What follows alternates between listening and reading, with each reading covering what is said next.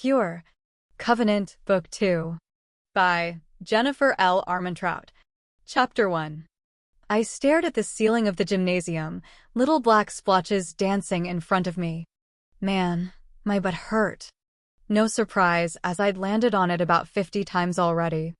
The only thing not burning with pain was my face. It was on fire for an entirely different reason. My gutter fighting class wasn't going well. This style of hand-to-hand combat wasn't exactly second nature. My muscles screamed as I pulled myself off the mats and faced our instructor. Running a hand through his thinning hair, Instructor Romvi looked disgusted with the entire class. If he'd been a daimon, you'd be dead now. Do you understand? Dead, not alive, Miss Andress. Like there was some other definition of dead I wasn't familiar with.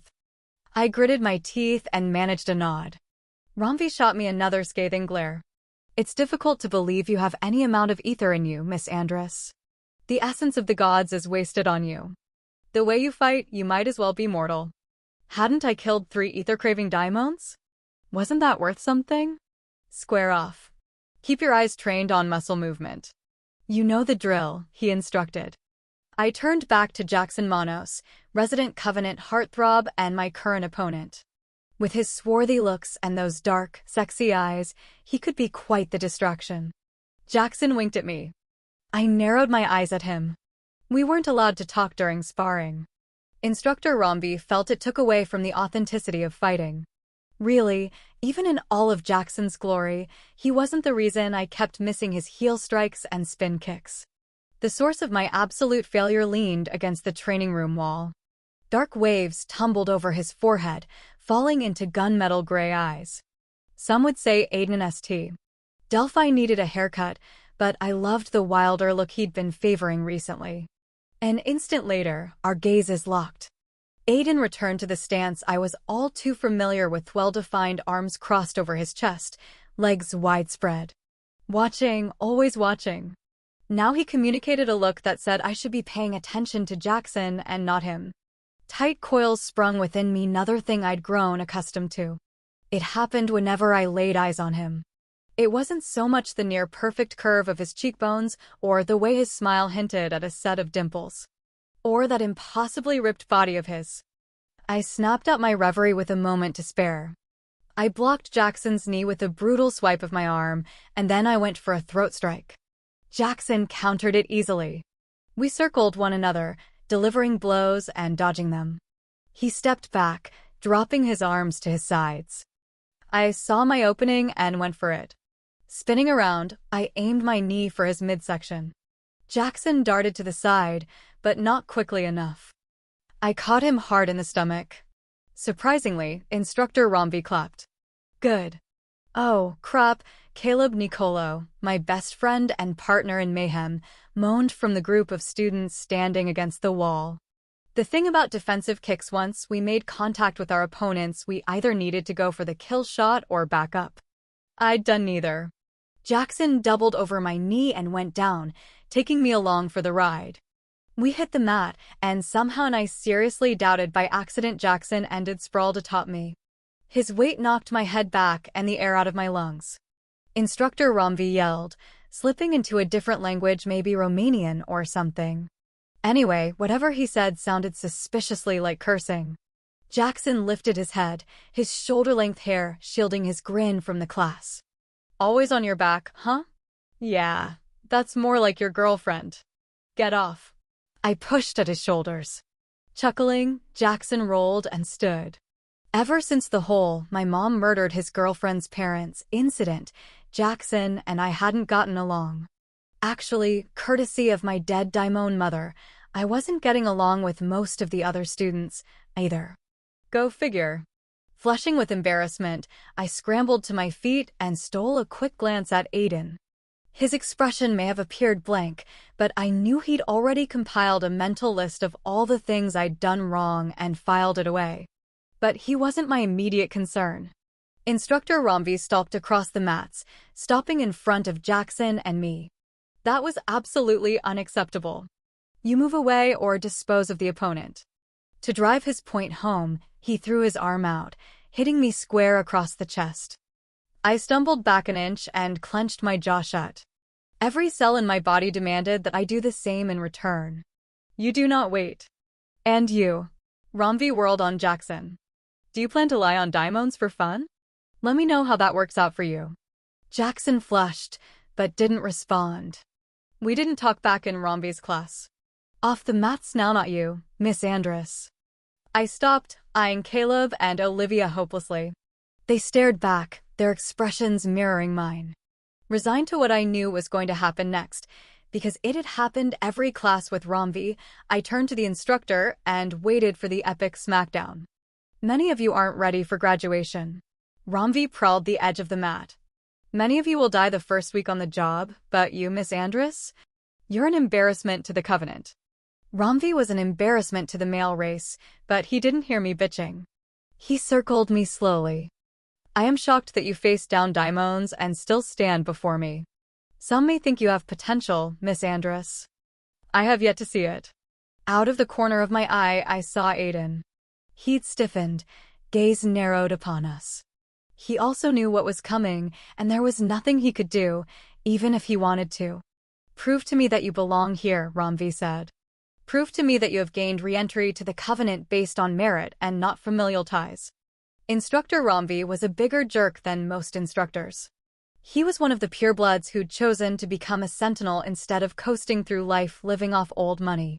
Like Aiden, pures who chose this kind of life were a rare breed, but that was where the commonalities between the two ended.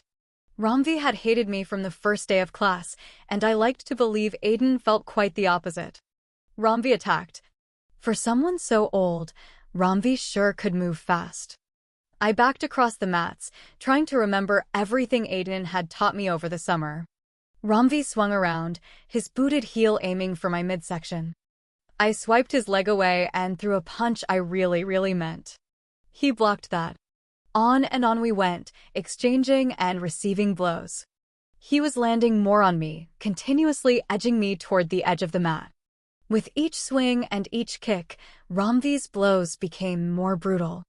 It was like fighting a daimon, because I seriously believed Romvi wanted to do me real harm. I was holding my own until my sneaker slipped off the edge of the mat. I made a tactical mistake. I allowed myself to be distracted. Romvi took it.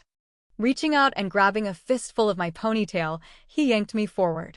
You should be less worried about your vanity, he said, twisting me so my back faced the doors. And cut your hair. I struck out, catching Romvi in the stomach, but it didn't faze him. Using my own momentum and my hair slammed me onto the mat. I rolled into the fall, half grateful that it was over. I didn't even care that he'd kicked my ass in front of the entire class. Just as long as this. Romvi grabbed my arm and pulled it high above me, yanking me to my knees. Listen to me, half-bloods. Dying in battle is not your worst nightmare anymore. My eyes popped wide. Oh no. No. He wouldn't dare. He pushed the sleeve of the Under Armour shirt back until my skin was exposed to the elbow. This is what happens to you. Take a good, long look at what happens when you fail. They will turn you into a monster. Fire coursed across my cheeks and my brain sort of emptied. I tried, really tried, to keep the scars hidden from my classmates. I focused on anything other than the faces of the students as he continued to show the world my tags. My gaze fell over his rough, aged hand, then up his own battle-scarred arm. The sleeve of his shirt had fallen back, revealing a tattoo of a torch turned downward. Instructor Romvi hadn't struck me as the type to be into tattoos. Romvi dropped my arm then, allowing me to pull my sleeve down. I hoped he got eaten by hungry daimons. I might look like a scarred-up freak, but I hadn't failed a damn thing. I'd killed the daimon ultimately responsible for leaving me this whammy mother. None of you are ready to become sentinels, to face a daimon half-blood trained just like you. Romvi's voice carried through the room. I don't expect most of you to show any improvement by tomorrow. Class is over. I fought the urge to jump on Romvi's back like a monkey and snap his neck. That wouldn't win me any fans, but the sick sense of satisfaction would almost be worth it. On his way out, Jackson bumped into me.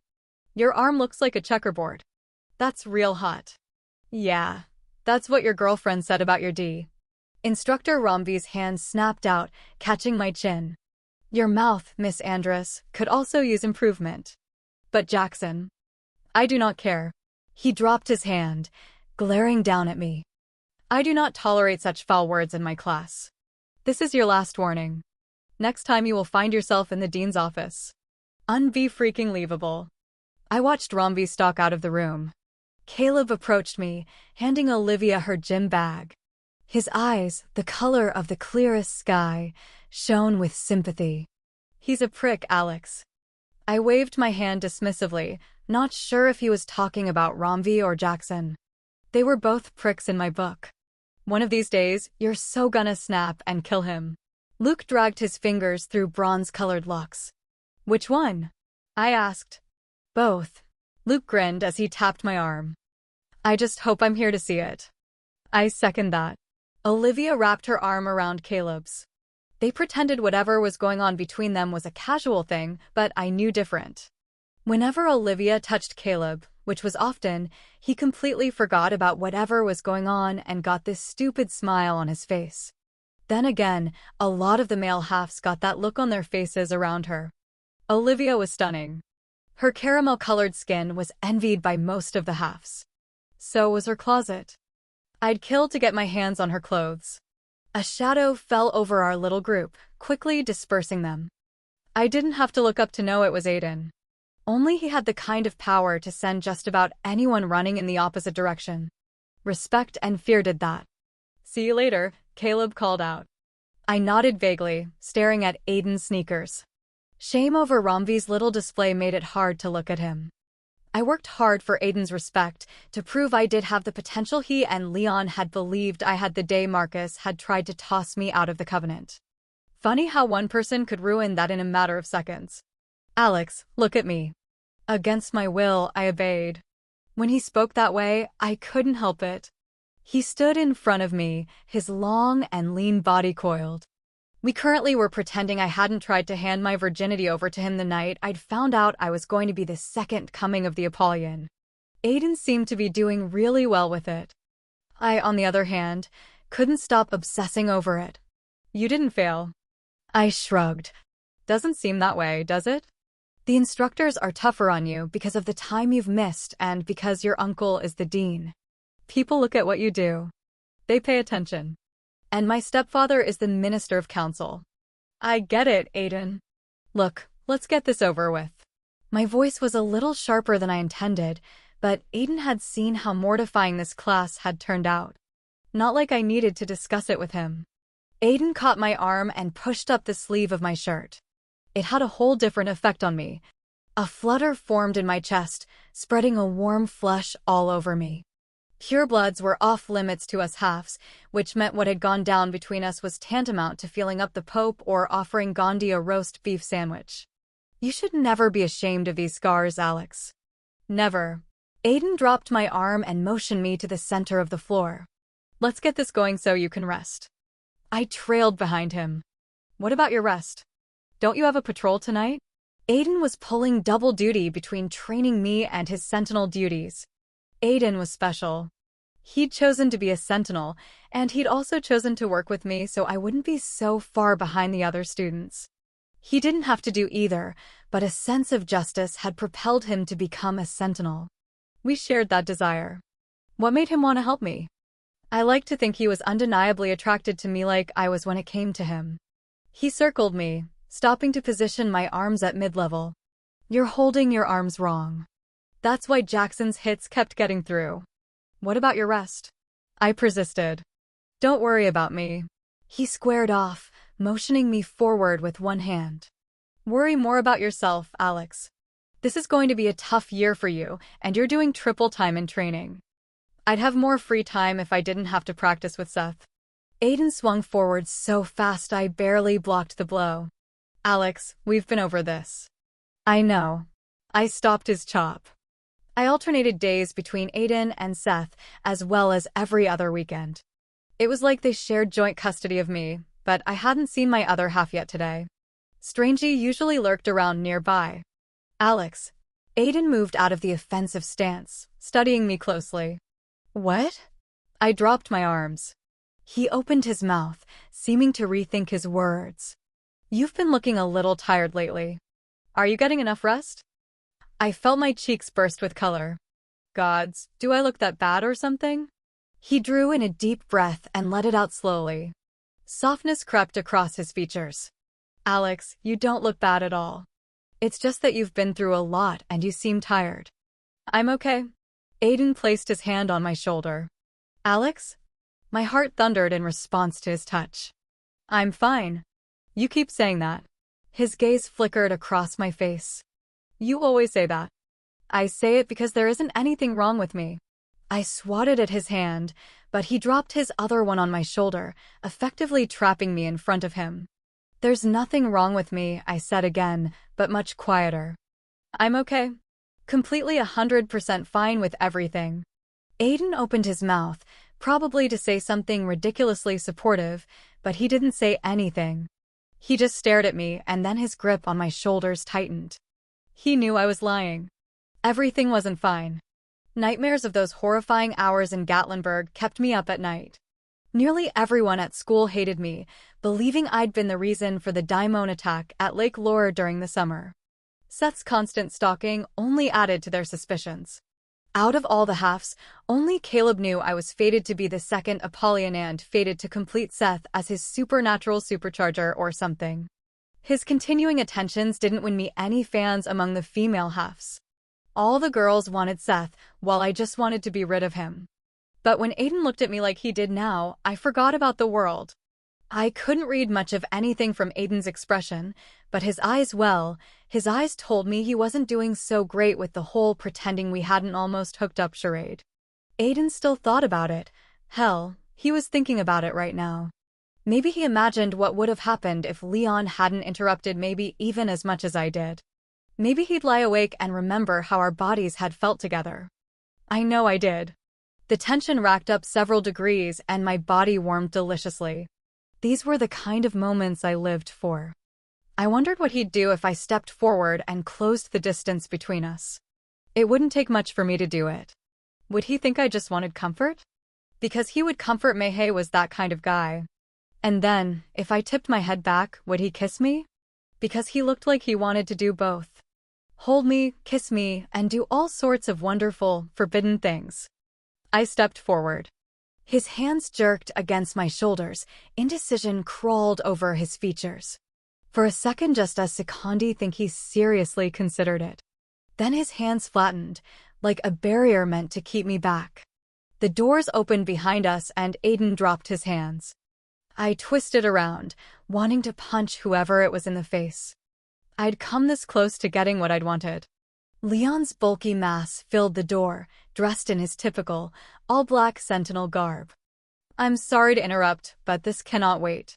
Leon always had something important to tell Aiden. The last time he'd interrupted us had been 2 seconds after I'd given Aiden the green light to go all the way. Leon had the worst timing ever. Of course, the last time he'd interrupted, things had been pretty serious. They'd found Kane alive. Once a half-blood sentinel, Kane had helped Aiden train me. A weekend trip to nearby Lake Lore had proved fatal for everyone involved. He'd survived the daimon attack, but had come back to the Covenant as something we'd thought was impossibly a half-blood daimon. Now Kane was dead, and I'd seen it happen. I'd liked and missed Kane, even after he'd killed a bunch of Pierce and knocked me around the room. That hadn't been the Kane I'd known. Like Mom, he turned into a terrible version of who he'd really been. Leon moved his massive body forward, looking like the poster child for steroids. There's been a daimon attack. Aiden tensed. Where? Here at the Covenant. Chapter 2. Practice was officially cancelled. Go straight to your dorm, Alex, and stay there, Aiden said before leaving the training arena. I went to the cafeteria instead. There was no way I was going to hang out in my dorm while there was a daimon running amok. I'd considered following the two for a moment, but my ninja stealth skills were subpar. By the time I'd cut across the quad, the sky had darkened and turned ominous. I picked up my pace, because when the sky got this way, one had to pay attention. September was hurricane season around this place. Or it could just mean Seth was pissed off somewhere nearby. His moodiness had a startling effect on the weather. In the cafeteria, Everyone huddled together in little groups, their faces animated. I grabbed an apple and a soda, noting there wasn't a single Pure in the lunchroom. I dropped into the seat beside Caleb. He looked up, eyes bright. You heard? Yeah, I was practicing when Leon came to get Aiden. I glanced at Olivia. Do you have any details? All I've heard is one of the younger students Melissa collided show up for classes today. Her friends were concerned and checked her dorm. They found her in bed, the window open. I sat back, squelching the unease shifting through me. Is she alive? Olivia stabbed a fork into her pizza. Her pure-blood mother worked closely with the council. Lucky for us, she kept her daughter well informed. She was practically drained, but she's alive. I don't know how her roommate didn't know, or why she wasn't attacked too. How in Hades is a daimon running around here? Luke held up a hand, a puzzled frown on his face. How could one get past the guards?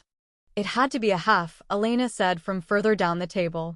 She looked like an extraordinarily tall Tinkerbell with her short hair and wide, green eyes. Up until this summer, we'd believed that half-bloods couldn't be turned into daimons. A Pure was chock full of ether, and a daimon would chew, gnaw, and kill to get at that essence like a psychotic drug addict. Once drained of their ether, the daimon could let the Pure die or turn them, adding to the daimon horde. No one thought half-bloods had enough ether inside of them to make the switch over to the dark side, but for a patient daimon more interested in building an army than getting a meal, we were as good as a Pure. It sucked that the only place we were equal to Pures was in a fate worse than death. Halves who've turned don't change like the Pures. Olivia flicked the fork between her long fingers. They're immune to titanium, right? Her gaze landed on me. I nodded. Yep, gotta cut off their head. Gross, I know. Or Seth could use his Apollyon mojo. He'd zapped Cain with Akasha's fifth and final element, and that'd done the job. Caleb rubbed a spot on his arm where I knew he'd been tagged. He stopped as his eyes caught mine. I forced a smile. If it's a half, it could be anyone. Luke leaned back, folding his arms. I mean, think about it. They don't need elemental magic to conceal what they really look like. It could be anyone. When Pures turned all evil and whatnot, they were noticeable to half-bloods, like, really noticeable. Empty black eye sockets, pale skin, and mouths full of razor-sharp teeth doesn't make for a look that blends into the crowd. Halves had the wacky ability to see through the elemental magic pure-blood daimons used, but daimon half-bloods just looked the same after they turned. At least Cain had. Well, it would have to be a half-blood who'd been attacked by a daimon, a throaty, husky voice intruded.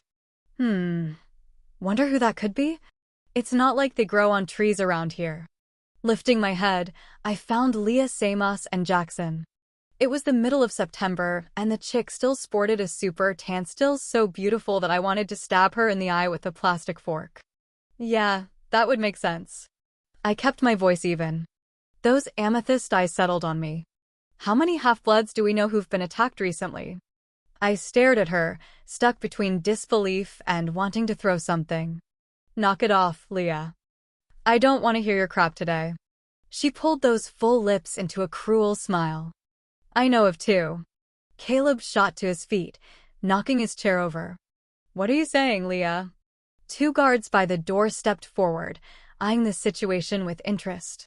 Olivia grabbed Caleb's hand, but he ignored her. Come on, Leah. Just say it. She tossed a mane of coppery hair over her shoulder. Chill out, Caleb. You got tagged how many times? 2. 3? It takes a hell of a lot more to turn a half-blood than that. She looked at me pointedly. Isn't that right? That's what I heard the guards say. That the halves have to be drained slowly, and then the daimon gives them the kiss of death. I took a deep breath. Leah and I were enemies. There'd been a time when my heart had sort of bled for her after her parents had been murdered, but that seemed like ages ago. I'm not a daimon, you skank. Leah tipped her head to the side. If it looks like a daimon, then. Leah, go screw someone and tan in whatever order. Caleb sat back down. No one wants to hear your crap. And that's the funny thing about you, Leah. You think everyone cares what you have to say, when all they care about is how easy it is to get you on your back. Or how the instructors found a bottle of brew in your room last week, Olivia added, her lips curving into a half smile. Didn't know you were into such freaky stuff, or maybe that's how you get guys into you. I snorted. I hadn't heard that. Wow. Drugging guys to sleep with you? Nice. I guess that's why Jackson practically humped my leg in class today. Lee's cheeks flamed an odd shade of brown and red. You stupid, daimon-loving bitch. You're the reason why my father's dead. You should have. Several people moved at once. Olivia and Caleb darted across the table, trying to get a hold on me, but I was fast when I wanted to be. I didn't think. I just launched my shiny red apple right at her face. A throw like that from a half-blood turned an apple into a serious weapon. It struck home with a loud cracking sound. Leah stumbled back, clasping the front of her face. Blood gushed between her fingers, matching the color of her nails. You broke my nose. Everyone in the cafeteria stilled. Even the drab-looking half-blood servants stopped cleaning tables to watch. No one screamed or seemed overtly startled. After all, we were half-bloods, a violent bunch.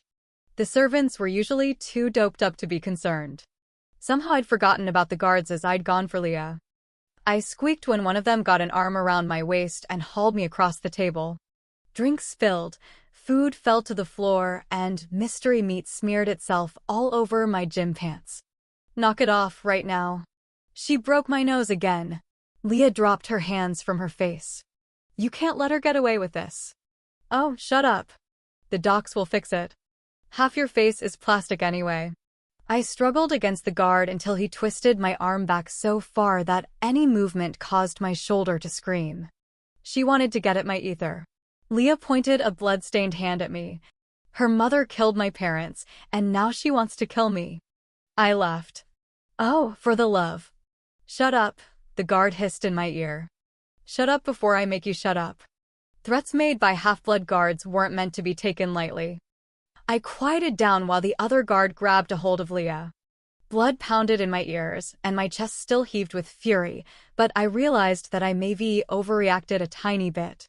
And I was going to be in so much trouble. Half-bloods fighting amongst themselves wasn't a big deal. The aggression and controlled violence sometimes rolled out of the training rooms into places like the cafeteria.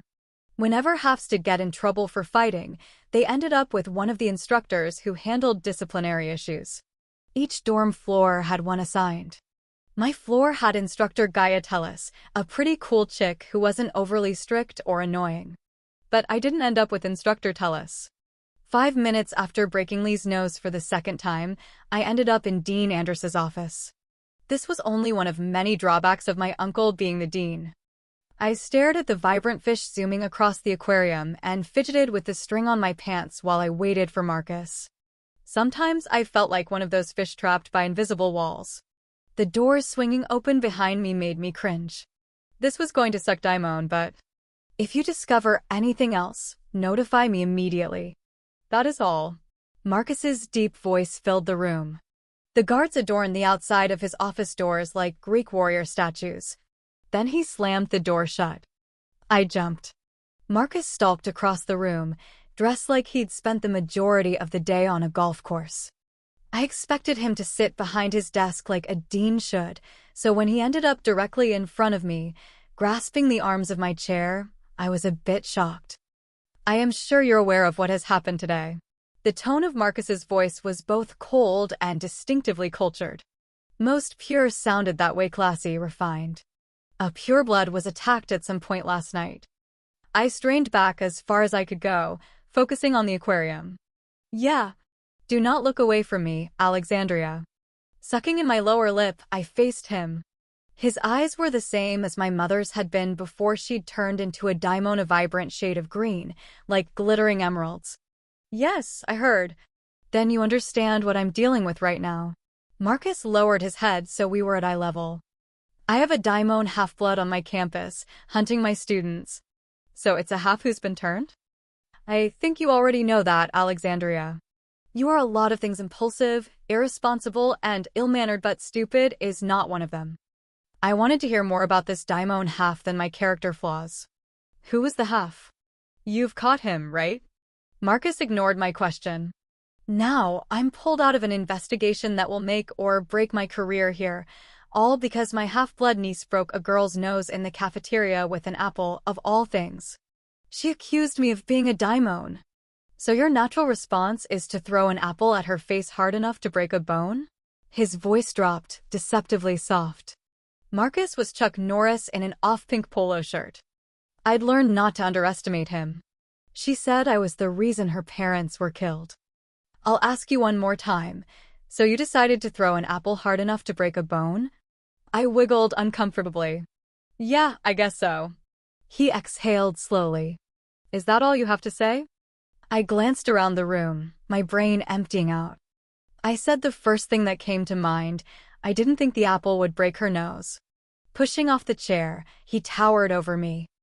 I expect more from you. Not because you're my niece, Alexandria. Not even because you have more experience with daimons than any other student here. I rubbed my forehead. Everyone will be watching you, everyone of importance.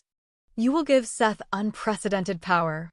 We cannot afford any misguided behavior from you, Alexandria. Neither can Seth.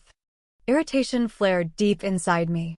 At 18, something called palingenesis would hit me like some kind of instant supernatural puberty.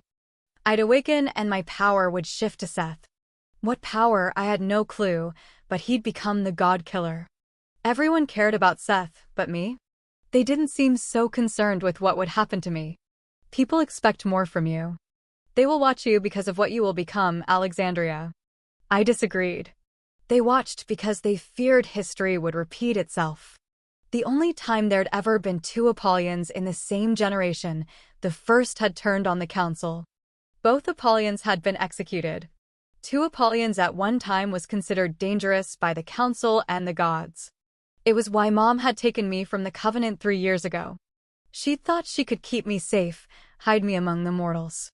At council, you cannot behave like this. You can't run around starting fights and mouthing off at people, he continued. There are rules of our society that you must follow. They will not think twice about throwing you into servitude, and it won't matter who you're related to. Do you understand? Exhaling slowly, I lifted my head and found Marcus by the aquarium. His back was to me. Yes, I understand. He ran a hand over his head. You will leave your dorm for school, training, and dinner at the assigned time, and that is all. As of now, you have no friends. My gaze narrowed on his back. Am I, like, grounded or something? He looked over his shoulder at me, lips thinning. Until further notice, and do not even think of arguing with me. You cannot go unpunished for this. But how can you ground me? Marcus turned around slowly. You broke a girl's nose with an apple. Suddenly, I didn't want to argue. I was getting off light. Being grounded also didn't mean anything. It wasn't like my social calendar was full. All right, but are you going to tell me if you found the daimon? He stared at me a moment longer. No, we haven't found the daimon yet. I gripped the chair. So it's still around? Yes. Marcus motioned me up, and I followed him to the door. He addressed one of the guards. Clive, escort Miss Andress back to her room.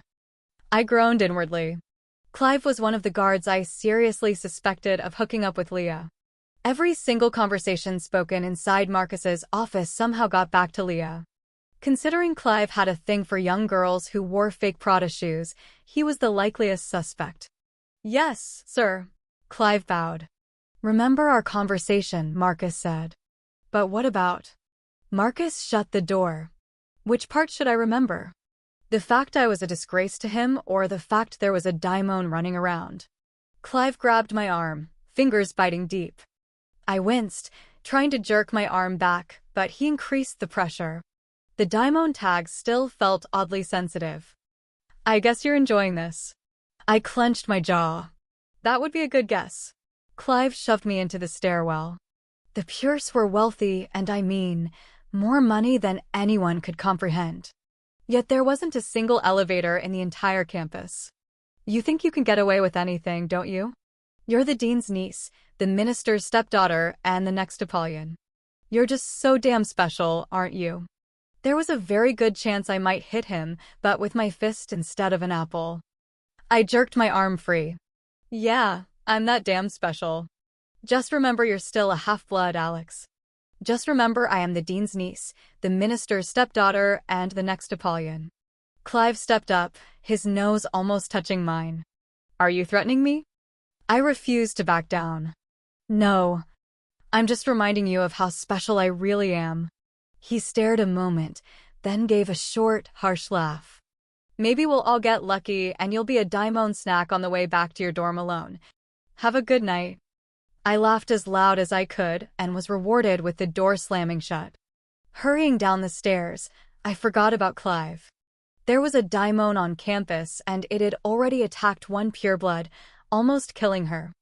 Who knew how long it would take before the daimon half needed its next fix? Mom had said a pure would keep a normal daimon going for days, but was it the same for a daimon half? She hadn't said anything about that, but she talked a lot about their plans to overthrow the council and the Pures while I'd been captive in Gatlinburg. Mom and Eric, the only surviving daimon from Gatlinburg, had plotted to turn the halves first, and then send them back to infiltrate the Covenants. Sounded like that was already well underway, or could it just be a random attack? Yeah, I doubted that. What I'd learned in Gatlinburg was the whole reason I'd be attending the November council session, but my testimony seemed pointless now. I rounded the second floor level and came to an abrupt standstill. Apprehension trailed icy fingers down my spine, awakening the uncanny sense we half-bloods carried in our blood.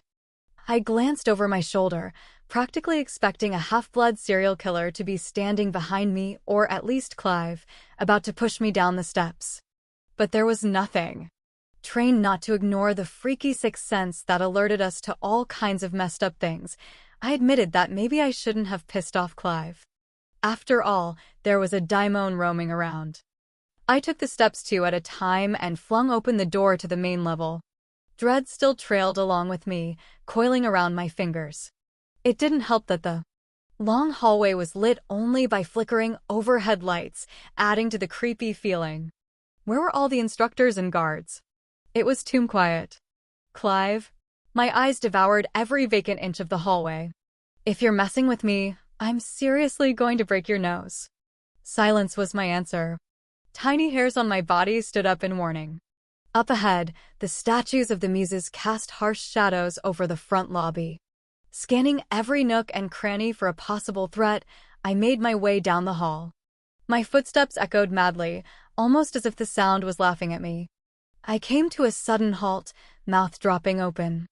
There was a new addition to the academy lobby, one that hadn't been there when I'd been escorted to Marcus's office.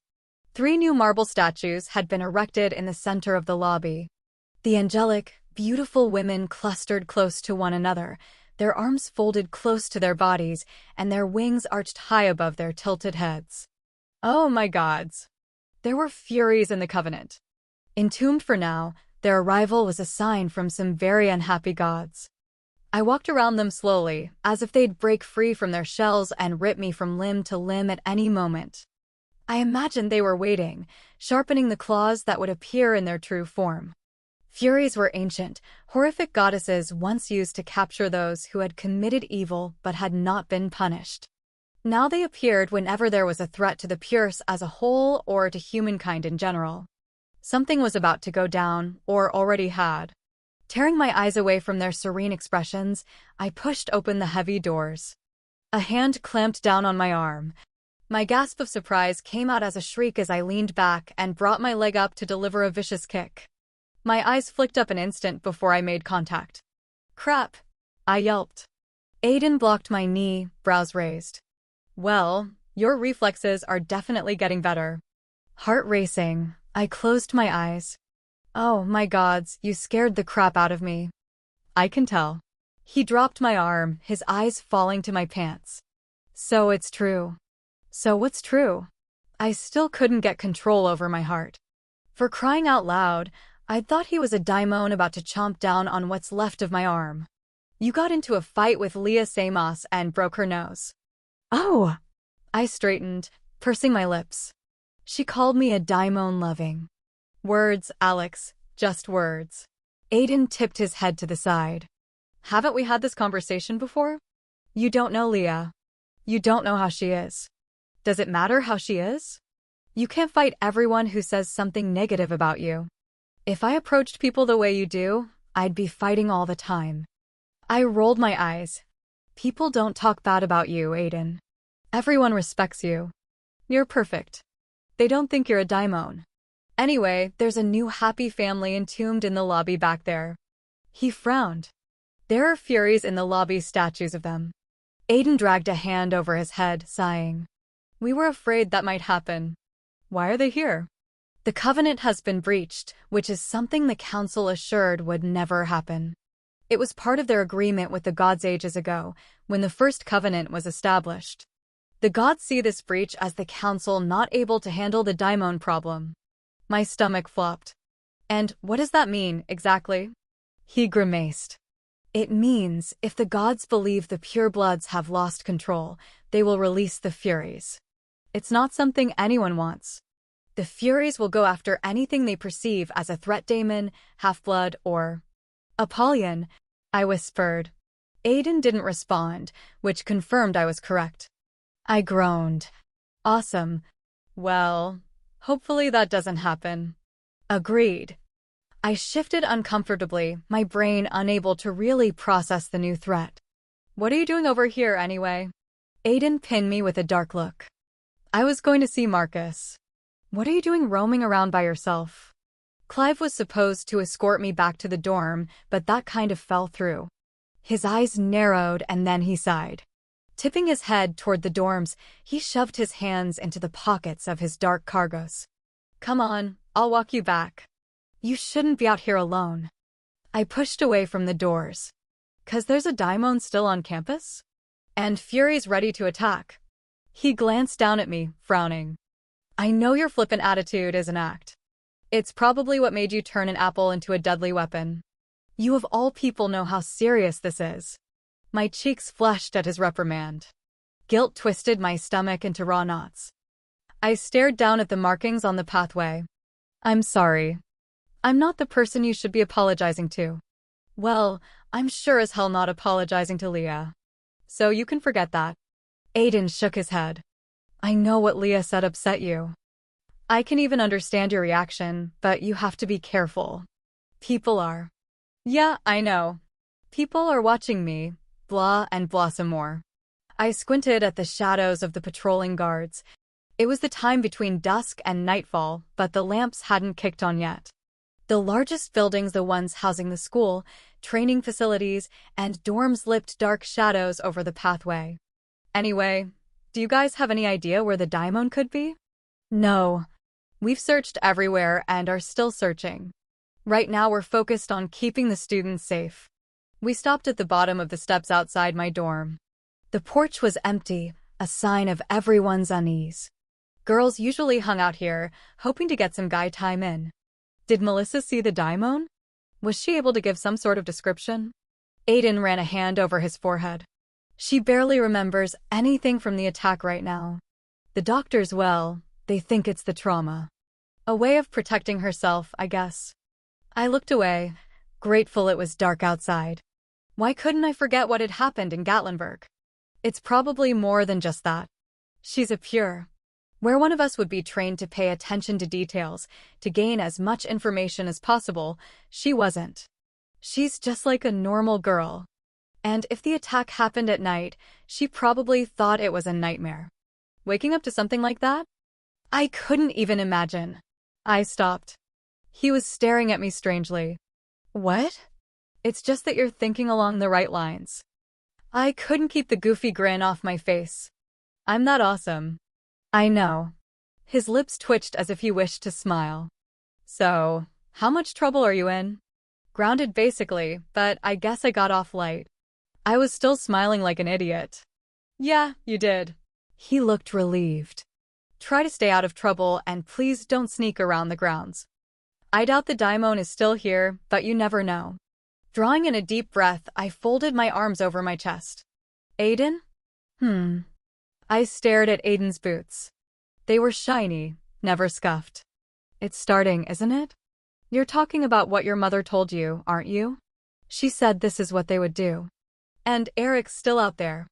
What if he's behind this and… Alex. He leaned toward me. We were close, but not as close as we'd been in the gym. It doesn't matter if it's Eric or not. We'll make sure this doesn't happen again. You have nothing to worry about. I'm not scared. Aiden reached out, brushing his fingers over mine. It was a brief touch, but my body tingled nonetheless. I didn't say you were scared. If anything, you're too brave. Our gazes met. Everything is changing. Everything already has. Later that night, I tossed and turned. My mind wouldn't shut down. The Daimon attack, the Apple assault, Bitch of Furies, the impending council session, and everything else kept cycling in one giant, endless cluster. Each time I flipped over, I grew more irritated at the prospect of another sleepless night. The trouble sleeping had started about a week after returning from Gatlinburg. I'd fall asleep for an hour or so before a nightmare crept into my dreams. Mom was usually in those nightmares. Sometimes I relived fighting her in the woods, sometimes I didn't kill her, and other times it was just me and Daniel, the daimon with the two friendly hands. Then there were the dreams where I wanted to be turned into a daimon.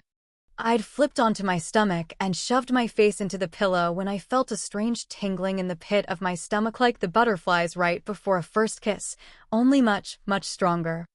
I pushed up and squinted at the clock. Past 1 in the morning and I felt wide awake. And hot, really hot. Thinking the temperature controls may be gone all wacky again, I got up and opened the window by the bed. Cool, damp air rolled in from the ocean, providing some relief. I didn't feel like I'd crawl out of my skin at any moment, but I still burned like all over. I ran my hands over my face, aching in a way that reminded me of the time I'd spent with Aiden. Not our training sessions, oh no, but the night before I'd found Kane, the night I'd lain naked in Aiden's bed. But I remembered more than the physical stuff. Words I'd never ever forget in a trillion years. You got inside me, became a part of me. No one had ever said anything like that to me, no one. I glanced at the clock again, sighing. 15 minutes went by, then 20 minutes, then half an hour. Finally, I stopped paying attention to the time. My heart pounded until I squeezed my eyes shut. I could almost see Aiden now, feel the soft brush of fingertips and hear those words again. Then, without any warning, the itchy feeling vanished. The cool air coming in from the window suddenly felt brutal. What the hell? I flopped onto my back. Hot flashes? Really? It was a long, long time before I fell asleep. Chapter 3. Everything did change the next day. Olivia and I shared a trig textbook in class, trying to figure out the difference between a sine and cosine. Considering we'd be spending the bulk of our adult lives hunting and killing daimons, learning trigonometry seemed pretty pointless, so we really didn't apply ourselves. I drew a pair of humongous boobs on the free space above the formula and labeled them Olivia. She immediately scratched her name out and scribbled Alex. I snorted, looking up just in time to see Mrs. Kateris, a pureblood with enough degrees to be teaching at Yale, twist around and frown at us. Great, Olivia muttered from behind her hand. If she picks up this textbook and asks what we're doing again, I'm going to die. Seriously. I yawned loudly. Whatever. Mrs. Kateris placed the chalk down and clapped her hands. Miss Andrus and Miss Panagopoulos. She paused long enough for the entire front of the class to twist around in their seats and look at us. Would you like to share? I like how she says your last name, I murmured to Olivia at the exact moment our classroom door swung open and a small fleet of guards entered the room. What the hell? Olivia sat up straighter. Mrs. Kateri stepped back, smoothing her hands over the front of her skirt. The guards bowed in her direction, the custom when addressing peers of status, which in our world was pretty much every peer. We apologize for interrupting your class, Mrs. Kateris, said the first guard. I almost didn't recognize him. He was the guard from the bridge, the one who'd followed me around the island Creed-linered. Well, he must have been promoted. Mrs. Kateris gave him an uneasy smile. No need to apologize. How can we help you? Dean Andrus wishes the presence of the half-bloods. We are here to escort them. The halves in the class glanced around the room, confusion and wariness on our faces. Had there been another attack? Stepping back, Mrs. Kateris clasped her hands. Guard Leinard faced the class, expression impressively blank. Please follow us. Olivia snapped the textbook closed as her face lost its color. What's going on? I grabbed my backpack off the floor, thinking of the Furies. Everyone had been talking about them this morning, thinking they looked pretty cool. No one seemed to get what a big deal they were. I don't know. Several halves started asking questions as we filed out of the classroom, but Guard Leinard frowned at them. No talking. The same thing was happening in the other classes. Doors opened as guards led halves in a single file down the corridor. Upstairs, the sound of herded footsteps followed our group. I glanced behind us, spotting Caleb and Luke. Turning back around, I drew in a shallow breath. This was something serious, and we all recognized it. Tension rippled through the air, itching at our skin as we continued to the first floor. Getting down the stairwell took a ridiculous amount of time. Once again, I felt the desire to mention the fact we needed elevators. We ended up being ushered through the lobby of the school, past the administrative offices, then into the middle of the Covenanto, the indoor coliseum. It was the only place big enough to hold all of us. Once inside the room we students referred to simply as the gymnasium, we were ordered to take our seats and to stay with our classes. Olivia and I ended up in the third row. Caleb and Luke were at least in the 11th, which sucked. I'd rather be sitting near Caleb when they dropped whatever bomb they were about to drop on us, and I knew Olivia felt that way, too. I bounced my knee, scowling. The seats in here had been made out of some kind of sandstone, and they were the most uncomfortable things to sit on. Olivia squirmed. Do you? From the gymnasium floor below us, Guard Leinard whipped around. No talking. Olivia's brows flew up, and I wondered if Leinard would stroke out if I asked who was guarding the bridge. I exhaled loudly as I scanned the sea of half-bloods in green training clothes. A bunch of blue uniformed guards stood watch. But I didn't see many people in the black uniforms of the Sentinels, the hunters of daimons. Then my gaze settled on a tall blonde leaning against the wall, and I recognized the well-muscled arms and narrow hips. He had one long leg bent at the knee, his booted foot planted on a mosaic of a semi-nude Zeus. Seth. His hair was pulled back in a leather tie, but like always, shorter strands slipped free and curled around his chin. He had this golden complexion uniquely his own and a face perfectly pieced together, with those odd amber eyes holding an exotic curve.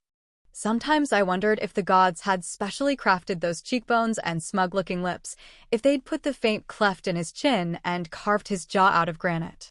No one else quite looked like him. He was, after all, the first Apollyon of our generation. According to my stepfather, Seth and I were fated to be together in some weird, energy transfer way. According to me, Seth was a pain in my... Seth inclined his head in my direction and winked. I leaned back and focused on the guards below. Seth and I weren't getting along at the moment. In our last training session, he'd, accidentally, hit me with a blast of pure energy and I'd, accidentally, thrown a rock at his head. Perhaps I did have a problem with throwing things. After what seemed like forever, Marcus entered the gymnasium, and the entire student assembly shifted forward. Around 200 of us sat together, ranging from 7 to 18 years old. The wee ones sat on the floor, knee to knee. They probably had no clue what was going on. Marcus wasn't alone. Council guards dressed in all white followed behind him. The council resembled the Olympian court, 8 Pierce and 2 ministers, 1 male and 1 female. Only the Covenant locations held a council here in North Carolina, upstate New York, South Dakota, and the wilds of Tennessee. The council acted as our ruling government, establishing laws and carrying out punishments. The ministers were the only ones who communicated with the gods, but if what Lucian had said during the summer was true, the gods hadn't spoken to the ministers in ages. This was a lot of pomp for just one minister. It wasn't like the entire council was swarming the gymnasium, just Lucian and his awesome hair. Jet black, it flowed to his waist, pinned straight. Complimenting his hair was the only really good thing I could say about my stepfather. Well, that, and he sent me lots of money. The guards bowed, straightening slowly. I noted that Seth hadn't moved an inch. Lucian stepped forward, clasping his hands together. He wore an all-white, tunic-type dress. I thought he looked ridiculous. A daimon attack occurred within the grounds of the Covenant yesterday. Lucian's clear voice rang through the silent room. Such an attack is unprecedented and must be dealt with swiftly. At this time, we believe there will be no further breaches of security. Yeah, he must have seen the Furies. I bet he hoped there wouldn't be any more breaches. But, he continued, we must move forward and focus on prevention. Like a violent tide rolling in from the ocean, apprehension swept through us. I held my breath. The Council and the Covenant have agreed that measures must be taken to ensure another attack does not occur. Marcus stepped forward then, smiling in a way that sent shivers down my arms. Several things are going to happen over the course of the next week. New rules are being put into place, and these rules will be unconditional and effective immediately. And here it starts, I thought angrily. One half-blood turned bad, so all half-bloods will be punished. I recognized the severity of the issue, but it didn't make it any easier to swallow. Marcus scanned the crowd, meeting the gazes of the halves. His steady eyes held mine a moment, then glided past. A curfew of 7 p.m. will begin tonight for all half-bloods. Gasps could be heard echoing through the room. My jaw hit the floor. Unless the half-blood is accompanied by a guard and is participating in an activity related to schoolwork, there will be no other exceptions. At no time will half-bloods be allowed into the rooms of purebloods unless accompanied by an instructor or guard. No half-blood will be able to leave the Covenant-controlled island without permission, and then must be accompanied by a guard or sentinel. Oh, my gods, Olivia murmured, rubbing the palms of her hands over her thighs. Can they do this? I didn't respond. The Pures could do whatever they wanted. I had a feeling it was about to get a lot worse. Sentinels will be posted outside the dorms, along with the Covenant guards. In addition to these measures, all half-bloods will be required to submit to a physical exam. His cut a strong look toward the upper level, where several muffled curses sounded. These exams will be mandatory. After every half-blood has been examined, then the exams will continue based on need.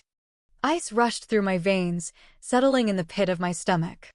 Of course there would be physical exams. How else could they tell if any halves had been turned?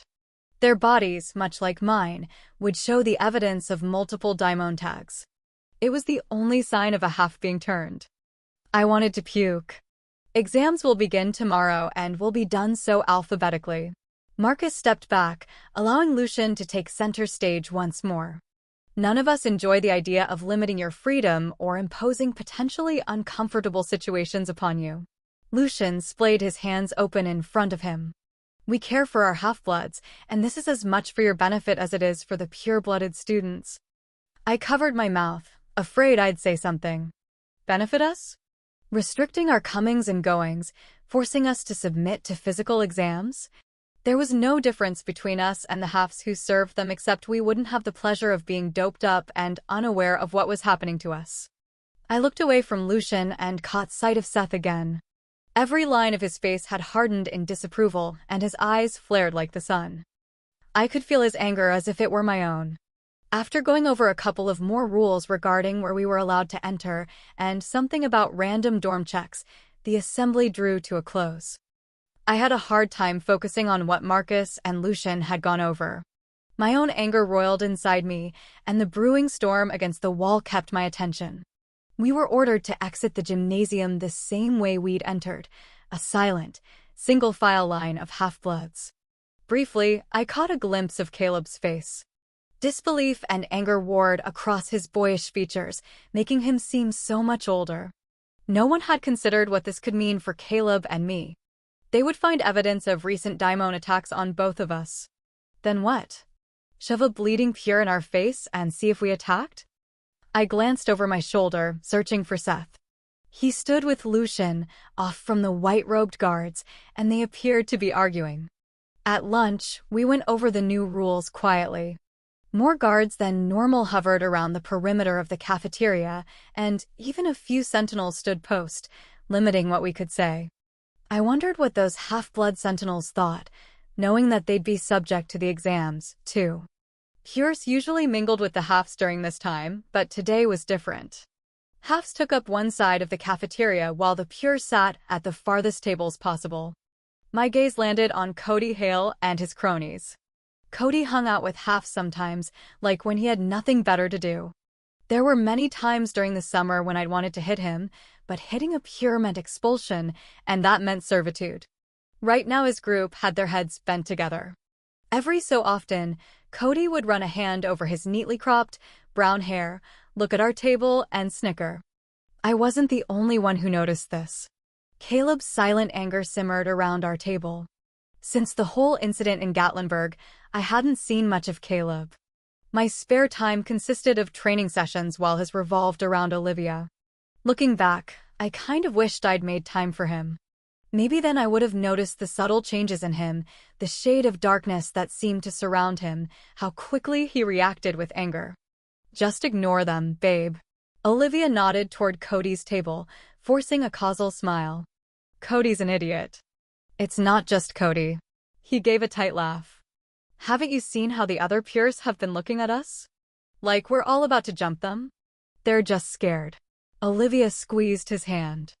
Don't take it personally. Caleb's right. Luke leaned forward and lowered his voice. Today in class, a pure I've known for years requested his seat to be changed. Sam didn't want to sit next to me or any half. Hades, he looked like he didn't want to be in the same room as us.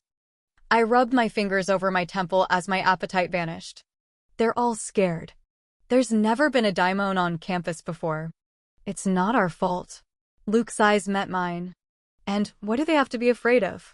The way the minister talked today, it sounded like the daimon wasn't here anymore. No one really knows that for sure. I picked up my soda, watching Caleb. He didn't speak for the rest of lunch.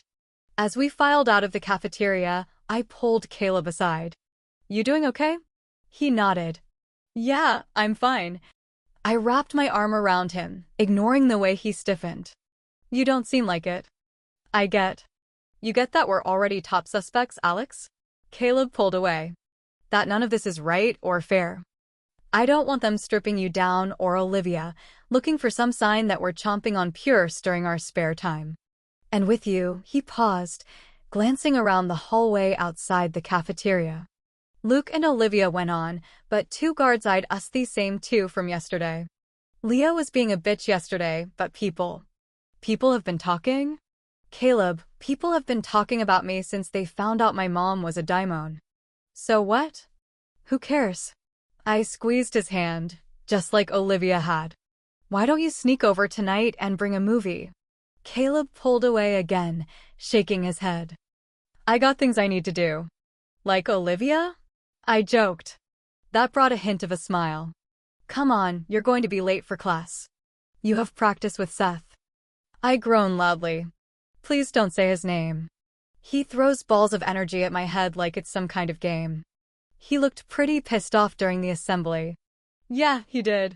I thought about him arguing with Lucian. Only gods know about what. Anyway, sure you don't want to come by? Not feeling it tonight. Besides, dodging the normal guards is bad enough, but double the amount? Even I may have problems with that. I pouted but relented as we parted ways. The rest of the afternoon crawled by, but I perked up when I saw Aiden enter the gym toward the end of gutter fighting.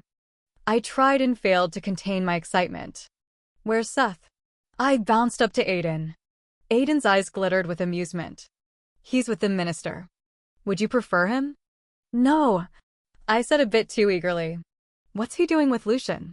Shrugging, Aiden led me out to the center of the mats. Didn't ask. You ready?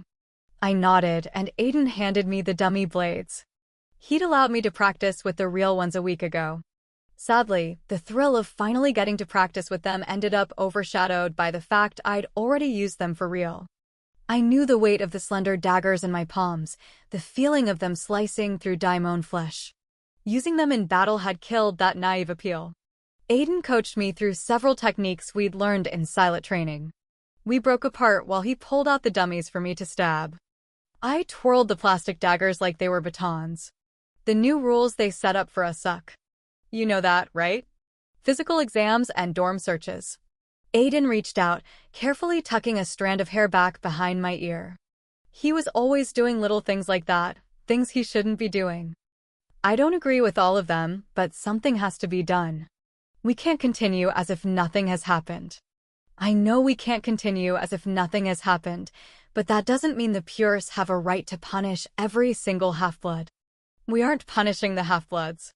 These rules were put into place to protect the half-bloods also. To protect us? I gaped at him, because all I heard today were rules limiting what we can do. I didn't hear anything about the Pures having to submit to embarrassing exams or being told they couldn't even visit the main island. You weren't in the assembly when they laid down the new rules for the Pures, were you? A bit of frustration began to seep through, furrowing his dark brows. Well, no, but I haven't heard any Pures bitching about anything. Aiden took a deep breath. Then you haven't been listening. They aren't allowed to go anywhere unless they're in groups. They can't leave the island unless they're with a guard or a sentinel. Whoa. I laughed harshly. Those poor Pures have to have babysitters? At least they don't need to get permission to leave. We don't even have that option. Aren't you grounded from doing anything anyway? And preventing the halves from leaving the island is to keep them safe. I clenched the dagger, squeezing it so hard I thought it would shatter. The new rules aren't fair, Aiden. You have to see that. I know you're pure, but you can drop the act around me. You don't have to say you agree with it because you're expected to. This isn't an act, Alex. And this has nothing to do with me being a pure. I agree that drastic measures need to be taken. If the half-bloods have to sacrifice a couple of weeks of partying and jumping dorms to ensure. Sacrifice a couple of weeks of partying? Are you serious? Do you think that's why we're upset? Aiden stalked toward me. You're upset because you're being irrational and stubborn. You're letting your emotions rule your logic, Alex. If you'd stop and think for 5 seconds, you'd see that these rules need to be in place. I jerked back a step, unable to remember the last time he'd spoken to me like that. An icky feeling started in my chest and spread. So let me get this straight. My voice shook. You think it's okay for them to restrict where we can go and what we can do? That they can search our rooms at any time? You think it's acceptable for them to subject us to full body searches? And it's just okay for them to launch a witch hunt the moment they think there's another daimon. No one's starting a witch hunt, Alex. I agree that certain measures have to be taken, but I don't agree with. Anger pounded through my blood. I threw the practice blade to the floor. My gods, you're just another pure, Aiden. You're no different than the rest of them. How irrational of me to think otherwise. Aiden flinched as if I'd hit him. I'm no different than the rest? Do you hear yourself? Whatever. Who cares, right? I'm just a half-blood. I pushed past him before I did do something irrational, like cry in front of him.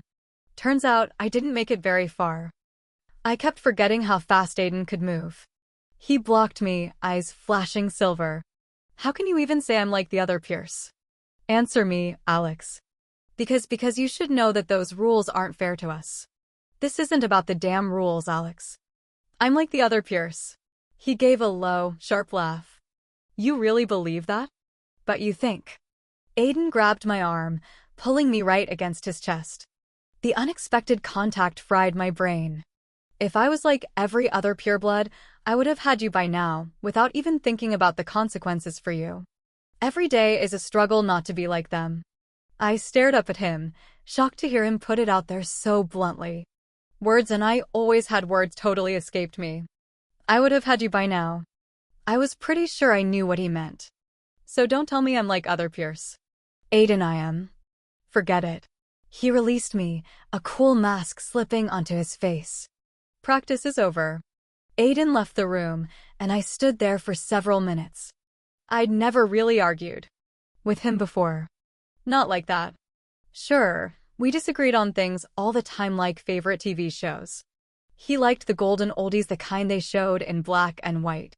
I hated them. We'd come close to knocking each other out over that, but we'd never argued over who we were. To add insult to injury, guards were searching my room when I returned to the dorm. I don't know what they were looking for. Did I have a daimon hidden in my sock drawer, or evidence I was going to pounce on the next pure and suck up their ether stashed away with my undies? I stood by powerless to stop them, and when they were done my stuff was a mess. It took me a better part of the evening to clean my room. After I'd showered and slipped on my pajamas, I paced the room.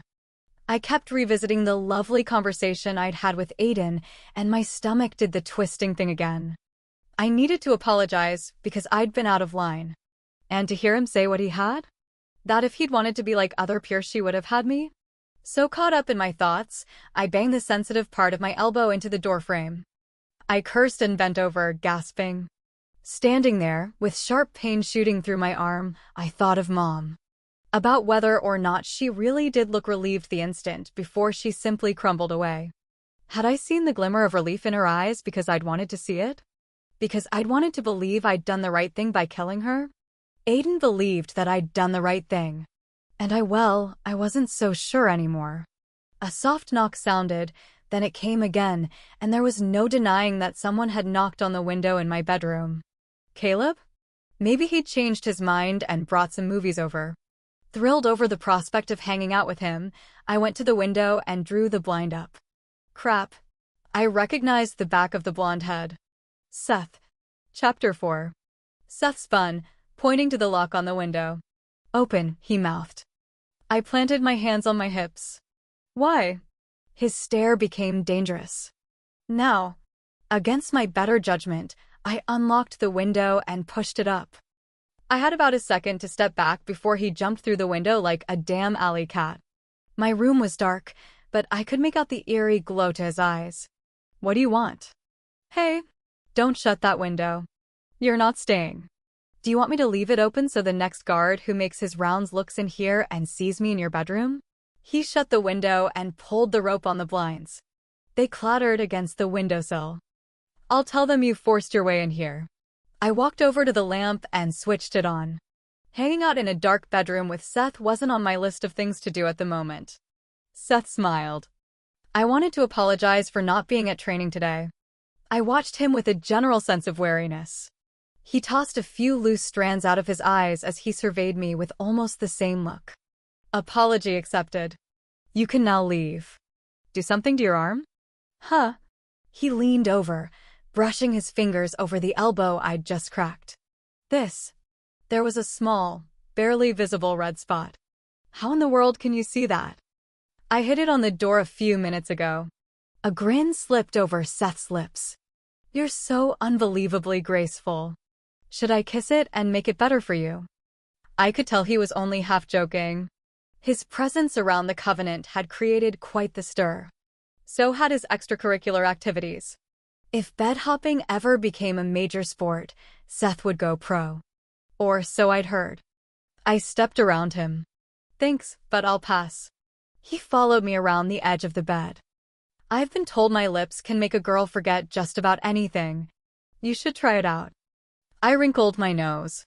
Anyway, why were you with Lucian instead of at practice? Alex, that's none of your business. Somehow I'd cornered myself between the wall and the bed. He's my stepfather. It's my business. What crazy logic you have.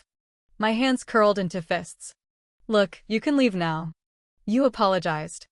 Bye. His smile increased as he looked around my room. I think I'll stay. I kind of like it here. What? I sputtered. You can't stay. It's against the rules. Seth laughed deeply. Since when do you care about rules? I'm a changed person. When did you change? Just right now? 'Cause I heard about your smackdown in the cafeteria yesterday. A mischievous grin played across his lips. By the way, that was made of awesome. Really? No one else thinks it was awesome. They said I was being irrational. I pushed away from the wall and dropped on the bed. Do you think I'm irrational? Seth sat down beside me, his left leg pressing against mine. Is that a trick question? I scooted to the top of the bed. So I'm irrational? He twisted at the waist and stretched out on his side. You're a bit crazy. You throw apples in people's faces when you're angry. You go off half-cocked half the time. It entertains me to no end. So if you are irrational, I hope you stay that way. I love it. I frowned. All of that sounds really good. Thanks. Rational is mundane and uninteresting. Why would you want to be that? He reached out, tugging lightly on the hem of my PJ bottoms. You don't even have it in you. Have it in me? I pushed his hand away. Of course Seth would be drawn to the unstable part of my personality. He was a bit crazy himself. I wasn't sure if it was all the ether in him that made him that way, or if he was just plain old crazy. You're too wild to be balanced and normal. Or logical, he added as an afterthought. I'm completely logical totally. You don't know what you're talking about. He sent me a knowing look before rolling onto his back. I think I'll stay here tonight. What? I shot to my knees. Absolutely not, Seth. You aren't staying here. He chuckled, resting his hands on his flat stomach. I haven't been sleeping well. Have you? I've been sleeping great. I pushed at his shoulders, but he didn't budge. Seth, you're not staying here, so don't change the subject. He rolled slightly, catching my hands with his. Look, we didn't have training tonight. I'm owed an hour of your time. I tried to pull my arms free. That's ridiculous. Seth sat up in one clean motion. And it starts now. What? My fingers curled helplessly. It's late. I have class tomorrow. He grinned, letting go of my arms. You'd still be up even if I wasn't here. Scooting back once more, I kicked him in the thigh. You're a pain in my... I think we'll work on how to control your anger. I moved to kick him again, but he caught my calf. Let go. Seth leaned over, voice low. Don't kick me again. Our eyes locked. Let go. Slowly, he released his grip and sat back. I want all of your attention for a moment. He paused, brows lowering. That is, if you're capable. Whatever. What do you think about the daimon attack? I glanced at him. Everything about him had changed in an instant. Honestly, I think it's just the beginning. I mean, for all we know, this could have been going on long before. Seth swiveled around and sat beside me. Once situated, he nodded approvingly. There's something you don't know, but I don't think it would hurt if you did. I shot forward. What? The council has been tracking incidents that look like daimon half attacks. They've been picking up over the last 3 weeks, discovering 2 to 3 attacks a week. And it's happening all over. But they haven't said anything. Mainly, Aiden hadn't said anything, and I thought he told me everything. How do you know about this? I have my ways. The ministers don't want the purse or halves knowing right now. They're afraid it would cause a panic. So that's why you were with Lucian? He's feeding you this information? Seth just raised his brows. I fell back against the headboard, sighing. But not knowing is stupid. People need to know what's happening. Look at what my mother told me. It's happening. I know. He tipped his chin toward me, but his heavy lashes concealed his eyes. I don't think the council wants to believe that. That's so stupid, Seth. They need to focus on that instead of trying to control us. I agree. These rules are wrong. He lifted his eyes, meeting mine. But you won't have to submit to them. It doesn't sound like I have a choice. The half-bloods won't have a choice, but you're different. I stared at him in amazement. I'm not any different, Seth. He held my stare. Yes, you are. You will become an Apollyon, which makes you very different from the other half-bloods. You won't submit to those exams. Is that what you and Lucian were arguing about after the assembly? His stare was intense, calculating. Among other things, but it's not anything for you to worry about. It's not? That's pretty balls of you to argue with the minister, Seth. The look on his face faded, replaced once again with the smug amusement. Lucian has promised me that you will not be searched. I slouched to the side, eyeing him suspiciously. I didn't know you had the kind of influence to make Lucian promise anything. You don't need to worry about the exams. So don't. What about the other halves? They shouldn't have to go through that. He looked away, letting out a soft breath. Can I ask you a question, a serious question? Sure. I stared down at my scuffed hands. I doubted Lucian cared enough to honor that promise. Why do you want to become a sentinel? Is it a sense of obligation or? That question took me a few moments to respond to. It's not about protecting Pierce, if that's what you're getting at. That's what the guards are for. Of course you wouldn't settle on being a guard, Seth said mostly to himself. Daimons kill for no reason, even mortals. What kind of creature just kills for the fun of it? Anyway, I'd rather do something about it than sit around and wait for them to attack. What if you had a different choice? Servitude. I stared at him. Are you serious? He rolled his eyes. I mean, what if you had other choices not given to half-bloods? To live a normal life. I already did that, I reminded him, for 3 years. Would you do it again? Why he was asking this? Would you? Seth snorted. I wouldn't give up being a sentinel for the world.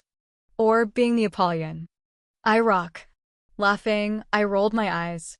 Wow, you're so humble. Why should I be humble? I'm great. I didn't even bother responding because I felt confident he was being serious. We sat in silence for a little while.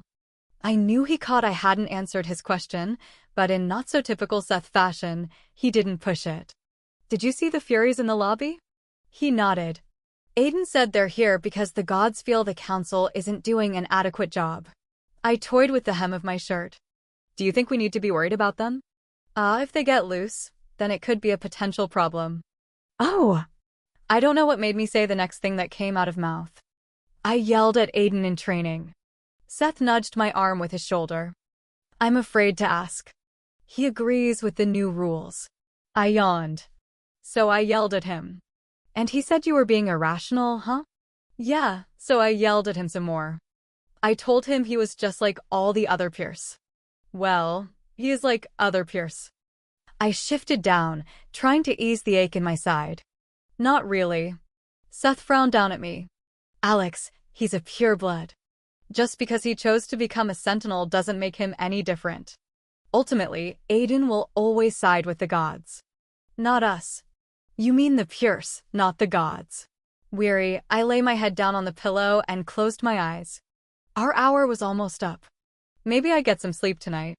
You don't know him, Seth. I don't need to know him to know what he's capable of. My brows rose, but I ignored that. I need to apologize to him. You don't need to apologize to him. He bent down, brushing my hair off my cheek. I'm being serious. You'll be the next Apollyon, Alex.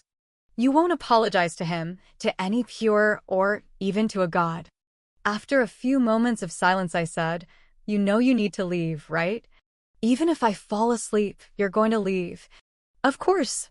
I couldn't see him, but I heard the smile in his voice. Seth kept talking, bombarding me with questions, but I gave up answering them as sleep pawed at me, the kind of sleep I was almost sure I wouldn't wake up from in an hour or two. I finally gave into it, confident that when I awoke in the morning, Seth would be gone. It felt like someone had trapped me face down on the bed. I thought I was having one of those dream paralysis things I'd read about once, but then I realized what pinned me to the bed was an arm. And that arm belonged to Seth. He hadn't left, and apparently, Seth was a cuddler. His arm curled around my back, fingers balled into the comforter. His steady breath blew across my neck, almost as if he had moved my hair out of the way. Under a different circumstance, I would have enjoyed the feeling of having someone wrapped around me so closely. Because the warmth Seth exuded was nice, very nice. It was Seth, yet for a really tiny moment I closed my eyes and drank in the warmth. Then I wriggled out from underneath him, beat him on the chest until he woke up, and yelled at him for staying. All of this made me late for my first class, and the whole episode left me in a weird funk, which wasn't helped when I passed Leah in the hallway. Even with the black eye and bandaged nose, Leah looked good. No one could sneer like her. I ignored her for the most part, feeling ambivalent for doing so.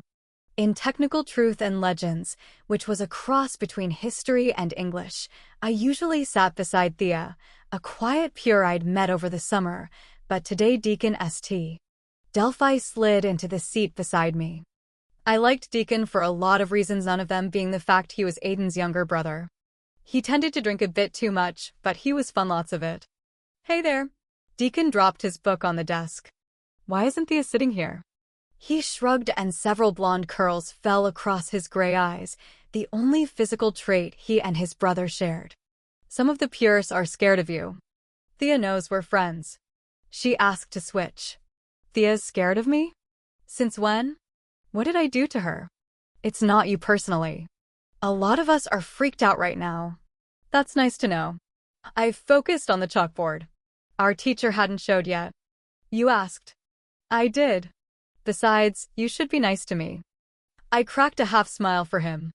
I'm always nice to you, Deacon. Yeah, but you need to be nicer. I'm losing a lot of cool points being seen talking to you. I glared at him. Deacon grinned. One dimple in his right cheek appeared. Not just you, but any half at this moment. We Pierce don't trust a single one of you. Every half is suspect. We're just waiting for one of you to pounce on us and suck away at our ether. Then why are you talking to me? Have I ever cared for what the other Pierce think? His voice was loud enough for several of the Pierce seated around us to hear. I cringed inwardly. Anyway, my brother thinks I need a babysitter while he goes to council. Probably thinks I'm going to overdose or something without him being up my ass. That's not what he thinks. He's probably worried someone will suck up all your ether. Deacon arched an eyebrow at me. Defensive, aren't you, when it comes to my brother? Looking away, I felt my cheeks flush. No. You give him a hard time when all he does is care about you. I don't know. He just thinks I'm a drunk little shit, which I am.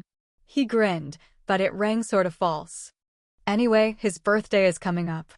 He's going to be 21, yet he acts like he's 30. 'Cause 30 is real old, I said. Of course I hadn't forgotten Aiden's birthday. It was the day before Halloween and a week or so before we left for the council. Anyway, I thought about throwing him a party. You should come. I shook my head, grinning. Deacon, I'm not allowed to go anywhere. None of the halves are. I also doubted Aiden would be down with a party, but I didn't say that. I think Deacon was serious in wanting to do something for Aiden, and I didn't want to hurt his feelings. So you excited about going to council? I hear they know how to party up there. Edginess turned my tummy upside down. Excited isn't the word I'd use. Our teacher finally showed up and launched into a long-winded, dry lecture about archetypes and the first creation of the council. Other than wanting to bang my head against the desk, the class was a breeze. So was the rest of the morning, once I got used to the suspicious looks. They weren't directed just at me, but at any and all half-bloods. The Pierce were a paranoid bunch. Halfway through silent training, several guards entered the room, bringing everyone to a halt. I sent Caleb and Luke a nervous look as the first guard started reading out names in a flat, emotionless tone. My name was among the 10 called out. My stomach turned over as I grabbed my bag and followed the other halves out. Their faces were pale, eyes sharp with distrust. Quietly, we trailed behind the 3 guards to the med center. The sickening feeling expanded when I saw we were going to the same room Kane had been kept in. That alone was enough to make me want to flee. One of the male nurses, a pure with salt and pepper hair, faced our group.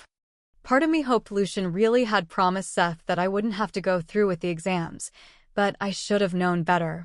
There was no bond between us, nothing to make him care about me. The Pure smiled, showing off a row of straight teeth. Something about his smile clenched my lungs. There were 3 female halves in the group, and his mouth twisted into a greasy grin. Nausea rose sharply. We will take you in one at a time. We will make this as fast as possible for you, the Pure said. Any questions? I raised my hand, heart tumbling over itself.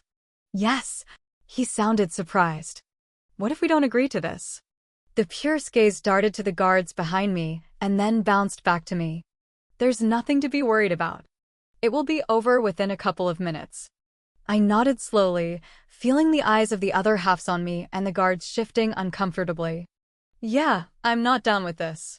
But you have no choice, he said slowly. But I do, and I'm choosing no. And if you don't like that, then I'd like to see you try to make me do this. That was pretty much when the guards behind me decided they were going to try to make me do this. And that is when I decided I was going to be hitting someone again. Chapter 5. I elbowed the first guard in his stomach. The second guard tried to force me into a corner, but my spin kick sent her flying into a gurney. The third and final guard took a swing at me, and I'm not sure what happened, but I do know I kind of lost it. A deep and terrible rage flowed through me. Time sped up incredibly fast. I caught the guard's hand and twisted his arm backwards, spinning him around. Planting my foot in his back, I knocked him into a table. The first guard came at me again. He dodged my kick, but I spun around before he could anticipate my next move, and my foot connected with his chin. The impact sent him staggering back. The female half rushed me. I jumped the table of medical gloves and cotton swabs with startling grace. There was a second when I acknowledged that I shouldn't have been able to do that. Not clear a 5-foot table with one jump.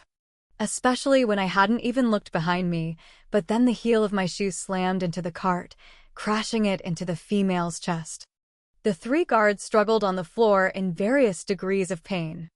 The white walls of the med office spun as I turned around, facing the cowering Pure. I still don't have a choice? He edged along the wall, his face as white as his coat, hands held out in front of him as if that could stop me. I took a step toward him out of maliciousness. Not like I'd actually hit a Pure again. He bolted for the door yelling, "Guards! Guards!" Several of the halves looked shocked, like they too couldn't believe what I'd just done. 2 of them looked like they wanted to join the melee. "You don't have to do this," I said earnestly. "They can't make you if you don't." My words were cut off by the first guard. Recovering, he jumped to his feet. "Miss Andress, you have made a very unwise decision. No one would have hurt you." I wheeled around. They weren't going to come at me one at a time now. Some of the rage ebbed as I stumbled backward. Time stopped moving so fast. The 3 of them rushed me at once. I managed to knock one of the guards aside, but another grabbed hold of my arm. I would have had him too, I swear, but the swarm of guards entering the room distracted me. So did the 2 halves blocking their entrance, putting up a decent fight. I almost smiled, but a heartbeat later, I was pinned to the cold tile. 2 of the male guards held my arms down, and the female half literally sat on top of me. I bucked, trying to free myself. "Stop." She grabbed the sides of my head and forced it back. Blood trickled from her nose. "Stop fighting us. No one wants to hurt you." I could hear the scuffle by the door. "You're hurting me now," I gasped out. "You're busting my spleen." The commotion caused by the fighting quickly ceased, and for a moment, all I could hear was the sound of my heartbeat slamming against my ribs painfully. "Okay, I'm done." She glared down at me. "We'll decide when you're done." "No. I will decide when you are done." "And you are done with her," came a new voice, one that was both as cold and as hard as it was oddly musical. The weight on my chest suddenly vanished, along with the guard. She flew across the med room, slamming into one of the many carts lining the walls. I rolled onto my knees, drawing in air. Seth took one step into the room, eyes simmering with anger. "You. Help her up now." "But we have our orders." "She refused to comply," said the guard. "You must not have paid close attention. The minister gave orders for all halves to be searched, but not his stepdaughter. I doubt he will be pleased to know you 3 disobeyed him." Seth's gaze fell over me. "Why have you not helped her up yet?" The guard who had spoken darted forward and gently placed me on my feet. "Apologize to her. All of you." Surprised, I looked at Seth. He was being serious. He actually wanted them to apologize for doing their jobs. And the way he looked, well, he looked like he wanted to physically make them sorry. There was something unstable in his eyes. "Seth, that's not." "Be quiet, Alex. I want to hear them apologize." My brows shot up. "Excuse." "I'm sorry, Miss Andress," the male guard interrupted, as pale as a daimon. "I beg your pardon." Seth looked pointedly at the other guards. The female guard limped forward, apologizing profusely. When I nodded, they filed out of the room, leaving Seth and me alone for a few moments. "You didn't have to make them apologize, Seth. They were just doing their jobs." "You didn't." He stood directly in front of me, moving so fast I hadn't even registered it. He caught the edge of my chin with the tips of his fingers, looking me over. My cheek felt a little tender, but I doubted it would bruise. Thank you would be nice. I did stop them, you know. I shifted uncomfortably. Thanks. Seth arched a brow as he tipped my head back. You could also sound like you mean it. I do mean it, but you embarrass them. He dropped my chin, seeming pleased that I didn't screw up my face. You beat the guards up when they were just doing their jobs. I guess we're even. Damn it. Seth had a point. I sighed. Did Lucian really order them not to search me? Yes, but apparently he wasn't clear enough. But what about the other halves? They shouldn't have to go through that. Instead of answering, he reached out and straightened the collar of my shirt. It must have come down during my fight, exposing the tags covering my neck. Seth, what about them? Dropping his hand, he shrugged. I don't know. I only have enough room in my head to be concerned about myself and you. I snickered. I'm surprised you have any room to think about anyone but yourself. The smug grin was back. Me too. I don't think I like it, actually. He dropped his arm over my shoulders and steered me toward the exit, past the halves waiting outside and the cold looks of anger from the Pierce. Aiden ended practice early that evening. We didn't speak much, but I could tell he had heard about what had happened earlier. The only bright spot of the evening was when I ended up getting to eat dinner with Caleb. The news had already traveled to him and probably the rest of the Covenant. How much trouble did you get in? Caleb asked. I shrugged and dipped a fry into a glob of mayo. None, actually. Lucian had ordered them not to search me. Caleb cringed as I stuck the mayo-covered fry in my mouth. You've been touched by the gods. I swear. Touched in more ways than one, I cracked. Where's Olivia? Can you dip your fries in something normal, like ketchup? I swirled my fry in the mayo gleefully. And where's Olivia? Caleb leaned the chair back on two legs, sighing. She's mad at me about yesterday. We got into an argument this morning. Oh! You guys fighting? I guess so. It's stupid. Anyway, any news about the daimon? I told him what Seth had said about more half-bloods being attacked and turned. Caleb had the same reaction as I did, disbelief and anger. Sometimes I really, truly believed that the councils would run better if half-bloods had control. We seemed to have better critical thinking skills and more common sense. After a few moments, Caleb spoke. You know, I think what you did was pretty awesome. I shrugged, thinking about how embarrassed the guards had seemed. Thanks. But it doesn't feel pretty awesome now. Caleb raised his brows. Well, it's got everyone talking and thinking. None of us want to go through with this. We think it was brave. It wasn't brave. Stupid maybe, but not brave. No, he insisted. It was brave. Caleb, you know the Pierce will go crazy if we start really, really pushing them. One half refusing a strip search is one thing, but dozens? That's treason to them. You know what they do when you're suspected of treason. The determined look gave his blue eyes an unfamiliar edge. Like I said, I think things have to change around here. I leaned forward. Caleb, don't get in trouble. Why are you arguing with me about this, Alex? You stood up to them today, but you sound like you don't think any of us should. Why? Only you're allowed to, and the rest of us should just go along with whatever they want. No, that's not what I'm saying at all. It's just that this is serious, Caleb. It's not about sneaking into rooms or leaving the island. People could get expelled or worse. You didn't. Yeah, well, I'm different. And I'm not saying that to be like I'm super cool, either. The only reason I'm not in trouble is because Lucian stepped in. I don't know. But you guys will get in trouble. Incredulous, he threw up his hands, shaking his head. You're being way too what? Caleb frowned. I don't know, too rational about this or something. For a moment I did nothing but stare at him, and then I busted out laughing. Do you know you're the only person to accuse me of being too rational?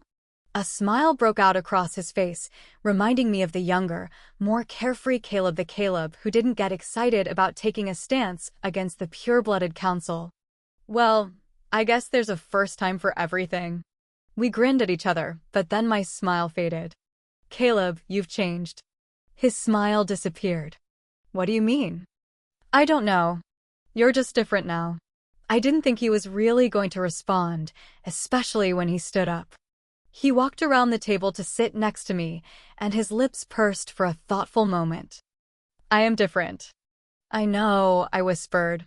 A brief smile appeared. You know, I keep thinking about when we were in that cabin and I couldn't do anything to help you. I don't know what I'd thought it would be like to face a daimon. I guess I really had no idea. A muscle along his jaw ticked as he rubbed his fingers over a scuff mark on the table. All I keep thinking is there had to be something I could have done to make them stop hurting you. I should have fought through the pain or something. Kolebno. I grabbed his cool hands. There was nothing you could do. And that whole, messed up situation was my fault. He faced me, lips twisting into a cynical smile. I just never felt more powerless in my life. I don't want to feel that way again. You're not powerless. You never were. I scooted over and wrapped my arms around his stiff shoulders. Caleb responded a little awkwardly at first, but then he rested his chin atop my head. We stayed like that for a little while. You have mayo in your hair, he murmured. Giggling, I pulled back. Where? He pointed. You're such a messy eater. After I got the mayo out of my hair, he studied me. What? Do I have more mayo in my hair? No. He glanced around the empty cafeteria. How are things between you and Aiden? I dropped the napkin. Usually Caleb sensed Aiden wasn't something I wanted to talk about. I don't know. Everything is the same, I guess. He rested his chin on my shoulder. The edges of his soft hair tickled my cheek. Was he mad about the guard thing? He didn't say anything about it, but I'd go with a yes. Have you guys, done? No. I jerked back, hitting his arm lightly. Caleb shot me a knowing look. Nothing can happen between us, you know that. So stop looking at me like that. Like not being allowed has ever stopped you before, Alex. Just be careful. I'm not going to lecture you. Good. He flashed a grin. But if anyone finds out about what almost happened between you two. I know. I glowered at the rest of my fries. It's nothing to worry about, all right? The topic thankfully switched to less serious subjects. Way too soon, we had to head back to our dorms, and I was feeling a little bit better about things by the time I showered. But I still worried about Caleb, feared that the events in Gatlinburg had damaged him. After I'd changed, I was hit again by that weird tingly sensation. Heat crept over my skin right before the intense ache started in my belly. Really, I tried to ignore it. I even picked up my trig book, but I couldn't focus. I turned on the television, but the force of whatever affected me made it nearly impossible to think about anything other than not having a boyfriend. Maybe this was the way my body was telling me I needed to find someone who was actually available and wasn't a pureblood. When it finally did ease off, I fell into a restless sleep that lasted only hours before I shot straight up in bed, heart racing. I scanned the dark bedroom, trying desperately to rid the image of Daniel's face from my mind, his touch from my memories. I rolled over and looked at the window. A second passed before my brain processed the dark shadow behind the blinds. My heart leapt into my throat. Jerking up, I threw the covers off and crept over to the window. The shadow was still there, sending shivers over me. Was it Seth trying to peep into my window? If so, I was going to beat him over the head. Or it could be the daemon since they hadn't caught it yet. Hell, if it wasn't going to sneak into my room. I drew the blinds up and jumped back. A pale face, clearly not Seth, stared back at me. In the pale light of the moon, I almost thought it was a freaking daimon. But it was a sentinel. I think the icy blonde was named Sandra. Still, what was she doing staring into my bedroom window? Something about that creeped me out majorly. Without further ado, I unlocked the window and pushed it open. Is everything okay? Sandra's eyes dropped to the tags on my bare arms before she dragged them back to my face. I thought I heard screaming coming from this room. I flushed as I realized I must have been dream screaming. I'm sorry. Everything's fine. Make sure this window is locked. She smiled. Good night. Nodding, I closed the window and threw the lock. My cheeks still felt bright red as I climbed back into bed and pulled the covers over my head. Although my childish screams had brought a sentinel and not a daimon to my bedroom, the creeped-out feeling lingered all night. I stumbled through the day, feeling out of it and sick. Not throwing up sick, but nervous sick. I dozed off beside Deacon in class. He woke me up before the teacher spotted me sleeping. My hands trembled when I picked up my soda at lunch, which earned me a slew of concerned questions from Caleb and Olivia.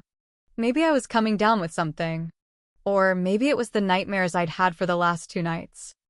I really didn't know, but all I wanted to do was crawl back into bed and sleep. In gutter fighting, it was hard for me to follow the movements of my sparring partner. Luke took it easy on me, only knocking me to the floor a couple of times. And my day wasn't anywhere near over. Practice with Aiden immediately followed, and I sucked at that too. I feinted to the left, but my movements felt jerky and too slow. Aiden's leg came around viciously, striking me in the calf. The impact knocked me forward, face first into the mats. Dropping very real blades, I caught myself awkwardly. All my weight landed on my wrists and I let out a sharp gasp. "Alex, are you okay?" Aiden came to my side and reached down. Ignoring the pain, I pushed myself up. "I'm fine." Aiden's arm was still extended, as if he'd forgotten he had been reaching for me. He just stood there, staring at me. "What's up with you today? You're going to break your neck at this rate." Fire scorched my cheeks as I grabbed the blades off the mats. "I'm okay." I wanted to apologize for accusing him of being like other Pierce while we had a few moments of downtime, but the words, "I'm sorry," just wouldn't move past my lips, and then Aiden was falling back into an attack stance. He flipped the blades over in his hands. Again. I attacked. Aiden brought his blades down on mine, the sound of metal clashing rung through the training room. He pushed me back, jabbing one blade at my midsection. I caught his arm with my forearm, knocking his aim off. "Good," he said. "Keep moving. Never stay still." I darted under his arm, staying out of his range while I studied his moves. There was always something that gave away the move, the technique. Sometimes it was just a fine tremor of the muscle or eye movement, but it was always there. Aiden jabbed, but it was a ploy. I saw it an instant before he dropped down, going for my legs with a low kick. I jumped out of way and then went for the kill shot. This game would have been over for an untrained half, being caught on the mats like that. But Aiden wasn't untrained, and he was incredibly fast. He jumped to his feet in one swift movement, simultaneously tucking both blades into one hand. I leapt, bringing the blades down. Aiden met me mid-flight, catching my arm. Within a second, he had my back pinned against him and 2 daggers pointed at my throat. He bent his head down, his breath dancing over my cheek.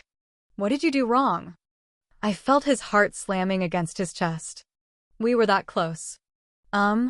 You saw me moving the blades to one hand as a vulnerable move. You should have gone for the hand that held the blades. One clean swipe and you would have disarmed me." Mulling that over, I saw he was right. Well, hell's bells. He leaned his head down further, the longer strands of his hair brushing my cheek. Neither of us moved. I let my eyes fall shut as his warmth surrounded me. I think I could have fallen asleep standing against him. "Now you know." He released me. "Go again." And I did. Again and again, we squared off. I blocked a series of his jabs and he blocked all of mine. After a few rounds, I was slick with cold sweat and exhausted. All I wanted to do was sit down. Aiden rushed me, and I pushed him back. With distance between us, I launched to the right, fingers spasming around the hilt of the blade. "Kick." "Use a kick," I ordered myself. Aiden dodged my jab, but not my kick. He lost his grip on one of the blades, and it clattered to the mat. Surprise and pride flickered across his face before he charged me with one blade. I blocked his attack, arms trembling. He dropped down, moving into position to sweep my legs out from underneath me. I saw it coming a mile away. I just didn't will my legs to move fast enough. Everything slowed down, ensuring that the lameness of what was about to occur would be perfectly captured. I jerked back toward the edge of the mat. His long leg swept around, catching both of my legs. I lost my grip on the blades and fell backward. A second later, my head cracked off the floor. I lay still, stunned and queasy. Aiden's face popped into my vision, but his features were a bit muddled. Alex, are you okay? I blinked slowly. My head hurt so bad my teeth ached. I think so. Can you sit up? Every part of me protested the movement, but I sat up. Aiden immediately checked the back of my head for damage with swift and gentle fingers. That was kind of lame of me. It's not a big deal. You were doing really well. You even disarmed me. He sat back, his hands cupped my cheeks and tilted my head back. He smiled. I don't think there's any permanent damage. I tried to smile, but failed. I'm sorry. A frown creased his brow. Alex, don't apologize. It happens. You can't always be the fastest. I saw your move, Aiden. I had more than enough time to get out of the way. I lowered my eyes. I'm just so freaking tired. Aiden scooted forward, his knees pressing against my thigh. Alex, look at me. Sighing, I lifted my eyes. He smoothed my hair back with a little smile. Are these practices too much? No. Alex, be honest with me. You're training all the time. Is it too much? If he kept touching my hair, I'd admit to anything. It's not too much, Aiden. Really, it's not. I'm just not getting a lot of sleep. He shifted so that he was right beside me, his other hand falling to my shoulder. I inhaled his unique scent of sea and burning leaves. With him this close, with one hand curving over my shoulder and the other continually smoothing back my hair, I was putty in his hands. I think he knew that. Why are you not sleeping, Alex? He asked, voice low and soft. The words just kind of spilled out of me. I have nightmares every night and all night. Nightmares? He repeated. He didn't sound like he thought it was funny, but that he just didn't understand. I closed my eyes, taking a shallow breath. You don't know what it was like all those hours in Gatlinburg, not able to really do anything. And all those tags that felt like they were breaking off pieces of me. You don't know what I would have done to make them stop, just stop. Aiden stiffened, his fingers curling around the nape of my neck. You're right, Alex. I don't know, but I wish I did. You don't mean that, I whispered. I do. He went back to moving his fingers through my hair. Then maybe I'd be able to help you somehow. Is that what you're having nightmares about? Sometimes they're about Mom and other times it's the other two, Eric and Daniel. They're so vivid, you know? Like it's happening again. I pressed my lips together, stopping the ball of emotion from making it past my throat. Talking about that night, about what they'd done, curdled my stomach like sour milk. So yeah, I don't get much sleep. How long has this been going on? I shrugged. Since a week or so after everything happened. Why haven't you said anything? That's too long for you to deal with this alone, Alex. What was I supposed to say? It's pretty damn childish to be having night terrors. They're not night terrors. It's stress, Alex. What you've had to deal with. He looked away, a muscle working in his jaw. No wonder you're having nightmares. She was a daimon, Alex, but she was also your mother. I pulled back, looking into his face. Concern etched across Aiden's features, shifting his eyes to a thunderous gray. I know. He shook his head. And then you've been running nonstop. You haven't had a moment to just shut down. The daimon attack probably added to it. I don't know why I didn't think about that, why no one did. This is all too much. We have to. Please don't tell Marcus. Please. I started to climb to my feet, but he kept me on the mat. If he thinks something's wrong with me, he'll take me out of the covenant. And he would, too. If Marcus thought I was damaged, I'd be in servitude. Halves didn't go to counseling. They didn't get post-traumatic stress. They dealt with things. They didn't lose sleep and screw up in practice. Oh, gods, Marcus is going to kick me out. Aiden caught my chin again. That's not what I was going to say. You worry too much, Agape. I'm not going to say anything to anyone. Not a single word of this, but that doesn't mean I'm going to forget. What does that mean? He smiled, but it seemed off and a little sad. Well, you need to get some rest, and you need time to just chill out. I don't know. I'll think of something. I covered his hand with mine. At once, he let go of my chin and threaded his fingers through mine. My little heart just got all kinds of happy. What does agape mean? Aiden sucked in air. What? You've called me agape a couple of times. It sounds beautiful. Oh! I didn't realize I had. He pulled his hand free. It's the old language. It doesn't really mean anything. That was kind of disappointing. Reluctantly, I climbed to my feet. I drew in a deep breath and watched Aiden stand. I feel okay. The gym doors flew open, banging against the wall. Seth strode in like he owned the place. What's going on? I glared at him. What does it look like? Aiden swiped the blades off the mats. I really need to find a way to bar those doors. Seth shot Aiden a look. I really wish you'd try. Aiden lowered his arms, his fingers inching over the hilt of the blades. Don't you have something you should be doing? I cannot believe your sole purpose of being here is to help Alex a few days a week and prowl the halls of the female dorm. Actually, that is my sole purpose. Didn't you know? I'm here. Is practice over, Aiden? I cut in before the two chokeslammed one another. Yeah. His eyes stayed on Seth. I felt there was a good chance he might stab Seth. There was also a good possibility Seth might zap Aiden. Okay. Thanks for the practice and everything. Seth smirked and raised his brows at Aiden. No problem, replied Aiden. Groaning inwardly, I hurried over to my bag. On the way out, I grabbed a fistful of Seth's shirt. Come on. What? Seth protested. I think Aiden wants to hang out with me. Seth. All right. He spun around, straightening his shirt. I didn't look back. Once outside the building, I dared a glance at Seth. Did you need something? He grinned. Nope. So, you busted at my training for no apparent reason? I called bullshit on that. Seth dropped his arm over my shoulder. You can call whatever you want. Let's go get something to eat. You can still do that, right? Or are you grounded from showing your face in the cafeteria? I'm not supposed to be hanging out with friends. Then I guess it's a good thing that you and I aren't really friends. Chapter 6. After another long and boring day of classes, I waited for my turn with Seth, praying I didn't crack my head again. Last night, I'd gotten another decent night's sleep after Seth had shown up and popped in a DVD. I was feeling pretty rejuvenated. Since I was alone for a few moments before training, I approached the wall of mass destruction. I was about to pick up the dagger Aiden favored when I realized something was off about the wall. The weapons hung from little black hooks, and now several spots were empty. Of all the times I'd practiced in this room, I'd never seen any spot open.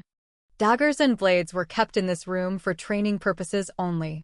Each blade required a different handling technique and were used at different times throughout the day. Did they remove the blades for cleaning? It wasn't like they gathered much dust in this room. Ready, my little Apollyon in training? I dropped my bag and turned around. Seth strolled across the mats, a cocky grin smeared across his face. Rain dripped from his hair and ran down his neck, giving him a wild look. I forgot about the missing blades at the sight of the wicked look on his face. He was so up to something. Not really. Seth cracked his knuckles. Since it's pouring outside, I figured we could work on your grappling skills since they are terrible. I know you're devastated by the knowledge of not being able to practice with the elements today, but look on the bright side. We get to roll around on the mats. Together. I arched an eyebrow. Sounds like fun.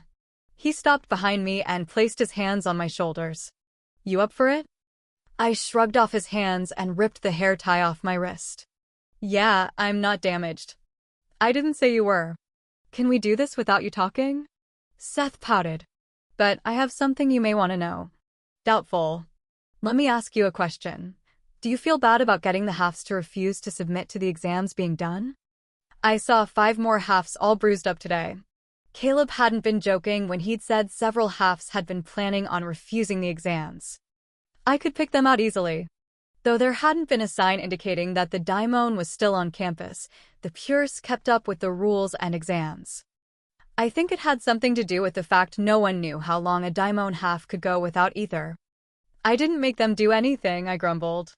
They're following your lead. And if I remember correctly, didn't you tell the ones with you that they didn't have to do it? My cheeks flushed with frustration. Whatever. Shut up. Then let's play, Alex.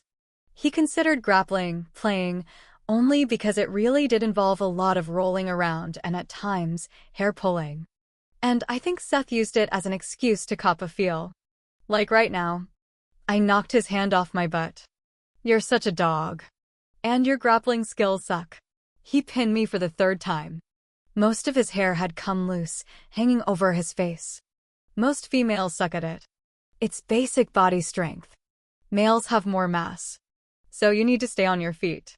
Rolling my hips, I managed to knock Seth off. I scrambled back to standing. Yeah, I think I grasped that already. Lounging on his side, he tipped his head back. So, you slept like a little baby Apollyon last night. I wonder why. I glared at him. Seth had stayed the night again. I loathe you. He chuckled. You reluctantly like me. Whatever. So are you going to tell me why you're always with Lucian? Is he a part of your little fan club now? My fans love to hear my war stories. He jumped to his feet, swinging at me. They're obsessed with me.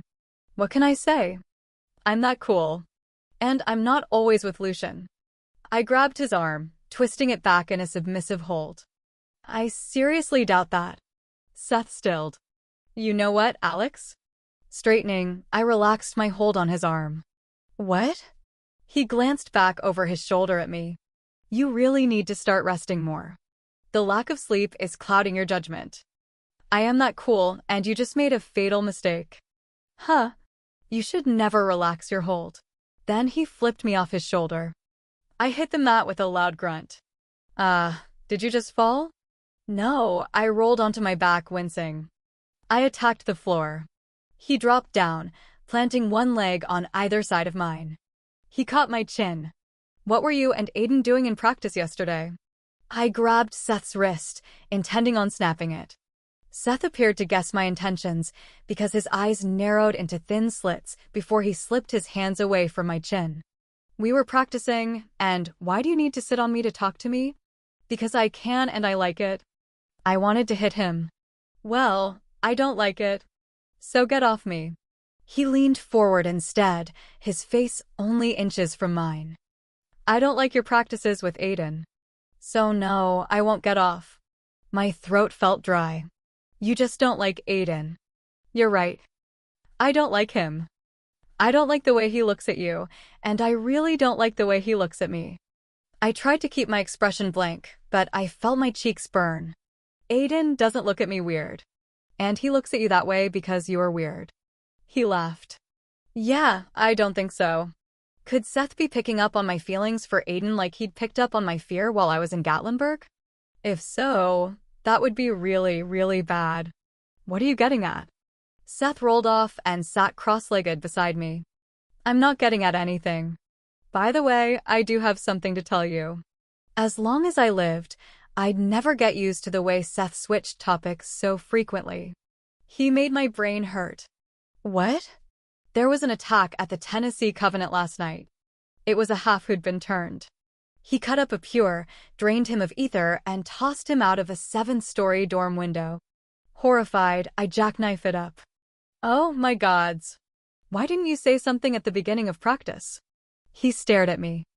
I clearly remember telling you I had something you'd be interested in knowing, and you said it was doubtful. Well, you could have explained it a little better. I fell back against the mats. Holy crap, what are they doing about it? The same thing they are doing here, but they caught the daemon. It was a guard once upon a time, and since the pure died, they're taking more extreme measures. Like what? There's talk of segregating the pures from the halves. What? I shrieked. Seth flinched and scooted away. Ouch! Damn, Alex, I can only imagine what you sound like in the throes of. Are you serious? I sat up again, folding my legs under me. How can they do that? We share dorms with the Pierce. And classes. It's the same everywhere. From what I hear, they're going to put all the Pierce in one dorm and all the halves in the other. And change the class schedules. I rolled my eyes. Oh, so they're going to make the dorms co-ed? Yeah, that is going to go over well. Everyone's going to be having sex. Sounds like my kind of place. Seth grinned. Maybe I can get a transfer. Do you ever take anything seriously? I pushed to my feet. Seth shot to his feet, towering over me. I take you seriously. Eyeing him, I stepped back. This is serious, Seth. What if they do something like that here? What if this is the beginning of everything changing? The ever-present and annoying mix of smugness and amusement faded from those eerie, golden eyes, revealing a level of gravity I didn't think Seth was capable of. Alex, everything has already changed. Don't you see that? I swallowed and folded my arms around me, but it didn't stop the sudden coldness from washing over my body like I'd stepped into the freezing downpour outside. Aiden had said the same thing. There are two of us, Seth said quietly. Everything changed the moment you were born. I tapped my finger along the edge of the keyboard. I was having one of those nights where I questioned everything that ever was, and I was getting on my own nerves. I blamed Seth. Everything changed the moment you were born. I tried not to think about how the whole Apollyon business worked most of the time. Usually I pretended like it wasn't a big deal. But that didn't mean I wasn't dealing with it. I just knew there was nothing I could do about it. It's like not crying over spilled vodka and cranberry juice or whatever. But there were times like earlier with Seth when the idea of becoming this thing that people expected something miraculous from, and were also scared to death of, terrified me. I stared at my computer screen, forcing myself to stop worrying about the Apollyon stuff and what was happening at the Covenants. I then played about a dozen rounds of Minesweeper and Solitaire, anything to keep my brain nicely blank. It worked beautifully for a short while. Another question poked at me. Why had Lucian intervened on my behalf? And why was Lucian handing over so much information to Seth? Yes, he was the Apollyon, but Lucian was the minister and Seth was just a half-blood. Why would Lucian allow Seth to be privy to such information? Then there was the business with the council. I had this feeling I didn't have many fans on the council and my time with them was going to suck daimon, but all of this made my brain sore. Groaning in frustration, I dropped my head on the keyboard. An immediate, shrill buzzing filled the otherwise quiet room, but I ignored it until I had a streak of brilliance. And it had nothing to do with the Apollyon, the Covenant, or Lucian. It had to do with Aiden. Lifting my head, I bit my lip and opened up an internet page. For the last week, I'd been scouring the internet for the perfect gift for Aiden's birthday. Not just a birthday gift, but a peace offering, too. I figured I could get him something I don't know special. I'd come up empty-handed for the most part, but tonight I had an idea. It had to do with what I'd seen in his cottage that night, a ridiculous number of books, comics, and a colorful assortment of guitar picks. I'd thought then it had been a strange thing to collect, but at least he didn't collect something gross like body lint.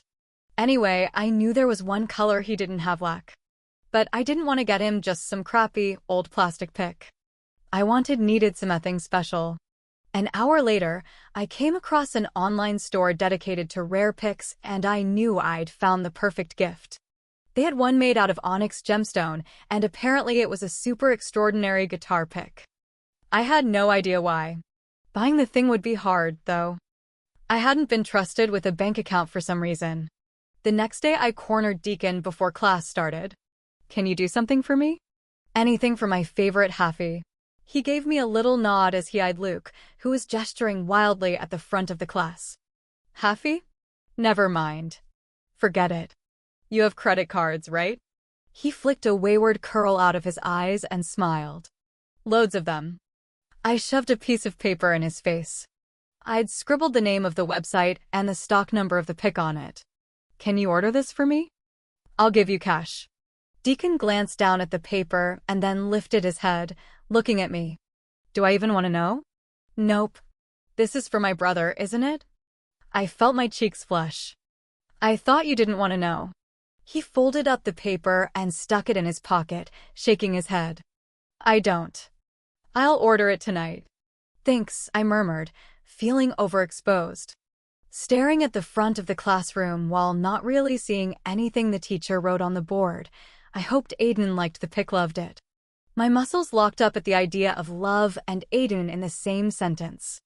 Just because I was buying him a stupid little guitar pick didn't mean anything. And just because I wanted to jump his bones didn't mean I loved him. Halves didn't love Pierce. So where had that thought even come from?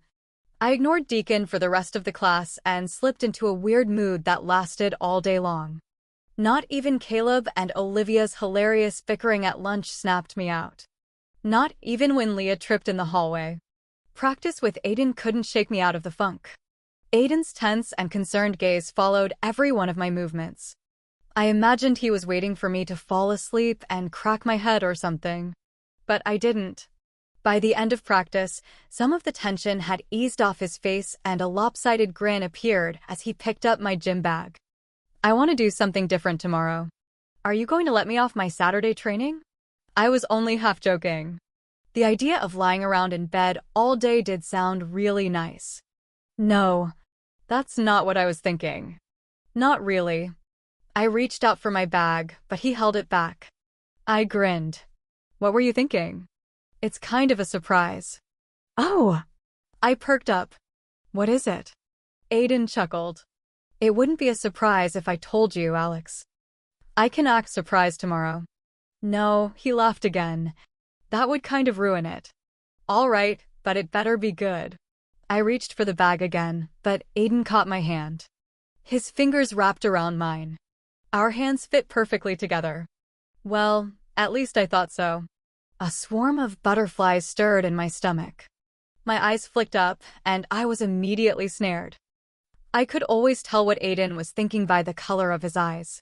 Generally, they were the palest shade of cool gray, but when they shifted, becoming an intense silver, I knew he was on the verge of doing something he probably shouldn't, but something I really wanted him to do. Like right now they'd heated to a bright quicksilver. It's going to be good. Aiden's gaze dropped to my lips. I promise. Okay, I whispered. Wear something warm tomorrow, but no workout clothes. No workout clothes? I echoed dumbly. Meet me here at 9. He carefully placed the strap of my bag over my shoulder. His fingers lingered long enough to making breathing difficult. My skin still tingled from the brief, wonderful contact long after he'd left the room. After grabbing some food from the dining hall, Olivia and I walked back to our dorm. Neither of us had made it to the cafeteria in time to eat there. Apparently, she and Caleb had had another fight. I don't know what else to do. She clutched a can of soda in her hand so tightly I thought she'd crush it at any second. One minute he's hot and the next he's cold. I didn't know how much Caleb had told Olivia about what had happened to him in Gatlinburg, so I was fairly limited on what I could tell her. I know he really likes you. I decided that was the best tactic. During the summer, he totally obsessed over you. A light breeze played with her tight curls, tossing them across her face. I know he likes me, but he's just been so I don't know off lately. All he cares about is what Seth is doing. Gods, it's like he loves him. I focused on how the horizon and the sky blended seamlessly together, trying not to laugh. Unfortunately, I think Caleb looks up to Seth. Olivia stopped walking. I don't get why everyone is so infatuated with Seth. I'm not. Then we're the only halves in the world that don't think he's awesome. She suddenly screeched, startling several seagulls. I just don't understand. Seth's arrogant, rude, and he thinks he's better than everyone else. I stared at her, quickly ascertaining I wasn't really good at girl talk. I had no idea how we jumped from Caleb to Seth. Is Caleb with him now? A bit of the anger faded from her face. Olivia sighed, shaking her head. No. We were hanging out in the rec room before dinner, and I asked him if he thought about where he would take a sentinel post. You know, not a serious question, but a really important one. Nodding, I shifted my soda to my other hand, trying and failing to get my hair out of my face. I mean, I know we say it's nothing serious between us, but I think it is. She started walking again. Anyway, we're graduating in the spring, and they give us options. I was hoping Caleb and I could pick the same place or get posted close together so we could still see each other. Okay, so what happened? He told me he hadn't thought about it, and I was like, what the hell? If I was important to him, then he would have thought about it. Right? So I told him that. The skin on her cheeks darkened. And do you know what he said? What's the point of picking a place? In the end, the council will determine where we go. Well, thanks for the news break, asshat.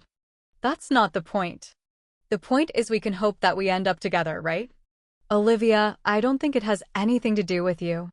Right now, I shifted, suddenly feeling warm even though it was an overcast, chilly day. He told you about. Unable to ignore the swamping heat flooding me, I stopped and drew in a shallow breath. My entire body tensed painfully. Alex? Olivia stepped closer. Are you okay? You look really flushed. No. Oh! No. This could not be happening during the day and in front of Olivia. This was so unfair. On top of everything else, I was losing my delighted giggling drifted out of the courtyard. Then a very male and very pleased chuckle followed. There were more sounds indicating that either someone was in a lot of pain or having a lot of fun. Are you kidding me? Olivia shoved her food into my limp hands. For the love of the gods, there are empty classrooms and beds for this kind of stuff. Before I could stop her, she pushed open the gate to the courtyard. I guess if she wasn't getting laid, then no one else could? Olivia. Hey, she yelled, storming forward. Hey, you little pervs, go get a room. Olivia disappeared around a thick rosebush. Rolling my eyes, I trailed behind her. Walking inside the courtyard was like being in a different world. The wild mixture of flowers and plants, all sweet and tangy, mixed with the bitterness of herbs and assaulted my senses. There was also something unique about the plants in here. Come summer or winter, the foliage never died. God mojo juice, I guessed. Greek statues lined the walkway, serving as a reminder that the gods were always watching. Runes were etched into the pathway, as were various symbols that signified the gods. Whoever had done the drawing seriously could have benefited from art lessons. But the place was kind of like the Garden of Eden, and someone was partaking in its forbidden fruit. You guys need to. Olivia stopped so unexpectedly I nearly crashed into her. She stood beside the nightshade plant the oracle had compared to kisses from those who walk among the gods, or something crazy like that. I don't know why I noticed the purple hue of the petals first. Perhaps it was some kind of natural preservation instinct. But then I saw Elena. I'd never seen her quite so undressed before, however. Her skirt was hiked up, shirt gaping wide open, and that was pretty much all I wanted to see. Then my gaze fell on her partner. Oh! My gods! I shrieked, wishing my hands were empty so I could cover my eyes or claw them out. Golden eyes, full of amusement, met mine. Is there something we can help you two with?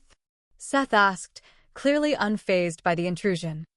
I whirled around, squeezing my eyes shut. My face felt like 1,000 shades of red. No, nothing at all.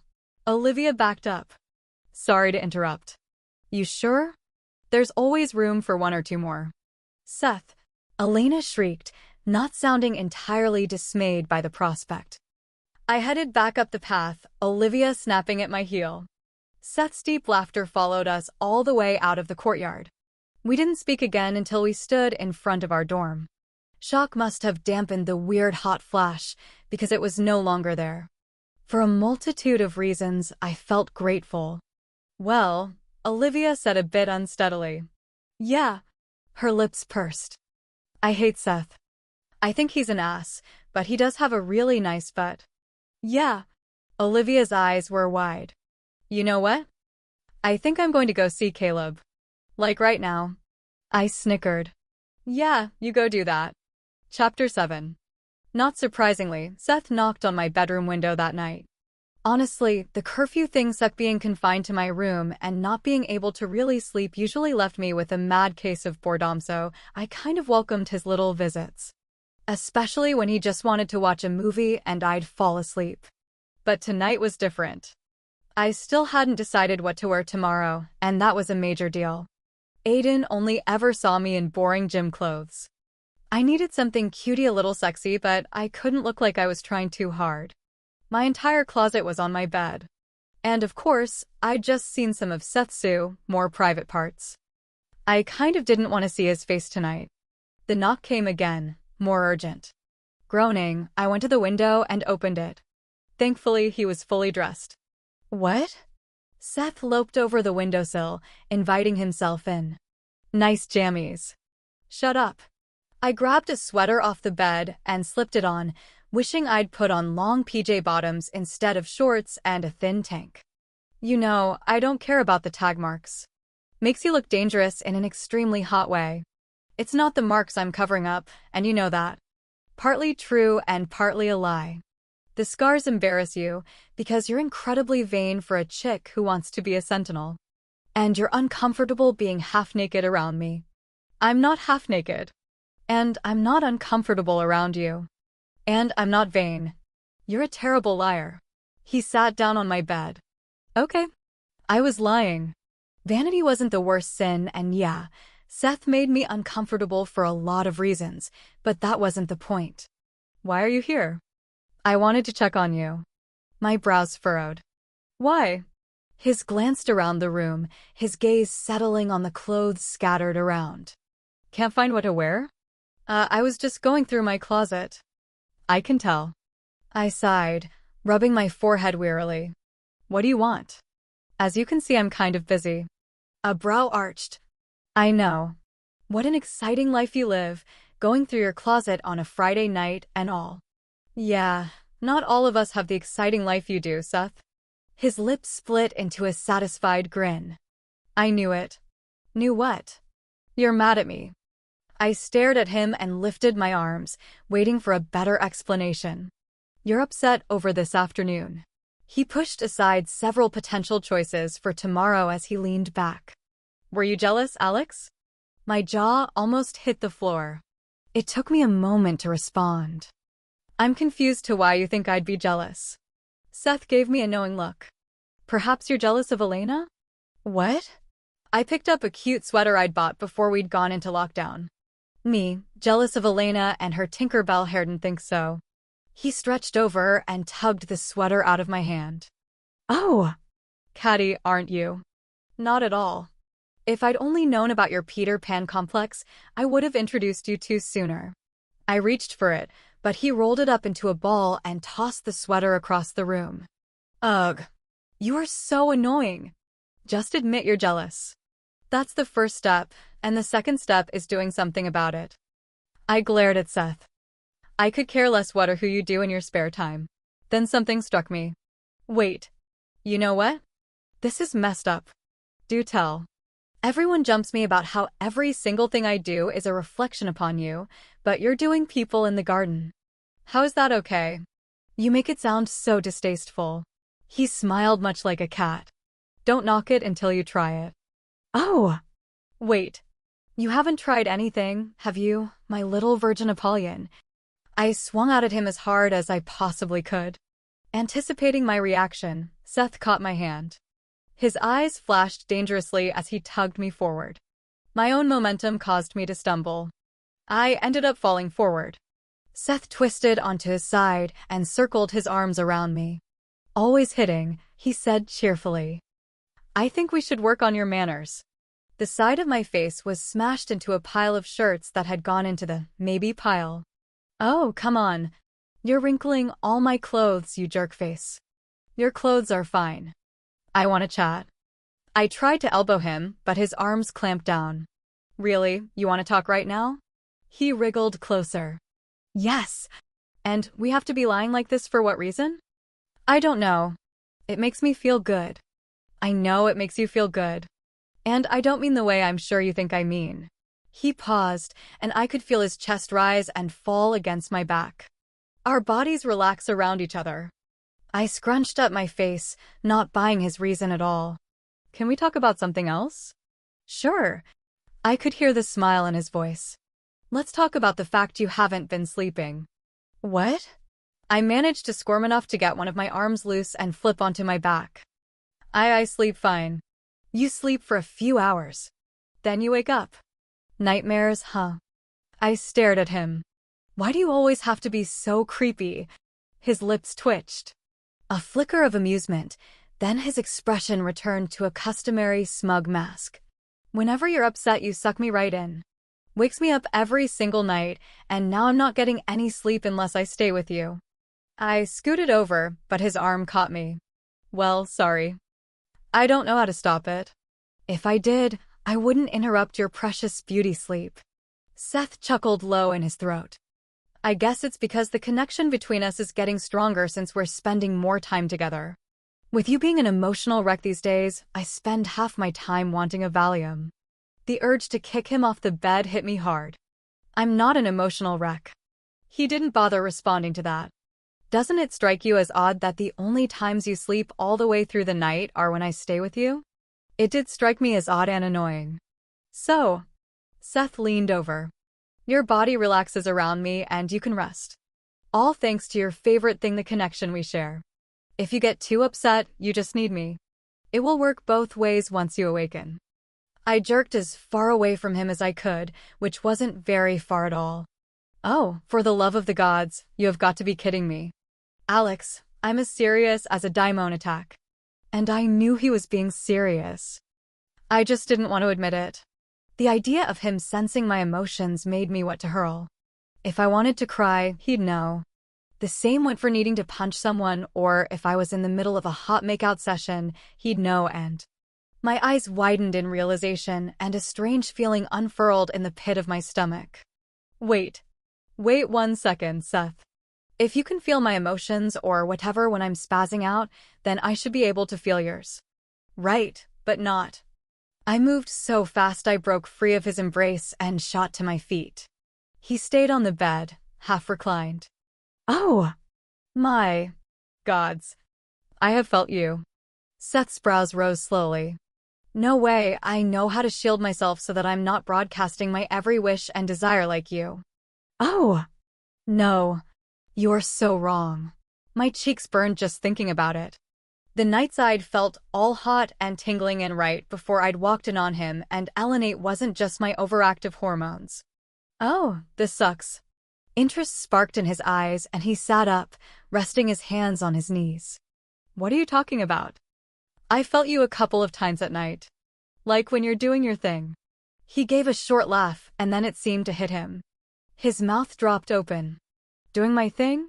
Yeah, I said, growing frustrated. Did I have to spell it out for him? Just forget I said anything. No, not likely. What did you feel? This really did suck. It was also mortifying and beyond freaky. You know, fooling around. I felt you then. Seth stared at me so long I thought he lost the ability to speak. Then, when I was just starting to get worried, he threw his head back and laughed. Really loudly, and he didn't stop. I gaped at him. It's not funny. Oh, it's probably the funniest damn thing I've heard in a long time. He stopped long enough to draw in a deep breath. This is great. It's not great. What kind of connection is this? A one-way hotline to Pervyville. I took a step forward on a roll now. It's disgusting. Freaky, stop laughing, Seth. I can't, he gasped. Of all the times for you to connect with me, and it had to be then? Damn, Alex, I didn't know you're such a peeping. I hit him hard on the arm. It wasn't a playful tap. It would bruise. I wanted to do more, like kick him in the head. Jeez. And you're so violent. Do you know how hot? I swung at him again, but this time Seth was prepared. He dodged my fist and caught me around the waist. Before I could even break his hold, he flipped me onto my back. This time he hovered above me, arms planted on either side of my head. A wild and beautiful smile chipped away at some of the coldness in his face. Not all of it, but some. This is priceless. You are so annoying. That seemed to amuse him even more. He laughed so hard I felt it rumble through me. Not in the way Aiden's laugh usually did. Aiden's laugh made me feel all light and fluttery. Seth's made me feel flushed and weird. And a part of me wanted to hear it again or feel it again. Which was wrong, all kinds of wrong, because I didn't think of him that way. At least my brain didn't. My body, on the other hand, had a totally different viewpoint on these things. My body must be a sad, lonely thing. You know, Seth grinned, you probably shouldn't have told me this. I'm going to take advantage, Alex. What are you doing? I didn't get what he was talking about at first. Then my eyes dropped and I saw my hand pressed against his stomach, my fingers curling around his shirt. How in the world did my hand get there? Because surely, I didn't do that. Seth appeared on the verge of saying something ignorant, like always, but he became very still. I don't even think he breathed.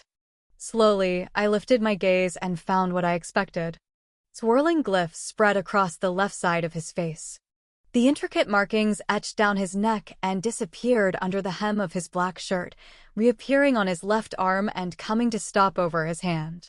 And Seth was no longer laughing. Those odd eyes caught mine and flared a heated tawny. He lowered his head. The loose strands of hair brushed my cheeks. I jerked my hand back, but he was still close, way too close. So I did the only thing suitable in situations like these. I shoved my knee into his stomach hard. He rolled off me, onto his back, laughing once more. Crap, Alex, why did you go and do that? Actually kind of hurt, you know. I scrambled off the bed, putting as much distance between us as possible. I hate you. No, you don't. He tipped his head back, his gaze finding me. I guess this was bound to happen. The more time we spend together, the more we'll start connecting. It is the way of the Apollians. Just go somewhere, why don't you? Seth flipped onto his stomach and rested his chin in his hands. I'd love to.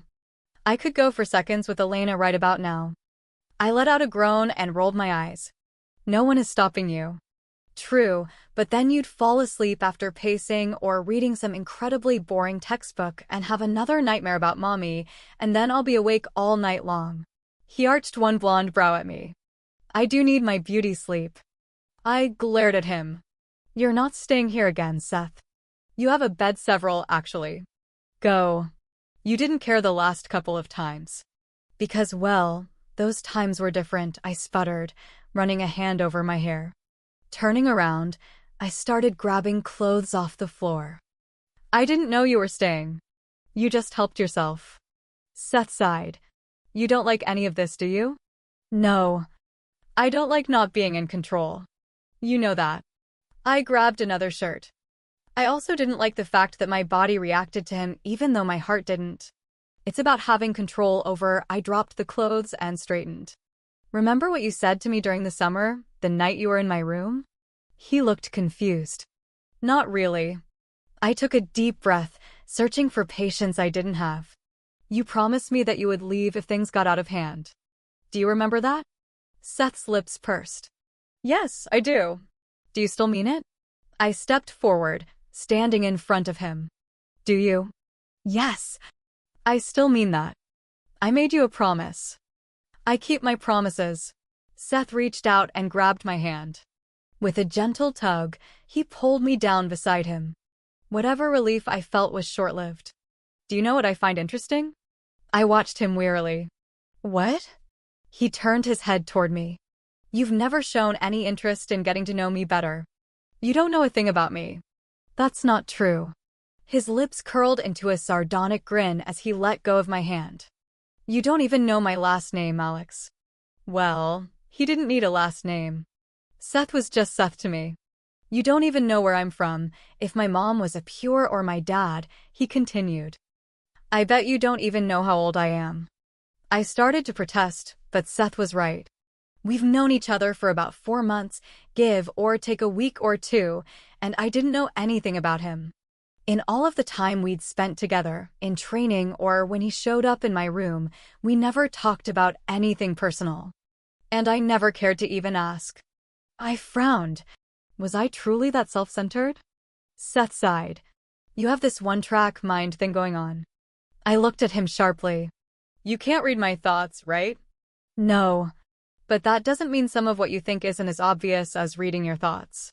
He turned to me. Everything you think, everything you feel is always right on your face. You're terrible at hiding your emotions. Or what you're thinking. Like I said, one-track mind. Whether it's getting back into the covenant, fighting your mom, or fighting your fate, or that special person in your life. I don't have a special person in my life. I felt my cheeks start to burn again. I have no idea where you come up with these things. One side of his lips curled upward as he met my stare. I'm 19. I blinked. Huh? Seth's eyes rolled. I'm 19 years old. Oh, oh, Only 19, wow. I thought you were older than that. Well, I don't know if I should be offended or flattered. Flattered, I guess. A few moments passed before he spoke again. I'm from a tiny island near Greece. Ah, that explains your voice, the accent. What island? Seth shrugged and didn't respond. Sharing and caring time seemed to be over. Why had I never thought to try to get to know Seth any better? After all, I was going to be stuck with him for a while. I bit my lip. Do you think I'm self-centered? A surprised laugh escaped him. Why are you asking? Because you said I have a one-track mind. And everything you listed had to do with me, like I don't think about anything or anyone other than me. Seth let out a ragged sound and came to his feet. Do you want me to be honest? yes. Several seconds passed as he stared down at me. Sometimes, Alex, you have more pure in you than you do half. My mouth dropped open, shocked that he would say that about me. He ran a hand over his head. Look, I've got some stuff I need to do. I'll see you later. I didn't say anything as he climbed back out the window. I sat on the bed, the fun of finding something pretty to wear tomorrow had lost most of its appeal. You have more pure in you than you do half. It was a terrible thing to say to a half-blood, like I was a disgrace who couldn't be trusty to sell out, phony and fake. That if it came down to choosing between a half and a pure, I'd choose the pure. I think something crawled into my hair and made a nest during the night, because nothing I did, no curling iron, no flat iron seemed to make it do what I wanted. One side wanted to settle in waves, while the other looked like limp spaghetti. Maybe I was being overly critical of myself, but I truly believed that the dark smudges under my eyes made me look like I'd entered the first stage of a zombie infection. I'd put on too much lip gloss and then rubbed my lips raw, getting it off and reapplying. The mountain of concealer I'd put on the disgustingly huge zit on my temple made it seem even bigger. I finally tore myself away from the bathroom mirror when I made a grab for the lip gloss again. I settled on a pair of skinny jeans, not the designer kind Olivia wore, more like the Target brand. I chose a deep red sweater that dipped a little low in the neckline area, and these killer heels I'd stolen from Olivia's closet. But before I ran out to meet up with Aiden, I was struck dumb by the cold possibility that this could be some sort of field experience. It definitely wasn't a date, so what the hell was I doing? And if I would be training, then I'd look stupid in heels and my boobs would fall out. While that sounded pretty entertaining for the masses, somehow I doubted Aiden would appreciate it. So with no time to spare, I slipped on a pair of checkered flats and a more sensible taupe black, cable knit sweater. I made it to the training room late, of course. Sorry, I said as soon as I spotted Aiden's dark head by the wall of things that stabbed, out of breath from running across the quad. I had to do something. Every single excuse I'd practiced on the way over leaked out of my mouth when I got a really good look at Aiden. He wore a pair of worn jeans, the kind that looked so comfy you wanted to climb into them.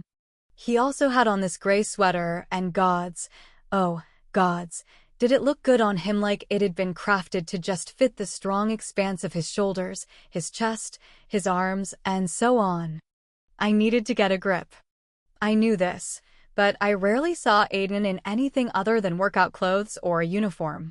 He'd been wearing something different the night I'd sent those spirit boats into the sea, but I hadn't been paying attention. My mind had been occupied. It was sure as hell occupied in a totally different way now. It's no problem, he said. You ready? I nodded in a jerky motion. Suddenly, I felt as adept as a cow in a china shop. So what are we doing? I asked, humiliated to hear my voice crack halfway through the question. Either Aiden hadn't noticed or he pretended otherwise. It's a surprise, Alex. He started walking. Are you coming, or what? I hurried behind him. My suspicions were confirmed when he led me out the back way. We're leaving the Covenant, aren't we? He pushed the hair off his forehead, clearly trying not to smile.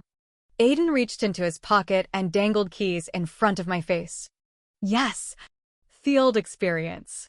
I knew it. Silently, I thanked every god there was that I'd developed enough common sense to change shoes. Aiden looked at me strangely. I guess you can consider this field experience. I followed him to one of the black Hummers, feeling rather smug for figuring out his surprise. So what are we going to do? Trail some daimons back to their hive? I climbed into the passenger side and waited until he got behind the wheel. I have to admit, I'm not really good at the whole tailing thing. I'm more. I know. He turned on the engine and eased the dinosaur-sized vehicle out of the fleet of cars. You're more of an action girl instead of a sit-and-be-quiet girl. I smiled in spite of the fact I doubted that was a compliment. Well, my quiet-as-a-ninja skill could definitely use some practice.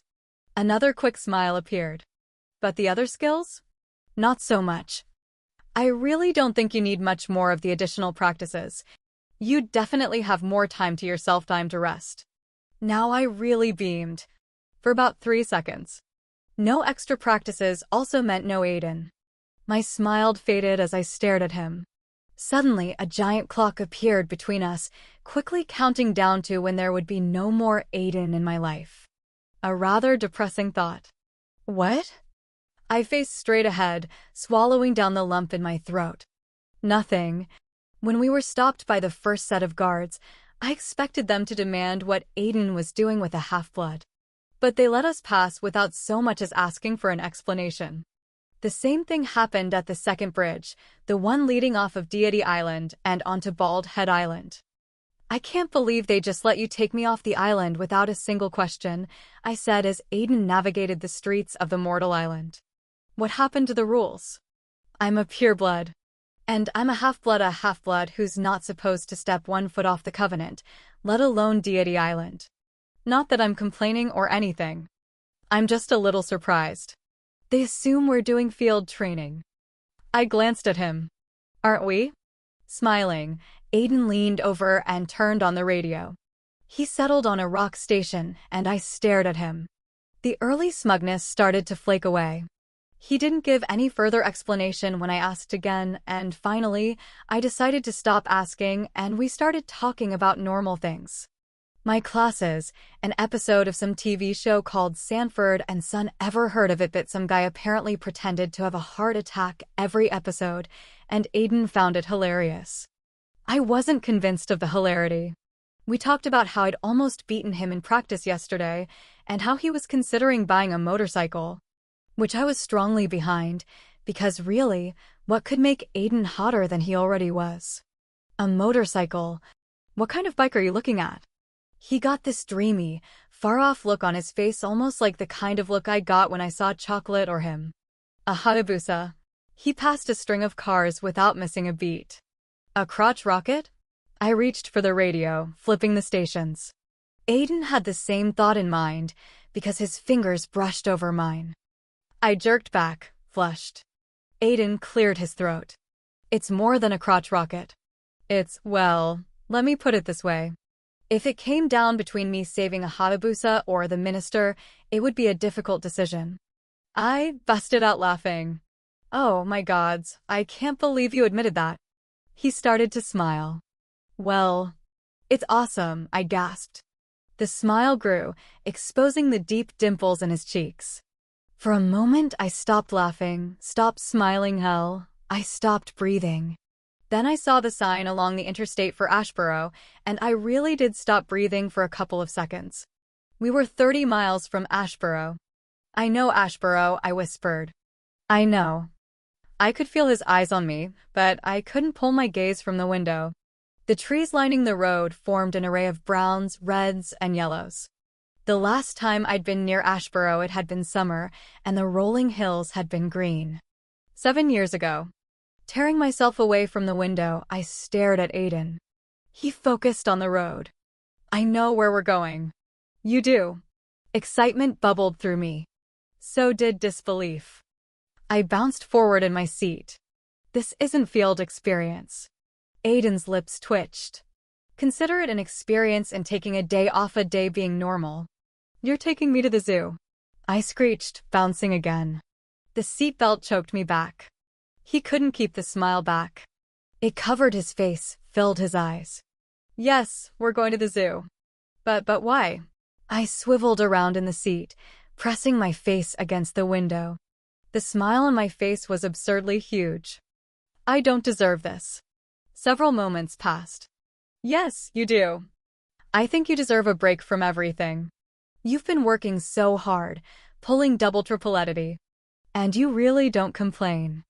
I shot around, facing him. I complain. I complain all the time. Shaking his head, Aiden laughed. I stand corrected. Shock kept pushing more stupid statements out of my mouth. But I've been in so much trouble. I threw an apple at Lee's face. I fought guards. I cheated on my trig exam. Aiden looked at me, frowning. You cheated on your math exam? Forget that. Anyway, wow, I'm just surprised. Alex, you need to get away from it all every once in a while. You need a break, a real one. Just like I do, he paused, concentrating on the road. I figured we could get away together. I think my heart may have exploded, right then and there.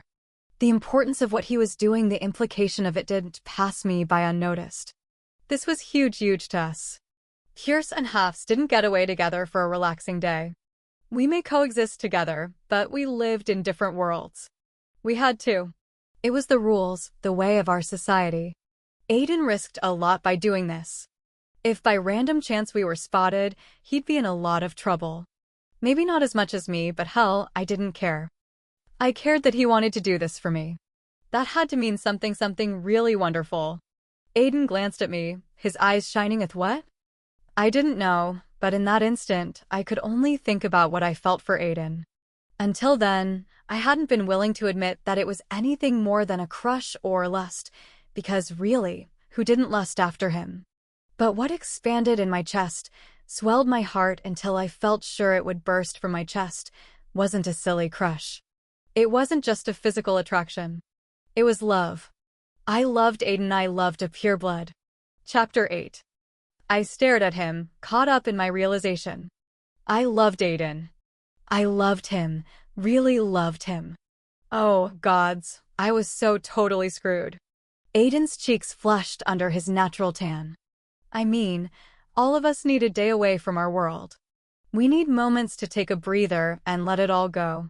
He glanced at me, a wry grin replacing the one I'd throw pretty much anyone in front of a daimon to see. Anyway, today is just a normal day. We aren't going to talk about training or the daimon attack. Okay. I took a deep, calming breath and ordered myself to pull it together. Then I saw the sign for the zoo and I face-planted the window again. We can't stay for long, only a couple of horse or the guards will suspect something. We also need to keep this a secret. We can't let anyone find out. I nodded. Of course. I won't say a single word. I just can't believe you remembered this. I also couldn't believe I was in love with a pureblood. He merged toward the exit ramp, expression suddenly serious. I remember everything you say. I peeled myself off the window. It was all too easy for me to recall the day I'd told him about my love of animals and zoos. It had been in the small med office when he'd rubbed that gunk over my bruises. But I didn't expect him to actually remember that day, or any day for that matter. And if he really did remember everything I said, then... My fingers curled in my lap. I was a big dish of bag. I said mean things. A lot. I took a deep breath. I'm sorry. Aiden looked at me sharply. For what? I stared down at my hands, guilt gnawing at my insides. How could I not have apologized sooner? I'm sorry about saying you're like other purebloods. I shouldn't have said that. Because you're nothing like them. Alex, don't apologize. You were angry. So was I. It's in the past. Over. The guilt eased off a little bit as I gazed out the window, but an old yearning pulled at my heart. Mom had loved it here. The sights brought forth a mix of sorrow and happiness. I sighed, wanting to be happy but feeling bad about it. Trees dotted the winding road leading up to the entrance. Mom had known the names of the trees. I didn't. Off in the distance, I could make out the top of the main building. It bothered you though, I said as Aiden coasted the Hummer to a stop. The lot was full for this time of year, but the weather was still warm enough. The zoo would be packed. I undid the seatbelt and twisted toward him. I know it did. Aiden cut the engine and pulled the keys out. Lifting his gaze from his hands, those eyes pierced me. Yeah, It did. I bit my lip, wanting to apologize again. I don't want you to see me like that. A short, harsh laugh escaped him, and he focused on the steering wheel as he held the keys in a tight grip. The funny thing is that what you said shouldn't have bothered me. I'm a pure, so I should be like all the others. I really shouldn't care if you saw me like that. I should care how the other purebloods view me. I'm sure they think you're wonderful, too. I flushed after saying that because it sounded stupid. Anyway, screw what anyone thinks. Who cares, right? Grinning, he glanced over at me, and I felt my heart skip a beat. Yeah, who cares?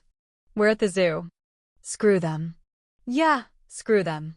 Aiden tilted his head back, letting out a relieved sigh. Does the place have funnel cakes? I think so. I want a hamburger and a hot dog. I paused. And ice cream in one of those waffle cones. And I want to see the big kitties. So demanding, he murmured, grinning. Well, we better get started then.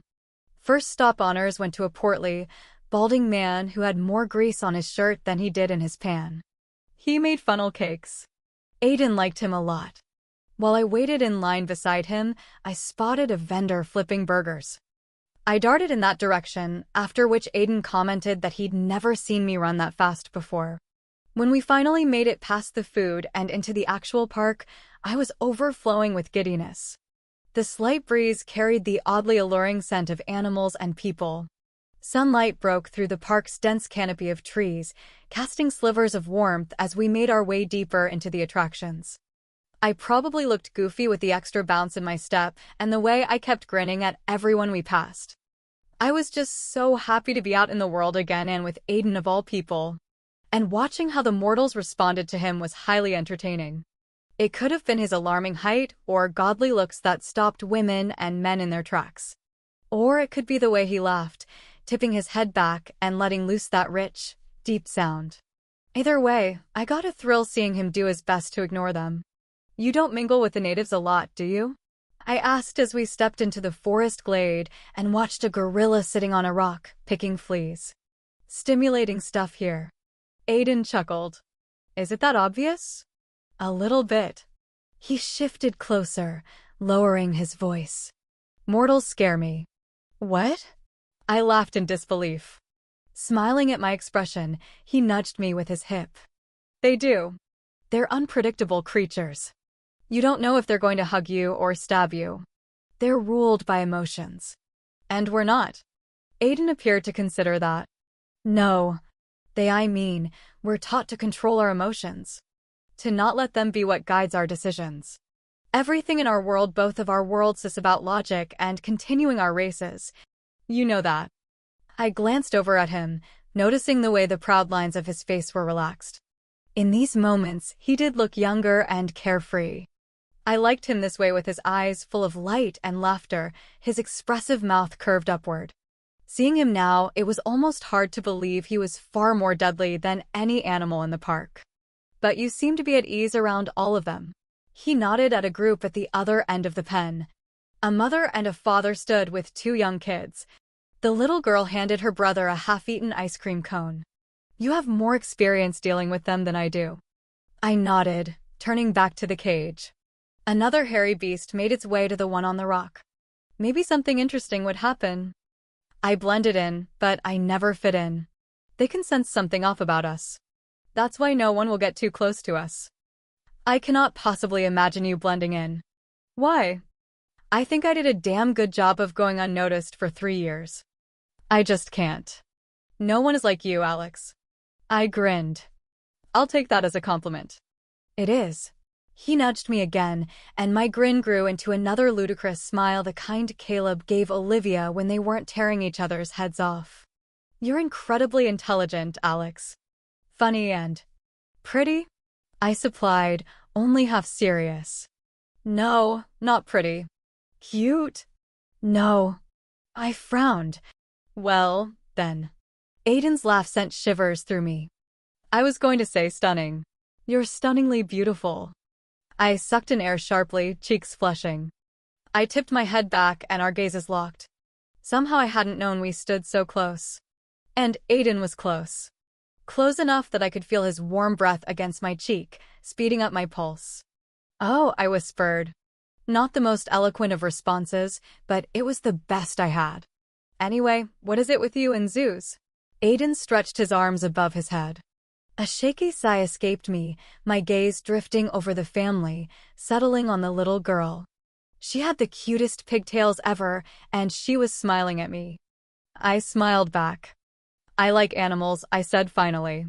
Aiden glanced down at me, eyes full of yearning.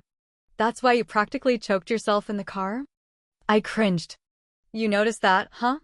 My mom loved animals too. She said once that we were a lot like the ones in the cages. Well fed and taken care of, but caged nonetheless. I never agreed with that. "You don't?" "Nope. Here the animals are safe. Out in the wild, they'd be killing one another or being poached. I know they've lost their freedom, but sometimes things have to be sacrificed." "That's a strange perspective for you to have." "You mean it's a strange perspective for a half-blood to have." "I know. But we all have to sacrifice something to gain something else." Aiden reached out and grabbed my hand, pulling me out of the path of a woman on a mission of pushing a stroller. I'd been so caught up in watching him I hadn't seen the woman or heard her screaming baby. I glanced down between us. His hand was still wrapped around mine. The simple, unexpected gesture sent a crazy amount of heat through me. Aiden guided me through the ever-increasing throng of visitors. He parted the crowd like the Red Sea. People just got out of the way for him as we left the Kit-Tara forest and entered the forest edge. "Can I ask you a question?" I asked. "Sure. If you weren't a pure, what would you be doing right now? Like, what would you want to do with your life?" Aiden glanced down at our hands and then his gaze flicked to mine. "Right this instant? I'd be doing a hell of a lot more than what I'm allowed to do." Heat infused my entire body, swirling my thoughts into a heady mess. I almost convinced myself I totally made up that response and that lack of sleep had finally driven me crazy. Auditory hallucinations were a bitch. His fingers tightened around mine. "But I'm sure you were wondering more than that. What would I be doing if I was just a mortal?" "I don't really know. It's not something I've really thought about." I had to mentally kick myself to find my voice again. "You've never thought about it? For real?" Aiden sidestepped a couple taking pictures, shrugging. "I never had to. When I was younger, I knew I would follow in my parents' footsteps. The Covenant groomed me to do so. I took all the right classes: politics, customs, and negotiations. Basically, the most boring classes you could imagine. Then after the Daimon attack, everything changed. I went from wanting to follow my parents to wanting to do something to ensure another family didn't go through what Deacon had to." "And what you had to," I added quietly. He nodded. "I don't know what I would do if I woke up tomorrow and had a choice." "Well, I can think of a few things, but a career." "You do have a choice. Pures have all the choices." He glanced down at me, frowning. "No, we don't. That's the biggest misconception between our races. Halves think we have all the choices, but we are just as limited as your kind is, but in different ways." I really didn't believe that, but I didn't want to argue and ruin the moment. "So you really don't know what you'd do?" He shook his head, so I offered my suggestion. "A police officer." Aiden's brows rose up. "You think I'd be a police officer?" I nodded. "You want to help people. I don't think you're corruptible. Being a sentinel and a police officer are kind of the same thing. Fighting the bad guys, keeping the peace, and all that good stuff." "I guess you're right." He smiled then. A mortal girl about my age stumbled as she passed us on the trail. Aiden seemed oblivious to her. "Hey, I'd get a badge." "I don't have one of those now." "I want a badge, too." Aiden cocked his to the side, laughing. "Of course, you'd want a badge. Hey, look what I see." He pointed around the bend. "Cats." His hand curved around mine more fully, almost like some unconscious part of him was responding to me. Several yards of empty space and fencing separated the lion pen from the visitors. At first, I didn't see him, and then he prowled up from behind a rock, tossing his mane from side to side. His orange-yellow coat reminded me of Seth's eyes. Actually, the way the lion stopped in front of the gathering crowd and yawned, flashing a row of razor-sharp teeth, also reminded me of Seth. "He's beautiful," I whispered, wishing I could somehow get closer. I wasn't one of those lunatics who climbed into a lion's den, but I also wanted to touch Oni people raised, totally tame one not likely to rip off my hand. "He looks bored out of his mind."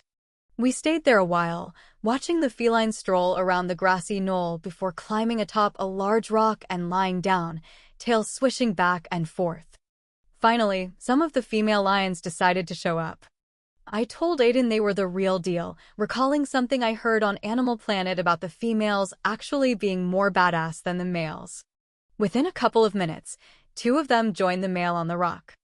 I groaned as they lay down beside the male. Come on. Knock him off the rock." Aiden chuckled. "I think he's got 2 girlfriends." "Dog," I muttered. We left the bushlands, wandering into the North American section. This part seemed virtually empty compared to the other.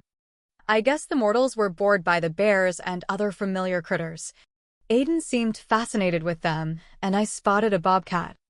I let go of Aiden's hand and went up to the outer fence. A slight breeze rolled in. We were much closer than any of the other exhibits. Close enough that the bobcat appeared to catch our scent. It had been stalking some unseen prey up until that moment. She stopped, though, inclining her head in our direction. A second or 2 passed, and I swear our eyes met. Long, thin whiskers twitched as she smelled the air. "Do you think she knows what we are?"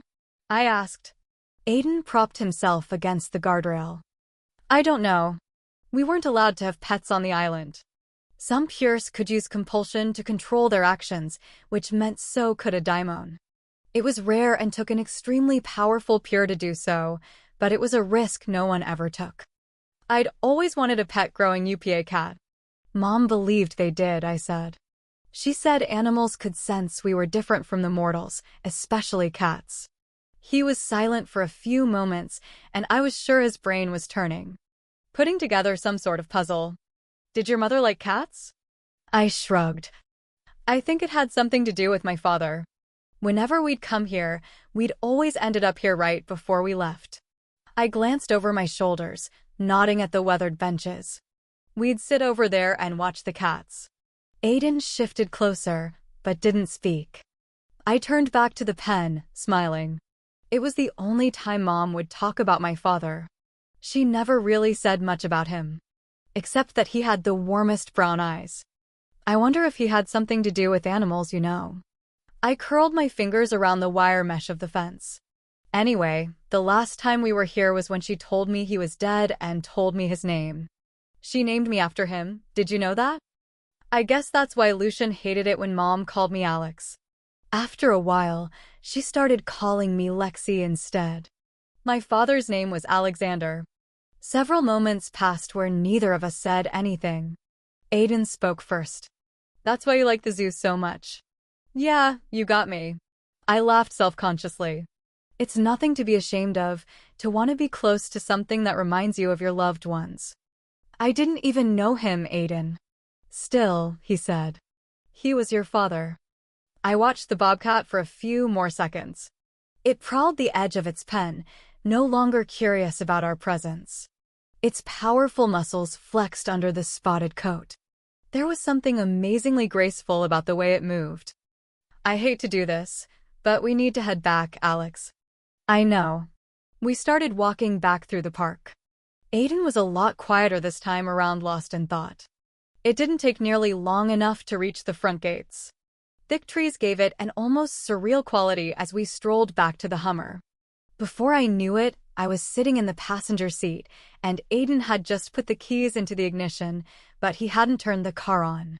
He twisted in his seat, facing me, and the expression on his face caused my heart to falter in my chest. "I know how brave you are, Alex. But you don't always have to be. It's okay every once in a while to let someone else be brave for you. There's no loss of dignity in that. Not for you. You've already proven that you have more dignity than even a pureblood can muster." I kind of wondered where that had come from. "You must be high off sugar or something." Aiden laughed. "You just don't see what we see, Alex." Even the times you're being utterly ridiculous about something or when you're just standing around, doing nothing, it's hard to not notice. As a pureblood, it's the last thing I should notice. His eyes flickered shut.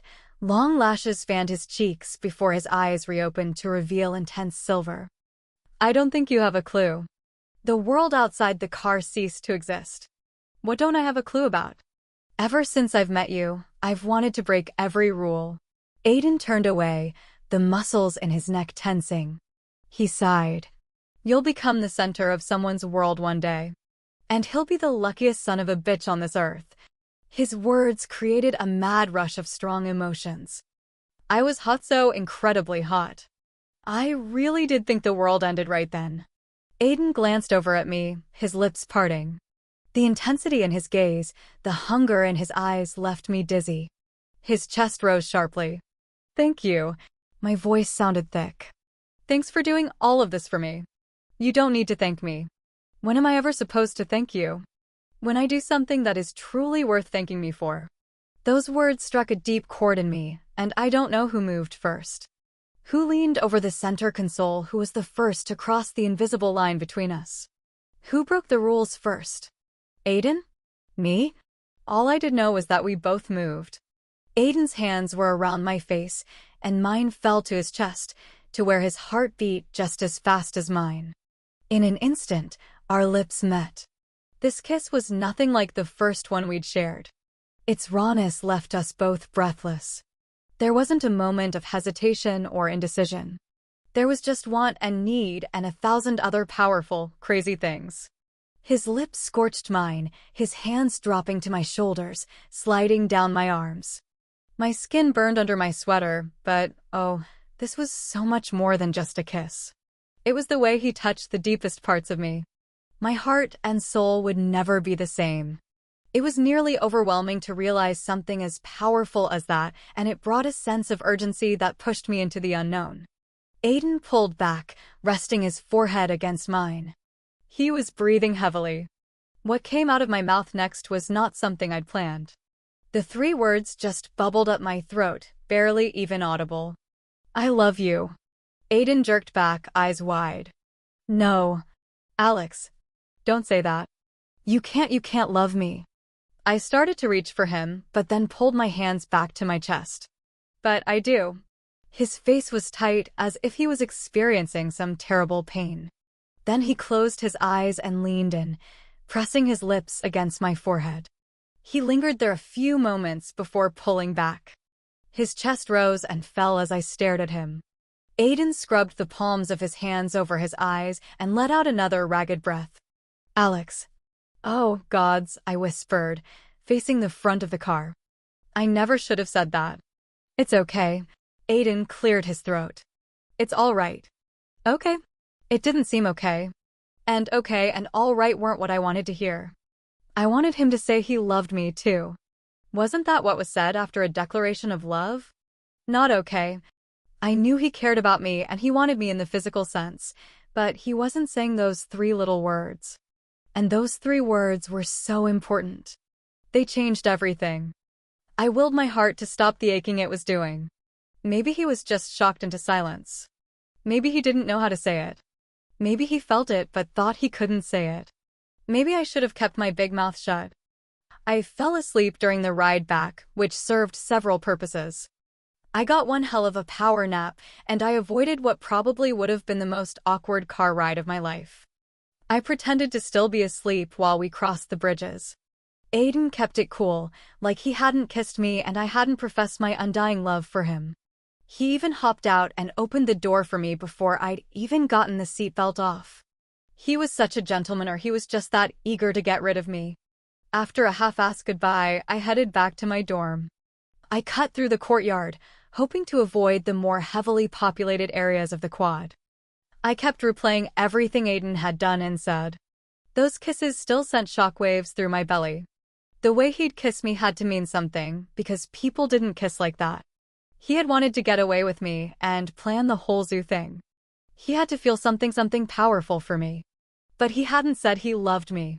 He hadn't really said anything after I'd said it. I kicked a loose pebble, sending it flying into a nearby lilac bush. There was a good chance I was overreacting. I tended to do that a lot. Tallying up everything Aiden had done in the last few hours, his actions proved he cared and totally outweighed the fact that he hadn't said he loved me. I moved on to the rose bush and broke off one bloom by the stem. Somehow the roses were thornless here. I had no clue how they grew that way, but hell, I hadn't a clue about anything. I closed my eyes, inhaling its clean scent. Mom had loved hibiscuses, but I loved roses. They reminded me of spring and all things new. Child, that rose ain't going to ease your heart. Move on? Let go? Stay on the path your heart has chosen? Ain't nothing easy when the heart has laid claim. My eyes popped open. You have got to be kidding me. A dry, rasping cackle that sounded like it was one step away from death confirmed who stood behind me. I wheeled around. Standing in the middle of the walkway, bent over a gnarly cane, was Grandma Papirical Extraordinaire. Her hair looked like it had the last time I'd seen her, like its enormous weight would topple her over. She smiled, stretching her way too thin skin. It looked a bit grotesque and crazy. Do you know why a heart lays claim? Survival. That heart lays its claim to ensure survival of its kind. Once again, I was standing in front of the oracle and she was sprouting the craziest crap I'd ever heard. Why didn't you tell me my mother was a daimon? I clenched the fragile stem of the rose in my fist. Why didn't you tell me the truth? Pippery cocked her head to the side. Child, I only speak in truths. I gave you the truths. You told me nothing. No. No. She shook her head.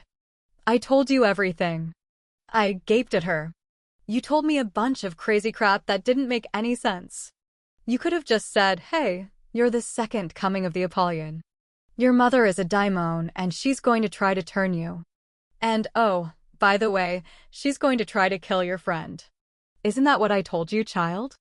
No, I screamed, throwing the rose to the ground. That's not what you told me. Pippery clucked her tongue. Then you didn't listen with those ears. People never do. Only ever hear what they want to hear. Oh! My gods. Woman, you're the reason my mom left here in the first place.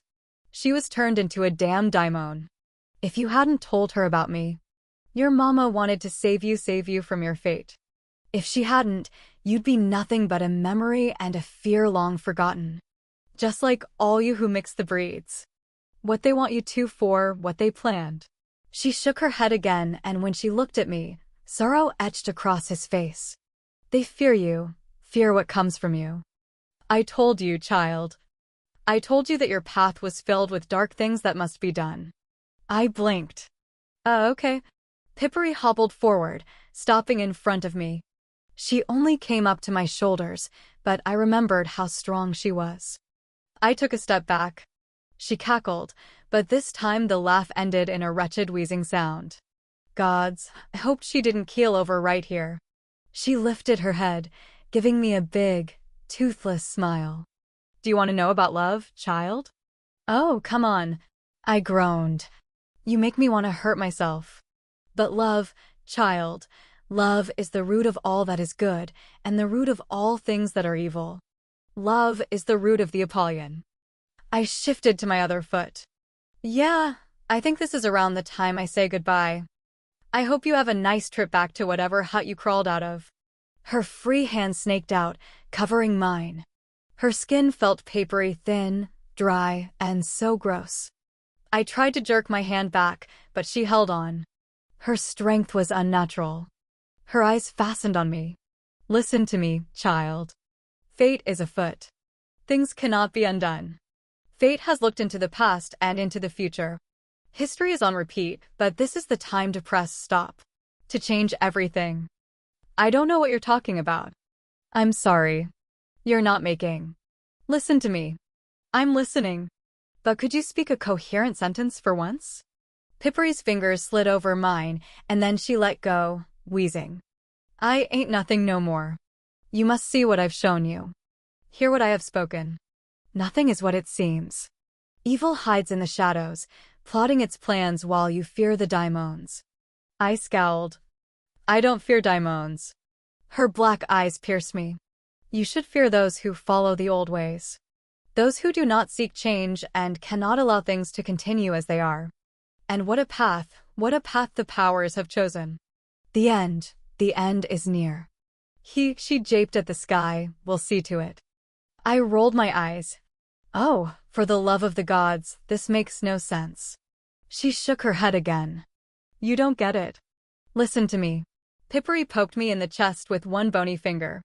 You must make a choice between what is fated and what is unknown. Ow! I stepped back. She jabbed me again. Hey, knock it off. Take the risk or suffer the consequences. She stopped suddenly, her eyes growing wide as her gaze darted around the otherwise silent garden. You must not accept gifts from those who seek to destroy you. Or candy, I muttered. Pippery ignored my sarcasm. You must stay away from the one who brings nothing but heartache and death. Do you hear me? He brings nothing but death. Always has. Know the difference between need and love, fate and future. If you don't, everything your mama sacrificed will be for naught. That caught my attention perhaps because it was the clearest thing she'd ever said to me. Who is he? He is not what he seems.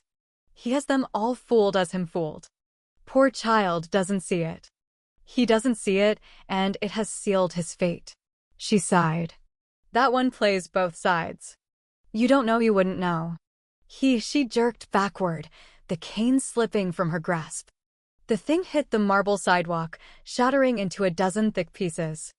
I grabbed for her, expecting her to fall flat on her face. So I was surprised when she didn't fall over and utterly shocked when she folded in on herself, flaking away until nothing remained but a pile of dust. Chapter 9. The oracle has passed. Lucian whirled around, addressing each of us. He looked ridiculous as the white robes twirled around his slender body. Another has come into power. I had a headache. Apparently, the oracle dying wasn't a big deal. Grandma Pippery was ancient. I just happened to stumble upon her on her dying day or something, lucky me. Woo. Leon raised one massive arm and pinched the bridge of his nose. This impromptu gathering of the minds had not been going well. I'd come straight to Marcus after Grandma Pippery poofed, and from there, Marcus had called everyone to his office. Unfortunately, Lucian had brought a very contrary Seth. And worse yet, Aiden had already been in Marcus's office for whatever reason. Marcus took a deep breath. Alex, what happened exactly? I've already told you everything.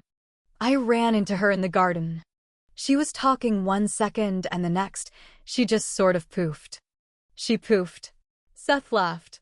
He lounged in the corner, arms folded across his chest, and that damn smile plastered across his face. Seriously?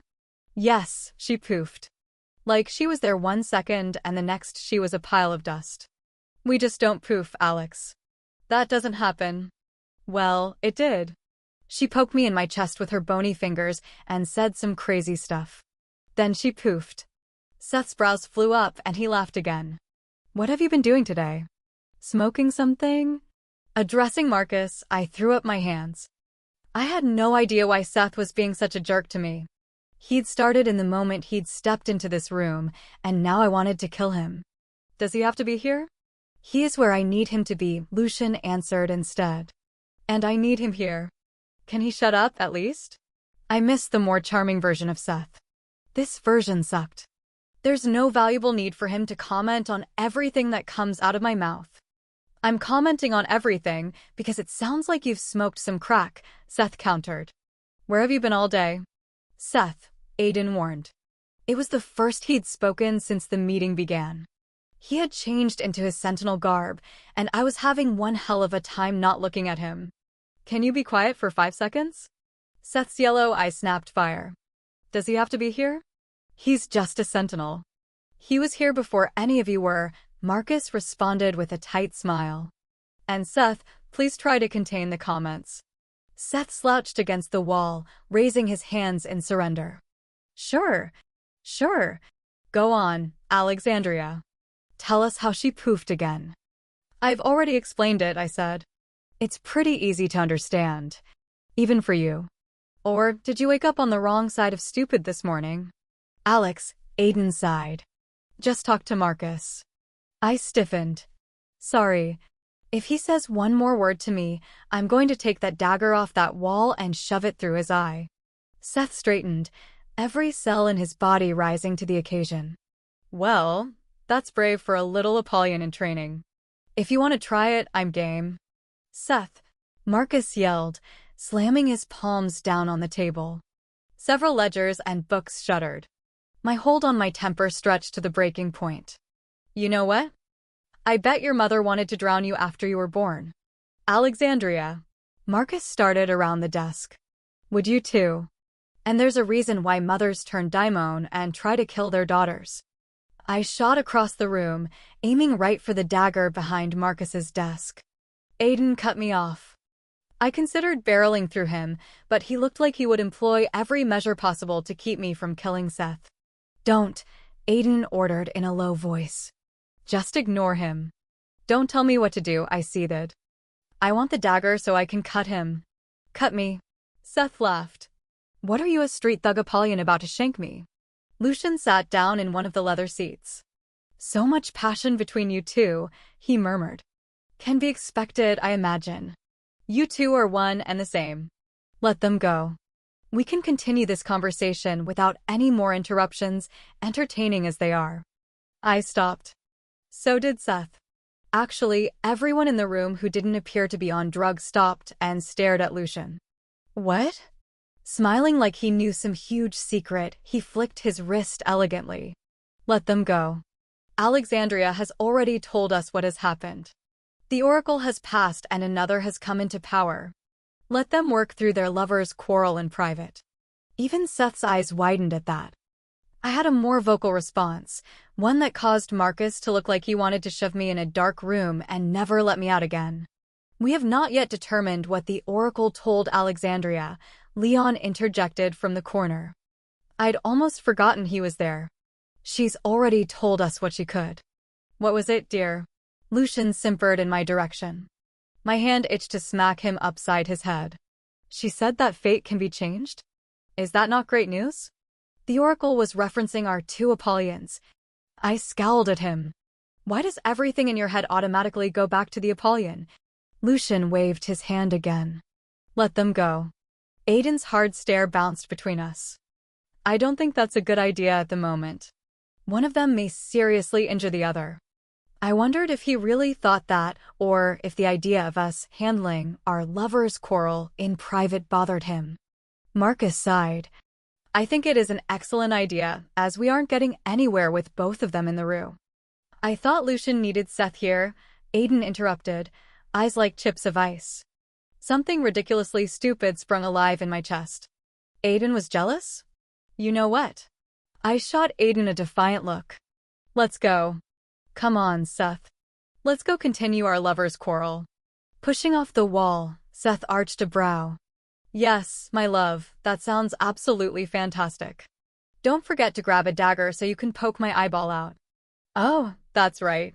He fixed a sympathetic look on his face. Only a trained sentinel can carry a dagger. I shot him a sneer and then whirled around and stalked out of the room. My head pounded like crazy, and even though I'd agreed to leave, I didn't want to continue talking with Seth. We actually made it to the first floor before all hell broke loose. Seth grabbed my arm and dragged me into one of the empty offices, slamming the door shut behind him. You little brat, what the hell have you been doing all day? I pulled my arm free and moved to the other side of the office. Seth stalked after me, and I thought of the lion from earlier. All he needed was a swishing tail. I laughed, not able to help it. The image of Seth with a tail was kind of funny. Seth stopped short, scowling. What's so funny? I sobered up. Jeez, nothing. What have you been doing all day, Alex? What have you been doing? I sidestepped him, putting some space between us. And why don't you seem to care that the oracle died? Alex, she was ancient. At least a couple of 100 years old. It was bound to happen. Lucian is right. Another has come into power and blah, blah. She died right in front of me. It was a bit unsettling. Seth cocked his head to the side. Do you want me to host a pity party for you? I'm sure I can wrangle up a few people who can help you commiserate. Gods, would it kill you to be a tiny bit nice? Oh, Wait, it would. So excuse me, I have stuff I need to do. I started for the door, but Seth caught my arm. His skin felt like fire. Seth, come on. I have a freaking headache and... His eyes searched my face. What have you been doing today? I started to get uncomfortable. I've been training. What the hell else could I be doing? Training? Seth laughed harshly. Where? Here, I said immediately. Seth's eyes narrowed. You little liar, I checked the training room for you. You weren't there. Oh, crap. A smug smile inched across his face. So I checked all the other training facilities, and the gym, and the beach, and finally your room. You weren't in any of them. Oh, double crap. So don't lie to me. He backed me up until I hit the edge of the desk. Your cheeks are blood red, your pulse has skyrocketed, and you're a terrible liar. I clenched the edge of the desk. I have no idea what you're talking about. Seth bent down so we were eye level. You don't. No.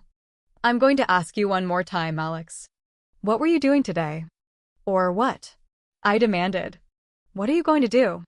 And why do you even care? Because the emotions you were feeling today were outrageous. Gods, this day will never end, I muttered. Throbbing temples aside, I was pretty sure I had enough aggression in me to take out Seth at this point. Who cares? I care because you were supposed to be training with Aiden today, and there is no reason you'd be feeling those kind. Seth's eyes widened. I swear, I'd never seen his pupils so dilated, and for someone who kept dragging me back to him, he sure let go of me awfully fast. oh, No, no, no. Apprehension blossomed, quickly turning my insides cold. What? You wouldn't. He ran his hand down the side of his face. Wait, what am I saying? You would do something so incredibly stupid. I leaned against the desk. Gee, thanks. Seth shot forward, grasping my shoulders. I flinched, unable to suppress the natural response. Please tell me I'm wrong. Tell me that you are not messing around with a goddamned pureblood. Damn it, Alex. Him? My gods, it explains so much. Anything and everything in my head sort of emptied out. My brain had this wonderful ability of doing so when I really needed to think fast. He laughed harshly. Now I know why he hates me, at least. Why he's always on you. I just figured it was in the figurative sense and not literal. What the hell are you thinking? What is he thinking? You're going to throw everything away. Your future me future and for what? To get more pure in you. Shrugging his hands off my shoulders for the umpteenth time, I snapped out of it. You don't have a clue what you're talking about. I'm not messing around with Aiden. Don't you dare lie to me about something like this. He shoved his finger in my face. I had the urge to break it. You can't do this, Alex. I will not allow this to continue. Seth started for the door. No. No. Seth, stop. Please. This time I grabbed him, pulling him back from the door. Please listen to me. It's not what you think. His eyes practically glowed. He was so angry. It's not about what I think. It's what I felt today. Please. Just listen to me for a second. My fingers dug into his arms. You can't say anything. I'm not going to say anything to the council, you little idiot. They would send you into servitude in a heartbeat. He pushed me off, swearing under his breath. You know, I actually thought he might be different from the other Pierce, but he sure as hell doesn't act any different. Screw a half, enslave a half. That's what they say, Alex. What are you doing? You can't. I'm going to have a little talk with Aiden. I flew in front of him, plastering myself to the door. You are so not going to talk to him. You're going to try to fight him. Quite possibly. Now get out of my way. No. Get out of the way, Alex, he snarled. Edges of the Apollyon mark started creasing his otherwise flawless skin. Okay, I breathed, pressing against the door. I'll tell you the truth. All right, just please don't do anything stupid. I don't think you should be lecturing me on not doing anything stupid. I counted to 10. Now is not the time for me to lose my patience. Nothing happened between Aiden and me. Okay. I do care about him, all right? I know it's wrong. I closed my eyes, wishing the words didn't hurt as much as they did. I know it's stupid, but nothing is going on between us. What I felt from you today wasn't nothing, Alex. You're still lying to me. Okay. We kissed, but stop. I pushed Seth back as he tried to pry me away from the door. Listen to me. We did kiss, but it's nothing. It was stupid a mistake. It's nothing to get all bent out of shape over. Okay. He stared down at me, lips drawn tightly. Then he closed his eyes. Terse silence stretched out between us. You love him, don't you? I stared at him, my heart thumping loudly. No. No, of course I don't. Seth nodded, running a hand over his face again. Alex, you're insane. Obviously, he didn't believe me. I needed to make Seth understand that nothing needed to be done about this. There was no way he could go after Aiden. Gods only knew what Seth would do or what Aiden would do. I could see them now, brawling on the beach. One thing would lead to another, and the council would find out. The Pierce would dope me up to suppress the Apollyon in me, and I'd be scrubbing floors for the rest of my life. Aiden would never forgive himself. I couldn't let that happen. And then there was the idiot standing in front of me. If Seth attacked a Pure, that would be it.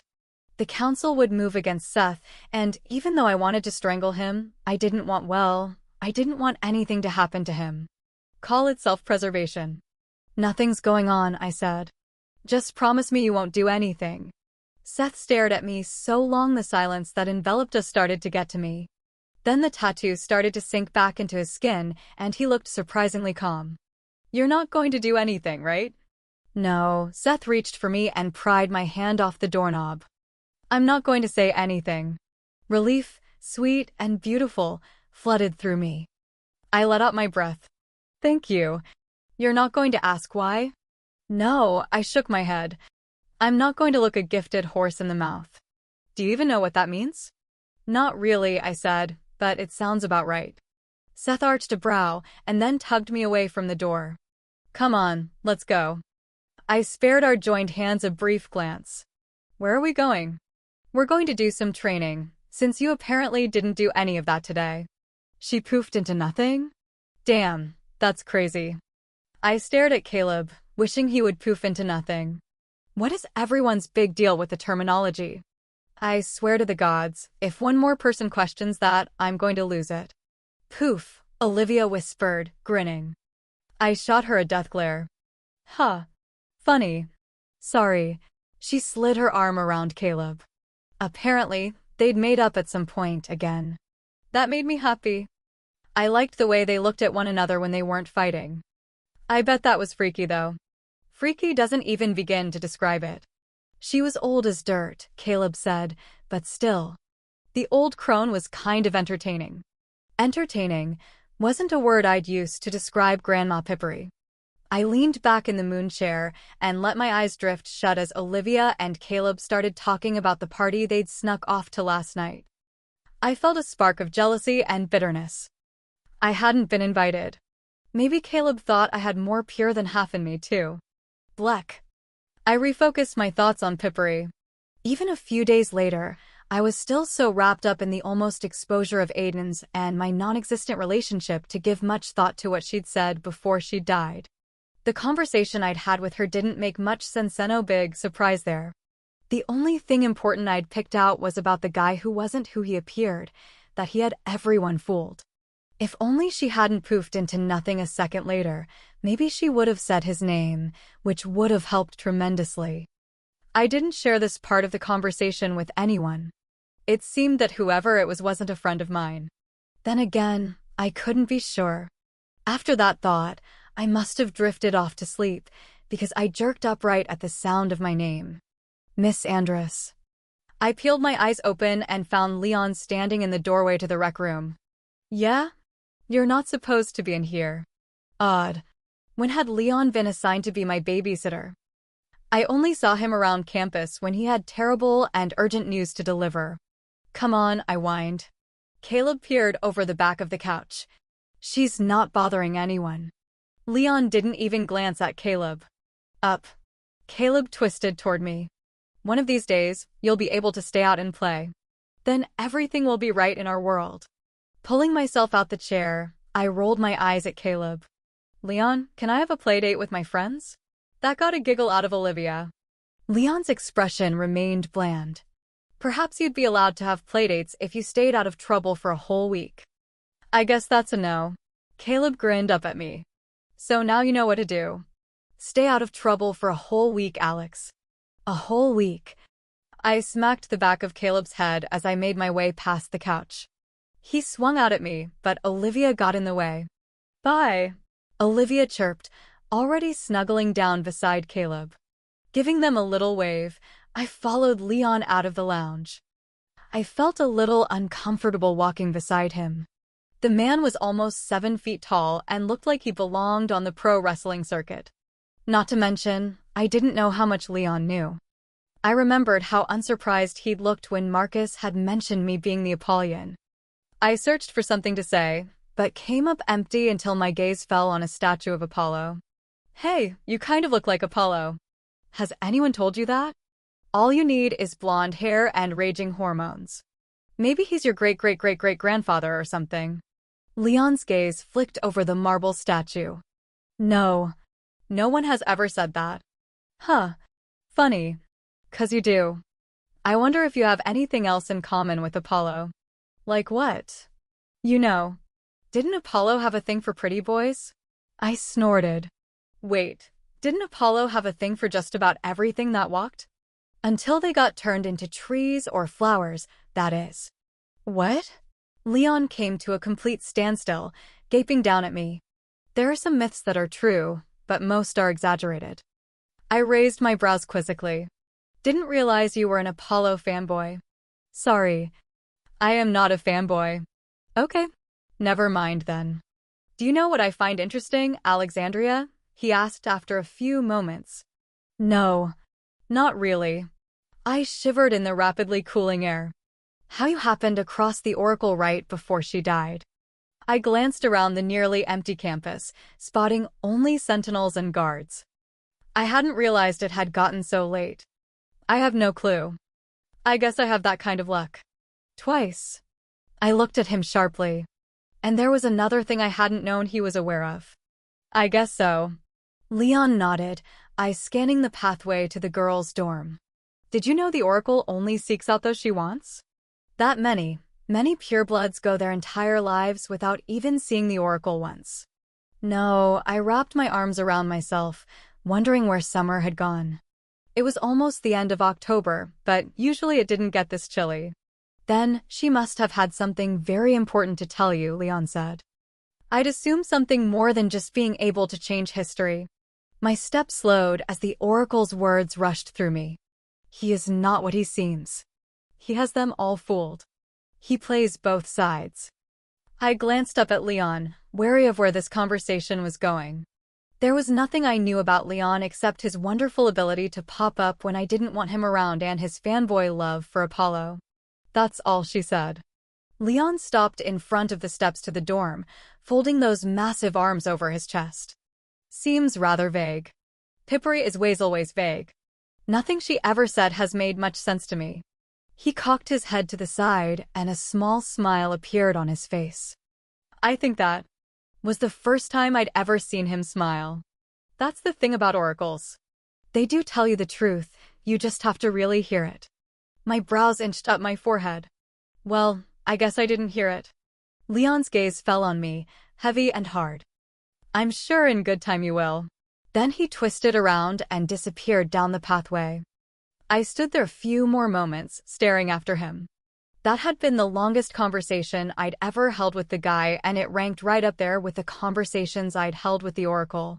It made no sense. It also filled me with a decent amount of unease. There was always something about Leon that didn't seem right, a sort of otherworldly trait I couldn't quite put my finger on. But could he be the mystery man the Oracle had been talking about? I shivered and headed up the stairs. I hope not. There was no way any of us could take that massive hunk of flesh out in a battle. Chapter 10. I was a nervous mess of funk. It had to do with the little box in my gym bag.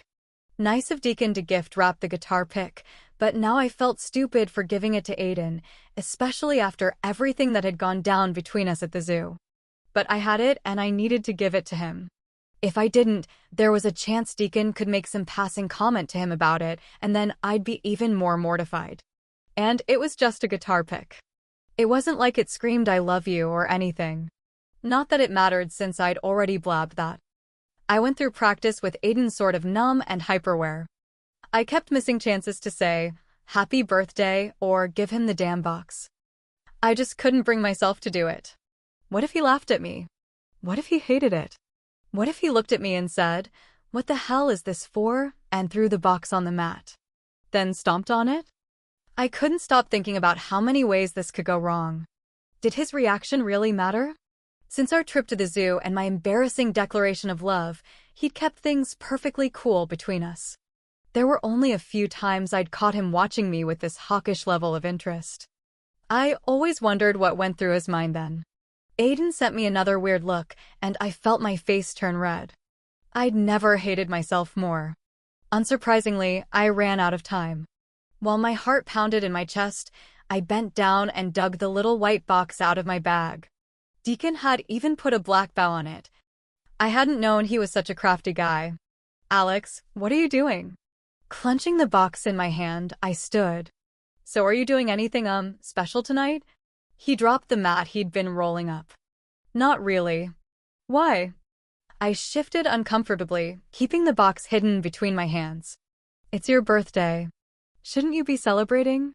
Surprise flashed across his face. How did you know it was today? Wait. He gave a rueful smile. Deacon told you. Well, your birthday is the day before Halloween. Kind of hard to forget. Aiden brushed off his hands. We're going to have dinner with some people, but it's nothing big. I smiled, inching closer. Well, that's doing something. Yeah, it's something. Just give him the stupid box, Alex. Well, you don't have to work tonight, right? Give him the damn box, Alex, and stop talking. Like forever. Aiden flashed a quick grin as his gaze drifted toward me. No. I got the night off. Alex, I need to tell. I stepped forward, shoving my hands at his chest. Well, I shoved the box at his chest. Happy birthday. I looked and felt like the worst kind of dweeb. His startled gaze dropped and then flicked back to mine. He took the little box. What's this? It's just a small gift. Nothing big, I said in a rush. It's for your birthday. Well, obviously. Alex, you really didn't have to do this. He turned it over, running those graceful fingers over it. You didn't have to get me anything. I know. I pushed a few strands of hair off my face. But I wanted to. Can I shake it? Yeah, it won't break. Grinning, he shook the box. The pick rattled off the sides. He glanced at me once more and then untied the black bow. Holding my breath, I watched him carefully open up the lid and peer inside. Aiden's eyes narrowed and his lips parted. I didn't know what that expression meant.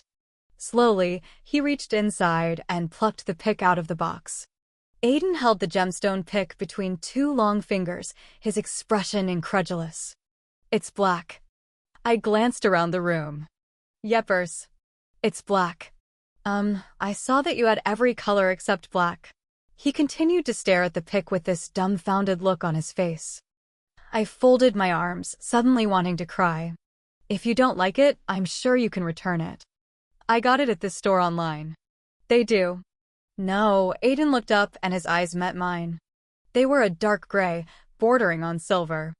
No. I don't want to return it. He flipped the pick over, smoothing his thumb over it. It's perfect. I flushed, still wanting to cry, but in a totally good way now. You really think so? Aiden took a step forward, his eyes like liquid pools. They took up his face, my entire world. I didn't know what was going to happen next. All I knew was that I was hooked on him, irrevocably so. There you are. Marcus stood at the entrance to the training room. I've been searching everywhere for you. There was sort of grace to how fast Aiden slid the gift into the pocket of his pants and twisted around. I couldn't see his face, but I knew it was perfectly devoid of any emotion. Only his eyes would give anything away, and Marcus would never be able to tell anything from their colors like I could. However, I was also sure my face would give everything away. I hurried over to my gym bag and became fascinated with its strap. "What can I do for you?" Aiden asked casually. "Practice is running a little late for you too, isn't it? We were just finishing up." "Alexandria, what are you doing over there?" asked Marcus. Cursing under my breath, I shouldered the bag and faced my uncle. He wore a three-piece suit. No one on campus dressed as well as he did. "Nothing, just getting my stuff." He raised a brow elegantly. "Were you running late from class and held up Aiden? You should have more respect for his time." I shot my uncle a dirty look, but managed to keep my mouth shut. "It's fine," Aiden responded quickly. "She wasn't that late." Marcus nodded. "Well, I'm glad I found you two together." My brows inched up my forehead, and the urge to laugh hit me hard. Aiden looked less amused. "I've given what you asked some thought, and I do agree with what you've suggested, Aiden." The lines around Aiden's mouth tightened. "I haven't had a chance to discuss this with Alex." Marcus frowned. "Don't concern yourself with that. You've done wonderfully with her." "I have to admit, I didn't think she'd be able to get caught up, but you were right. We can end the additional practices." I stepped forward, but I didn't feel the floor under my sneakers. "And my practices?" "Aiden feels that you no longer require these additional practices, and I happen to agree with him. You'll still be working with Seth, but this will afford you some time off and also allow Aiden to return to his sentinel duties fully." I stared at Marcus, hearing him but not really understanding. Then I turned toward Aiden. His face was utterly blank. I knew I should feel good about this, because it was a huge step in the right direction and Marcus had sort of complimented me, but I couldn't get past the whole opening up in my chest. Aiden and I would never see each other if we didn't train together. "Aiden, you've spoken about this with Seth?" Marcus asked. "Discussed areas for potential improvement?" "Yes, Seth is aware of things she can use additional work on." Aiden's voice sounded surprisingly empty and flat. He'd already talked this over with Seth? I inhaled, but the air fled my lungs. My chest seized in a weird way, and my brain tried to tell me that I'd known this day was coming. I just hadn't thought it was coming this soon. "Well, I don't want to keep you. Enjoy your dinner tonight." Marcus paused, seeming to remember I still stood there. He turned back, smiling politely. "Good night, Alexandria." He didn't wait for my response, which was good, because I had none. The moment I felt sure he was out of hearing range, I whirled on Aiden. "We aren't going to train anymore?" Aiden still wouldn't look at me. "I was going to talk to you about it." "I think." "You were going to talk to me about it? Why didn't you talk to me before you went to Marcus?" "I went to Marcus last week, Alex. After we got back from the zoo? That's why you were in Marcus's office when I got there." Aiden still hadn't looked at me, not once since Marcus had dropped the bomb. "Yes, I don't understand." I gripped the bag's shoulder strap like it was some kind of lifeline. "Why don't you want to train me anymore?" "Alex, you don't need me to train you anymore." His body started to tense, to lock up. "You're caught up with the other students. If that's true, then why did you have to discuss areas of improvement with Seth? Why can't you just work on them?" Aiden turned away fully, running a hand through his hair. "You need time off. You're exhausted all the time, and something has to give. You need to work with Seth a lot more than you need to work with me. He can work with you on the elements, prepare you for when you awaken." There was a strange buzzing in my ears, adding a surreal element to all of this. "That's not true. I don't need Seth." Aiden's head snapped in my direction. "You don't need me, Alex." It took me several tries to get the next words out over the huge lump in my throat. "I do. I won't see you anymore if we don't train. You'll see me at council, Alex, and you'll see me around here. Don't be ridiculous." I ignored the coldness in his voice. "But after that? I won't see you." My voice cracked. The sound was equally humiliating and sad. "Well, I think that is for the best." It felt like he'd reached inside me and crushed my lungs into lifeless lumps. I drew in a deep breath and tried to calm down, but there was this raw hurt in my chest. It ached, throbbed in a way that felt so real. I could only stare at him. Is this because of what I told you at the zoo? Why you don't want to train me anymore? Aiden's lean body tensed again, and a muscle in his jaw jumped. Yes, that has something to do with it. A crack in my heart started. Because I said I loved you? He made a deep sound in his throat. And because I don't, he paused, looking away. I don't feel the same way about you. I can't. Okay. I can't let myself love you. If I did, I would take everything from you, everything. I can't do that to you. I won't do that to you. What? That doesn't. It does matter, Alex. I reached for his arm, but Aiden moved away from me. Stung, I wrapped my arms around my waist. You're saying this. Just stop. He ran a hand through his hair again. The rawness of his words sliced through. Then why did you tell me that stuff at the zoo? Why did you say you cared for me? That you wanted to break the rules for me? Why would you tell me any of that? Aiden turned gunmetal gray eyes on me, and I took a step back. He looked nothing like the Aiden I knew. Aiden never looked at me so coolly, so detached. I do care for you, Alex.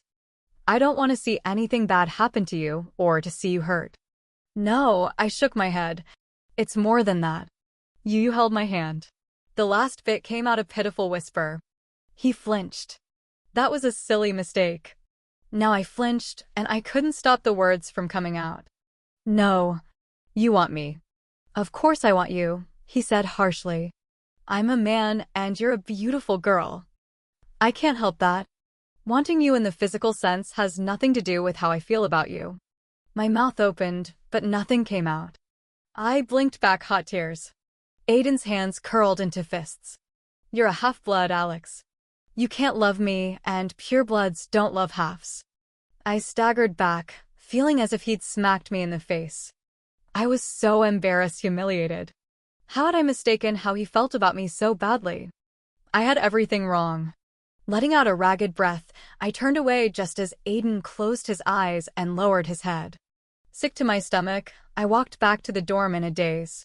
The worst part was the shame. I couldn't see past it, couldn't think around it. There was a burning in my eyes I desperately fought. Crying wasn't going to solve anything, but damn, that's all I wanted to do. My chest felt like it had been ripped open, my heart torn apart. When I opened the door to my room, I wasn't entirely surprised to find Seth sitting on the couch. Not surprised, but angry. I needed to consider barring the window in the bedroom. He didn't look up. Hey, please leave. I dropped my bag on the floor. Seth's lips pursed as he stared straight ahead. I can't do that. Fierce emotion swept through me, agonizing and raw. I couldn't lose it in front of Seth. I'm not screwing with you. Get out. He looked up, eyes the color of a warm sunset. I'm sorry, but I can't leave.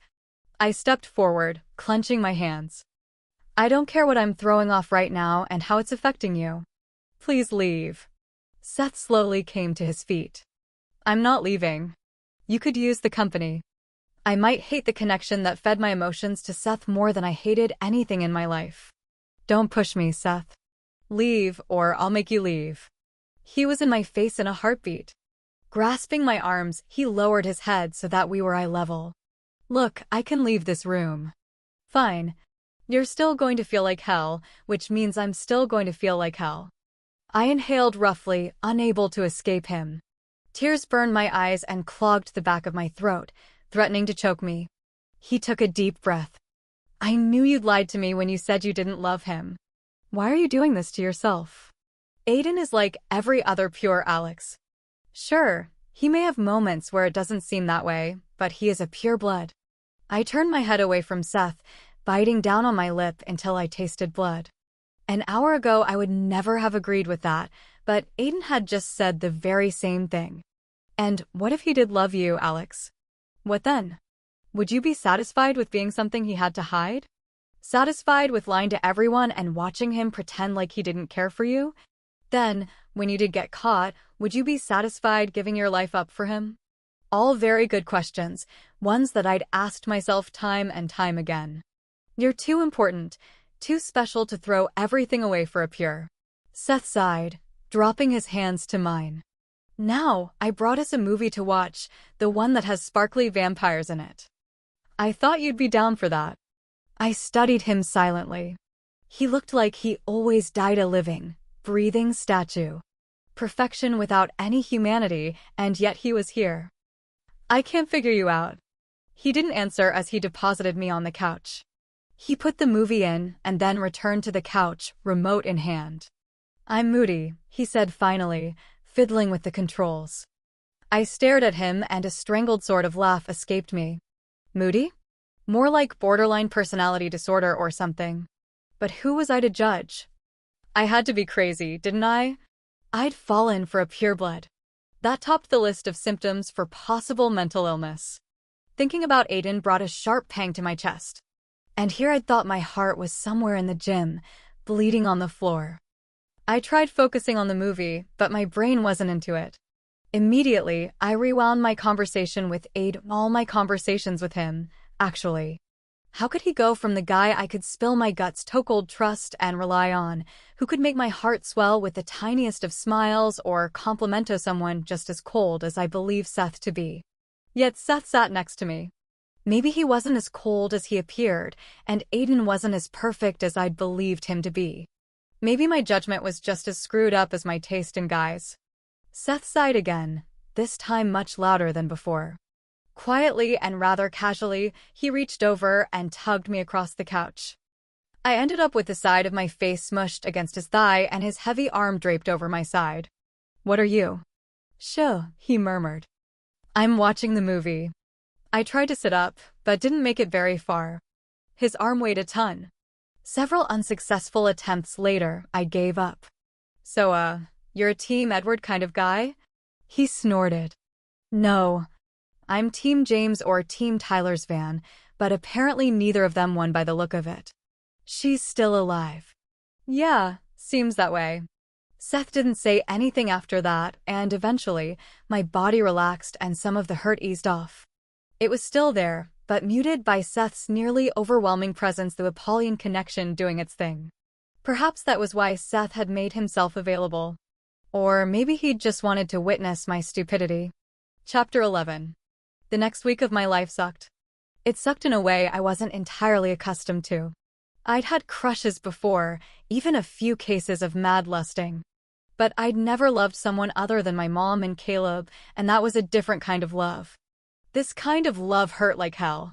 Not seeing Aiden after class felt wrong, like something was missing or I'd forgotten something terribly important.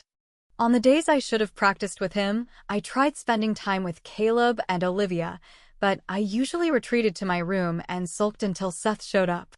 I missed Aiden, missed him so badly. Hurt consumed every waking second, turning me into one of those girls whose world ended when a guy rejected them. I lived in this miserable state of existence, miserable and obnoxious.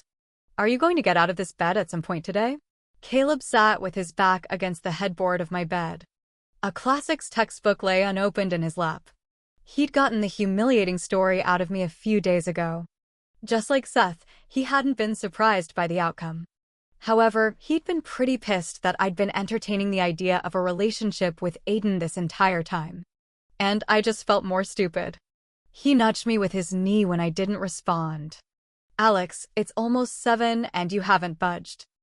I don't have anything to do. Have you even showered? Caleb asked. I rolled over, shoving my face into my pillow. No. That's kind of gross. Uh-huh, was my muffled response. A second later, his cell made this annoyingly shrill sound from the table next to my bed, and the textbook smacked the floor. I didn't move. Caleb climbed over me, shoving his elbow into my back. Gods. I yelled into the pillow. Ouch! Shush, Caleb said, still sprawled over me, his bony elbows digging into my back as he flipped his phone around and checked his messages. I could turn my head to the side, but that was all. Geez, you weigh a ton. Who is it? Olivia? Caleb rolled onto his side, cracking my lower back in the process. Kind of felt good. Yeah, she wants to know what the smell is radiating up to her room. Shut up. Seriously, she wants to know if you've showered. He shifted onto his stomach. You know, you're kind of comfortable. You're getting some extra cushion, Alex. I am not, you douche. He laughed. Olivia wants to know if we want to watch a movie. I don't know. How can you not know? It's a simple question. I managed to wiggle out a shrug. Caleb snorted. Look, I just sat here for the entire day while you stared up at the ceiling like an idiot. You're getting out of this bed, taking a shower, and we're going to have a movie night in your dorm. Then Olivia and I are going to leave and engage in wild animal sex. End of discussion. Ew, that's an image I never wanted embedded in my memory. Thanks. Whatever. So what do you think? You game? I rolled my eyes. It's almost curfew time. What the hell? He dropped the phone next to my head, and the next thing I knew, he was sitting on my back with both his hands planted on my shoulders. We haven't done anything fun in ages, Alex. And you need fun stat. You're killing me, I squeaked. Can't breathe. It's not like I'm suggesting we have a threesome. I'm suggesting we sneak over to the cafeteria, grab some drinks and food, and then watch a movie. I lifted my head off the pillow. Darn, you're not suggesting a threesome? My life is over. Pay attention to the finer points of what I'm saying. With all the rules crap and you being grounded, Caleb continued while his phone buzzed in my ear. Besides, you're leaving next week for the council and you're going to be gone for weeks. We need to do this. You need to do this. It's our last hurrah. Can you check your phone? It's annoying. He leaned forward, pressing his head against the back of mine. Where's the old Alex I know and love, my wild and crazy friend? I grunted, unable to push him off. Caleb, come on. Come on, come out and play. What else are you going to do? What else? Lie around my room all night and feel sorry for myself, and that was just lame. Hanging out with Caleb and Olivia would do me some good. For a little while I could forget about Aiden, about how badly I loved him and how he'd rejected me. I squeezed my eyes shut. Do you think was I being stupid for, the stuff with Aiden? Caleb leaned over, pressing his cheek against mine. Yes, it was and is stupid. But I still love you. I laughed. Okay, fine. He rolled off me, resting on his side. You serious? Yeah. I sat up. But I need to shower first. Thank the gods. You stink. I punched his arm and swung off the bed. Still smell better than you, but I love you nonetheless. Caleb fell back. I know. You'd be lost without me. Olivia dropped 3 packs of microwave popcorn, overloaded with butter, a packet of Twizzlers, and a bunch of candy bars on my coffee table. Do you hoard food or something? I grabbed one of the red ropes. She giggled as she reached into the pocket of her hoodie and pulled out bags of Sour Patch Kids. I like to be well stocked. Now all we need are some drinks. That's where Alex and I come in. Caleb wrapped his arms around Olivia's waist. I gnawed on my Twizzler, eyeing the candy bars. Gods know I'd assaulted the vending machines this past week. I didn't need more chocolate. We need a bag. I turned around and went back into my bedroom. Digging around in my closet, I found a dark blue tote bag that would do. Holding the candy between my lips, I rolled up the bag and went back in the little living room. It was like Caleb had fallen into Olivia's mouth. They were kissing that deeply. Rolling my eyes, I plucked the Twizzler out of my mouth and threw it at the back of Caleb's head. He turned around, running a hand through his hair. Looking down, he spotted the candy on the floor. Gross, he said. That's really gross, Alex. Laughing, Olivia ducked around Caleb. You tasted kind of sour and sweet, baby. Oh, gods, I moaned, twisting my still damp hair up in a bun. That was lame. She flipped me off as she hopped on the couch. Her hair was one thick braid tonight, falling over her shoulder. I suspected the distressed jeans and gray sweatshirt had cost a pretty penny. All right. The mission, if you choose to accept it, is to return with a bag of canned liquid goodness. It will be a risky yet fruitful one. Do you accept this mission? I glanced over at Caleb, grinning. I don't know. It's dangerous. There'll be guards and sentinels lurking in the shadows, preventing us from reaching the Ark of Soda. Are we up for it, Caleb? He pulled a band off his wrist and secured the shoulder-length blonde strands in a ponytail at the nape of his neck. We must be brave and strong, cunning and quick. He paused dramatically. We shall not fail this mission. Oh, I like it when you're all macho and serious. It's sexy. Olivia leaned over, pressing a kiss to Caleb's cheek, which led to a full-blown make-out session. Standing there awkwardly, I tried to focus on anything but the two of them. It didn't work. Olivia, I pray to the gods you haven't forgotten your booster shot. 'Cause you guys are so about to make some babies. Caleb pulled back, his entire face flushing. All right, any requests? Anything with lots of caffeine, Olivia responded, straightening her shirt. Her eyes gleamed in the light. Don't take too long and don't get caught. I laughed. Us get caught? Ye of little faith. Olivia waved her hand and sat down, messing with the remote. I motioned Caleb to follow me back into the bedroom. I opened the window Seth used quite frequently and gripped the bag. You ready? Caleb nodded, his cheeks still a pretty shade of pink. After you. I swung my legs over the windowsill and hung there for a moment, scanning the area. Finding it empty, I dropped the 5 feet to the ground, landing in a crouch. I popped up. All clear, my dear. He stuck his head out. That rhymes. Well, yes it does. You're so observant. I stepped back as Caleb launched out the window. Standing beside me, he shook out his shoulders. Which way should we take? I turned around, facing the back of the dorm. This way. Lots more shadow back there and no lights. Caleb nodded, and we set off for the cafeteria. Chilly air clung to my damp hair, sending shivers down my neck. We stayed in the shadows, edging along the building. Both of us knew better than to talk too much as guards and sentinels had uncanny hearing abilities when it came to rooting out students sneaking around. At the edge of the girls' dorm, I peeked around the corner. It was hard to make out much of anything in the darkness. I wondered how the guards could even see a daimon creeping up on them. Caleb stopped beside me, giving me a hand motion I couldn't decipher. He looked like a crossing guard. What's that supposed to mean? I whispered, dumbfounded. He grinned. I don't know. It just seemed like the right moment to do it. I rolled my eyes, but smiled. Ready? Yepers. We took off, crossing the wide-open space between the girls' dorm and the training facilities. Halfway across, Caleb pushed me into a prickly bush. Cursing under my breath, I flew after him. Caleb was fast, reaching safety a few feet before me. He leaned against the side of the training arena, laughing softly.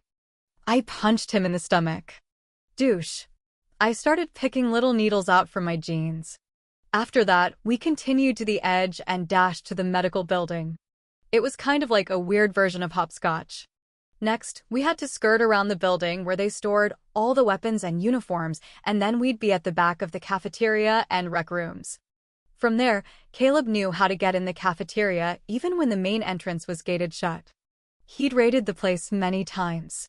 A shadow moved up ahead, blending in with the night sky. As the form drew closer, we flattened ourselves against the building and waited until the guard disappeared around the corner of the med building. Almost getting caught fueled the excitement of doing something we shouldn't. I could tell it got Caleb going too. His blue eyes seemed to glow and the devilish grin on his face spread. A sudden sound much like a muffled gasp broke the silence. We looked at each other, puzzled. Caleb's grin slipped a little as his eyes met mine. Shrugging at him, I strained to hear anything else, but there was only thick silence. Slowly, I crept to the side and tried to see into the darkness. Looks good, I whispered. We darted across the pathway, slowing down as we made it to the back of the dining hall, keeping an eye out for more guards. I took a deep breath and immediately regretted doing so. The smell of rotting food filled my nostrils. Black garbage bags lay where several trash cans had toppled over. Gods, it stinks back here. I know. Caleb pressed against my back, looking around. Or it could just be I smell. I shoved my elbow into his stomach. Caleb doubled over, groaning. I started around the corner of the dumpster and froze. The small light at the back door used by servants flickered, casting ghoulish yellow light over the trash cans. We weren't alone in the cramped space. Another shadow moved up ahead, smaller than the guard we'd spotted before. I held up my hand, silencing Caleb's groans. He straightened and looked over my shoulder. "Shit," he muttered. The shadow was moving straight toward us. I backed into Caleb, pushing him against the wall. In the seconds before the shadow reached us, I could easily picture Marcus's face when I got hauled into his office tomorrow morning. Or worse yet, they might notify him now. Oh, gods, it would be epic.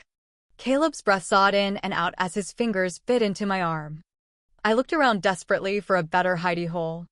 Our only option was to climb into the dumpster, and that wasn't happening. I'd rather face down a pissed-off uncle than that. The shadow came into view as it crested the edge of the dumpster. My mouth dropped open. "Leah?" Leah jumped back, letting out a little shriek. She recovered quickly, whirling on us. Loose gravel crunched under her sneakers. "Seriously," she hissed. "Why am I not surprised to find you two hanging out with the trash?" Caleb stepped out from behind me. "That's real original, Leah. Come up with that one all on your own. What are you doing out here?"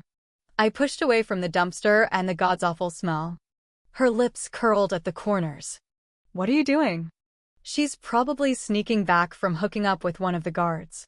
Caleb craned his neck as he kept a wary eye on the darkness. "I am not," she screeched, startling both of us. "I hate when you guys say crap like that. I'm not a whore." I raised my brows. "Well, that's totally up for." Lee's hands slammed into my chest, knocking me back a few steps. Catching myself before I tumbled into bags of garbage, I dropped the tote bag on the dirty ground and then threw myself at her. My fingers brushed her silky strands just as Caleb wrapped his arm around my waist and hauled me back. "Oh, gods, come on." Caleb gritted his teeth. "We don't have time for this. You freaking pushed me?" I reached for her again, hands coming up empty. "I'm going to rip out every strand of your hair." Leah squinted as she flipped her hair over her shoulder. "What are you going to do about it, you little freak? Break my nose again? Whatever. You get into another fight, you're out of here." I laughed. "You want to test out that theory?" She smirked, giving me the middle finger. "That's probably what you want. Then you could go hang out with your Daimon friends." "You're such a bitch." I considered knocking Caleb down just to get my hands around her skinny, tan neck. He must have suspected as much because his grip tightened. "I'm sorry about what happened to your parents, okay? I'm sorry that my mom had something to do with it, but you don't have to be such a..." Footsteps at the mouth of the alley silenced us. Turning in Caleb's arms, my heart sank. A female sentinel stood there, watching us. Her long blonde hair was pulled back tightly, giving her face a sharp, angular look. In the weak light, her eyes looked like two black, empty sockets. A shiver coursed down my spine, heightening my senses. Caleb groaned, releasing me. I straightened my shirt while I shot Leah a nasty look. I held her 100% responsible for us getting busted. If she hadn't been out here, slinking around, then we wouldn't have been held up. We'd already be inside, shoving my bag full of soda. I know this looks bad, but they were totally sneaking around. Leah cut Caleb off, planting her hands on her hips. I looked at her, wanting to smack her upside the head. "And what the hell are you doing, exactly?" The sentinel cocked her head to the side, her lips spreading in a tight smile that showed no teeth. I recognized her then. It was Sandra, the sentinel who'd come to my window the night I'd screamed in my sleep. Leah glanced at us, eyes wide. "Okay." "Weird," she murmured loud enough for only us to hear. She folded her arms and cocked her head. "It really stinks back here, okay?" she said in probably her snootiest voice ever. "So can we get this over with quickly?" Caleb choked on his laugh. Sandra's head turned toward him as she reached down, unhooking the Covenant dagger. Her fingers circled the hilt of the blade, her eyes still fastened on Caleb. Caleb stepped back. His expression told me he wanted to laugh, but knew better. "No need to bring a dagger into this. We were just sneaking around." "Yeah, We're happy half-bloods, totally daimon-free. Leah sent me a sly glance. Well, two of us are. I'm going to seriously hurt you, I snapped, glaring in her direction. Leah rolled her eyes and turned back to the sentinel. I have nothing to do, my gods. What? I followed Lee's open-mouthed, horrified stare. Sandra wasn't alone. Behind her stood 3 daimon Pierce, their ghoulish faces marked by dark veins and empty eye sockets. I almost didn't believe what I was seeing. My brain tried to propel me into motion. The startled gasp we'd heard earlier and the sentinel's strange behavior suddenly made sense. There were no visible marks on her, but I knew beyond a doubt she was a daemon mabe, even the daimon behind the attack on the young peer weeks ago. But how had she not been checked? The mystery of that would have to wait. Oh, man, I whispered. We so picked the wrong night to sneak around. Caleb's lanky body tensed and coiled. One of the daimon pure stepped forward, not even bothering to use elemental magic to conceal itself. Which was strange to me, but then again, I wasn't a daimon expert. 2 half-bloods and he sniffed the air. Something else. Oh, Sandra, excellent work. Gods, were Seth's Apollyon cooties rubbing off on me? Now they could smell me? They talk? Leah gasped, sounding as if the knowledge horrified her. She'd never seen a daimon, let alone talked to one. A lot, responded Caleb. The daimon pure cocked his head to the side. Should we kill them? Sandra, who was still staring at Caleb, raised her dagger. I really don't care. I've waited long enough, so one of them is all mine. His laugh sounded twisted. You'd need more than just one if you bag a half, Sandra. They're nothing like Pierce, but the girl is different. We've already killed the guards at that bridge. The other daimon's gaze slithered over Leah and me, his mouth spreading in what appeared to be a smile. All I saw was jagged teeth. You could have got some ether then. Kill the boy. We'll take these 2 with us. My stomach turned over in revulsion. I pulled from deep inside of me, forcing the nearly overwhelming terror down. Fight daimons without titanium? Crazy and suicidal, but there still had to be guards and sentinels patrolling there had to be. They'd hear us and they would come. That is, if these 4 hadn't already killed them all. But I couldn't let myself believe that, because I knew Aiden and Seth were out there somewhere, and they wouldn't have gone down on a night like this, not a night when Caleb and I just wanted to grab some soda and watch movies with Olivia. Leah bumped into me, her chest rising and falling quickly. We are so screwed. Maybe? I dipped down and grabbed a lid off a garbage can. Straightening, I reached over and squeezed her arm. I heard her sharp intake of air, and then felt her body stiffen. I knew she was doing the same thing I did, calling on instinct and years of training. I let go of her arm. Caleb shifted in front of me. When there's an opening, make a run for it. I didn't take my eyes off the daimons. I'm not leaving you. As those words left my mouth, the daimon Pierce flew at us. Chapter 12. When I say they flew, I wasn't kidding. I dipped down as the daimon swung at my head. I shot up under his arm, slamming my fist into his throat, hearing the sickening crunch as the cartilage gave way. He fell back from me, clutching his throat and wheezing. Damn it! I heard Caleb yell, and then a body hit the ground. Panicked, I searched the alley and let out a sigh of relief when I saw Caleb standing over a daimon. Leah spun on her heel, hitting the daimon in the chest. He staggered back, and she kicked him again. Hell, she was quick, sure-footed, and damn good. The daimon she fought didn't have a chance to recover from her blows. She kept landing them. Flipping the trash can lid over, I watched the daimon with the crushed larynx climb to his feet. I whacked him over the head and then inspected the nice dent his skull had left behind. Not too bad. I caught the one daimon who hadn't spoken upside the head. It was kind of like playing whack-a-mole. Except the quiet one swung back, clamping down on my shoulder.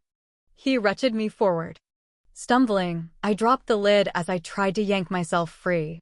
The daimon latched onto my other arm and pulled harder, sending darts of pain through my shoulders. I dug my feet in, but I inched across the gravel. Behind him, Leah sprinted forward and launched herself at the daimon. Wrapping her legs around his waist, she grabbed his head and twisted. Bones crunched and gave.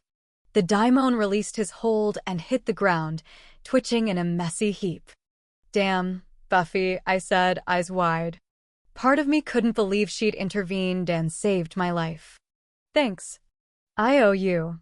Leah sent me a wild grin. "We need to make a run for it." A strong current of air hit her from behind, slamming her against the wall. She slid down, rolling onto her side and moaning. "Leah." I started toward her, but the daimon sentinel cut me off. Breathing harshly, I skidded to a stop. Caleb was struggling with the daimon who had sent Leah flying, but the daimon half consumed my world. Fighting them, especially one trained as a sentinel, was nothing like battling Daimon Pierce. And this daimon half knew it. Smiling coldly, she stepped forward. "It's time to stop playing, little girl. You can't beat me." Ice drenched my veins. Her hand struck out, catching me in the chest. I saw nothing but flashing white light when I hit the ground. Sharp gravel cut into my palms as I rocked onto my feet, lightheaded and stumbling. Leah climbed to her feet and rushed the daimon half. I wanted to press stop and hit the rewind button. I couldn't move fast enough. I couldn't scream loud enough. And maybe, if I'd had a do-over, I could have stopped Leah. But everything was moving and changing with incredible speed. Leah swung at the daimon half, her fist ramming the half's chin. It knocked the daimon half's head back, but that was about all. She slowly turned back to Leah, catching Lee's second throw. She twisted Lee's arm, and the sound of bones shattering overwhelmed the sound of the blood pounding in my temples. I shot forward, but I couldn't get to her. There wasn't enough time in the world. Leah paled, but she didn't scream. Not a sound, and I knew she had to be in pain. She didn't even fall, didn't even flinch. Not even when the half-daimon raised her arm, Covenant dagger in hand. But Caleb was like lightning running past me, full of rage and purpose. He grabbed Leah by the waist, breaking the daimon's hold and tossing her out of the path of the dagger. And the dagger found a new home. A boy and a girl, one with a bright and short future. "No!" The scream tore from my throat, from my soul. The blade sank deep into Caleb's chest, all the way to the hilt. He stared down at his chest, staggering back. The front of his shirt looked like someone had thrown black paint on it, soaking it. I wrapped my arms around his waist just as he started to fall. "Caleb." "No. No." "Caleb, look at me." He opened his mouth, but no words came out. His weight carried us both to the cold, dirty ground. Those bright blue eyes dulled, fixed on some unseen point. "No," I whispered, brushing damp strands of hair off his forehead. "No, no, no. This isn't supposed to happen. We were just getting soda. That's all. Please. Caleb, wake up." But he didn't wake up. Some part of my brain that was still functioning told me that people who died didn't wake up. They never woke up again. And that Caleb was dead. He was gone before he even hit the ground. Pain so sharp and so real cut through me, taking away a chunk of my soul. The universe ceased to exist. There were no daimons, no Leah. There was just Caleb, me best friend, my partner in dysfunction, the only person who got me. My shaky fingers slipped over his boyishly shaped cheeks to his neck, to where his pulse no longer beat. A piece of my world ended just then, gone forever with Caleb. I pulled him into my lap, pressing my cheek against his. I thought that maybe, if I held him long enough and wished hard enough, all of this would be just another nightmare. That I'd wake up, safe in my bed, and Caleb would still be alive. Hands delved deep into my hair, wrenching me backwards. I lost my grip on Caleb and fell onto my back. Stunned and vastly empty, I stared up at the daimon. She'd been a half-blood and sentinels worn to kill daimons. Not their own kind. She gripped my head, slamming it back against the concrete. I didn't even feel it. Dark rage filled me. It rushed through my system, so potent that I tumbled over the edge. She would die, and it would hurt. Seizing the sides of her face, I shoved my thumbs into her eyes. She let go, shrieking and pulling at my hands. Someone was screaming, and I pushed harder. Tears and blood mingled, streaking down my face. I couldn't stop. All I could see was her shoving the blade into Caleb's chest. Pain was everything. I had no idea if it was physical or mental. It swamped me in waves and waves of hurt. And then the daimon flew backward and someone dropped down beside me. Firm, strong hands caught my wrists in a gentle grasp and hauled me to my feet. I caught the familiar scent of sea and burning leaves. Alex, calm down. I've got you, Aiden said. Calm down.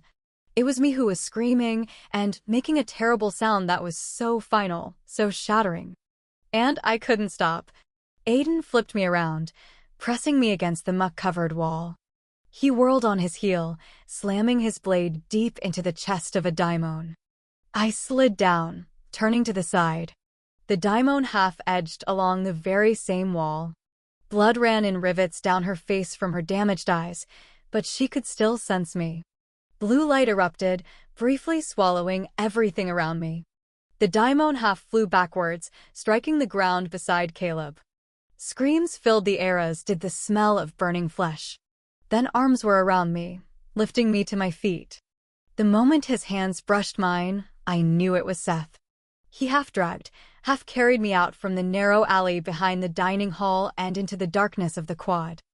I fought him the entire way, throwing punches and clawing. Sentinels and guards rushed past us, but they were too late. They were too late. When Seth let go, I tried moving past him, but he grabbed my shoulders. I can't leave Caleb like that. Let go. Seth shook his head, his amber eyes luminous in the darkness. We're not going to leave him there, Alex. We wouldn't. I punched him in the stomach. He grunted, but did little else. Then you get him. Get him out of there. I can't. I hit him again. Seth had enough. He caught my wrists in one hand and held them between us. No. You have to let me get him. You don't understand. Please, my words broke off in a sob. Stop it, Alex. We will not leave Caleb's body behind the dining hall. You need to calm down. I need to make sure you're okay. When I didn't answer, he swore under his breath. I felt his fingers against the back of my head. They were quick and gentle. Your head is bleeding.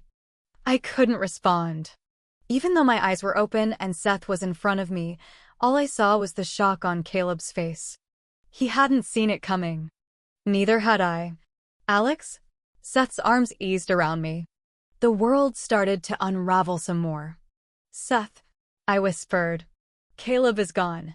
He murmured something as he brushed his fingers over my face, wiping away tears that continued to fall. I didn't speak again, not for some time. Seth carted me off to the med center. The docs looked me over, determining that I only needed to be cleaned up and get some much-needed rest. Someone washed the gore off my hands, and concerned looks were exchanged. When they were done, I stayed where they'd left me. The white walls blurred. Seth returned just as I'd sat back down. I stared at him, feeling nothing inside me. He came to my side, strands of hair hanging loose around his face. Aiden and the rest have disposed of the daimons. There were only 3 of them, plus the half, right? He paused, running a hand through his hair. They managed to kill 2 of the bridge guards, and they wounded another 3 sentinels inside the Covenant. You're lucky, Alex. So very lucky. I stared down at my fingers. There was still blood under my fingernails. Was it mine, the daimons, or Caleb's? Seth grabbed my hand, leading me out to the hallway. He stopped briefly. They have Caleb's body. He's being taken care of. I bit down on my lip until I tasted blood. I just wanted to sit down and be left alone. Seth sighed, his grip on my hand tightening as we walked out of the med center. I didn't ask where we were going. I already knew, but Seth felt the need to make sure I understood. You're in a lot of trouble. He ushered me through the dark campus. It was near midnight and guards were everywhere. Some were patrolling, some huddled in groups. Just to warn you, Marcus actually threw something. Lucian was woken up, and the gods know he didn't appreciate that. They're going to want to know why you were outside your dorm. Numbness settled into my body. Perhaps that was why I wasn't worried about Marcus. I stumbled along behind Seth, stopping when he opened the academy doors and the statue of the Three Furies came into view. Why hadn't they broken free? The covenant had been breached again. Catching what I was staring at, he squeezed my hand. No Pierce were harmed, Alex. They don't care. But Caleb had died. Seth tugged me away from the statues. I was only barely aware of the crowd gathered at Marcus's door. The moment I stepped into the room, Marcus let loose. Lucian remained standing, which was new for him. Both of them yelled at me simultaneously, and then they took turns when the other appeared out of breath or out of words. What they said was pretty much the same old. I was irresponsible, reckless, and out of control. I didn't tune them out like I'd normally would. I soaked up everything they said, because what they said was true. As I sat there staring up at my uncle and seeing real emotion in his face for the first time in a long time, albeit anger, I remembered another cryptic warning Grandma Pippery had left me. You will kill the ones you love. I should have stayed in my room like I was supposed to. There was a reason why a curfew had been imposed.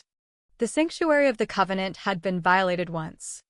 I'd forgotten that, or I just hadn't thought about it or cared. I never stopped to think. I don't think any of this is helping. Seth stood behind me while I sat in the chair. Can't you see she's upset?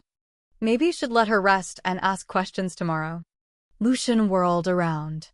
Of course none of this is helping. She could have been killed. Wyochald have lost the Apollyon. As the first, you should have been aware of what she was doing. She is your responsibility. I felt Seth stiffen behind me. I understand that. And you? Lucian snarled at me. What were you thinking? You knew there had already been a daimon attack here. It was not safe for you or any student to be out there at night. There was nothing to say. Didn't they understand that? I'd been wrong, so very wrong, and there wasn't a damn thing I could do about it now. Closing my eyes, I looked away. Do not look away from me when I am speaking to you. You are just like you're. Enough. Seth shot around the chair, nearly overturning it in the process. Can't you see there's no point in talking to her right now? She needs some time to deal with the loss of her friend. Several council guards moved forward, ready to intervene. None of them looked like they wanted to. I'm sure they remembered what had happened to the guards in Lucian's house over the summer. Lucian's nostrils flared with anger, but he backed down. A moment of clarity pushed through the grief. Why had Lucian backed down? Apollyon or not, Seth was just a half-blood and Lucian was the minister. It was more than just strange, but before I could really catch hold of the realization, it slipped away as another thought pushed to the surface. Seth remained where he was, between me and everyone else in the room. He was like a wall of fury, and no one dared to move a step closer. It struck me then why everyone was afraid of there being two of us. Seth alone was a force to contend with. They were already fearful of him. Even Marcus seemed visibly affected, but Seth after I awakened? All right. Marcus cleared this throat. He strode forward, keeping a wary eye on Seth. These questions can wait until a better time. Sounds like a plan to me, Seth replied casually enough, but he watched Marcus like a bird of prey. Sidestepping Seth, Marcus stopped and crouched down in front of me. I stared at him. Now do you understand that everything you do, every decision you make, even the slightest one, will have great consequences? I did, and I also understood he was talking about more than just Caleb, but also about Seth. However, Marcus had been wrong about one thing the last time he'd lectured me. My actions didn't just reflect upon Seth, they were a catalyst for how Seth would react. Chapter 13. Grief was not something that went away when I opened my eyes and found that the sun still rose in the morning. Nor did it pass when the sun started to decline and stars lined the sky. I'd been mute and emotionless until I'd returned to my dorm and had seen the remnants of our movie party.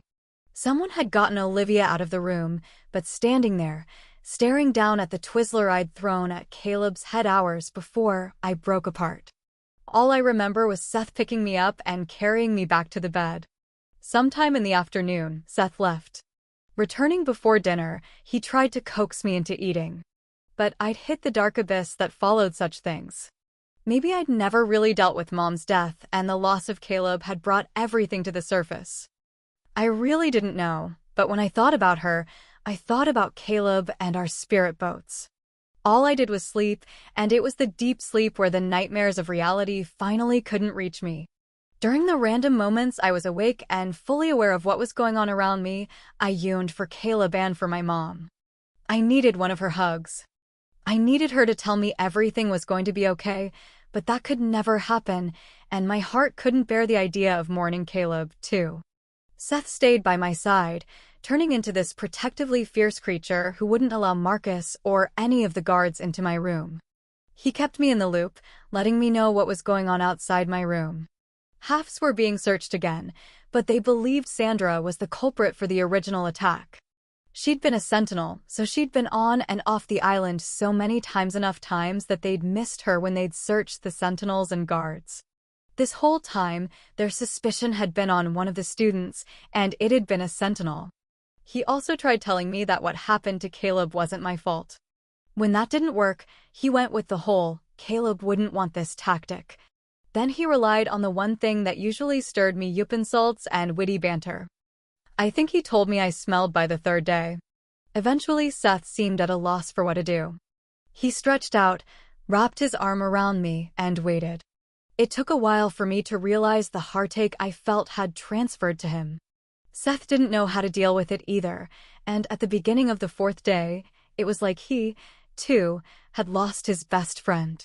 So we both lay there, silent and soul-sick. Like two sides of the same coin. Sometime during the middle of the night, Seth leaned over me. "I know you're not sleeping." A few seconds later, he brushed the limp strands of hair off my face. "Alex," he said softly. "They're having Caleb's funeral at noon tomorrow." Why aren't they doing it at dawn?" I asked hoarsely. Seth shifted closer, his breath warm. "The guards who were killed will be buried at dawn, but Caleb was only a half-blood student. Caleb deserves a funeral at dawn. He deserves that tradition." I know he does." Seth sighed deeply, sadly. "You have to get out of this bed, Alex. You have to go." I steeled myself against the sharp pang, but it still cut through me. "No." His head dropped to lie beside mine. "No? Alex, you can't be serious. You have to go." "I just can't." "I'm not going."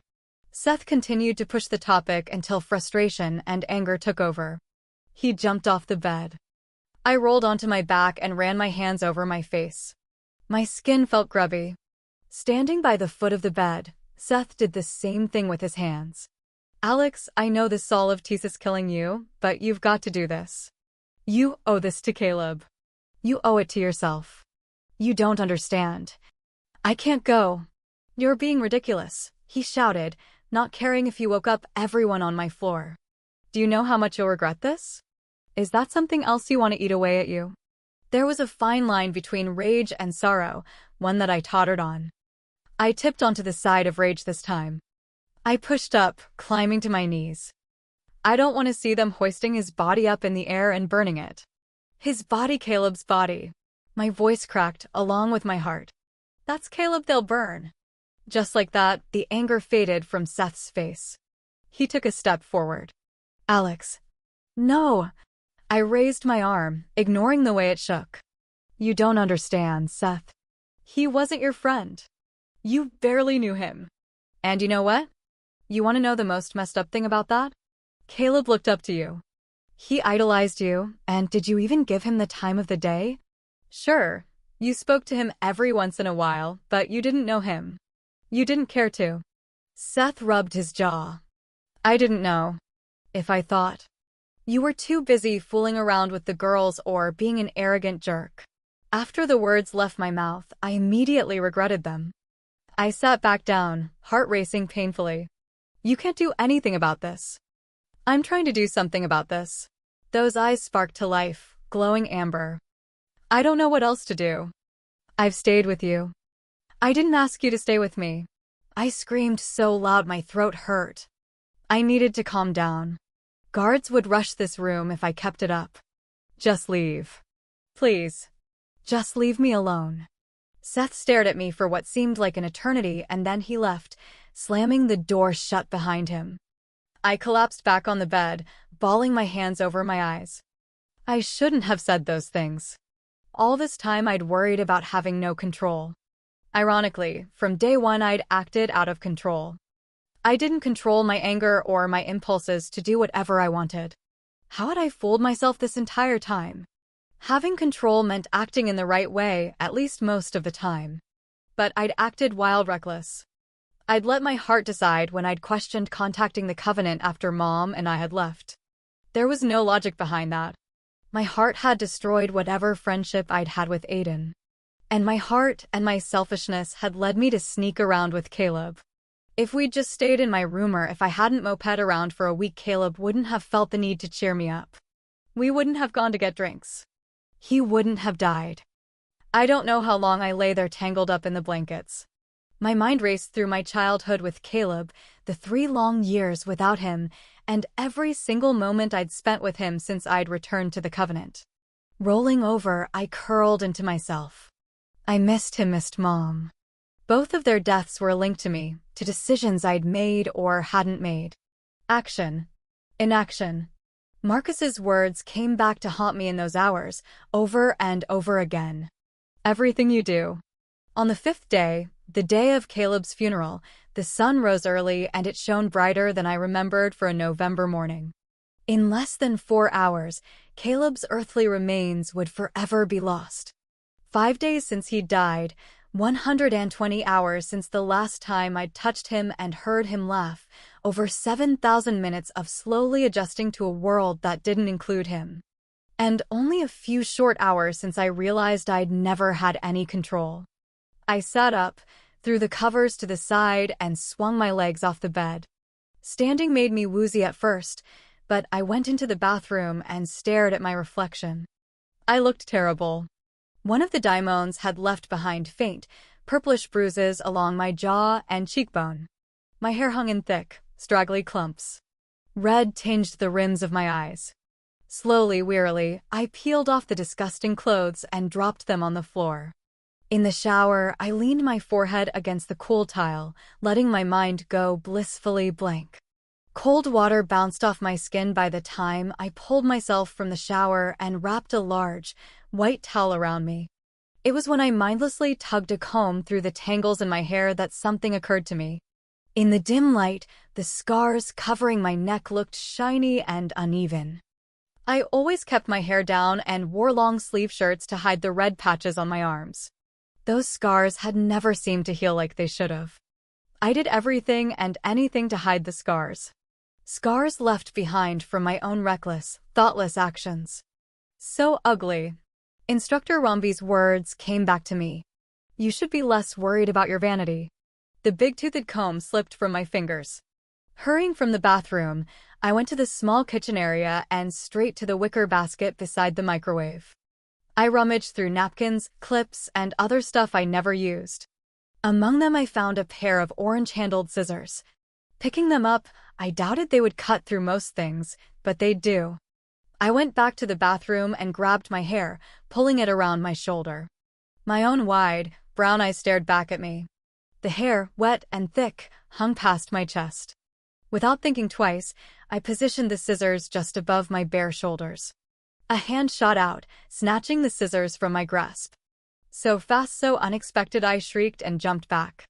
Seth stood there, dressed in all black. I clutched the front of my towel and stared.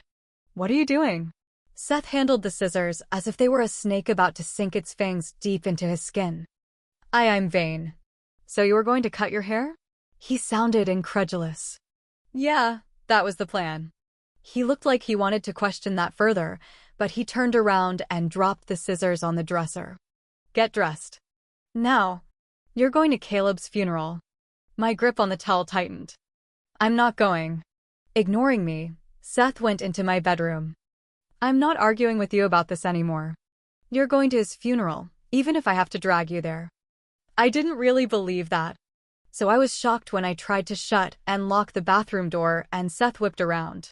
He pried my hand off the door and yanked me out of the bathroom. Exhaustion and hunger made me slow, and I had a death grip on my towel. Those were the reasons I ended up pinned to his chest, both of us on the floor in front of the bed. I could feel his heart hammering against my shoulder and his breath against my cheek. Seth's hands were clamped on my arms, keeping me from delivering a nasty elbow to his face. Why do you always act like this? Why? Why did you do this to yourself? All of this could have been avoided. The sudden tightening in my throat warned that the yawning emptiness was still there, lingering. I know. Please don't be angry with me. I'm not angry with you, Alex. Okay, maybe a little. He moved slightly, pressing his head against mine. Several moments passed before he spoke again. How could you do this to yourself? You of all people should have known better. I felt the tears start to well up again. I'm sorry. We didn't. You could have died out there, Alex, or worse. Seth let out a ragged breath, his fingers tightening around my upper arms. Do you know what I thought when I felt your panic? I'm sorry. Sorry wouldn't have done a damn thing if I'd lost you, and for what? He grasped the sides of my face, turning my head so I had no other choice but to face him. His eyes searched mine. Why? Is it because of what happened with Aiden? No, tears rolled down my cheeks now. I did it because I was being stupid. We just wanted to get some drinks. I didn't think anything would happen. If I could change it, I would. I would do anything. Alex. Seth closed his eyes. I mean it. I would do anything to change what happened. Kalevi didn't deserve that. I did know better. If we'd stayed in my room, he would still be alive. I know that. Alex, please. I know I acted stupid. My voice cracked. And if I could go back, I would. I'd switch places with him. I would. Stop, he whispered, his thumbs wiping away my tears. Please stop crying. Everything inside me felt like it was tensing and twisting into one giant knot. I'm so sorry. I want to take it all back. I want to do over because I can't do this again.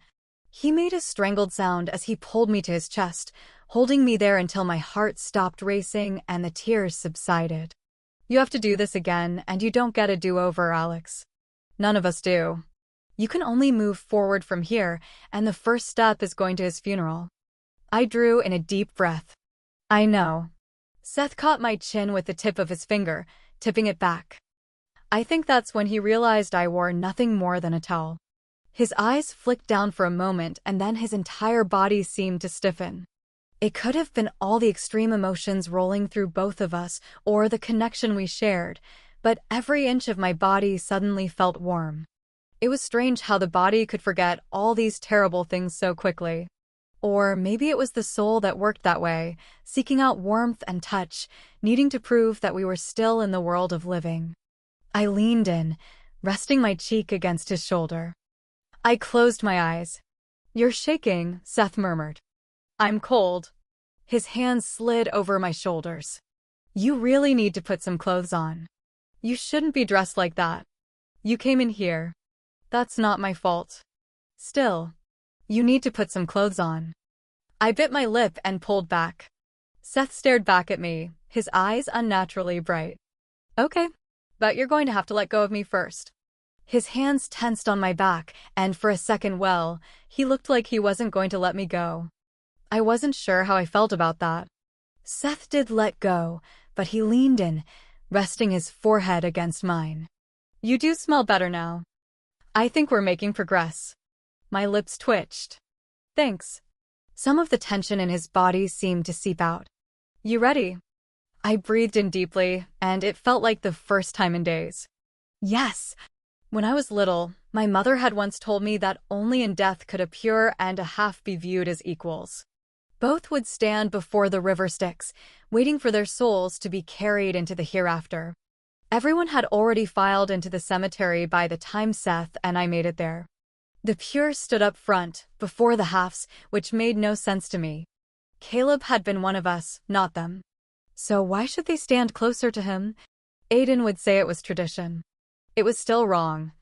I roamed the outer edge of the groups with Seth, dodging outright curious looks and even a few stares of condemnation. I tried to convince myself I wasn't looking for a certain, dark-haired pure as my gaze kept returning to the group at the front. Aiden was the last person I wanted to see. Seth finally stopped, so I did too. He hadn't spoken since we'd left my room, but he kept glancing at me. I think he worried I'd flip out again. Tucking my still damp hair back, I looked up at him, chewing on my lip. "You're going to thank me, aren't you?" Seth sounded amused. Well, I was. Not so sure about that now. Come on. I want to actually hear you say it. It'll probably be your first and last time. I squinted against the sun's harsh glare. Far away, I could see the pyre, the body swathed in white linen. Thank you for staying with me. And I'm sorry for being such a bitch toward you. Seth unfolded his arms, nudging me with his elbow. Did you just call yourself a? Yes, I did, because I am one. I sighed loudly. You didn't deserve it when I yelled at you about Caleb. He stepped closer as Lucian moved to stand before the pyre. As the minister, he would give the parting speech, eternal life and all that. I deserve a lot of things, Seth said. Not that. I tore my eyes from the scene before me. I focused on a nearby hyacinth bush. The single dense spike of flowers was a vibrant red, the blossoms shaped like little stars. They signaled grief and mourning, and they were everywhere in the cemetery, reminding all of us of the tragedy of Apollo's love for the beautiful hyacinth. Back when the gods roamed the earth freely, people who ended up dying some tragic death became a flower if they were young and beautiful, male or female, and had earned a god's favor. Twisted. Seth shifted closer, his arm brushing mine. You know, the connection between us didn't leave me with any other choice. I rolled my eyes. Well, thank you, anyway. Lucian started in on the memorial speech, speaking about Caleb's spirit and strength. The ache in my chest grew, and the sweetly scented air felt cool against my damp cheeks. When the pyre was lit, my insides twisted, and I couldn't stop the shudder that kept running through my body. I turned halfway, pressing against the waiting warmth while the air filled with the sounds of crackling wood and quiet sobs. I don't know what hurt more, the fact I'd never see him again, or that I'd never hear his infectious laugh. Each realization sent a sharp pang through me. It wasn't until the crowds began to disperse did I grasp the warmth I'd sought out actually belonged to a body, and that body belonged to Seth. Cheeks flushing, I stepped out of his embrace. I'd cried on him enough to last me a lifetime. I need to. I understand. Seth stepped back. I'll wait for you outside. Grateful that he got it without me actually having to say anything, I watched him head back to the cemetery gates. I wiped under my eyes again and turned around. I froze. Olivia stood in front of me, dressed in black slacks and a sweater. Her skin was shades lighter. Her eyes, usually so warm and open, were now cold and angry. Tears ran down her face unchecked. I stepped toward her, wanting to comfort her. Olivia, I'm so... Why didn't you do something? Her voice broke. You were his best friend. You could have done something. She moved forward, her arm trembling as she pointed at me. Luke reached out and wrapped an arm around her shoulders. Don't. It's not Alex's. You're the Apollyon. Olivia cried out, her words ending in a broken sob. Yes, I know.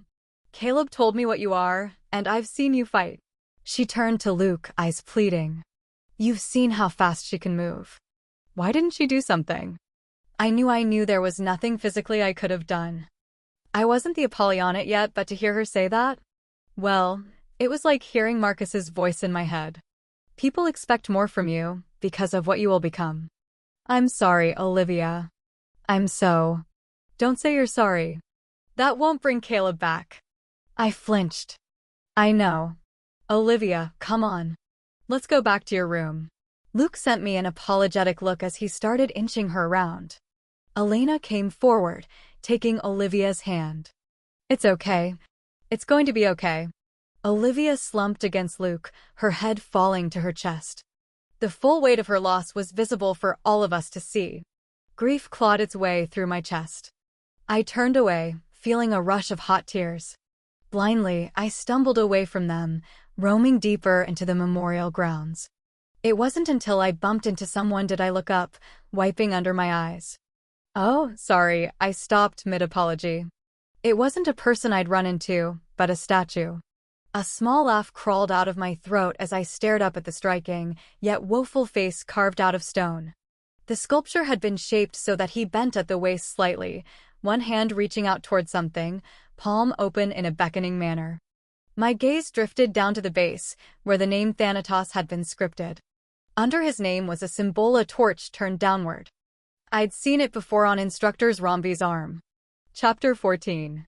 Sighing in frustration, I shoved my hands into the pockets of my hoodie and scanned the night sky. Stars broke up the darkness, some shining more brightly than the others. The last time I'd seen the dark sky had been more than a week ago. I'd been behind the dining hall, holding Caleb's cold body. Caleb. I squelched the rising tide of sorrow and regret before it consumed me again by focusing on something that had been nagging me since his funeral. Why in the world would Romvi have the symbol of the god of peaceful death tattooed on his arm? And wasn't he the same god that Audiobook had claimed was responsible for killing Solaris and the first Apollyon? I wasn't sure it really mattered, but the image kept coming back to me. You okay? Every muscle in my body locked up. I reminded myself that it was only going to take 11 hours to get to the Catskills, 11 hours stuck in a car with the guy I loved, the guy I'd practically begged to love me in return. Maybe not in so many words, but that was how I felt. This was going to be easy. Yeah, really easy. Alex? I turned around. Aiden was tucking my suitcase into the back of the Hummer, watching me over his shoulder. My gaze skittered away, unable to really look at him. Yeah, I was just thinking. Is this all your stuff? Nodding, I kicked the toe of my shoe along the asphalt. I needed to act normal, or this was going to be the longest car ride of my life. How is Deacon? A few seconds passed before he answered. He's doing okay. He shut the rear door. He wanted me to tell you that he's really sorry about what happened. I faced him, keeping my eyes trained on his shoulder, which was one really nice shoulder, when I spotted a silver chain around his neck. It disappeared under his sweater. Odd, Aiden never wore jewelry. Tell him I said thanks. Aiden nodded as he headed around to the side of the vehicle, but then he stopped so unexpectedly that I bounced off his back. He turned and caught my arm, setting me right. Our eyes met for a fraction of a second, and then he dropped my arm. He stepped back. I don't know what you were thinking. He broke off, glancing toward Leon, who waited under the awning of the Covenant. We just wanted to get some drinks from the cafeteria. I swallowed, but the lump in my throat didn't go away. We were going to watch movies. Are we ready? Called Leon. We should be leaving now if we want to reach the Catskills before noon. Yeah. Aiden turned away, but then faced me again. Alex? Slowly, I lifted my eyes to his. That turned out to be a mistake of epic proportions. A different kind of hurting opened up in my chest. His gaze drifted across my face. I'm so sorry about Caleb. I know how much he meant to you. I couldn't look away, couldn't say a word. He glanced over his shoulder, and when he turned back to me, his eyes shone bright silver in the dim light. Don't ever do anything like that again. Please. Promise me. I wanted to ask why he'd care if I threw myself in front of a daimon, but those words didn't come out. Something else did. I promise. Aiden watched me a moment longer, and then broke away. After that, we climbed into the Hummer. I took a seat in the back while Aiden slid into the one in front of me. Leon drove, and the other guard took the seat next to me. Leaning my head back against the seat, I closed my eyes and wondered how I'd ended up in the car while Seth got the private jet with Lucian, Marcus, and the council members. They'd flown out this morning. Half-Blood 7 Sentinels usually didn't get seats on the planes, but an exception had been made for Seth. Car rides typically turn me into a bratty 5-year-old, especially astronomically long ones, but I was too tired to really think about it. With all the sleeping I'd been doing, I probably should have been wide awake for days, but I drifted off quickly. I woke up about 2 hours in when we stopped to get gas in middle of nowhere, Virginia. Leon and the guard went into the shack of a gas station, and I climbed out to stretch my legs. It was so dark out here, surrounded by woods and farms. The only sounds were the cows lowing in the distance. I strolled around the rear of the Hummer and found Aiden leaning against the bumper. He looked up when I stopped beside him. His eyes were nearly the same color as the moonlight. If you want to get something to eat, Leon or the guard will get it for you. Aiden rolled a bottle of water between his hands. I'm not hungry. I moved past him, keeping my back to him. We don't want to stop unless we have to. I'm fine. I hopped up on the curb and proceeded to place one foot in front of another. Mid-step, I glanced over at the convenience store if you'd consider that place a convenience store. It looked like an old pizza shop, and the blinking red sign out front read, OB. Leon stood at the counter. So has Marcus confirmed that the Sentinel was responsible for the first attack? There's no way to really confirm that, Alex. We believe so. Another round of searches is being conducted. He paused when I stiffened to make sure she was the one. I reached the end of the curb. I guess now I understand why the searches were so important. They missed her, and look what happened. The guards at the bridge, they probably didn't expect anything when she showed up. No. And the daimons are obviously getting smarter. She was on and off the campus a lot, making her a prime candidate. And her tags weren't visible. I bent over backward, sprung off my hands, and landed perfectly on the narrow curb.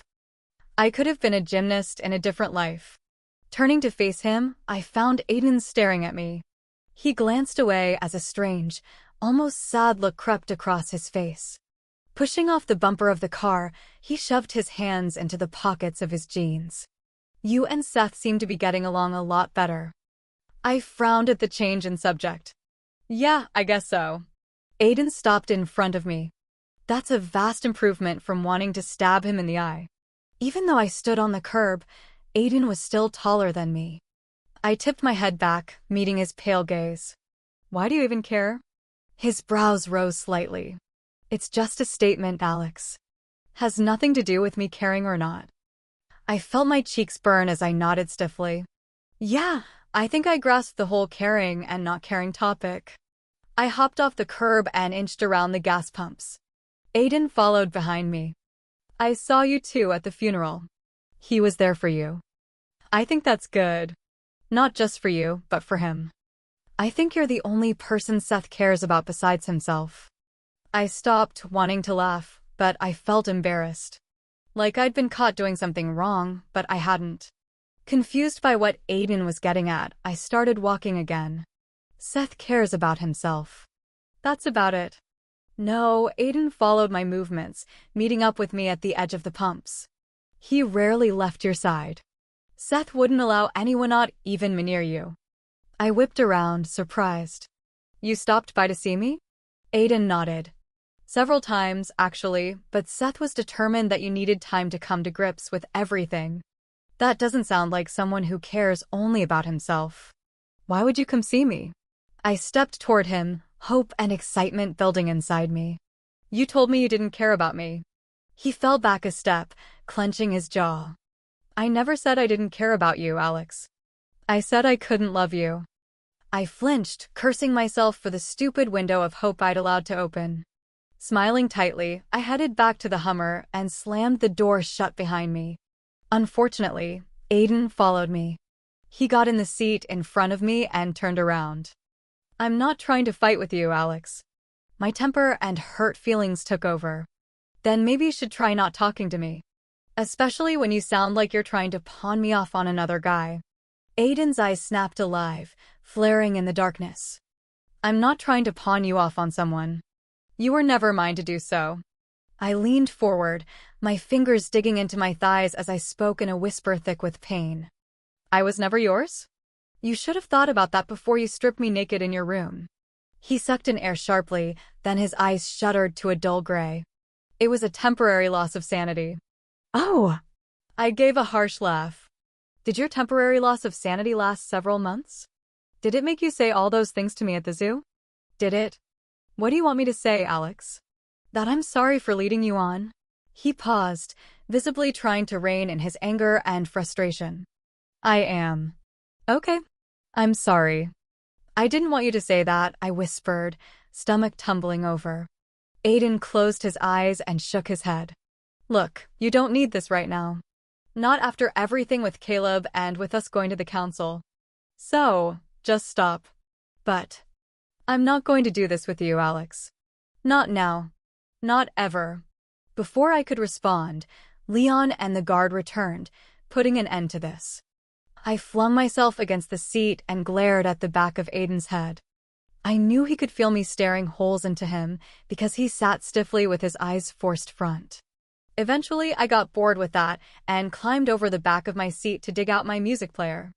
I tried going back to sleep, but my mind was too busy thinking about Caleb, the argument with Aiden, and whether or not Seth was as self-centered as I'd always thought he was. After 9 more hours of hell, we turned onto a winding road lined with towering pines and spruce trees so thick it reminded me of a Christmas tree farm. We were deep in the Catskill snowman's land. About a mile in, a nondescript fence poked out, surrounding what I assumed was the perimeter of the New York Covenant. I snorted. Nice security. Aiden turned halfway around. You haven't seen anything yet. I ignored him and leaned forward, seeing nothing more than a wire fence and trees. Maybe it was one of those fences that electrocuted people, because I'd really expected more than this. Then I saw the guards standing in front of the pitiful-looking fence, armed with what looked like semi-automatic weapons. My eyes widened as they leveled the guns at our vehicle. Leon slowed down as the 4 guards approached us cautiously. Alex, take your hair down, Aiden said quietly. I didn't understand why, but the seriousness in his tone told me not to fool around. I unraveled the messy bun, letting it fall around my face. Leon rolled down all the windows, and at once, the guards peered inside the vehicle, searching each of us for visible tags. I shrank back, but met the dark-skinned guard's intense gaze as he looked me over once, then twice. The tags felt like they were burning under the mass of heavy hair. I wasn't sure what they would have done if they'd seen the scars. Shoot me? Not quickly enough, they gestured at the one guard who remained back. The tall gate shuddered and creaked opened. I let out the breath I hadn't realized I'd been holding. Am I supposed to keep my hair down the entire time I'm here? Aiden glanced back at me, his lips forming a hard, tight line. No. But I'd rather you not provoke a trigger-happy guard. I could understand that, I guessed. We rolled through the gate and went another half a mile down the road before the trees started thinning out. I leaned on the back of Aiden's seat as the New York Covenant finally came into view. Well, the 20-plus-foot wall made out of white marble came into view. After passing another set of gun-toting guards, we finally entered the grounds. It didn't look much different than our Carolina branch. There were statues of gods everywhere, except where ours stood among the sand. Theirs rose up from the greenest grass I'd ever seen. The first building I got to see was a mansion the kind I didn't expect to see in the middle of the Catskills. I'd once heard the Rockefellers had a house around these parts, but nothing compared to this monstrous thing. I counted 6 stories, several all-glass rooms, and possibly a ballroom with a skylight dome by the time the car stopped in front of the sandstone manor. I started to follow them, but Aiden stopped me. Alex, hold on a second. My fingers froze on the handle. What? Aiden had turned around completely, and those eyes, gods, those eyes always drew me in, always filled me with such warmth that I could almost taste his lips on mine.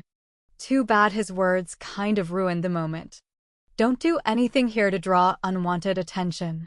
My fingers tightened on the door handle. I don't plan on it. I'm being serious, Alex. His eyes bored into mine. No one here will be as forgiving as your uncle or stepfather. I can imagine that they won't go easy on you when you have your session. Some of the council, well, they're not fans of yours. An ache throbbed in my chest in response to his clipped, professional tone. I had no idea where the tender Aiden had gone, the one who'd sworn to always be there for me, the one who gently brought me back from the brink when I'd freaked out in training. Gods, there were so many more moments, but all of them were gone. Aiden was gone. Like Caleb, but in a different way. I'd lost both of them. A lot of the anger leaked out of me then. I faced the window sighing. I didn't expect them to. I'll behave. You don't have to worry about me. I started to open the door again. Alex? Slowly, I turned to him. Aiden wasn't so guarded in that instant, and a deep, unsettling pain reflected in his gaze. There was more, almost like an uncertainty. But he pulled it together, like slipping on a well-worn mask of indifference, shuttering any and all emotions. Just be careful. His voice was strangely hollow. I wanted to say something, anything, but a flurry of activity outside of the car made that impossible. Servants' droves of half-blood servants descended on the Hummer, opening doors and retrieving luggage. My mouth dropped open as one, a fair-haired boy about my age, meekly opened my car door. A black circle with a slash through it had been tattooed onto his forehead. I glanced at Aiden and saw his gaze still fastened on me. He gave me a strange smile before climbing out. I couldn't help but wonder if the doubt I'd seen in his face had anything to do with me.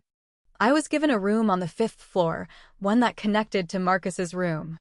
Or at least, that was what the half-blood doorman inside the mansion said before stepping back into the shadows. I really had no clue, so I just followed the blonde boy. I didn't see where Aiden and Leon were carted off to, but I bet they got rooms on the bottom floors, big, awesome rooms. We crossed the grandiose lobby and entered a glass-enclosed breezeway. To our left was the entrance to what appeared to be the ballroom, but the twinkling lights didn't hold my attention. Right in the middle of the breezeway was the very same statue that stood in the Covenant lobby in North Carolina. Furies. Sucking in a sharp gasp, I hurried around the statues to catch up with the half-servant. Their heavy presence remained after I left the breezeway, nagging at the back of my thoughts.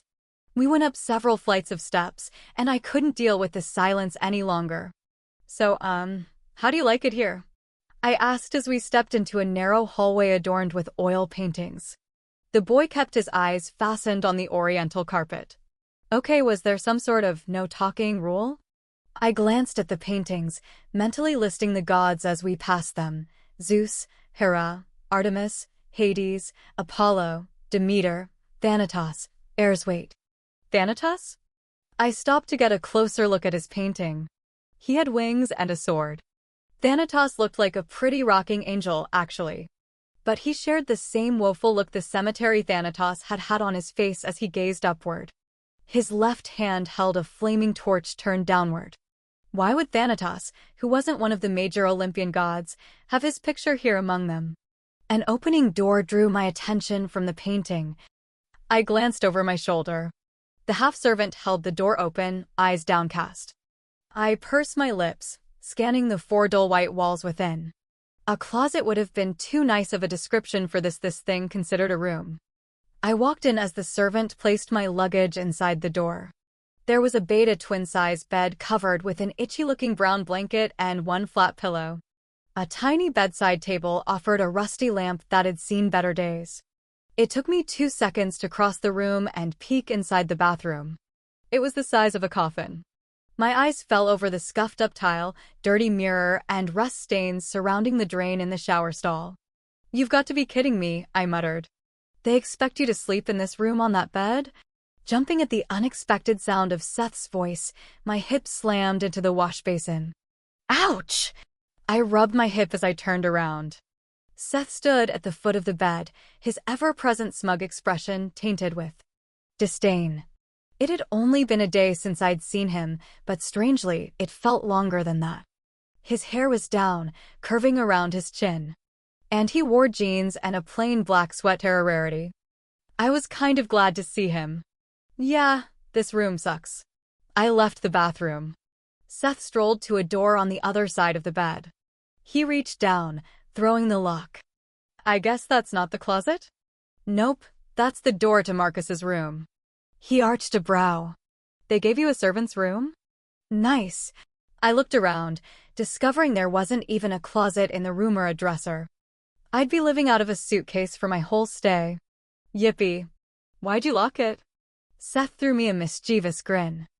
"I can't have Marcus just walking in on us. What if I want to snuggle on these cold New York nights?" My frown increased. "We don't snuggle." He dropped his arm over my shoulder, and the scent of mint and something wild tickled my nose. "How about we cuddle?" "We don't do that either." "But you're my cuddle bunny." My little Apollyon cuddle. I punched him in the side. Laughing, Seth steered me toward the door. "Come on, I want to show you something." "What?" He removed his arm and captured my hand. The council is starting their first session at 1 today. I think we should go watch it. That sounds boring. I let him drag me out of the room, though. It wasn't like I had anything else to do. We could always practice? Seth pulled me into the stairwell, taking several steps at a time. I'm feeling froggy. Haven't thrown fireballs at anyone's head lately. That sounds more interesting than watching a bunch of pures postulate how great they and their laws are. Postulate? Seth glanced over his shoulder, grinning. I can't believe you used the word postulate. What? I scowled. It's a real word. Seth raised a brow at me and then continued down the steps. In the stairwell we passed several servants in drab clothing. Each of them looked down. I watched them lift their heads once they'd passed us. Seth tugged on my hand. Come on. We're going to miss it. Outside, the biting wind cut through my sweater and sent shivers through me. For once, I was grateful for Seth's hand. It felt incredibly warm in mine. Anyway, the council session should be interesting. It's a hearing. I thought mine was the only hearing. No, Seth led me around the west wing of the mansion. There are several hearings. You are one of many. I started to respond, but we stepped around back and my lips clamped shut. A labyrinth of waist-high marble walls separated us from the Greek-style Colosseum. Bright flowers, all in full bloom, sprung from the vines that covered them. Thick cords of a creeping plant climbed the statues and benches, covering everything in front of us in a mass of vibrant red and green. Wow! Seth chuckled. If you stay on this pathway, it leads straight to the council. I glanced down several of the walkways that branched off the main one. Is it a real labyrinth? Yes, but I haven't checked it out. Looks kind of fun, don't you think? I looked up at him. I've never been in a labyrinth before. A real smile replaced the smug one. Maybe if you're good and I mean, really good, we can come play in the labyrinth. I rolled my eyes.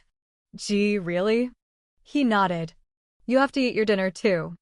I didn't even bother responding to that. I got kind of lost in the scenery for a while. How in the world did the Pures manage to keep these fragile flowers alive all year round? It had to be magical magic. The deeper we moved down the pathway, the thicker the vines grew, and when we neared the end, Seth slowed. We have to sneak in, he said. We aren't really supposed to be listening to the councils. And if we get caught, we won't. Trusting Seth felt strange, mainly because I did trust him. Not in the same way I would have placed my life in Aiden's hands, but almost there almost. Behind several thick columns made of stone, Themis, the goddess of divine justice, stood at the entrance to the Colosseum.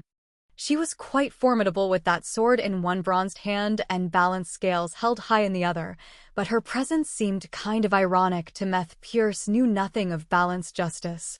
The building was something straight out of ancient Greece. Hidden as the New York Covenant was, they could get away with designs not normally found in neighborhoods boasting Walmarts and fast food joints. The closest thing we had was the amphitheater where the Carolina Covenant held sessions. I followed Seth and we slipped through the side entrance used by the servants. Most of the halves we passed cast their eyes to the ground as they carried goblets and plates of tiny appetizers. I had a hard time looking at them, harder than I'd realized I would. Back home, we rarely saw so many. They were kept separate from us, as if the Carolina Covenant didn't want us to see what the other side was truly like. What did the servants think when they saw me or any half who wasn't in servitude? Were they even capable of thinking? If I were one of them and I had some critical thinking skills left, I'd be outright hostile toward the free halves. The icky feeling in the pit of my stomach was hard to acknowledge, so I started jabbering as Seth led me past several small doors. Stairs, more stairs? Would it kill them to put a damn elevator in one of the buildings? Seth started up them. Maybe they think the gods would be unhappy with elevators. That's stupid. The long car ride had made my legs feel like jelly. We only have to go up 8 flights. I promise. 8? I eyed 2 more servants heading down the stairs, hands empty. One was a middle-aged female in a plain gray dress. She wore thin-soled shoes and no socks. The skin around her ankles looked bruised and red, as if it had been rubbed raw. Cringing, I glanced at the male servant behind her. A sudden cold shiver crawled over my skin. The older male half had dark brown hair that curled around a strong chin and cheeks weathered by the sun. Fine lines jutted out from the corners of gentle brown eyes that were looking straight at me. His eyes weren't the glassed-over eyes of a servant. They were keen, intelligent-seeing. There was something familiar about him, something I should know. Chapter 15. Come on, Seth urged, tugging on my hand. We're going to miss it. With surprising effort, I refocused on Seth's back and started up the stairs again. The line of Seth's shoulders seemed unnaturally tense. At the landing to the 4th floor, I spared a second to look over my shoulder. The half-blood servant stood below, staring up at us. Our eyes met for a second, and the half stepped back, hands balling into fists. Then he spun around, disappearing down the stairwell. That was strange, I murmured. Huh? Hadn't he noticed how alert that servant had been? Seth stared at me like I'd just made out with a daimon. Guess not. Nothing. Seth inched open a door. You ready? I guess. I was still thinking about that servant. We have to keep back, but we should be able to see everything from here. He motioned me through. I stepped onto what turned out to be a balcony overlooking the council below. I started forward, but Seth pulled me back. No, his breath stirred the hair around my ear. We have to stay back against the wall. Sorry. I wiggled free. Can I sit? He smiled gamely. Of course. I slid down the wall and stretched out my aching legs. Seth did the same, managing to be as close as possible. I elbowed him, but he only grinned. So what's the big deal? Aren't you at all interested in the council hearing? I faced the council below, fiddling with the string on my hoodie. Interested wasn't the word that came to mind. Terrified seemed more accurate. These Pierce could make or break a half-blood. Leaning forward, I scanned the crowds through the slats of the balcony railing. A sea of red, blue, green, and white moved around the floor, taking seats with others who wore the same colored robes. I looked at the white robes and saw a coppery redhead moving with the grace of a ballerina through the throng of Pierce. Don Samos, I whispered. She made white sheets look good. Seth leaned forward. You know her? Leah is her sister. Do you think she's come with Dawn? I paused, remembering how Leah had fought beside me. I'd like to talk to her. She didn't come, but she did stop by your room after everything. She did? Surprised, I watched the throng of Pierce. That's surprising. Did she look okay? Her arm was broken and she was a little bruised up, but she'll be okay. I nodded, watching Dawn sit down and smooth the robe out around her. She kept looking around looking for someone. Before I could really study any more of the council Pierce, I realized that non-council members were also in attendance. Toward the back sat Marcus and a raven-haired beauty I'd only seen once. Ladanthe woman with Marcus is Ladon. She was the peer who pretty much came up with the deal to give me a chance to stay at the Covenant. I tucked my hair back. I forgot she was here. Seth nudged my leg with his. I've heard of her. She doesn't seem too bad. A familiar dark head slid into the seat beside Ladon. Aiden had changed into white slacks and a white button-down shirt rolled up to the elbows, showing off his powerful forearms. The edges of his hair curled around the collar, giving him sort of an untamed look. I watched as he turned to Ladon and said something. She smiled and patted his arm while Marcus shook his head. Something struck me. Marcus was dressed like he normally was, dark slacks, a suit jacket looking more like a Wall Street stock trader than a demigod. Ladon wore a deep red dress made out of crushed velvet. I scanned the back crowd, noticing that some wore the colors that matched the robes. Why is Aiden wearing white? He's owed a council seat. I looked at Seth sharply. What does that mean? Seth arched a brow. Since his father's seat is still open and will remain so, he's owed a seat on the council. So? He doesn't want that seat. That doesn't matter. Aiden still has to show his respect to the current council members. That's why he's wearing all white. The other people dressed like that? They're either next in line or ones who will campaign for seats when others open up. I turned back to Aiden. He'd leaned back, one arm thrown over the empty seat beside him. He never told me that. Shouldn't you have known that?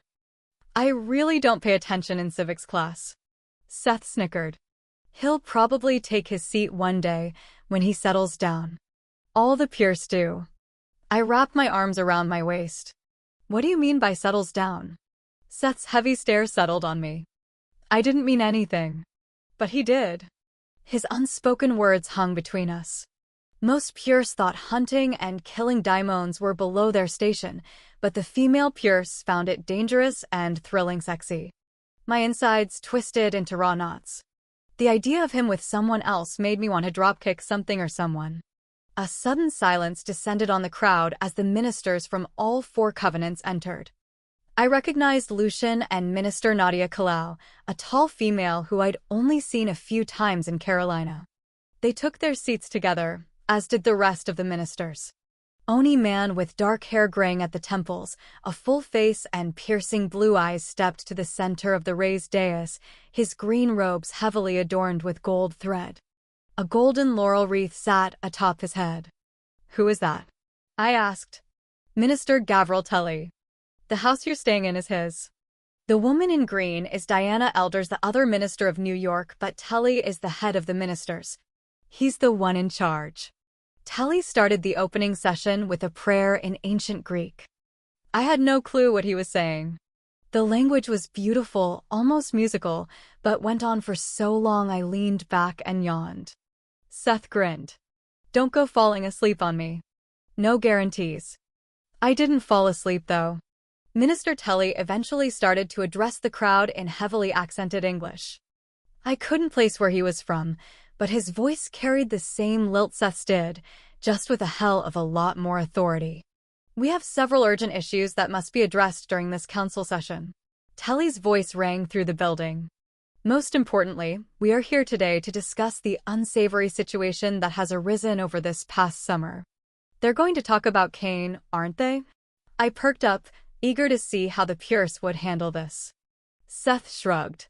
"There are a lot of things they could talk about." Tully paced the length of the dais, the long green robes trailing behind him. Raising one arm, he signaled to the section of the theater underneath us. I strained forward, but Seth got a handful of my sweater and held me still. 2 guards eventually came into view, escorting a woman dressed in nothing but a gray tunic that ended above the knees. She didn't even wear shoes. They brought her to stand below the center of the dais and then forced her to her knees. Apprehension blossomed in the pit of my stomach. The dark-skinned woman wasn't a daimon from what I could tell. She looked like a normal half-blood, perhaps a guard or a sentinel. Her legs were toned enough for someone who'd spent years training and fighting. She lifted her head defiantly, and a hushed murmur carried through the crowd of Pierce. "Kelia Lajos." Tully's upper lip curled. "You have been accused of breaking the breed order by having inappropriate contact with a pureblood." My eyes widened. Caleb had told me about her and her pureblood boyfriend, Hector. I twisted back to Seth. "Seriously? Their most pressing issue is a half having sex with a pure." Seth's amber gaze met mine. "So it seems." Shaking my head in disbelief, I turned back to the drama unfolding on the floor below. "Damn hematoy. How do you plead?" Tully demanded. Kelia started to stand, but the guards forced her to stay down. "Does it matter how I plead? You have already found me guilty. You have the right to tell your side." Minister Diana Elders rose, slowly approaching the center of the dais. An open kindness marked her expression, softening the set of her lips. "If you feel that you are not, it is not her fault." A voice cried out from deep within the audience as a pure in green robes came to his feet. His complexion was swarthy, much like Jackson's. "She has done nothing wrong. If anyone is to blame, then it is me." "And so it begins," muttered Seth. I ignored him, transfixed by this pureblood coming to Kelia's defense. This was better than watching daytime soaps. Tully drifted to the left of the dais. "Hector, no one here holds you at fault. Halves can be just as beautiful as Pierce and as manipulative as any daimon." Hector, Kelia's pureblood lover, pushed down the aisle. "Yes, she is beautiful, but manipulative? Never." I love her, Minister Tully. That is of no fault of hers. Tully scoffed as he came to the edge of the dais. A half-blood and a pureblood cannot fall in love with each other. The idea is as absurd as it is disgusting. She has broken the law. Perhaps she should have thought of that before she acted as a common whore. Do not speak of her like that. Hector's face flushed with anger. How dare you speak to me that way? Tully drew himself up. Proceed carefully, or your next action might be mistaken for treason. Kelia twisted around. Concern and fear filled her eyes, and so did love. My heart twisted for her for them. Hector, please don't. Just leave. Hector's dark eyes fell on Kelia, mirroring the same emotions displayed across her face. No. I can't let this happen. You've done no wrong. I should have never. Hector, please leave, Kelia begged. I don't want you to see me like this. Please. I'm not leaving, Hector said. You're not guilty of anything. I'm guilty of loving you. She pulled her arms free of the guards. They seemed too stunned by the explicit outpouring of emotion to do anything. Don't do this. You promised me you wouldn't do this. Promised what? What Hector was doing was heroic, romantic, and swoon-worthy. How could she not want the man she loved to stand up against the entire council for her? Hector rushed down the main walkway, and the guards finally snapped out of it. They positioned themselves between the half and pure. Hector halted, his hands clenching at his sides. Stand down. Are you going to allow this to continue, Minister? Asked Lucian, speaking for the first time since the session began. Tully exhaled slowly. Kelia Lothos, how do you plead? The crowd of Pures watched, excited and horrified, eager to see how Kelia would respond. But it was Hector who did. She pleads not guilty. An elderly female minister stood. The red robes swallowed her frail body. She reminded me of the crypt keeper I'd faced when I was 7. Enough. Sentence the half to servitude and remove this Pure from the session. A clap of thunder inside the building sent me back from the railing into Seth. Above us, the air started to thicken and darken. As impossible as it seemed, dangerous-looking clouds began to form, and they were coming from Hector.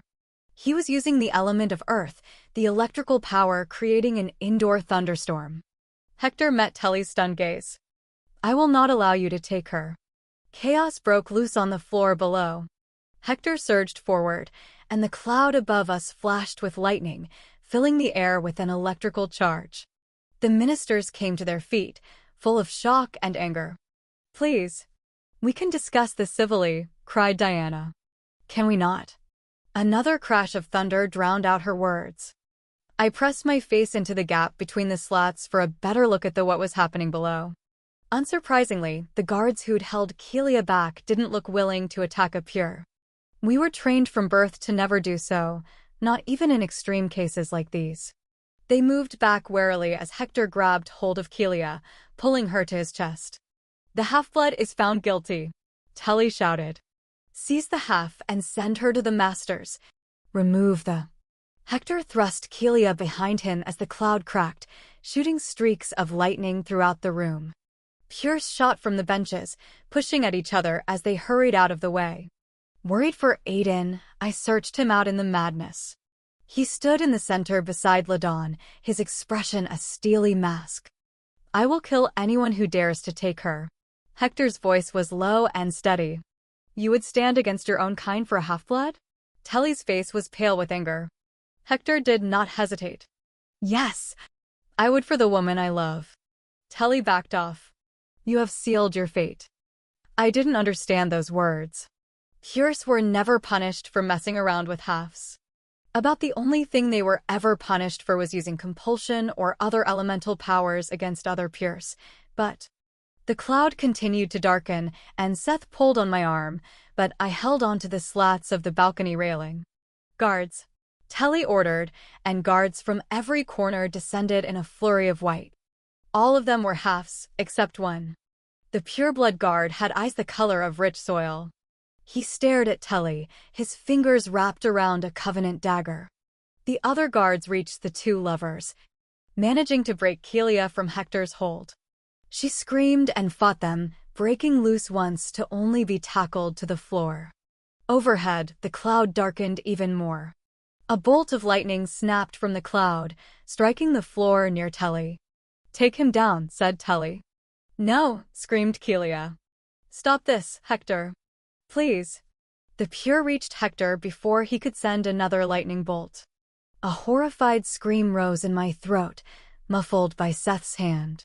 The Pureblood guard, the only one out of all them who could strike down another Pure, shoved the titanium blade into Hector's back and twisted. A sucking sound shot through the building and the ominous cloud fizzled out. Seth jerked me from the railing. "You can't scream, okay? I doubt they're going to be thrilled if they find us here. Promise me you won't scream." He eased off after I nodded. "We need to get out of here." I barely heard Seth. Horror and anger slammed through my heart, and my fingers dug into his arm. Kelia's screams filled the air until they were abruptly cut off. All of this was impossible, cruel, and horrifying. Seth gave a weary sigh. "I guess it's a good thing Aiden came to his senses." Ice drenched my veins, stealing the very air from my lungs. I twisted around, facing him. "You knew this was going to happen. You brought me here on purpose." The tawny hue of his eyes glowed. "I didn't know it would go this far." "I don't believe you." I pushed against his chest, feeling sick. "You knew what they were going to do." Seth looked away, the hollow of his cheeks flushed. "I only know what Aiden's future would have held if you two had continued with that insanity." I pushed again, and this time, Seth let go. I spent the rest of my first day in New York holed up in the dingy room. I didn't want to be here or anywhere near here. Raw knots formed in my stomach, and I was furious with Seth. But I was also furious with myself. I plopped down on the edge of the hard mattress. I only know what Aiden's future would have held if you two had continued with that insanity. As much as I hated to admit it, Seth had been right. Aiden was the kind of man who would have done exactly what Hector had done. If Aiden had loved me and I'd ended up in Kelia's position, he would have fought an army of guards and received a dagger in the back. I lowered my head to my hands and drew in a strangled breath. My heart yearned for Aiden like he was the very air I needed to breathe, but at the same time I really understood that, even if Aiden had loved me in return, we could never be together. What had he said to me that day in the gym? That if he loved me, he'd take everything from me. What I'd seen proved that I'd also take everything from him, even his life. A soft knock drew me out of my troubled thoughts. I crossed the 2 feet to the door and opened it. Seth stood there, arms folded across his chest. "Alex." I shut the door and locked it. Seth may have been right, but I still didn't want to see him. If I had to deal with his gloating face, I'd really punch him. I sat back on the bed and scowled at the door. A minute passed, and then the knob turned, first left then right. Squinting, I leaned forward. There was the unmistakable sound of the door unlocking. What the hell? I sprang to my feet. The door swung open. Seth stepped into the little room. "I fried your luck." My mouth dropped open. "You arrogant son of..." "Shush." He shut the door behind him and surveyed the room with another disgusted look. "I still can't believe they stuck you in this crap hole. I'm going to have to talk to Lucian about this." Why would Lucian care? He strode past me and bent at the waist, pressing his open palm into the mattress. "Lucian cares more about you than you realize." He straightened and smiled. "You should come to my room. You'd like it." I rolled my eyes. "Not going to happen." Seth looked disappointed, and then his eyes fell on my skeevy bathroom. "I have a jacuzzi tub in my bathroom." "Seriously?" "Yep." The idea of a nice long bath teased me. I shook my head, dispelling the dream. "Seth, I really don't want to talk to you right now." He dropped down on the bed and winced. "Well, we need to talk." I tipped my head back, groaning. "Does what I want ever matter to you?" "What you want always matters to me." His face was serious. "By the way, I liked the other jammies you wore that one night. The thermal and flannel shirt aren't very alluring, but those little shorts were nice." My gaze narrowed on him. "It's freezing in this room, and this," I marched over to the bed and tugged on the itchy blanket, "is not touching me. It probably has fleas." I turned back to him. What do you want, Seth? He cast his eyes down. I'm sorry you had to see that today. That wasn't what I expected. But you needed to see it, he continued, his gaze flicking up, meeting mine. I know you love him. Don't deny it, Alex, I know you do. And I know that no matter what Aiden says to you, he still cares for you more than he should. I opened my mouth to deny that, because Aiden had told me in many different ways that he didn't, but I stopped. Did it matter if Aiden really did care for me? I whirled around and sat beside Seth, staring at the frayed carpet.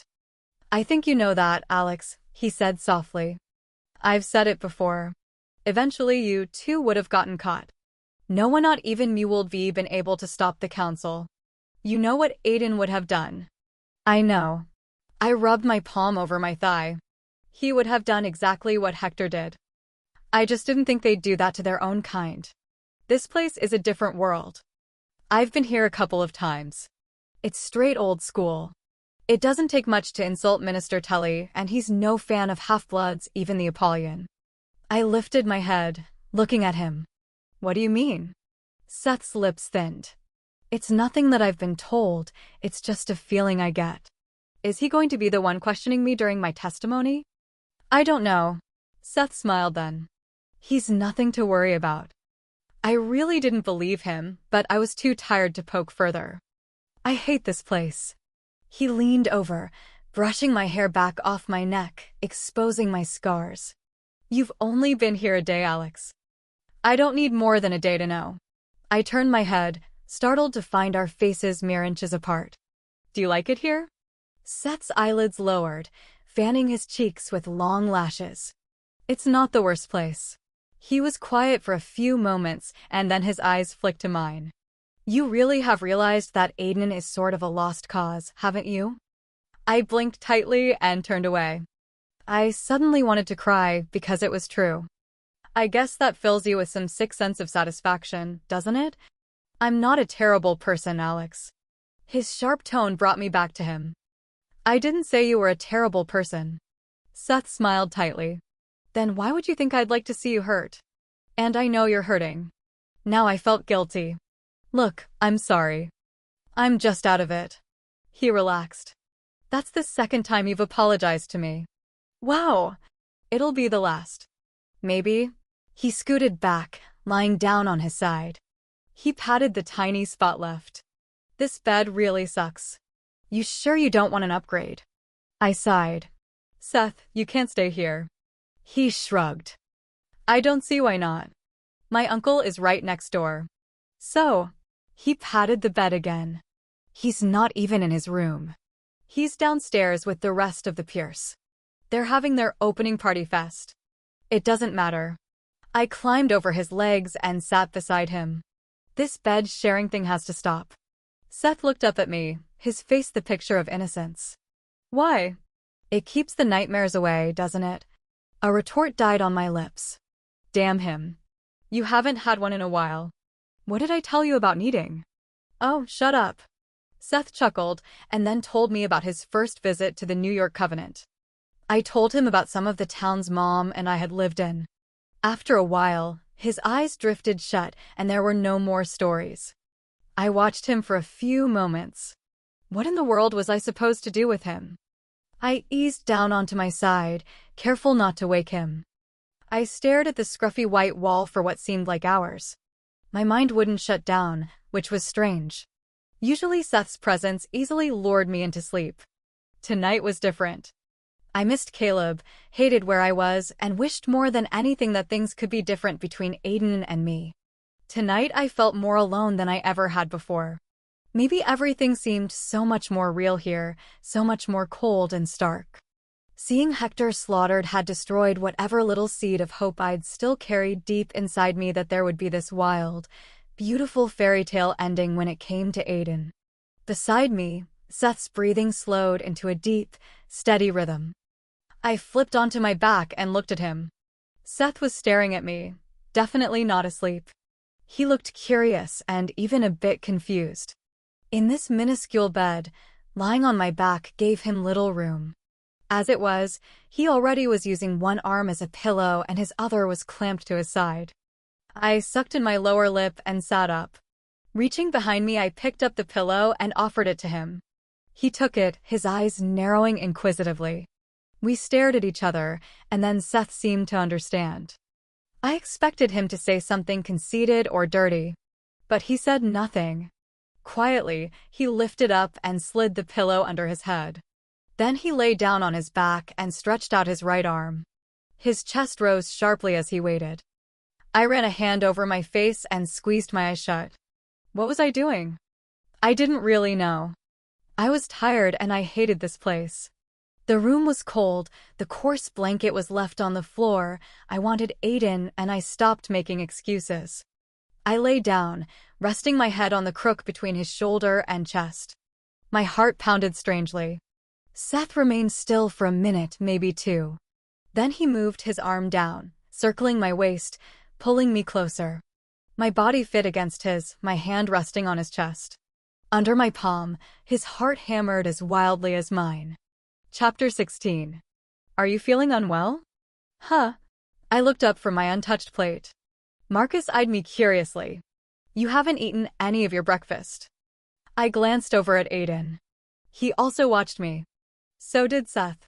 LaDawn's eyes were on me, too, except she kind of had this nostalgic look about her, as if she really wasn't seeing me. This breakfast was a whole lot of awkward. My gaze settled back on Aiden, and I couldn't stop the image of the pureblood guard stabbing Aiden in the back from flashing through my mind. I felt the blood slide out of my face. Aiden put his glass of orange juice down. Alex?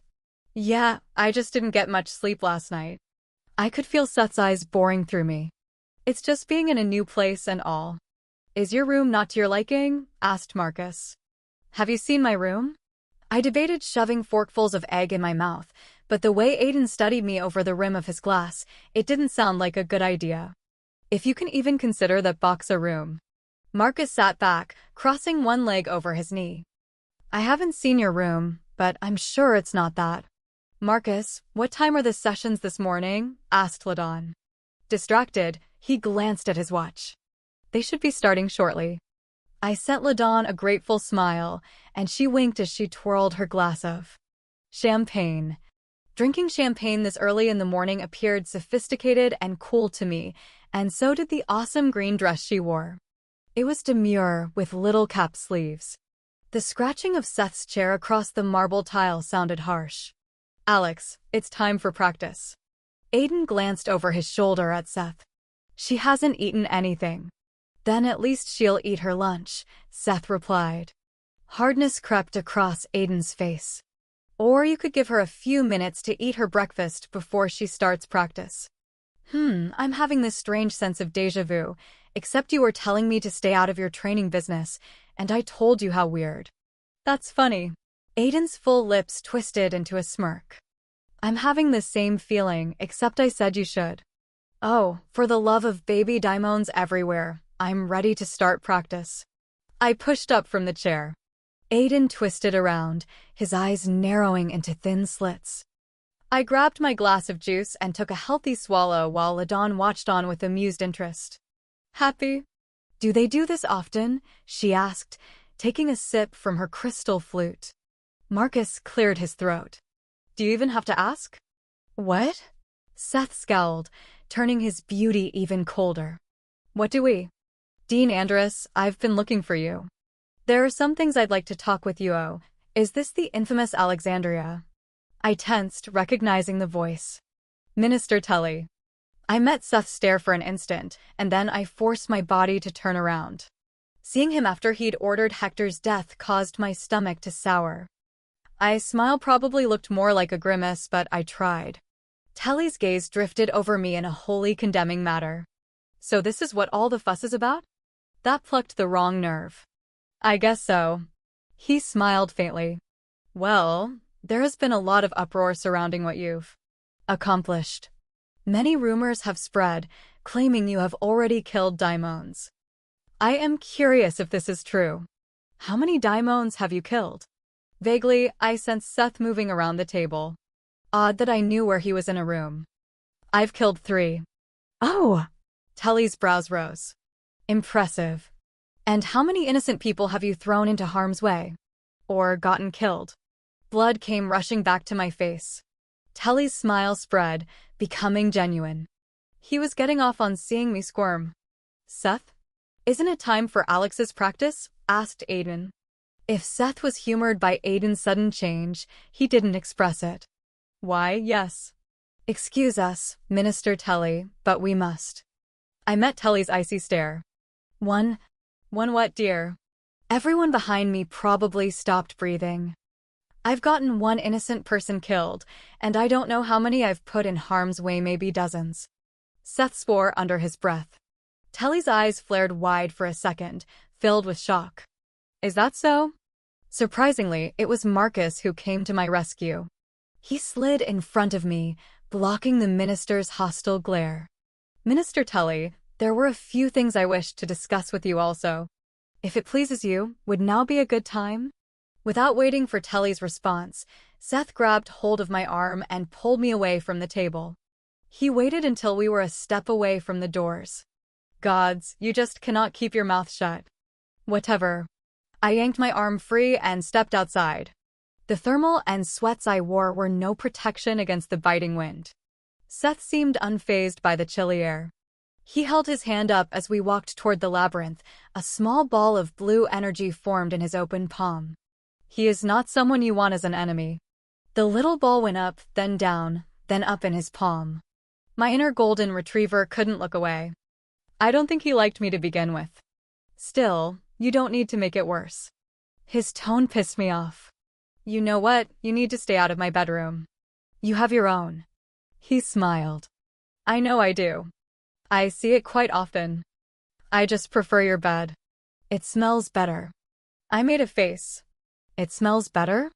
What does your bed smell like? Regret and bad taste. Seth chuckled. Wherever you sleep, it smells like you. Gods, that has to be the creepiest thing I've heard in a long time. And that is saying something, Seth. You smell like roses in summer. He tossed the ball a little higher. I like it. I choked. I smell like summer? For real?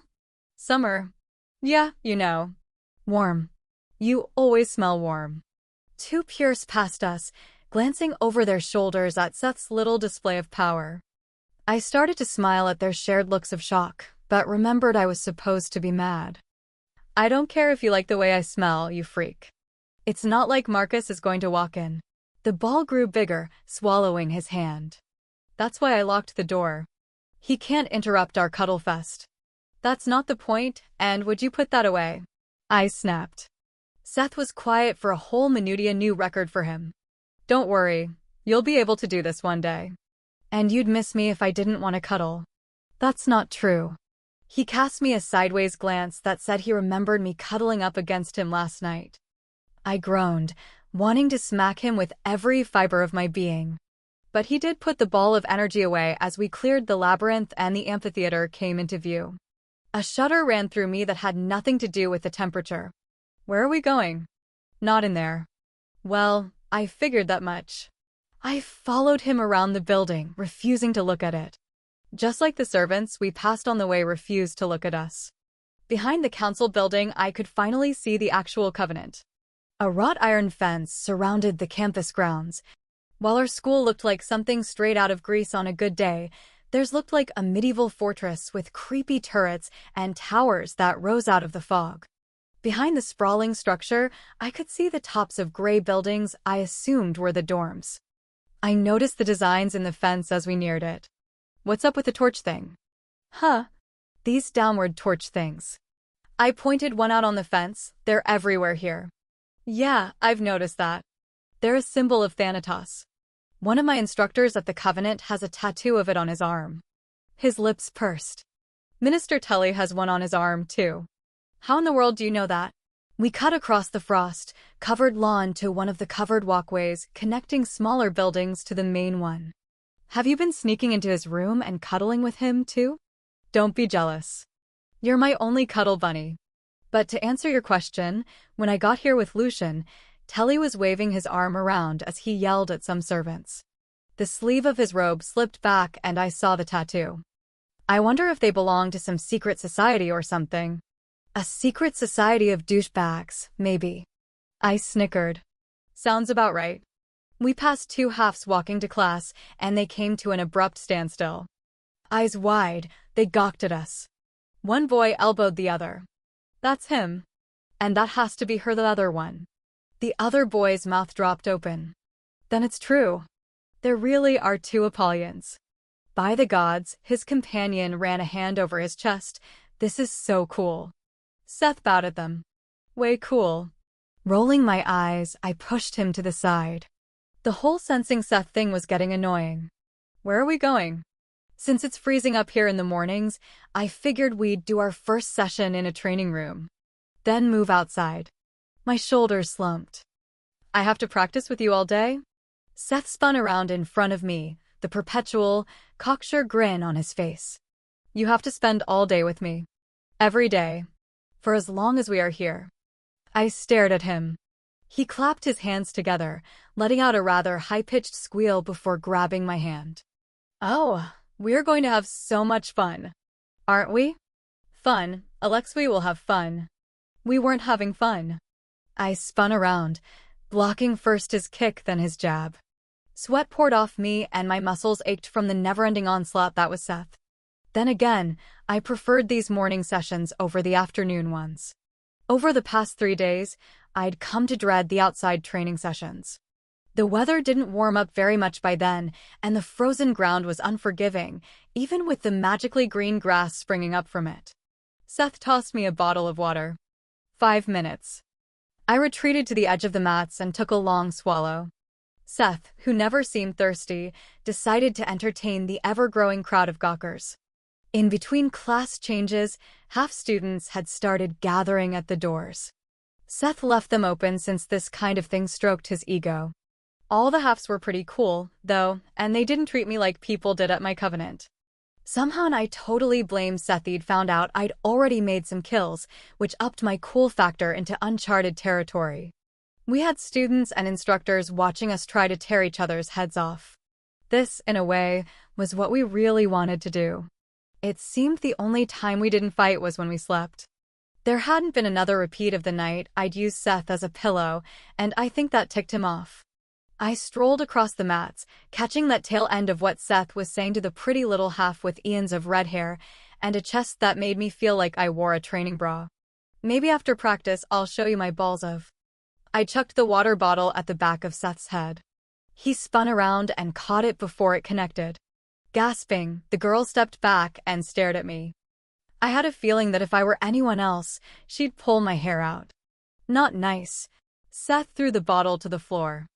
5 minutes are up. I bounced back a few steps, grinning. Cross, a half-blood who'd become a regular at the door, elbowed his friend. $100 they end up in a fight to the death by week's end. Who'd you think would win? Will, another now familiar face, grinned. I'd put my bets on that one. Cross jerked his head at me. I tossed my head back, smiling at Seth. Me, I mouthed. Seth looked bored. Boob stopped twirling her hair for 5 seconds. Oh no, I'd say the first would come out on top. My smile faded, and I decided to ignore them. I turned to Seth. Ready, sweetheart?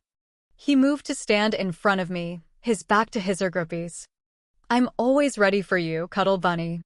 My hand slipped past his block, slamming hard into his solar plexus. He staggered backward, grunting. Moving a little slow there, Apollyon? Not to be outdone with the growing fan base by the door to witness, he tapped into the elements. Jerkface, I thought. The first gust of wind missed me only by an inch, but the second was so far off that I stopped to laugh. The third punched me square in the chest. I hit the mats hard but rolled to my feet before he could pin me down. We went at it until we broke for lunch. Seth liked eating with the students. It provided more chances for his head to grow bigger. Cross and Will invited us to a party they were throwing Saturday night. It'd be awesome if you guys could come, said Cross. The Pierce will be doing their own thing, so no one will be checking on us. The Pierce had been doing their own thing every night. Even 5 floors up, I could hear their raucous laughter in the wee hours of the morning. Thinking about that soured my mood. I wondered if he was one of the Pierce partying it up. Seth thought the party sounded like a great idea. So did Boobs. I wasn't so sure, because the second-hand hot flashes I'd caught from Seth had been bad enough from a distance. I really didn't want to experience them in the same room. At the end of our afternoon practice outdoors, Seth caught my hand before I could make off without him. What? I desperately wanted a long, hot shower. Uncaring of the cold mud covering every square inch of my clothes, he pulled me toward him. You have to come to the party with me. I arched a brow at him. I didn't say I wasn't going. You didn't say you were, and you've been grumpy all afternoon. That's because I'm stuck with you, day and night. I don't believe that. Seth's gaze flicked up and behind me, and then he inched me closer. I braced myself by putting my hand on his shoulder, but he smiled down at me, a different kind of smile, one he usually reserved for girls like Boobs and Elena. Sudden wariness shifted through me, ratcheted up to the 10th degree when he reached out with his free hand and cupped my chin. My pulse skyrocketed. What are you? Seth smoothed his thumb over my lower lip, sending a weird mix of shivers through me. His stare locked onto mine, and the yellow of his eyes flared. You have mud on your lip. Oh! I wiped my hand over my mouth, twisting out of his embrace. I have. Aiden stood under a statue of Apollo, appearing just as unmoving and fierce as the god. It took quite a lot for me not to turn and sock Seth in the face. Hey there. Seth stepped around me. Checking out our training sessions, are you? Don't fret, I've been taking really good care of her. I decided right then and there, the first thing I was going to do once I awakened was zap Seth. I'm sure you have. Aiden's voice was cold. Seth moved past Aiden, clapping him on the shoulder as he did so. How are the council sessions going? Changing the world. Aiden's gaze settled on Seth's hand and then slowly lifted to his face. Whatever Seth saw in his eyes must have told him to remove his hand as quickly as possible. Chuckling as if it amused him, Seth glanced back at me. See you later, cuddle bunny. What came out of my mouth made Aiden's eyes widen, but only made Seth laugh harder as he strolled back toward the campus.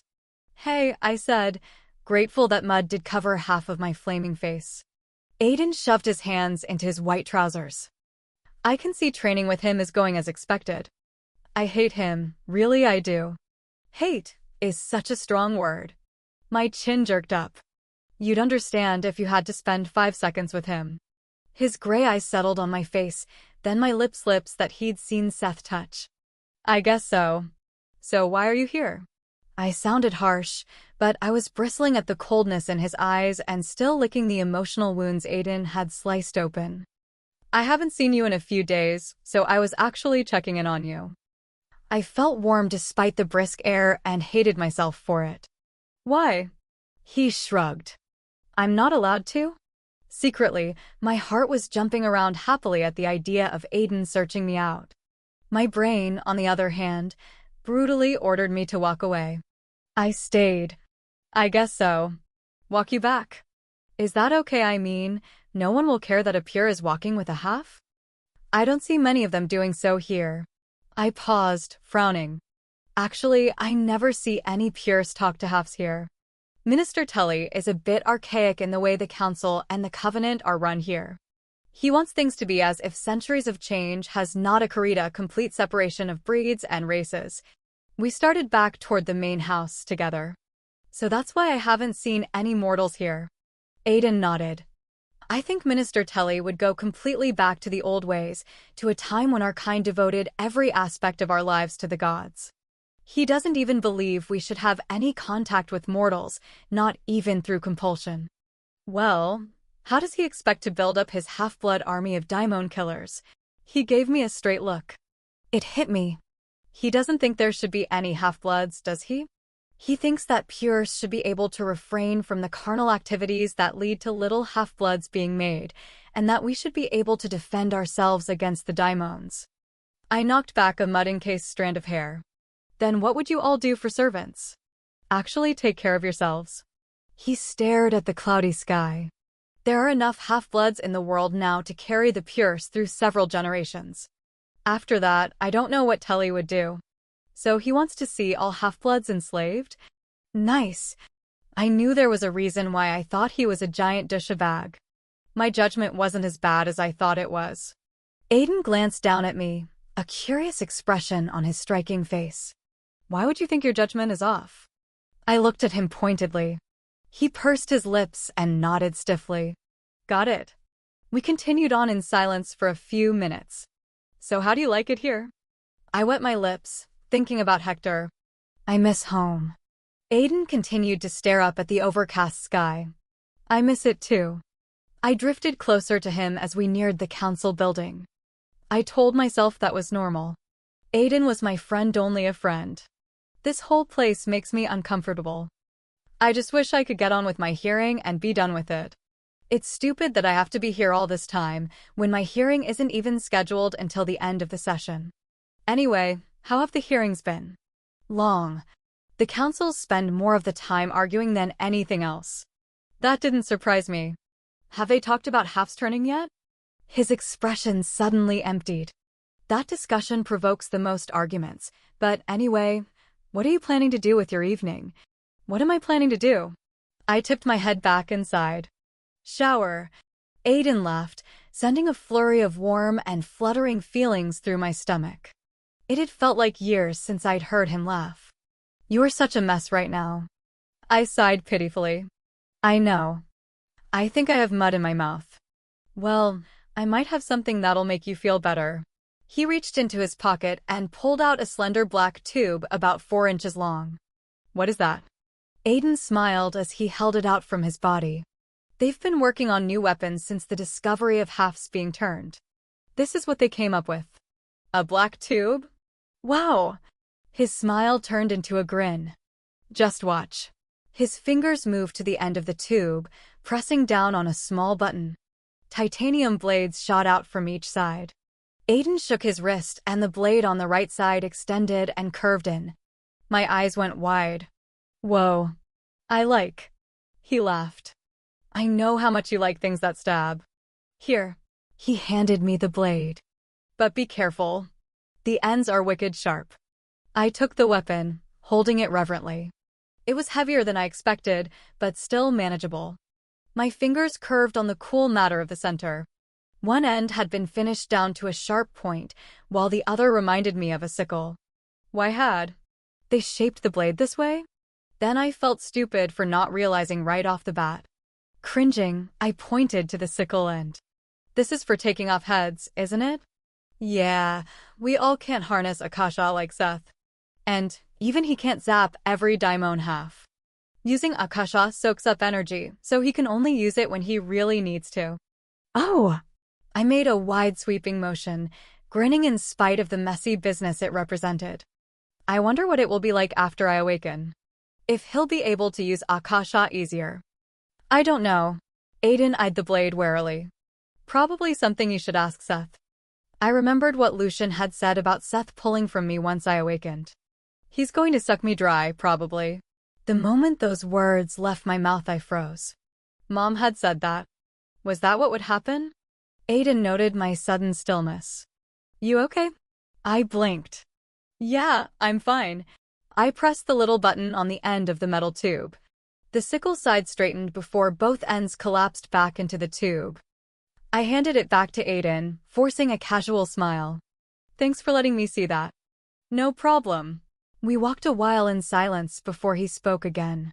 You sure you're all right? Yep, I said, promising myself that Seth and I would have a conversation very soon. Aiden stepped in front of me, opening the door to the main house. Inside, we stuck to the less traveled areas as we made our way to the stairwell. We passed another one of those damn paintings with a torch, but this one had something written in ancient Greek. Hey, you read ancient Greek, right? Aiden halted in front of me and turned around. Yes. I pointed one dirty finger at the painting. What does this say? He stepped closer. It reads, Order of Thanatos. I know that from somewhere. I crossed my arms. What's up with all the Thanatos stuff here? He brushed messy waves off his forehead. I really don't know what the fascination is, but the Order was a mystic group that existed centuries ago. It's in the Myths and Legends book I gave you. Well, that's currently being used as a doorstop in my dorm. Aiden grinned at that, and I realized we hadn't argued or said anything mean to each other. This was progress. The group died out centuries ago. I don't remember much about them, but they were pretty extreme about tradition and the old ways. I thought about the tattoos Instructor Romvi and Telly shared. What do you think it means if someone has a tattoo of Thanatos' symbol? Nothing probably, since a lot of us have tattoos of various symbols. You don't. As soon as the words left my mouth, I regretted them. His eyes turned from gray to silver in a heartbeat. I imagined he was remembering how I would know if he had a tattoo hidden somewhere. I'm sorry, I whispered. It's okay. Aiden stepped back, his eyes dropping to my lips again, then back up. What passed between us in those tense moments could have caught the whole damn building on fire. A yearning deep and powerful sprung alive. My fingers dug into my own skin, but it did nothing to dampen the desire to be close to him, to be in his arms. I thought I saw the same look on his face. I squeezed my eyes shut, letting the mad desire wreak havoc on my heart. Aiden was gone when I reopened them.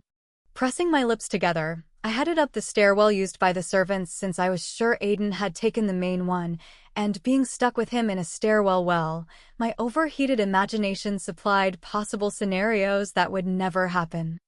I rounded the 5th landing, almost plowing through a servant coming through the door to my floor. Sorry. I should have. The half-blood from the first day here, the servant with eyes that seemed so familiar, stared down at me, incredibly alert. A second passed before he jerked his chin down and hurried past me. I spun around, gripping the handrail. Hey. He stopped. I went down a step. Do I know you from somewhere? No answer. I know you can talk, you especially. I inched down one more step. You don't look like the rest. He whipped around so fast I leaned backward. His eyes searched my face, but he still didn't say anything. I took a deep breath. Your eyes aren't glassed over like most of the servants here. His head cocked to the side and he came up a step. I held my hands up, my heart pounding. I'm not going to say anything. I'm totally team half-blood. Are there others like you, others that aren't all doped up? Probably not the best word choice, but he nodded.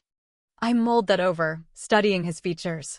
He may be even handsome before the servant's life took a toll on him, but I kept going back to his eyes.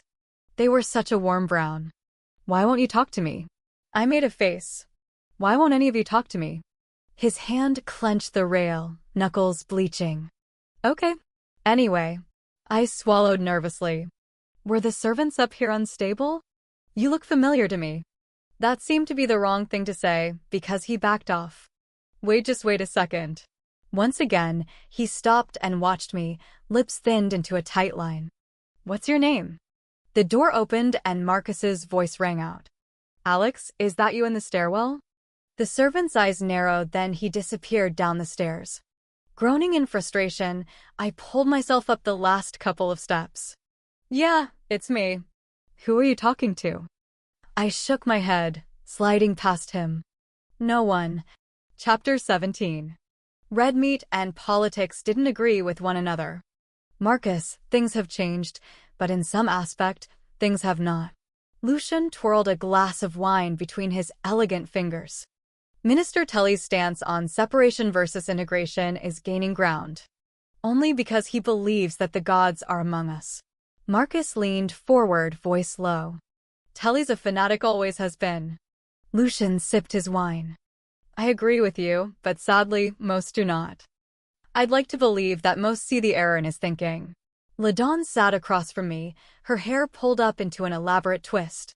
The silky, pale blue dress she wore was to die for. We are on the brink of change.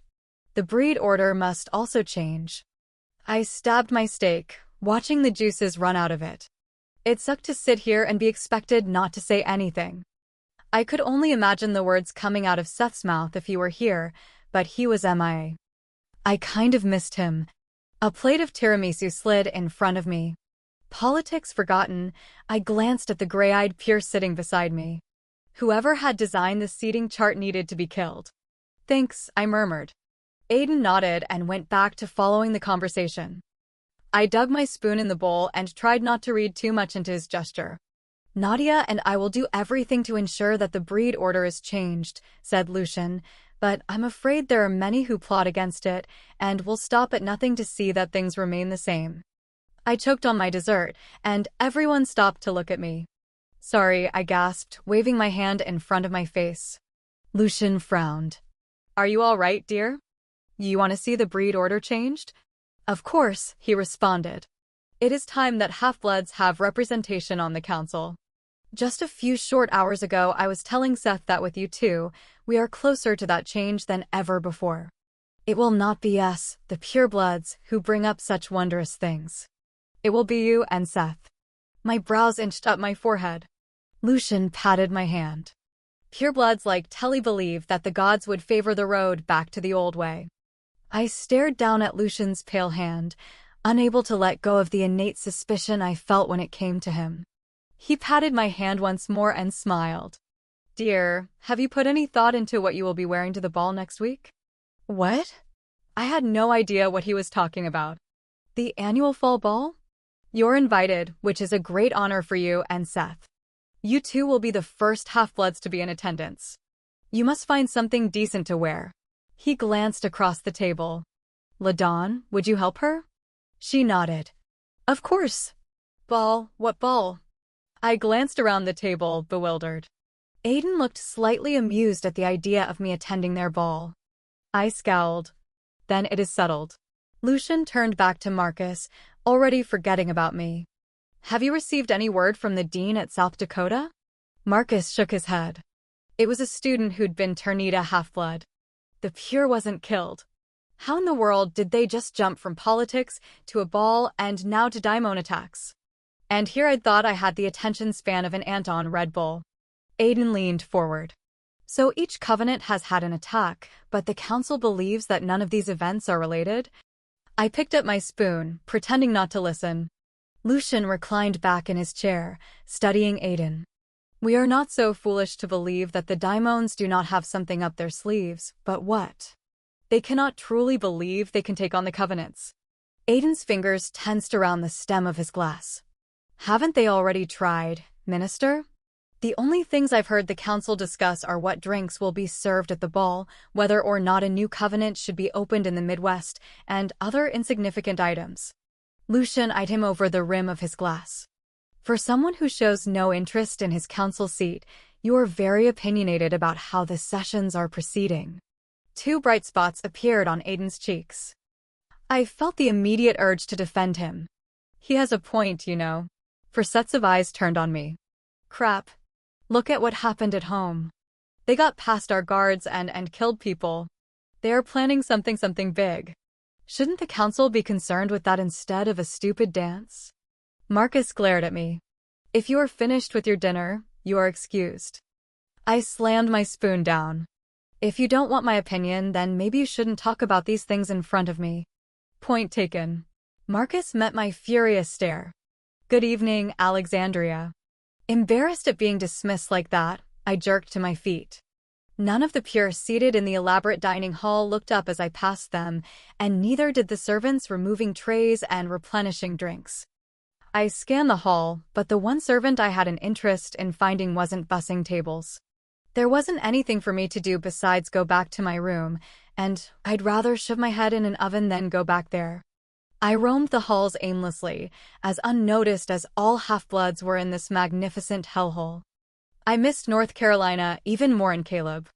Gods, I wished I could hop online and chat with him like we'd planned. I blinked away the hot tears and stepped into a large, musty-smelling Ruma library. Strange that I would find myself in a library, since reading really wasn't my thing. A few lonely chairs sat beside the antique lamps, but they looked like they were covered with dust.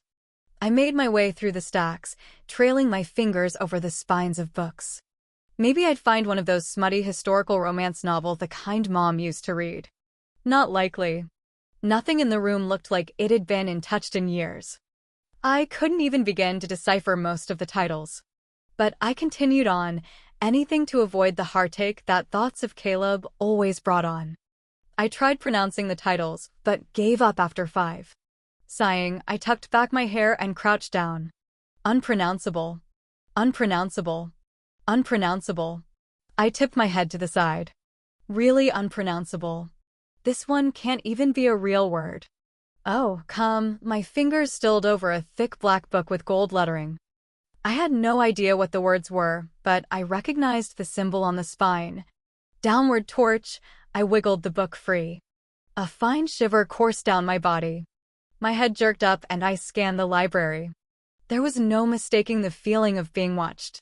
Alexandria, are you in here? I let go of the book and straightened. LaDawn. She appeared at the edge of the stacks. In the dim light and pale dress, she looked ethereal.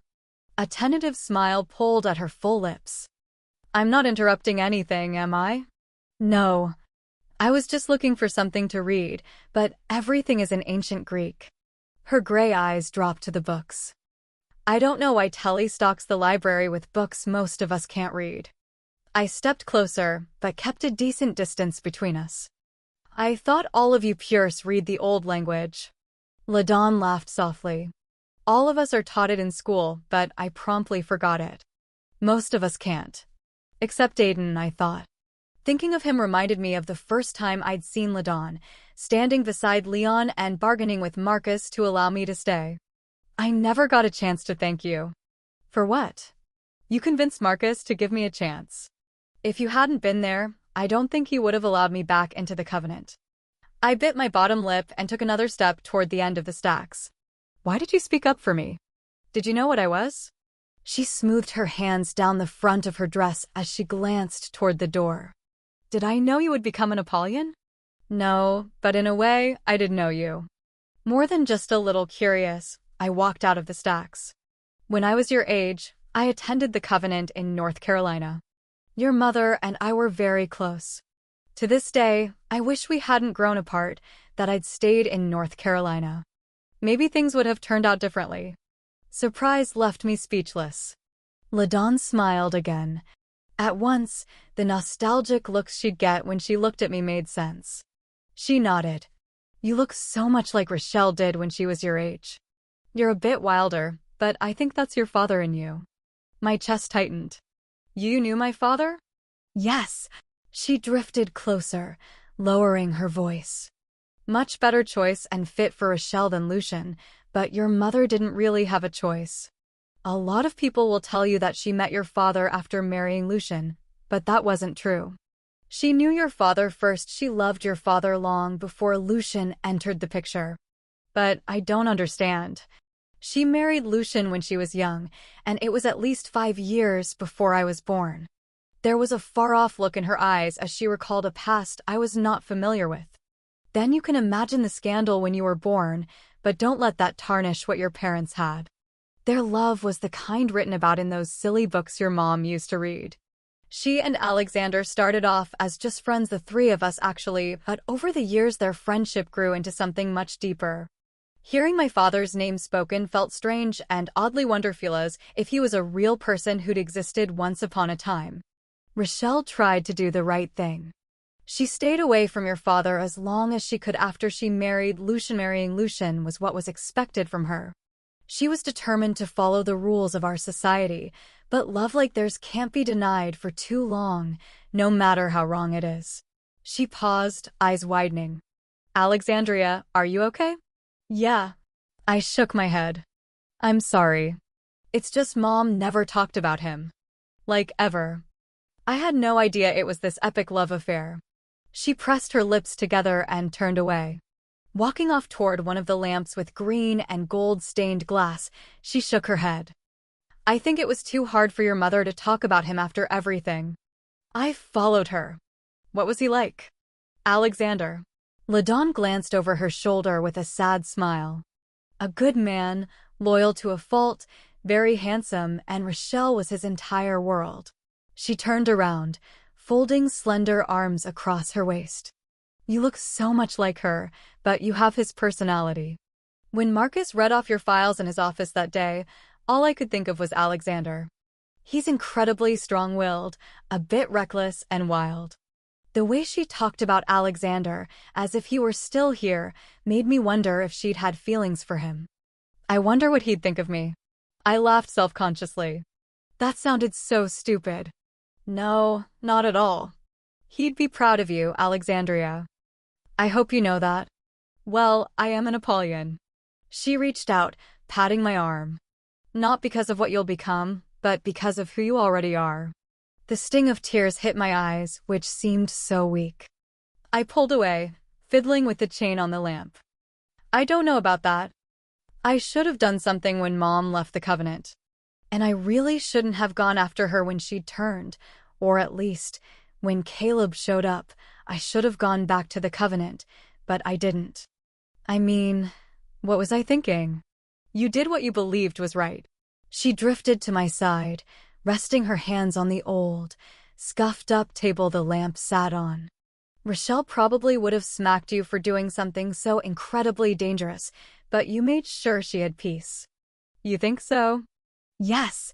A little bit of weight lifted off my chest, but my breath still sawed in and out. I've messed up really bad a lot of times. I squeezed the chain between my fingers. I don't think he'd be so proud. LaDawn placed her hand over mine. He would be proud.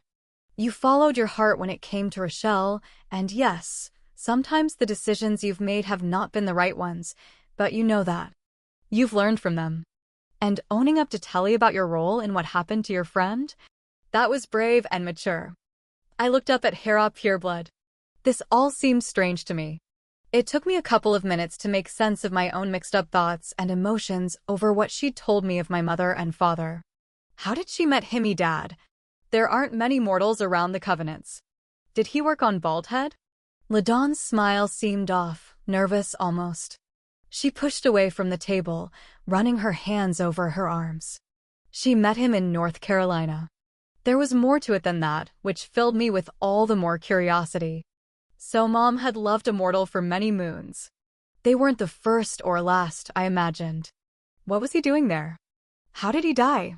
A loud crash caused us both to jump. I whirled around, expecting to see a crap ton of books on the floor. LaDawn laughed nervously. I forget that there are things here that move unseen. I looked at her sharply. What do you mean? Spirits? She blinked and laughed again. Yes, spirits. I'm a bit superstitious. This library doesn't help, creepy as it is. I think one of the shelves collapsed in the stack. LaDawn came to my side, scanning the rows quickly, and I thought a bit anxiously. It happens from time to time. Anyway, if you are anything like Rochelle, you love ice cream and pie. I swung back to her. Vanilla. And pumpkin pie, she finished, smiling. I know where we can score some. Interested? My mouth watered. I'm always interested in anything food-related. Good. She threaded her arm through mine. Let's go gorge ourselves until we swear off food. At the door, I shivered and looked over my shoulder. The feeling of eyes boring into my back was uncanny, but no one was the Reno one that I could see. My father would be proud of me, even after all the stupid things I'd done and probably would still do. It seemed hard to believe, but LaDawn had known him and she had no reason to lie to me. Alex, are you even paying attention to me? Huh. I blinked, glancing up from my rock. We were in a wooded area off of the labyrinth, a few hours into our afternoon practice.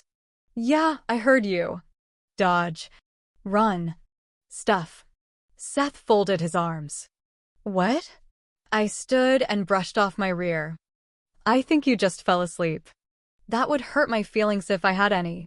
Sorry. You're kind of boring me. Well, okay then. Let's get to work. Seth held up his hand, like he was going to throw a baseball. A blue ball of flames formed in his open palm.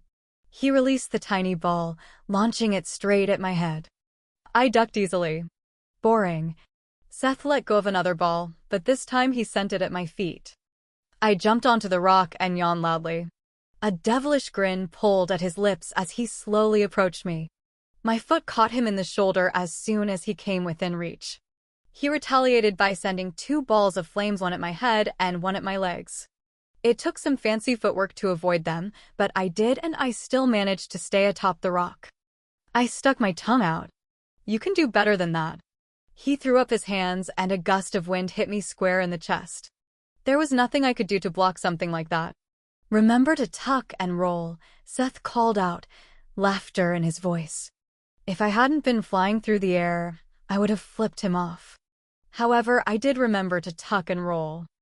I hit the cool patch of grass shoulders first. I didn't give my body a chance to recognize the impact.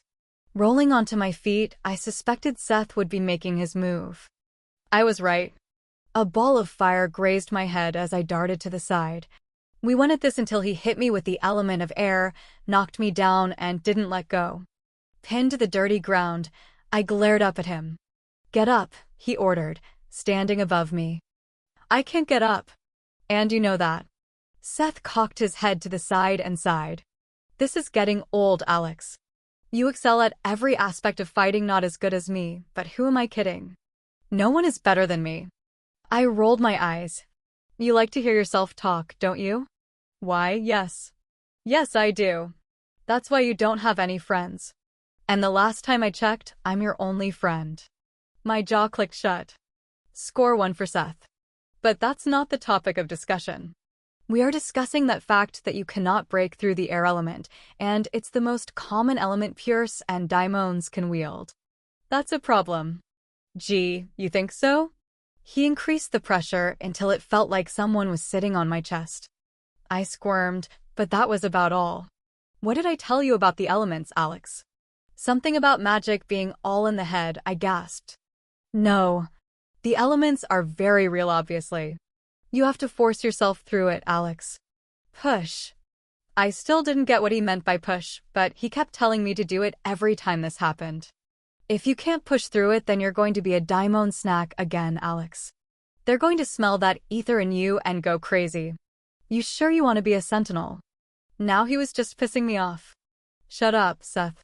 He stepped over me, planting his legs on either side of my prone body. Crouching down, he brought his face close to mine. "Remember, you're not fast food to them. You're like the best steak this side of the continent. You say that like it's a good thing." Seth smiled like he knew some kind of private joke. "Concentrate. You need to concentrate on moving forward. Picture yourself sitting up, Alex." I stared at him. He sighed, rolling his eyes. "Close your eyes and picture yourself sitting up." Cursing under my breath, I did as he asked. I closed my eyes and pictured myself sitting up. "Okay. Focus on that image. Hold it in your mind. Focus." I did as he asked, but all I managed was to get one leg to bend. And that exhausted me. This is ridiculous. A daimon would have already killed me by now. A daimon would have already bitten into your skin by now. His eyes fastened onto mine, refusing to let go. "But you know that, don't you?" A ragged breath leaked from my tightly pressed lips. My skin practically burned at the reminder, and Seth knew it. "How many times were you tagged, Alex?" Seth reached down and brushed the hair off my neck. "I can count at least 3 on the side of your neck." "Stop," I hissed. His fingers moved over the scars on the other side. "I see 3 more, Alex." Then his fingers dipped under the collar of my thermal, brushing over more scars. "How many here?" 2 or 3 or even more than that. "Want to add more?" "No?" "Then sit up." I tried, because I badly wanted to knock him upside the head. Every muscle in my body tensed, but I still couldn't break through the hold. "Stop it now." Frustration flared in his eyes. "How many are there on your arms?" "Stop it." Something shifted in me, a sense of deep awareness. Suddenly, everything around me seemed acute and vivid. The overcast sky was more muddled, the cawing of the crows sounded closer, and the golden hue of Seth's skin became a pearly luster. "Then sit up. Break this hold, Alex." A couple of things happened next. I felt the rage snap deep inside my Korea tightly coiled ball of energy unraveled. It was so strong, so vibrant, that I imagined it looked like the cord I'd seen wrap around Seth and me the first time we'd touched. Seth leaned in, going for my arm this time. Too close. He was way too close. The coil raised, my heart stopped, and something the rock I'd stood on blew up. The shattering boulder startled Seth enough that he let go of the crushing wind. Every muscle in my body had been straining to sit up. So when he let go, I flew up so fast I rammed right into him. The impact of my body knocked Seth flat on his back. His arms immediately swept around me. I wasn't sure what that had to do with practice. We remained that way for a second, both of us struggling to breathe. I couldn't process it or even begin to understand what had happened. Alex? I pushed off his chest and stared down at him. The marks of the Apollyon shifted over his skin crazy fast. I'd never seen them move quite like that before. Seth's eyes were wild, practically glowing. I didn't do that. Me neither. Bull. His expression was full of amazement. I swallowed. Okay, maybe I did. What did it feel like inside when it happened? I don't know, kind of like a coiling feeling in my stomach. His lips parted, working slowly. This can't be possible, but it is. You're awakening already. I don't believe it, but it explains how you've been able to sense my emotions. What? I started to sit up, but his hands dropped to my hips, holding me in place. What do you mean I'm awakening? Am I like ahead of schedule or something? Seth tried to laugh, but it came out more like a gasp. No. I don't know. I mean, who knows? Right? The other two Apollyon were never around each other before Solaris awakened. He only sensed Solaris after she awakened. Maybe this is what happens. Has anything like this happened before? Yeah, I blow up rocks in my spare time. Jeez. No. I started to move again. Seth, you can let go.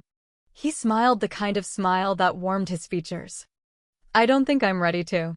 And get that freaked look off your face. This isn't a bad thing, Alex. Nope, not at all. This is good. We can start working on your powers and... I tuned him out. The freaked out look on my face had nothing to do with blowing up rocks. I had long come to terms with the fact that I'd be some weapon of mass destruction one day. The look came from the fact our bodies were touching in all the strategic places bodies like to touch. Alex, are you listening to me? Yes. I stared at the runes gliding down his neck. When they reached his pulse, they throbbed. I shifted my weight. A raw ache hit me hard. I wanted to touch them, needed to touch them. Something I was sure would happen if I did.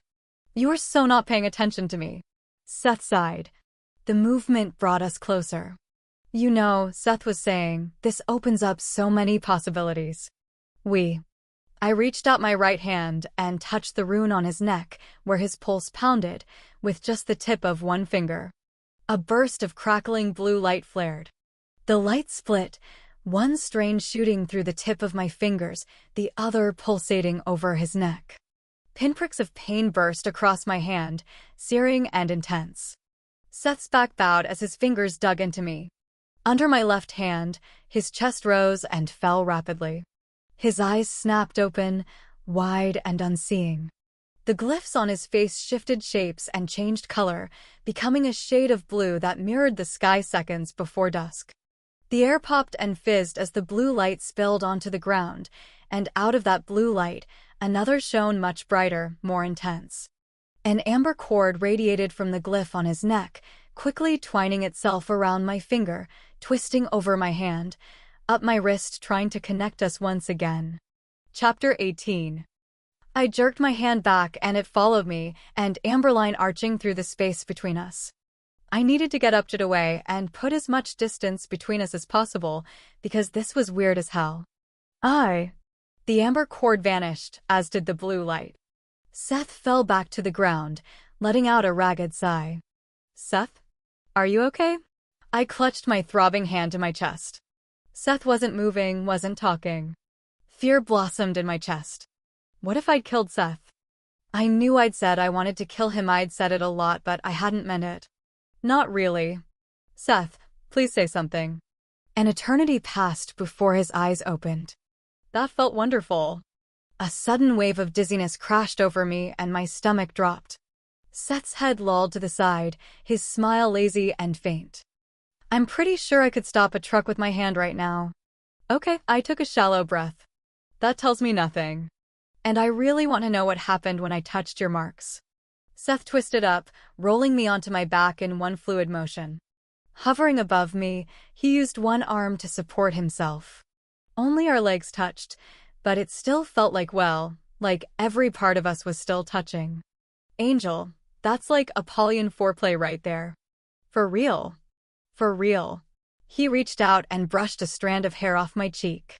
I swallowed. I didn't know that. My bad, but that's kind of weird. Usually takes more with most guys. I had no idea why I just said that. Seth's fingers trailed over my cheek, down to my chin. Does it, Angel? Well, what does it take? This was probably a conversation not to have with Seth, especially when he was practically lying on top of me. I think you of all people would know. His hand slipped to my neck. I have a secret to tell you. It's not Apollyon foreplay, I'm just messing with you. I have no clue what that was. Gods, I hate you. Flushed with embarrassment, I knocked his hand away. Seth caught my hand and sat up, pulling me along with him. How do you feel? Fine. I'm just a little dizzy. He nodded. I'll tell you what, my skin still tingles. Man, that was one hell of a rush. I've never felt anything like it. He turned my hand over, palm up. We should try it, what the hell? His fingers slid over my palm as he studied it, then his eyes widened. Oh! Wow! What? He held my hand up between us. Look. I squinted at my hand. I don't see anything. Sighing, he flipped my hand over, and my jaw hit the ground. A faint blue line marked the center of my palm with a smaller line through it. It would have looked like a cross, except the horizontal line was slanted. Oh! My gods. I jerked my hand away, scrambling back. I have a rune on my hand. It's an Apollyon rune, isn't it? Seth rested his hands on his knees. I think so. I have one like that. But why is it still there? Why is it there at all? I flipped my palm over several times, shook it, but the faint blue tattoo was still there. You can see it, right? Like right now, you can see it? Yes. It hasn't faded. Seth leaned forward, catching my hand. Stop shaking it like it's a damn Etch-a-Sketch. That doesn't make them disappear. I met his eyes with my own wide ones. What makes them go away? Yours go away. They're not there all the time. I haven't awakened, have I? Wait, what if I have? Need or want something, and I'll see if I want it, too. Go ahead. Try it. His brows flew up. Whoa. Alex, calm down. Take a deep breath. I mean it. Take a nice, long and deep breath. I inhaled and let it out slowly. That didn't help. He looked like he wanted to laugh. Alex, stop freaking out. You haven't awakened. I would know, and while I do feel is somewhat different. How do you feel different? I feel more charged, but you haven't awakened. I exhaled roughly. Then what happened? Seth's face softened and all traces of smugness and coldness vanished, revealing a youthful, earnest quality I'd never seen before. I think it's just another product of the connection between us. Minutes before, you used the earth element Alex. That's one of the most powerful elements. And I don't know how you did that, but I think you were probably feeding off me. That makes sense. It does. He nodded. I think so. I also think that's what happened when you touched Mebby the way. Why did you touch me? I glanced down at my mark, blushing. I don't know. You really don't know why? I scowled. No. Whatever. Seth didn't sound like he believed me. All right, this is nothing to freak out about, right? Right. Nothing has changed, really, and everything is okay. You following me? Everything is okay. We're in this together. In that instant, he reminded me of Aiden when I found out about being an Apollyon and Aiden had coached me through it. I climbed to my feet. My legs felt like rubber. Are we done with practice? He stayed on his knees, lifting his head. Yes. I nodded and turned away, but Seth called out to me. Alex, I don't think we should tell anyone about this, all right? Okay. I could agree with that. I started back to the main house, mind reeling. I looked down at my hand. I had a mark of the Apollyon already. One that didn't seem to fade. During dinner, I excused myself after the first course. They did the 4-course meal thing, and I usually stuck around for dessert, but tonight was different. My mind was on my tingling palm. Aiden eyed me curiously, but didn't remark on my lack of appetite. However, I felt Seth stand and follow me out of the dining hall. "Are you feeling okay?" asked Seth. My gaze flicked up to his eyes. They looked abnormally bright tonight, like two mini suns burning. "Yeah, I'm just not hungry." He gave me a knowing look as he reached down and picked up my right hand. He turned it over. "It's still there." I nodded. "I tried to wash it off earlier." Seth gave a startled laugh. "Oh, Alex, you can't wash it off." My cheeks flushed. "Yeah, I know that now." He ran his thumb over the rune's straight line, eliciting a sharp gasp from me. I felt the butterfly touch all the way to the small bones in my fingers. I yanked my hand free and backed up. His eyes narrowed on me. "What did you feel?" I curled my hand, covering the rune. It just felt weird. Seth reached for my hand again, but I dodged him. He shot me an annoyed look. "What are you planning to do now?" I debated on telling him it was none of his business. "I'm feeling a little keyed up. I think I'm going to work it off or something." He smiled. "Want me to go with you?" "No," I shook my head. "I need some time alone." Surprisingly, Seth dropped it and went back into the dining hall.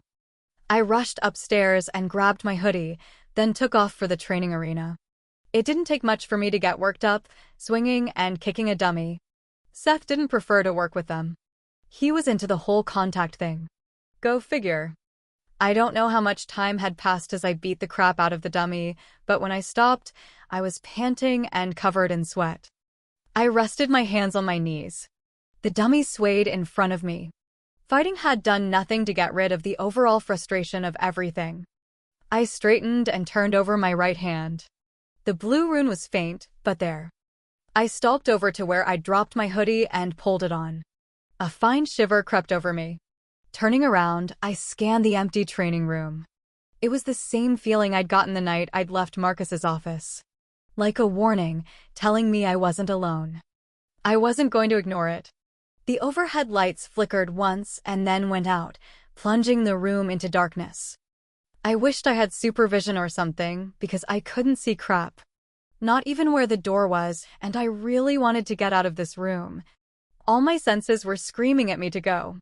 Something was wrong, something wasn't. Air stirred behind me, lifting the damp hair at the base of my neck, caressing the skin with a lover's touch. I whipped around, striking out into nothing but air. My breath came out harsh, my voice pitched high. "Who's there?" Nothing, and then I heard, "Alexandria, listen to me." The words, oh gods, the words smoothed over my skin like the richest silk. My arms fell to my sides as my eyes drifted shut. A small part of my brain that was still working recognized the compulsion, but that thought flickered out. I felt the air stir again. A hand slipped around the nape of my neck, a soft voice whispered in my ear. My thoughts flashed in and out until they were devoid of any meaning. Then they were filled with instructions the conscious part of me couldn't recognize, but I would follow nonetheless. "Okay," I heard myself say in this dreamlike voice. Vaguely, I was aware of the air stilling around me and the lights coming back on. I floated out of the training room. Outside, in the near frigid temperatures, maybe I'd just float right up into the night sky. I think I'd like that. I found myself standing at the mouth of the dark labyrinth. I was supposed to be here. My body knew that. I bent down slowly and untied my shoelaces.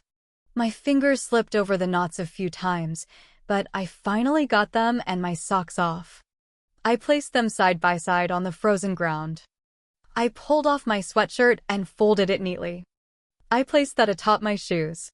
Then I entered the labyrinth, smiling as the cool air washed over my bare arms, still slick with sweat. I roamed aimlessly, having no clear purpose other than to keep walking until I was too tired to walk. That was what I was supposed to dopless one foot in front of the other. It started snowing. Beautiful, large flakes fell from the sky, landing on my arms. Each piece felt like it belonged there, like I belonged here. The grass crunched under my toes as I continued further into the maze. Snow encased my hair, sticking to my cold skin. My breath puffed out in pockets of steam, eventually slowing. Hours must have passed, because each step became more difficult than the one before. I stumbled, hitting the hard ground on my knees and the palms of my hand. My skin looked strange beside the snow-covered ground. Blue? Not entirely blue, but like the veins under my skin were leaking, tinting my flesh with a faint violet hue. It was so pretty. I pushed to my feet and swayed off balance. I was tired, but I could make it a little further. I kept walking. Well, tripping really. I couldn't feel my toes, and my skin felt pleasantly numb. Stumbling again, this time into an ice-cold statue, I slid down the marble, feeling the rougher edges pull at my skin. It should have hurt, but as I sat there, I realized I didn't feel anything.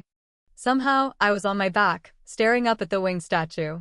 He looked down upon me, arm outstretched, palm open. I willed my arm to move, but it wouldn't lift. My gaze drifted beyond the statue as I drew in a shallow breath that didn't seem to fill my lungs. The sky was dotted with small flakes that eventually made their way down to me. My lids grew too heavy to stay open, and it was only seconds before the snow caked my lashes. I thought I heard a desolate cry in a beautiful language, but then there was nothing. Chapter 19. What was she doing out there? I don't know. I find it hard to believe she somehow mistook it for summer. Why hasn't she woken up yet? The voices sounded familiar to me. My right palm burned. Everything burned, actually really freaking burned. Someone moved something warm and heavy over me. It made my skin scream. She'll be fine, a woman said. She just needs rest. Needs rest. That sounded like Seth, but he didn't sound right to me. His musical voice was pitched wrong. She was blue when Leon brought her in. Leon brought me in? From where? Why had I been blue? Blue didn't sound good. The girl is lucky. A few more minutes and she would have lost a finger or 4, but she is fine, the woman said again, irritation lacing her words. There is nothing more to be done. Wait? What the hell? Lose fingers? I heard a door shut, and then the bed dipped beside me. Someone brushed my hair back off my face. Seth. I tried to open my eyes, but they felt annoyingly heavy. Where did she say she was going when she left dinner? My heart sped up, recognizing Aiden's voice. Why couldn't I open my eyes? And why was I so damn tired? She said she was going to practice, answered Seth. And you let her go by herself? That was my uncle speaking. Only he could sound so coldly displeased and yet cultured. I'm not her babysitter, snapped Seth. She didn't want me to go with her. Alex shouldn't be roaming around here alone. Aiden's anger filled his voice. Damn it, she knows better than this. Seth snorted. Even though Alex is prone to idiotic behavior, I seriously doubt she's responsible for this one, said Aiden. Gee, thanks, I thought sleepily. I kind of wish they'd all shut up so I could go back to sleep. My skin didn't burn when I slept. She wouldn't go skipping through a maze dressed like it's summer and almost die from hypothermia, Aiden continued. Someone did this to her. You're suggesting a compulsion? Seth's voice lowered. You know Pierce are forbidden from using compulsions on halves who aren't indentured. Would one dare? What do you think? Asked Aiden. I think I'm going to kill someone, Seth replied casually. Marcus sighed. I'll speak with Minister Tully first thing in the morning. He assured me there would be no trouble here. They continued on for a few moments, their voices drifting further away as I fell back into the blissful oblivion where my skin felt normal. I awoke a little while later, shivering uncontrollably. The room was quiet and dark when I opened my eyes. I wanted to get up and grab a thermal, but my muscles didn't want to cooperate. Whimpering, I fell back to the hard mattress and willed a nice heavy blanket to appear out of the thin air. Too bad I didn't have any powers like that. Suddenly, the bed shifted and a dark shadow leaned over me. If it weren't for the bright yellow eyes, I would have screamed. How are you feeling? I'm sea cold, I gasped out. They brought in extra blankets. You're still cold. Uh-huh. My teeth chattered. I heard Seth sigh, and then I felt his hand sliding underneath me, rolling me onto my side. What are you doing? Getting you warm, since we already have every blanket known to mankind on this craptastic bed. He pulled me back against his chest and wrapped his arms around me. Wow, you're cold. Like a little popsicle. I squeezed my eyes shut. I wasn't suggesting this. He rested his chin against the top of my head. Do you have any better suggestions? Yeah. Do you go get more blankets? That wouldn't be nearly as fun as this. I didn't respond to that because, truthfully, Seth was really hot. Hot in a totally platonic, body-warming way. Then his leg slipped in between mine and my eyes snapped open. Seth. Just making sure you are warming up. Is it working? Seth shifted his arms under the blanket, one hand finding the curve of my hip. I bit down on my lip. Yes, I was warming up. Alex? Yeah? I wiggled uncomfortably and stopped when Seth's hand tightened on my hip. What were you doing in the maze tonight with half your clothes off? What? I squeaked. You don't remember? Seth slipped his hand under the hem of my shirt. Your stomach is ice cold. And his hand was really warm. I told myself that was the reason why I didn't break his arm. And no, I don't know what you're talking about. Okay. Do you remember talking to me after dinner? What a stupid question. Yes. Did you go to the training rooms? Yeah. What happened after that, Alex? I worked with the dummy for a little while and then I frowned. Then what? I remembered walking over the corner and putting on my hoodie. The lights went out. In the training room? I nodded, still concentrating.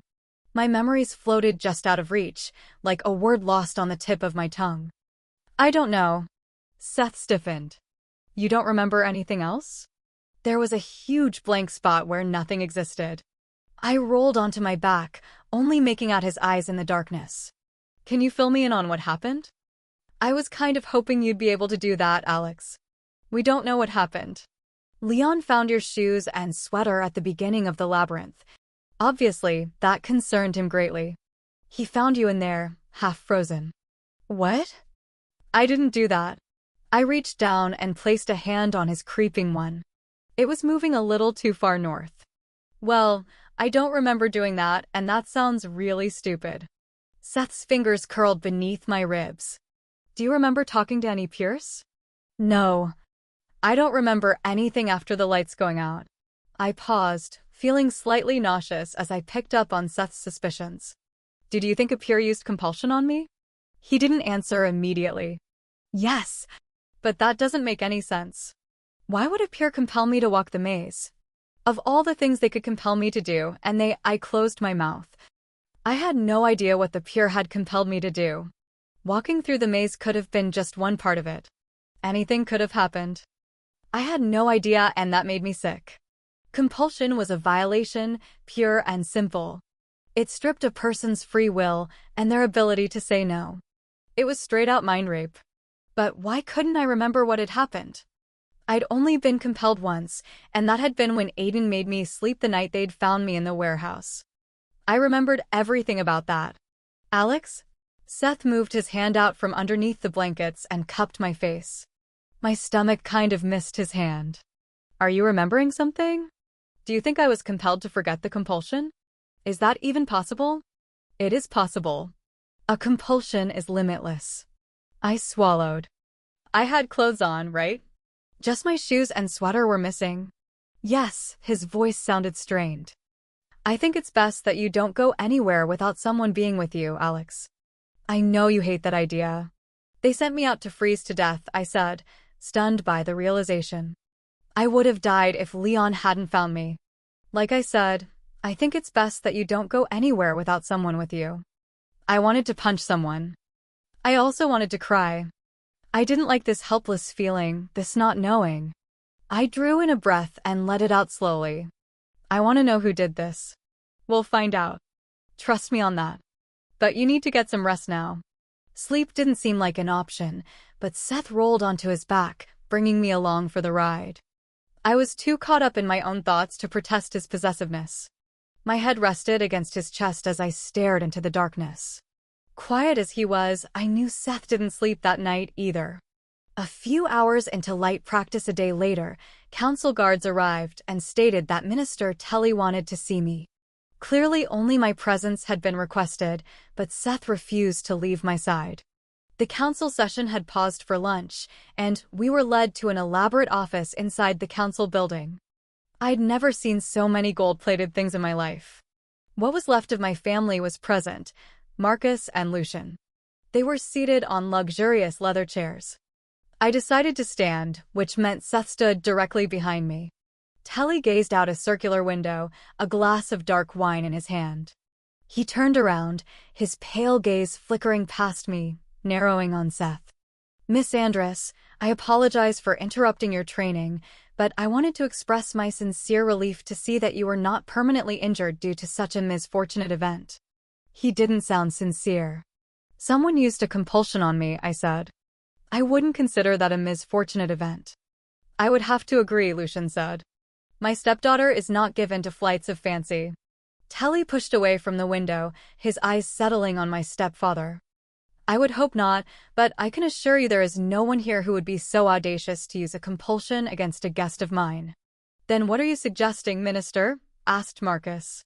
Today he was dressed in a navy blue suit. I'd kill to see the man in jeans. I am as curious as you to find out how Miss Andress ended up in that predicament, Telly said. I have my best guards investigating the matter. Perhaps they will discover what truly happened. You say it like I'm somehow responsible for what happened, I said, which earned me a bland look from Telly. I know we are rather lax around here in regards to drinking. Telly took a leisurely sip of his wine.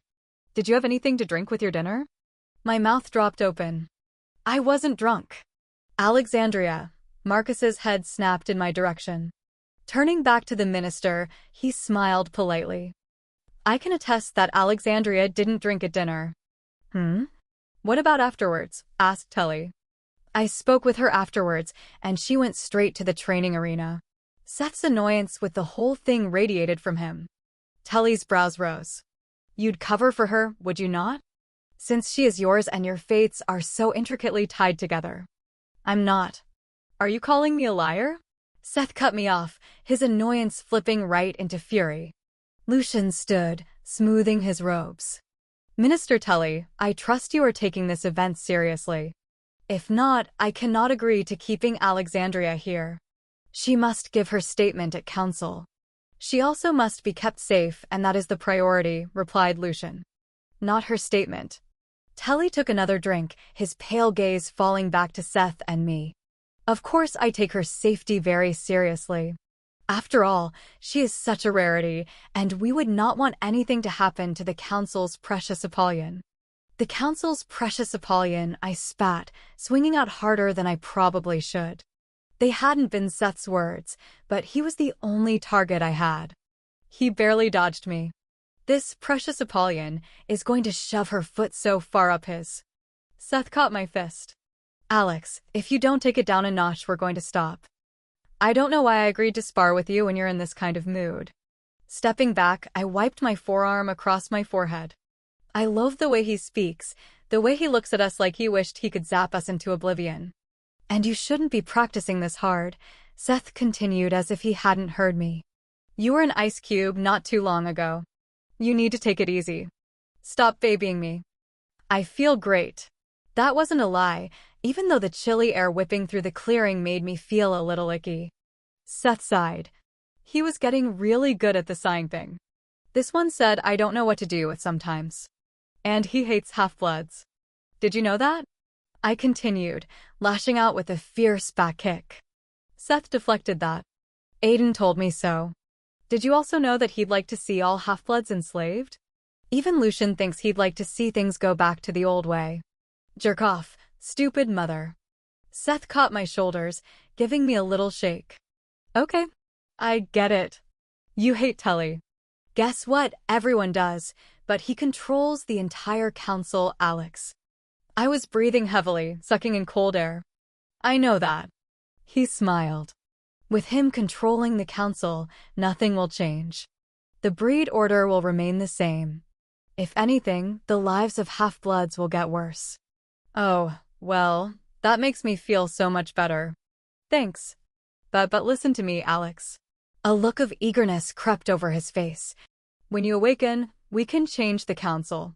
We have supporters, Alex. People who would surprise you. He brushed a strand of hair off my cheek. I swatted his hand away. Don't touch me. I don't need any more never-fading magical runes to appear. Seth dropped his hands, grinning. Still hasn't faded? I shoved my hand in his face. Still there? Yep.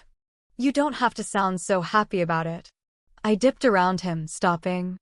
We had company. Cross, Will, and Boobs stood at the edge of the field. Will held a small cooler in his hand. We thought you guys could use some drinks since you missed the party. Seth fell into an easy banter with them while I fiddled with the string on my pants. Drinks consisted of cheap wine coolers that Caleb would have laughed at, but I was so thirsty I wasn't complaining.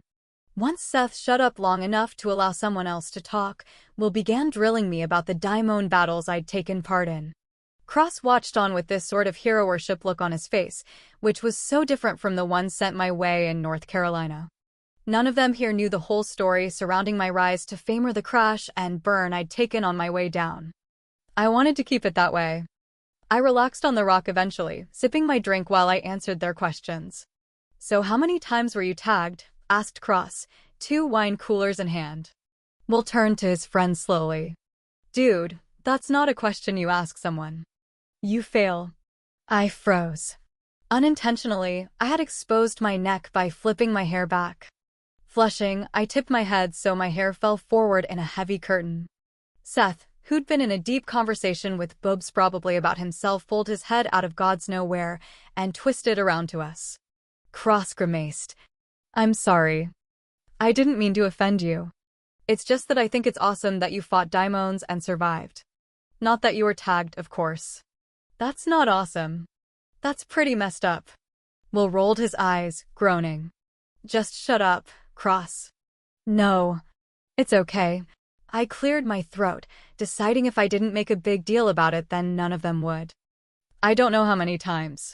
A couple, I guess. Cross looked relieved, but then Seth stood, and Cross shifted further back. I watched him stride between us and stop, blocking both Cross and Will as he faced me.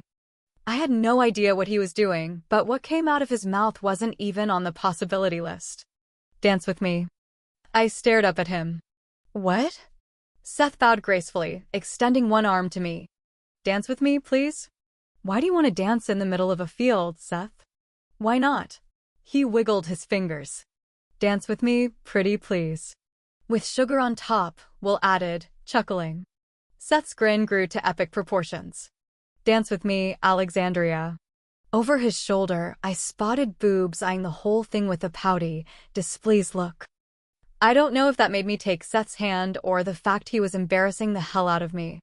Seth yanked me to my feet, keeping my one arm outstretched while placing my other around his back. Then he started waltzing around the field with no music. It was so ridiculous that I had laughed. We rounded a boulder, tripping over the uneven ground. Seth knew how to dance, really dance like the kind people did in ballrooms. With one arm, he spun me out from him. I giggled. Did you pick this up from watching Dancing with the Stars? You mock me. Seth spun me so my back was against his chest. You wound my sensibilities when I'm trying to help you. Help me with what? Seth twirled me around. You need to know how to dance without a pole if you're going to the ball. I smacked him on the chest. I don't dance like a stripper, and I'm not going to that stupid ball. He didn't respond. Grinning, he slipped his hand up my back and dipped me over his arm. I laughed and let my head fall back. I could see Boobs on her rock. Very slowly, when she was sure she had Seth's attention in that nanosecond he had me bent backward, she licked her lips. Seth dropped me. Much later, after the sun had fallen and we were covered in mud, Seth and I slipped past the dining hall. Trying not to bring attention to ourselves, we moved as quietly as possible. I rubbed my aching rear and caught Seth watching me. Your fault, I whispered. You're never going to let me forget that, are you? You dropped me on my butt. He tipped his head back, laughing softly. I blame the wine coolers. I blame Boobs. Grinning madly, Seth grabbed my hand and hurried me down the hall. We passed several quiet rooms, and then we heard Marcus, loud and clear. I have no idea if Lucian is planning anything. We stopped and looked at each other. Are you not close with him? I heard Tully ask. Lucian keeps a lot secret, Just like every one of you does, Marcus responded angrily. Seth pulled me under the stoop beside the room Marcus and Telly occupied, pressing me against the wall. He didn't have to get that close. Come on, Seth. Back. Sure. He tipped his head toward mine, strands of his hair swept against my cheeks. This feels naughty. I shot him a dirty look. I know he's up to something, said Telly. He thinks he can control him, but he is foolish for believing so. Seth straightened an inch, a slight frown pulling at his lips. Even Lucian is not that foolish, Marcus responded. Telly made a disgusted sound. It is my job as a minister to protect the me duty. If you know something, I know nothing of the sort. Marcus slapped something down. You are being paranoid, minister. You call it being paranoid, and I call it planning for the future. There are certain precautions we could take just in case. Ways to ensure that they are never threatened. I wondered what they were talking about. Seth also had a puzzled look on his face, which almost made me giggle. Maybe the wine coolers were still in my system. He must have felt the laugh bubbling up in me, because he looked down at me and smiled. What are you suggesting, minister? There are ways of eliminating the threatways in which no one is harmed. Some of the council members agreed that it may be best to do so. When Marcus spoke next, his words were cold and flat. Has the council already acted on this? Telly scoffed. What are you insinuating, Marcus? There was a stretch of silence. And how would you eliminate the threat, pray tell? The tension that followed Marcus's question was so thick I could feel it. We already have one here, replied Telly. Why not keep them both here? There was a stretch of silence. That is out of the question. I am sorry, but I cannot agree to that. Perhaps you just need time and motivation. You want that council seat very badly. I could make it happen. Seth dropped his head, his breath warm against my neck. I tried to move back, but there wasn't anywhere to go. Do you know what they're talking about? He whispered. For a second, I had to think about what he was asking. I felt kind of out of it. No clue. I do not believe my mind will change, Marcus finally responded. It is late, minister. And this conversation is over. Seth's lips brushed against my neck, right under my ear. I jerked from the unexpected touch and then socked him in the stomach. He chuckled softly. Telly laughed mirthlessly. My offer stands until the end of sessions. Good evening, Minister Telly. We ducked into the adjoining room, shutting the door just in time. Telly exited seconds later, followed by Marcus. Seth and I stared at each other. There was something in his eyes, mischief definitely, but something else. He prowled toward me, grinning. I put my hand up, flattening it against his chest. My pulse sped up. Playtime is over, Seth. He placed his hand over mine. Sounds like a bit of bribery going on. That doesn't surprise me. I gave the room a brief glance. We were in another sitting room. How many of these things were there? I'm a little surprised over how much Marcus dislikes Telly. Shrugging, Seth went to the door and peered out. All clear. He paused, grinning over his shoulder. Unless you want to stay here a little while. That couch looks comfy. I shoved past him. Can't you think of anything else? He followed me out. No, not really. Wow, you're so multidimensional, Seth. Chuckling, he sidled up to my side and dropped his arm over my shoulders. And you're such a killjoy. Chapter 20. Over the next couple of days, Seth consumed most of my time. I saw very little of Aiden and Marcus. Once, when Seth wasn't attached to my hip, I hung out with LaDawn while she got Imani and Petty for the ball. I opted out of the indulgence. People touching my feet creeped me out. Seth and I had snuck into one of the training classrooms between practices and sparred with some of the halves the other day. I think we caused more mayhem than anything else, but I'd enjoyed fighting people other than Seth. Goofing off eased some of the pent-up frustration of being in this place, and the growing unease that occupied each day closer to my council session. But time with Seth hadn't been all fun and games. We'd spent most of our training sessions working on avoiding the use of elements in battle. Throwing balls of flame around really wasn't an indoor sport, so we were forced outside. We also argued. A lot. He got pissy because he claimed I'd been watching Aiden when he'd shown up one day during our practice and worked out alongside us. Seth also claimed that I drooled on myself. Not true. Flushing with embarrassment and anger, I'd stormed off and left him standing in the middle of the field we'd practiced in. A short hour later, Seth reappeared with hamburgers and freeze-me favorite, and I kind of forgave him. He'd had hamburgers. What else could I have done? I still had no recollection of how I'd ended up in the maze. Not knowing what had happened or why a peer would do that agged at me. So did the conversation we'd overheard between Marcus and Lucian. I couldn't shake the feeling that those two events were connected. But that could just be my paranoia. Today's practice had been cut short as Seth had something important to discuss with Lucian. When I'd asked what it was, he told me not to worry my pretty little but over it and to go hang out with LaDawn. I hate boys. And I couldn't find LaDawn anywhere. Even though it irked me that no one wanted me to roam around alone, I didn't want to end up a Pierce compulsion toy again. Thinking about that filled me with enough anger I could have put my fist through the wall. After checking out a million sitting rooms, I gave up on my search for LaDawn. Another long and boring evening staring at the white walls in my room awaited me. With barely restrained aggravation, I turned the corner and froze. Up ahead, a female servant trembled on her knees. She dropped a stack of dishes on the carpet. The man towering over her wore the unmistakable and terrifying garb of a master. I'd only seen one once before, and that had been when Mom had brought me before the council when I was 7. I'd never forget the blood-red tunic or how they shaved their heads and all facial hair. The master kicked one of the empty plates, shattering it.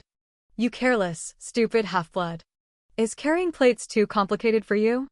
She cowered, lowering her head and clasping her knees. She didn't speak, but I could hear her soft cries. "Get up." Disgust dripped from the master's voice. The girl didn't move quickly enough for his liking. He reached down and grabbed a handful of her tangled hair, yanking her to her feet. Her gasp of surprise and pain brought forth a cruel laugh from the master and something far worse. He lifted his free hand to hit her. I didn't even think. Rage propelled me into action. I struck out, catching the master's fist before it landed a blow. The master whirled around. Lack of eyebrows gave his startled expression an almost comical aspect. He recovered quickly and tried to pull his hand free. I held on. "Didn't your mother ever teach you not to hit a lady?" Anger and contempt filled his eyes, sharpening them.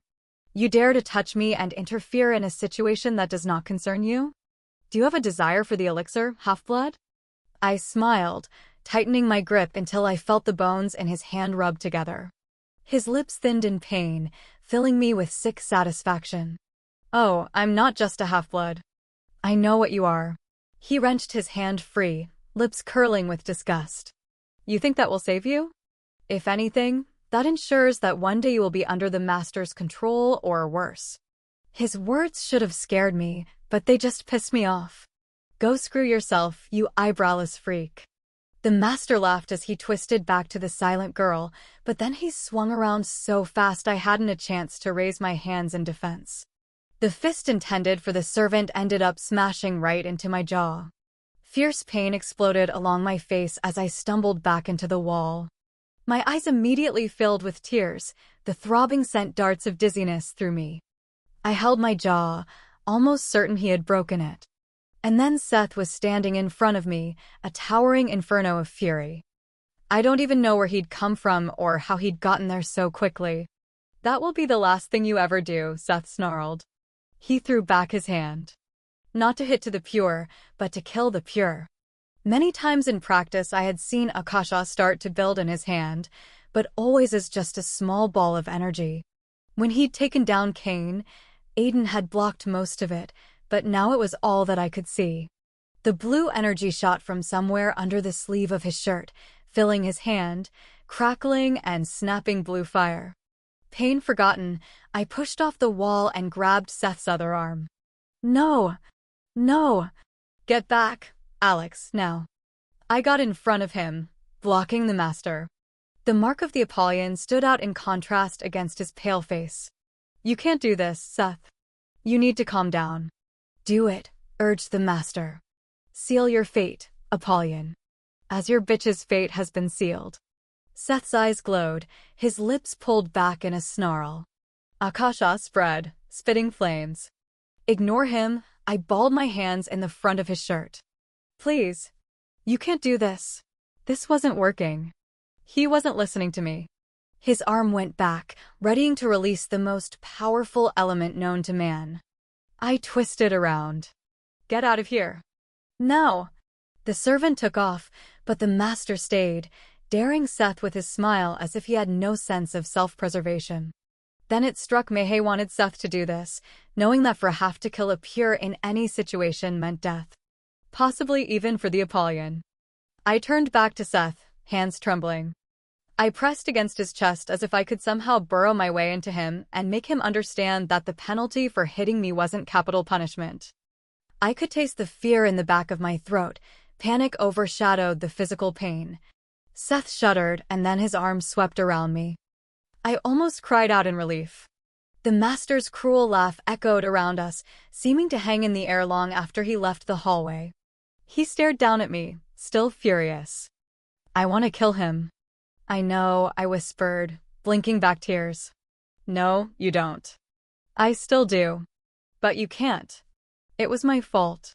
He was about to hit a servant and I stopped him. Your fault, he said, eyes widening with disbelief now. He reached out and caught my chin, turning my head to the side. No, this wasn't your fault. I swallowed, closing my eyes. Crisis averted for now. Is it going to bruise? Most definitely. I think I'm going to be in trouble. I stepped back, staring at the floor. This Seth is hard and lethal. Seth was frightening. You're going to be in trouble, too. Yes. Seth sounded as if he didn't give a crap about that. I touched the left side of my face and winced. Oh, crap. Seth pulled my hand away from my face. I think if we make it to dinner without anyone saying anything, then we're in the clear. You think so? Seth smiled, but everything about him still seemed on the verge of destroying something. Yes. We didn't make it until dinner. About 20 minutes later, Marcus and crew stormed the sitting room Seth and I were kind of hiding in. Aiden was with them, his eyes immediately finding me. His gaze glided over my face, stopping on what I knew was a nasty-looking bruise. He came to a complete stop and inhaled sharply. Potent anger rolled off him in waves, nearly as overwhelming as what was still radiating from the one next to me. What were you thinking, Alexandria? Demanded Marcus. I pulled my eyes from Aiden's, but didn't look at Marcus. I watched Seth instead. His face was still a picture of hard lines and chilling beauty. I know I shouldn't have stopped the master, but he was going to beat a girl for dropping plates. I had to do. The door swung open, revealing Minister Tully and a slew of council guards. I stiffened, but Seth stood. What is this? He demanded, hands balling into fists. What is this? Minister Tully repeated, striding across the room, tall and graceful, his green robes flowing. He stopped before Marcus and Lucian. What is it that I hear about Alexandria attacking a master this afternoon? Attacked? I sputtered. I didn't attack anyone. I stopped. She did interfere with a master, but she did not attack the man, Marcus cut in, sending me a dangerous look. However, he did strike Alexandria. Tully spared me a brief glance. Half-bloods know to not interfere with a master and their treatment of servants. To do so is a breach of the breed order. My mouth dropped open. Had I expected to be in trouble? Yes, but not to be accused of breaking the order. Are you serious? Seth stepped forward, eyes narrowing into thin slits. Get your Apollyon under control this instant, Lucian. Tully spat, or my guards will. Lucian swung toward Seth, but I knew there was nothing that he could say or do. I grabbed Seth's arm and tugged hard. Sit, I whispered. He glanced over his shoulder at me, brows raised. I'd rather stand. Gods, he so wasn't helping matters. Not like it would stop him, but I held onto his arm. Minister Tully, I understand that Alexandria should not have interfered, but accusing her of breaking the law? Marcus shook his head. I think that's a bit extreme. That half-blood is extreme, Tully responded. Neither of you have any control over her. She's threatening masters now? What will she do as an Apollyon? Massacre them in their sleep? I laughed. Everyone looked at me. I'm sorry, but this is ridiculous. All I did was stop him from hitting a girl. That's it. I didn't hit him, but he did hit me. I pointed at my jaw. And I wouldn't massacre people in their sleep. Telly turned, facing me fully.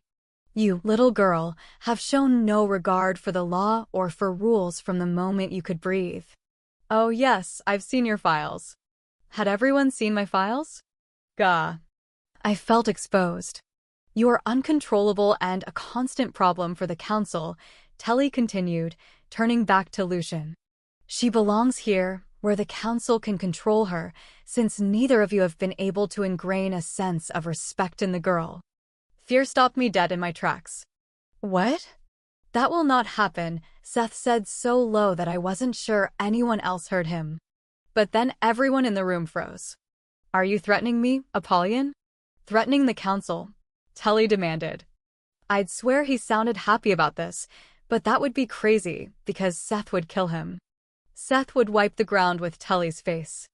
I tore my gaze from the headminister and saw the marks of the Apollyon swirling across Seth's face. And then I realized Aiden had moved, standing on the other side of me. I thanked the gods that everyone was focused on Seth, fearing he was about to lose it. The look on Aiden's face said he was about to rip through everyone in this room. My heart sank as I looked between the two guys. This wasn't going to end well at all. I stood, my knees shaking. I'm sorry. Don't apologize. You did nothing wrong, Seth hissed. But I did. I shouldn't have interfered. I met Telly's eyes and swallowed my pride at the same time. I forgot my place. Seth whirled on me so quickly I thought he might actually zap me. I met his furious stare, willing him to just sit down and shut up. Minister, as you can see, Alexandria sees her error. Lucian moved in front of Seth, his hands clasped together. She is strong-willed, stubborn even, but she broke no law today. As you know, if she had attacked the master, I doubt he'd be well enough to spread such atrocious exaggerations. She thinks without acting sometimes, Marcus joined in. She is reckless, but she never has ill intentions. As for controlling her, I can promise you that she won't even speak out of turn for her stay here. I opened my mouth, but shut it. Telly drew another breath before turning to Lucian. This kind of behavior she has repeatedly displayed is concerning not only to me, but the council. But that is something you are already aware of, Lucian. He paused, scanning the room. His gaze, full of condemnation, fell on me. I will not forget this. With that, he turned and stalked from the room. The guards followed him, stiff and silent. I collapsed on the couch, exhausted. I'd barely escaped the noose with that one. I felt Seth sit back down, but I didn't look at him. Alexandria, what have I told you time and time again? Asked Marcus. Enough, Lucian said. It is in the past now. It is done. It just happened, Marcus retorted, and this one here threatened the master with Akasha, for crying out loud. He is lucky that the master didn't report him. What did you expect? Lucian countered wearily. He will defend what is his. I sent my stepfather a death glare. I am not his. Would you please stop referring to me as a possession instead of a person? Lucian smiled. Either way, Seth cannot be blamed for defending her. Or would you rather he'd allowed the master to continue to beat Alexandria? That is preposterous, Lucian. Marcus's hands balled into fists. They went back and forth for a little while. Eventually my head ached as badly as my jaw did. On the positive side, Seth began to relax and no longer looked like he wanted to wipe out an entire village of Pierce. Once I'd gathered I wasn't in that much trouble, I slipped out the double doors and breathed in the brisk air. I didn't roam off too far, staying just around the corner from the sitting room. I kept thinking about what the master had said. My fate had already been sealed? Had the master known something, or had he just been taunting Seth? Alex? I turned to the sound of Aiden's voice. His eyes were a flinty silver. Hey, I murmured. I know I messed up again and... I'm not here to yell at you, Alex. I just wanted to make sure you were okay. Oh, Sorry. I'm just used to everyone yelling at me. He tipped his head to the side, eyes a dark gray. I understand why you did what you did. Honestly, I wouldn't have expected you to do anything differently. Really? I looked around skeptically. Are you on drugs? Aiden smiled, but then his eyes flickered to my jaw. The smile faded. Does it hurt? No, I lied. He looked like he knew better. Before I knew what he was doing, he reached out and brushed his fingers around the edge of the bruise. It's swelling. Have you put ice on it? I had actually, but I'd grown bored holding the ice bag Seth had rifled together. Staring at Aiden now, though, I completely forgot what he'd just asked me. His fingers were still against my cheek, and that was the only thing in this world that mattered. You still show so much strength. A small smile appeared on his lips. Then he dropped his hand, the heady connection brief. No other half-blood would have done what you did. I don't know why you keep saying that. I leaned against the smooth wall as if it could somehow ground me back into reality. It's the truth, Alex. And I'm not even talking about what you did for the half-blood. It's what you just did in there. I know damn well what it took for you to apologize and say what you did. That took strength. It wasn't strength. I was scared out of my mind, actually. Maybe a little irrational, you know? Aiden glanced away, toward the labyrinth. From here, all I could see were the tips of the vine-covered statues. I was wrong. My breath caught in my throat. Wrong about what? He turned back to me, eyes silvery. About a lot of things, but I always thought your irrational nature was a flaw. It's not. It's what makes you so strong. I stared at him, my heart doing all kinds of crazy things in my chest. Thank you. Don't thank. I know. I smiled even though it made my jaw hurt. Don't thank you for that, but I did. Aiden nodded. I better get back in there. Don't wander off too far, okay? I nodded and watched him turn around. He got to the French doors and stopped. Turning around, the expression on his face was unreadable, but his words were precise. Part of me wishes Seth had killed that master for touching you. Dinner was served early on the night of the ball, and the mad bustle of servants drove me up to my room. My nerves were stretched tight from my impending court session, my run-in with the master's fist, Seth's psycho Akasha killing power, and Aiden's parting words. Part of me wishes Seth had killed that master for touching you. 2 days later, and I still couldn't forget what he'd said. That had been a serious statement, but what could it mean? Did it matter? No, I told myself. Even if Aiden loved me as much as I loved Cake, it didn't matter. There was no future there, only death and despair. A soft knock on the door pulled me out of my thoughts. Since Seth never knocked, I knew it couldn't be him. I scooted off the bed and went to the door. LaDawn stood in the hallway, dressed in a beautiful deep green dress that clung to her hips before billowing out around her in soft, wispy material. Her hair was done up in an intricate twist, adorned by several fresh rose blossoms. I glanced down at my sweats and shirt. Gods, I never felt more boring and ugly in my entire life. And here I thought Leah was the only one who could evoke such feelings. LaDawn smiled faintly. If you're not busy, which I can tell you're not, I want to show you something. I glanced back at my bed and shrugged. It wasn't like I had anything to do. We passed several servants on the way to her room on the floor above, and LaDawn smiled at each of them graciously. Once inside her room, she circled one arm around my shoulders and steered me to an overstuffed chair by her closet. I sat down and pulled my legs up to my chest. You wanted to show me your closet door? LaDawn's laugh was throaty and infectious. I found myself smiling at her. You're so much like your mother. She shook her head as she leaned against the doors. The things you say, it's like hearing Rochelle speak. My smile faded a bit, and I wrapped my arms around my knees. My mom never said half of the stupid stuff that comes out of my mouth. You'd be surprised. She paused as a soulful look crept across her features. Do you know what your mother loved most about the council sessions? No. LaDawn spun around and threw open her closet doors. She stepped back and spread her arms in a sweeping gesture.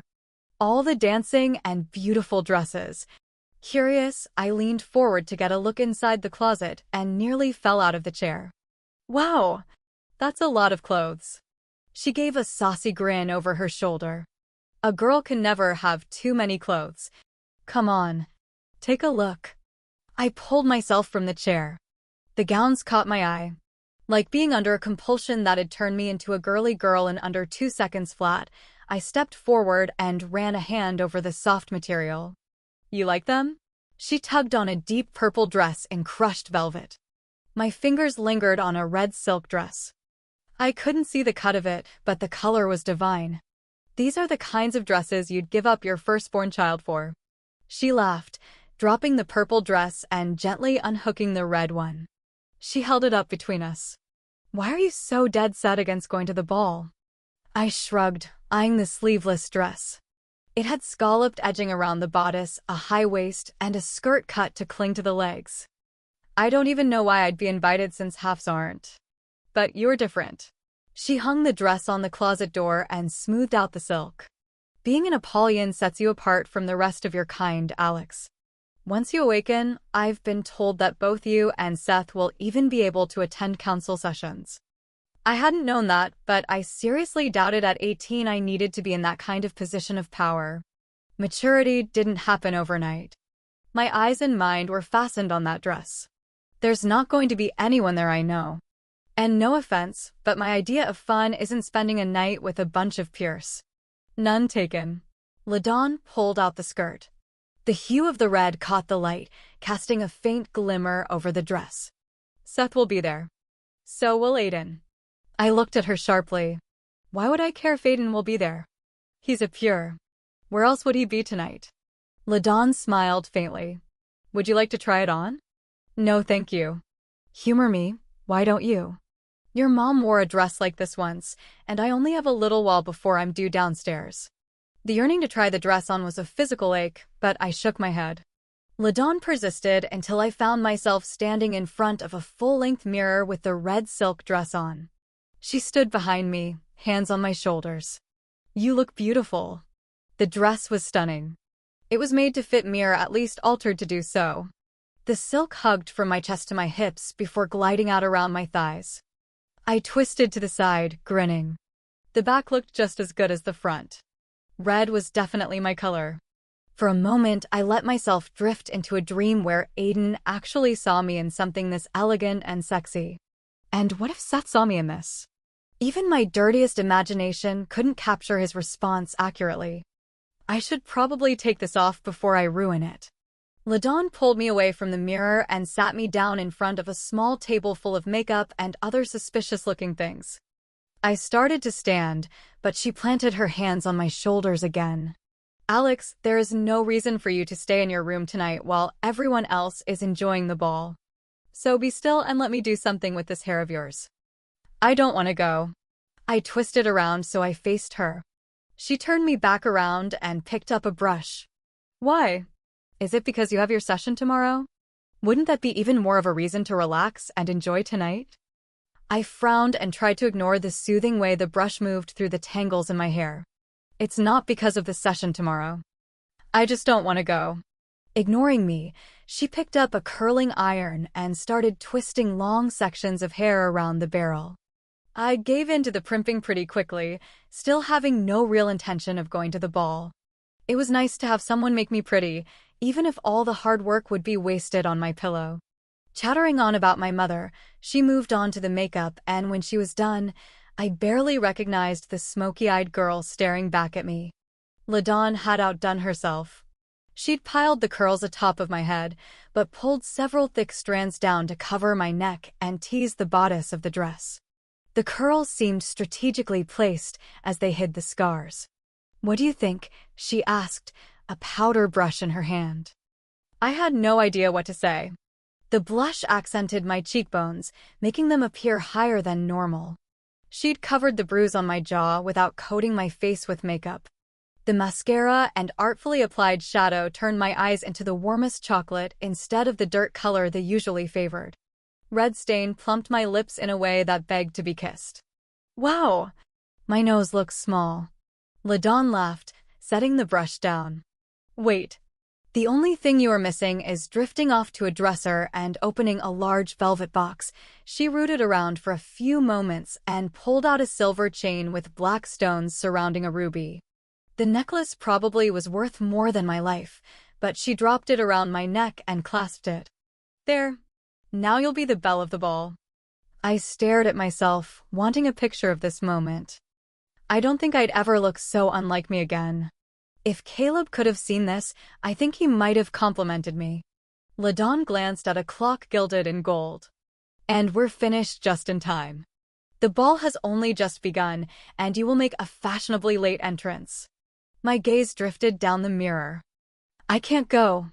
You're being silly. You're going to look more beautiful than any pureblood in that room, Alex. You'll belong. I stood, shaking my head. You don't understand, LaDawn. I do appreciate all of this and it was fun, but I can't go. She frowned. Perhaps I don't understand. Would you explain it to me? Slowly, I turned back to the mirror.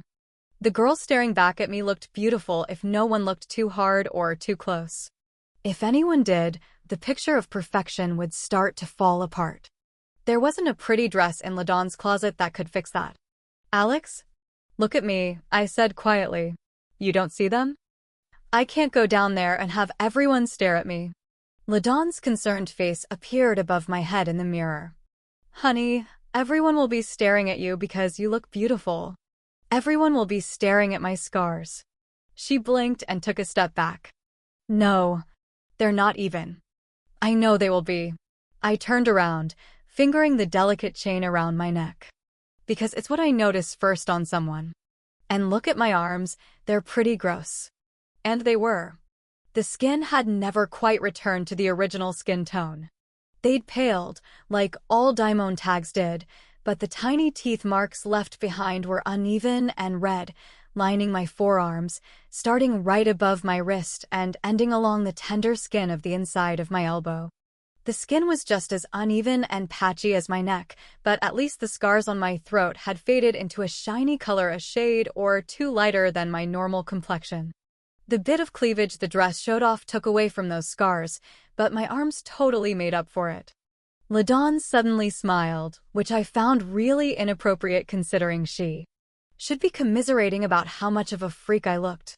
She moved to her closet and pulled a large box off the top shelf. Taking it to her bed, her smile grew wider. I have the perfect thing. Doubtful, but I followed her to the bed. She flipped up the lid and pulled out 2 elbow-length gloves in black silk. Problem solved. I took the gloves gingerly. I'm going to look like Rogue from X-Men. Her nose wrinkled. Who? It doesn't matter. Try them on. The gloves will work now. If it were the summer, it would be a tad bit questionable. I slid one on and it did cover the scars quite nicely, but gloves? For real? Who wore them but old grannies? I don't know about this. LaDawn sighed, shaking her head. This is a formal ball, Alex. Have you been to one before? No. Trust me when I say that you will not be the only girl wearing gloves. Now, come on. We don't have much more time to stand up here and feel sorry for ourselves. You look beautiful, Alex. More so than even your mother ever did. I wiggled my fingers in the silk gloves, feeling excitement bubble for the first time. Half-bloods didn't go to grand balls, and they didn't have pure fairy godmothers, either. So I'd never really expected to attend anything like this, especially not in this killer dress. But here I was. A slow smile crept over my face. LaDawn. Yes. She stopped at the door. Thank you. Her hand flew to her heart. Honey, you don't have to thank me. I'm just glad I could do this for you. You had this planned ever since Lucian mentioned something at breakfast, didn't you? That's why this dress fits so well. LaDawn gave a sly smile. Well, I always thought red would be your best color. The ball was in full swing by the time LaDawn and I made it downstairs. The soft hum of an orchestra filled the corridors as we moved closer to the ballroom. A display of dazzling candles lit the way. My excitement quickly turned into nerves. I've never worn anything like this before, and attending something like this just went against everything a half-blood knew. Also, orchestra music just wasn't my thing. Would I be expected to waltz? The last time and only time had been with Seth, and he'd dropped me. I couldn't hit the ground in this kind of dress. That would be a sacrilege. And who would even dance with me? Was I going to be hugging the wall all night? That's when I started sweating. LaDawn grasped my hand with hers and led me forward. "You've fought daimons and the idea of a ball scares you?" "Yes," I whispered. She laughed, the sound reminding me of wind chimes. "You're going to do beautifully. Just remember that you belong among them.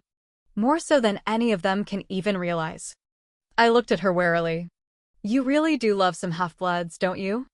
Her cheeks flushed a fierce red. I just believe that all of us are equal and should be treated that way." I doubted that was the main reason, but I didn't push it. She pulled me out of the soft shadows of the hallway, past the frozen furies, and right into the ballroom. I think I maybe had a minor heart attack standing there, taking it all in. The room was massive, the walls entirely made of glass. Crystal vases full of roses sat in every corner and on every table, and flower-covered vines hung from sparkling chandeliers in a dazzling display of light and darkness and streamed across the ceiling. At the far end of the room, a small orchestra sat mortal musicians. Mortals were easy for both Pierce and Halves to pick out. It was more than just the physical attributes that set them apart. Their movements were jerky and slow, while the Pierce glided gracefully around them. Compared to the Pierce, their expressions were bland. They were probably under compulsion to play here and not acknowledge anything weird. Pierce could get a little freaky after a few drinks. Behind the orchestra, Thanatos rose above the mortals to loom over them like some kind of angel of death. His wingspan had to be at least 8 feet, and the ever-present sad expression had been carved into the marble. Someone had laid a wreath of roses on the god's head. Nice touch. 2 servants appeared in front of us.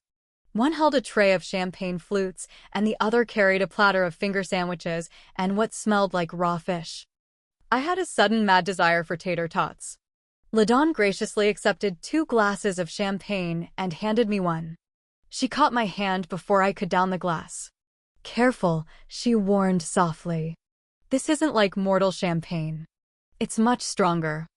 I stared down at the bubbling liquid. "How much stronger?" She tipped her head to a table where a pure girl laughed hysterically while her companions looked on in annoyance. She had a glass of champagne in her hand. "That's probably her second. You sip this champagne." Advice taken. Lucian drifted out of the throng of Pierce and grasped my free hand.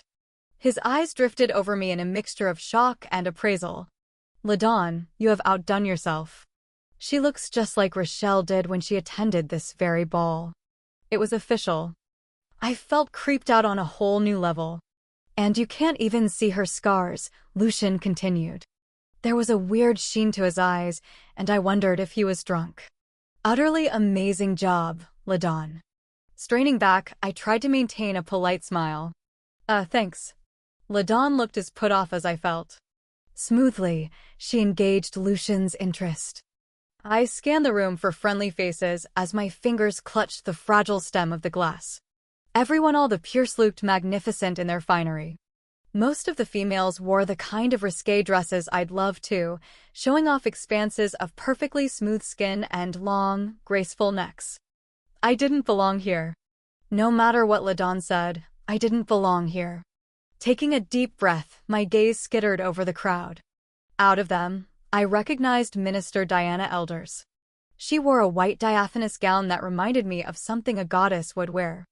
Beside her, my uncle looked extremely interested in whatever she was saying. In awe, I watched as he actually smiled, and when they turned toward us, those emerald eyes shone like jewels. That is, until he saw me.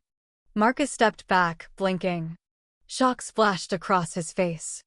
He reacted like he'd seen a ghost.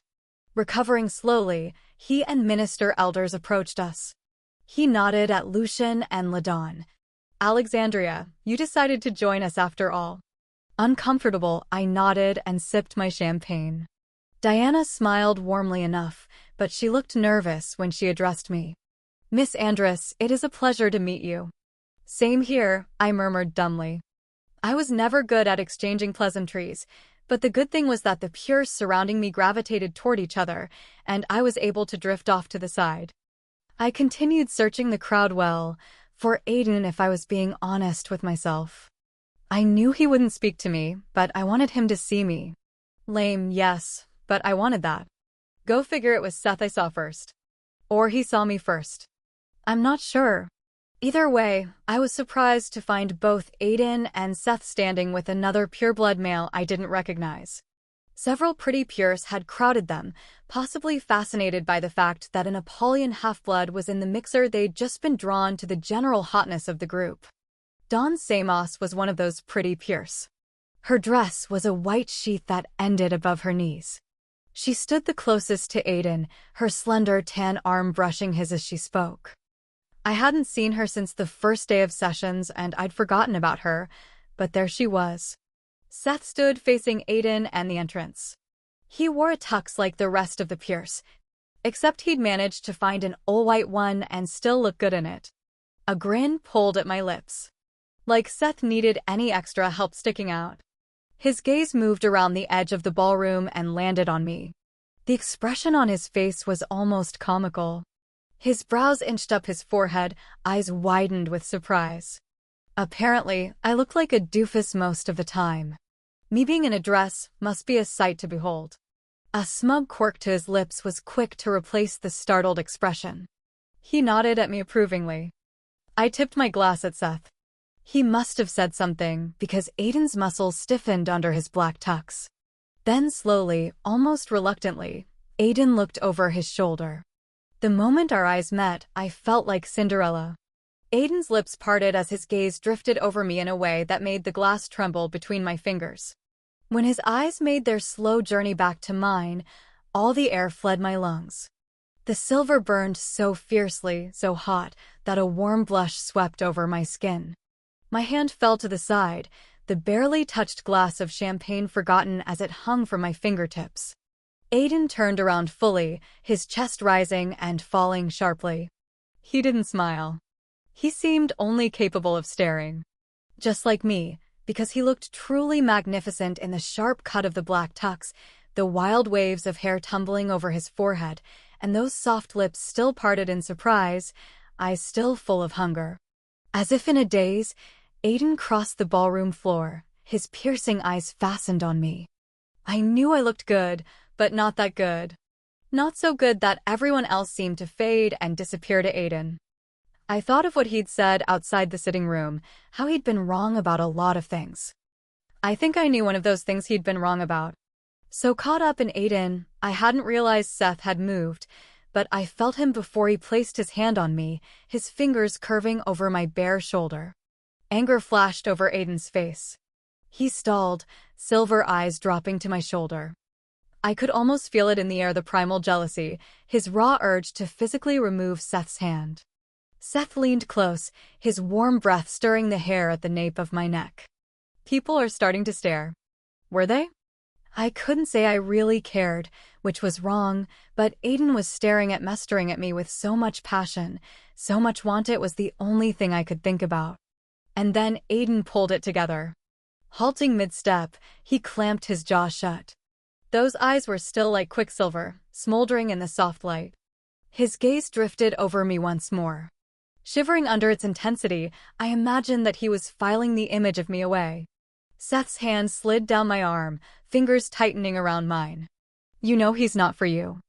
I know, I whispered. And I didn't know that, and maybe that was why I felt so hollow inside. Aiden turned away then, smiling at something Dawn said. But it was a fake smile. I knew Aiden's smiles. After all, I lived for them. Do you want to dance? Seth suggested. Coming to the ball had been a bad idea. The emptiness I felt spread, leaving a gaping hole. I didn't belong here, but Aiden did. Aiden belonged here with Pierce like Dawn. Not with me, not a half-blood. I tore my gaze from Aiden and looked up at Seth. I don't want to dance. Seth's amber gaze drifted over me. Do you want to stay here? I don't know. He smiled and leaned forward. When he spoke, his lips brushed my ear. We don't belong here, Alex. Not with them. I wanted to ask exactly where it was we belonged, but I knew what Seth's answer would be. He'd say that we belonged together. Not in the way I wanted to belong to Aiden, but in a different way. A way I hadn't figured out yet. Let's go, he coaxed softly. I could stay here and continue pretending that I belonged, or I could leave with Seth. And then what? My fingers trembled as I set the glass down on the nearest table. I let Seth lead me away from the ball. A sudden heaviness settled over me. I felt like I'd made some sort of irrevocable choice. And maybe I had. Chapter 21. Let's do something stupid. I turned to Seth, oddly nervous. You want to do something stupid right now? Can you think of a better time to do something stupid? I considered that. He kind of had a good point. Okay. I'm down with stupid. Good. He started off, pulling me through the labyrinth. We rounded the council chambers and headed into the campus. Seth cut toward the dark and silent building I'd spent the majority of my waking time in. You want to train? He shook his head, jaw clenched. No. I don't want to train. Seth picked up his pace. I had no idea what he was up to, but I'd learned a while ago to just go with it. The door to the arena was unlocked. A wide grin broke out across his face when he spotted the double doors inside the dark corridor. You want to go swimming? I asked. Sure. It's like 40 degrees outside. Seth pushed open the door. The smell of chlorine was everywhere. So? It's not 40 degrees in here, is it? More like 60. I pulled away from him and stepped to the edge of the pool. Glancing over my shoulder, I saw Seth kick off his shoes. He caught my eye and winked. You're ridiculous, I said, fighting a grin. So are you. He slipped off the dress jacket, dropping it on the cement. We are a lot alike, Alex. I started to deny it, but I stopped and actually thought about it instead of dismissing it. There was something about Seth that called to my wilder and, yes, stupider side. We were both reckless, a little wild and aggressive, and neither of us knew when to ever be quiet. I guess there were two types of people in the world, those who sat around a fire, staring into the flames, and those who started the fire. Seth and I started the fire, and then we danced around it. Was it so obvious back there? I asked quietly. Seth had been yanking his white shirt out of his pants, but he stopped and looked up. He appeared to be choosing his words. I don't know what goes on in your head, Alex. I can't read your thoughts. I just picked up on your emotions. Good to know. I second that. He started unbuttoning his shirt. Anyway, I don't even need to be able to sense your emotions to know. I don't think you want to know what it looked like. No. I do. I shifted my weight to my other foot. These heels were killing me. Shaking his head, Seth sighed. You were staring at him like an ugly chick stares at the last cute guy at the bar when they make the last call. I choked on my laugh. Oh. Wow. Thanks. He raised his hands in a helpless gesture, which looked so strange for him. I told you. Yeah. I pushed strands of hair off my neck. So I looked like an idiot to everyone? No, everyone saw a beautiful half-blood. That's all anyone saw. Seth glanced away, a wry smile on his face. Can I tell you something? I turned back to the pool. Sure. I prefer you without gloves. His breath stirred the tendrils of hair against my neck. I had no idea how he moved so quietly. Oh, I said, watching Seth as he moved to my side. Quietly, he peeled off one glove and then the other, tossing them both away from the water. His fingers slid around the scars before he dropped my arm, stepping back. My tags never seemed to bother him. I looked at him through my lashes. Better. Much. I glanced down at the beautiful gown. LaDawn would be so upset if I ruined her dress. I turned slightly, catching my reflection in the windows of the pool room. It didn't look like me. I looked like a doll, a carbon copy of my mom. So much so that even Lucian had looked at me in a way that made me puke a little in my mouth. Had that been what LaDawn wanted? To fashion me like her long-lost friend? Can you get silk wet? I asked. Seth made a funny noise behind me. I'd say probably not. That's a shame. I kicked off my shoes. My toes immediately sighed and thanked me. You really are going. I dove in. The water wasn't as heated as I'd thought and was a shock to my system, but after a few seconds I grew used to it. Staying underwater, I swam to the opposite side of the pool. The water immediately killed all of Ladon's hard work. Twisting around, I found Seth at the pool's edge. Amusement and satisfaction played out across on his face, which made him look sort of normal. So childish, Alex. You've ruined her dress. The vibrant red silk floated around me as I treaded water. I know. Bad me. Very bad. He sounded more appreciative than chastising. Grinning, I sank underwater again and closed my eyes. Under the water, it was a quiet, blissful world. I didn't have to think or worry or love. I inched my way back up and caught Seth shrugging off his shirt. I saw maybe a second of his bare upper body before I hastily ducked underwater. It wasn't bad, all golden skin and hard muscles. Seeing his chest wasn't a big deal, for crying out loud. On the nights Seth stayed with me, he did so fully clothed, thank the gods, but it was just weird. Seth was weird, I was weird, and I couldn't stay underwater all night. Using my legs, I pushed off the bottom of the pool. Seth had moved to the center of the room. His head was tipped back, arms stretched high in the air as he stood on the tips of his toes, completely at ease. Stop staring. I floated forward. I'm not staring. He chuckled. How's the water? Nice. His arms dropped to his sides. Do you remember the last thing I told you in training? I pushed through the water, coming to where he stood. You tell me a lot of stuff in training. Honestly, I don't pay attention. He snorted. You do wonders for my self-esteem. Rolling my eyes, I pushed off the cement wall and floated on my back. The dress streamed out around me as water glided over my skin. I feel like a mermaid. Seth ignored that. Tomorrow, when they ask you about what happened in Gatlinburg, only answer their questions. I sighed. I know. What do you guys think I'm going to say? That I love diamonds. Just don't elaborate on anything. Answer yes or no, and that is it. I'm not stupid, Seth. Seth arched a brow. I didn't say you were. I just know you tend to talk a lot. Oh! Like you're 1 inch.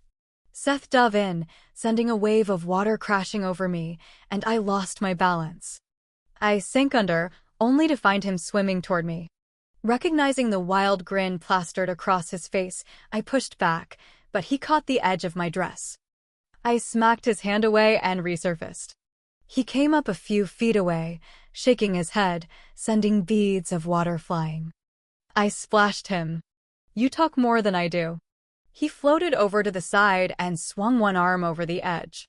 Squinting through water and hair, he made a face at me. You look like a drowned monkey. What? I do not. I ran a hand over my hair, then under my eyes. Come to think of it, I probably had brutal raccoon eyes right now. Wait. Do I? Seth nodded. Honestly, you look like a mess. This was a bad idea. What was I thinking? Shut up. You don't look so hot yourself. That wasn't entirely true.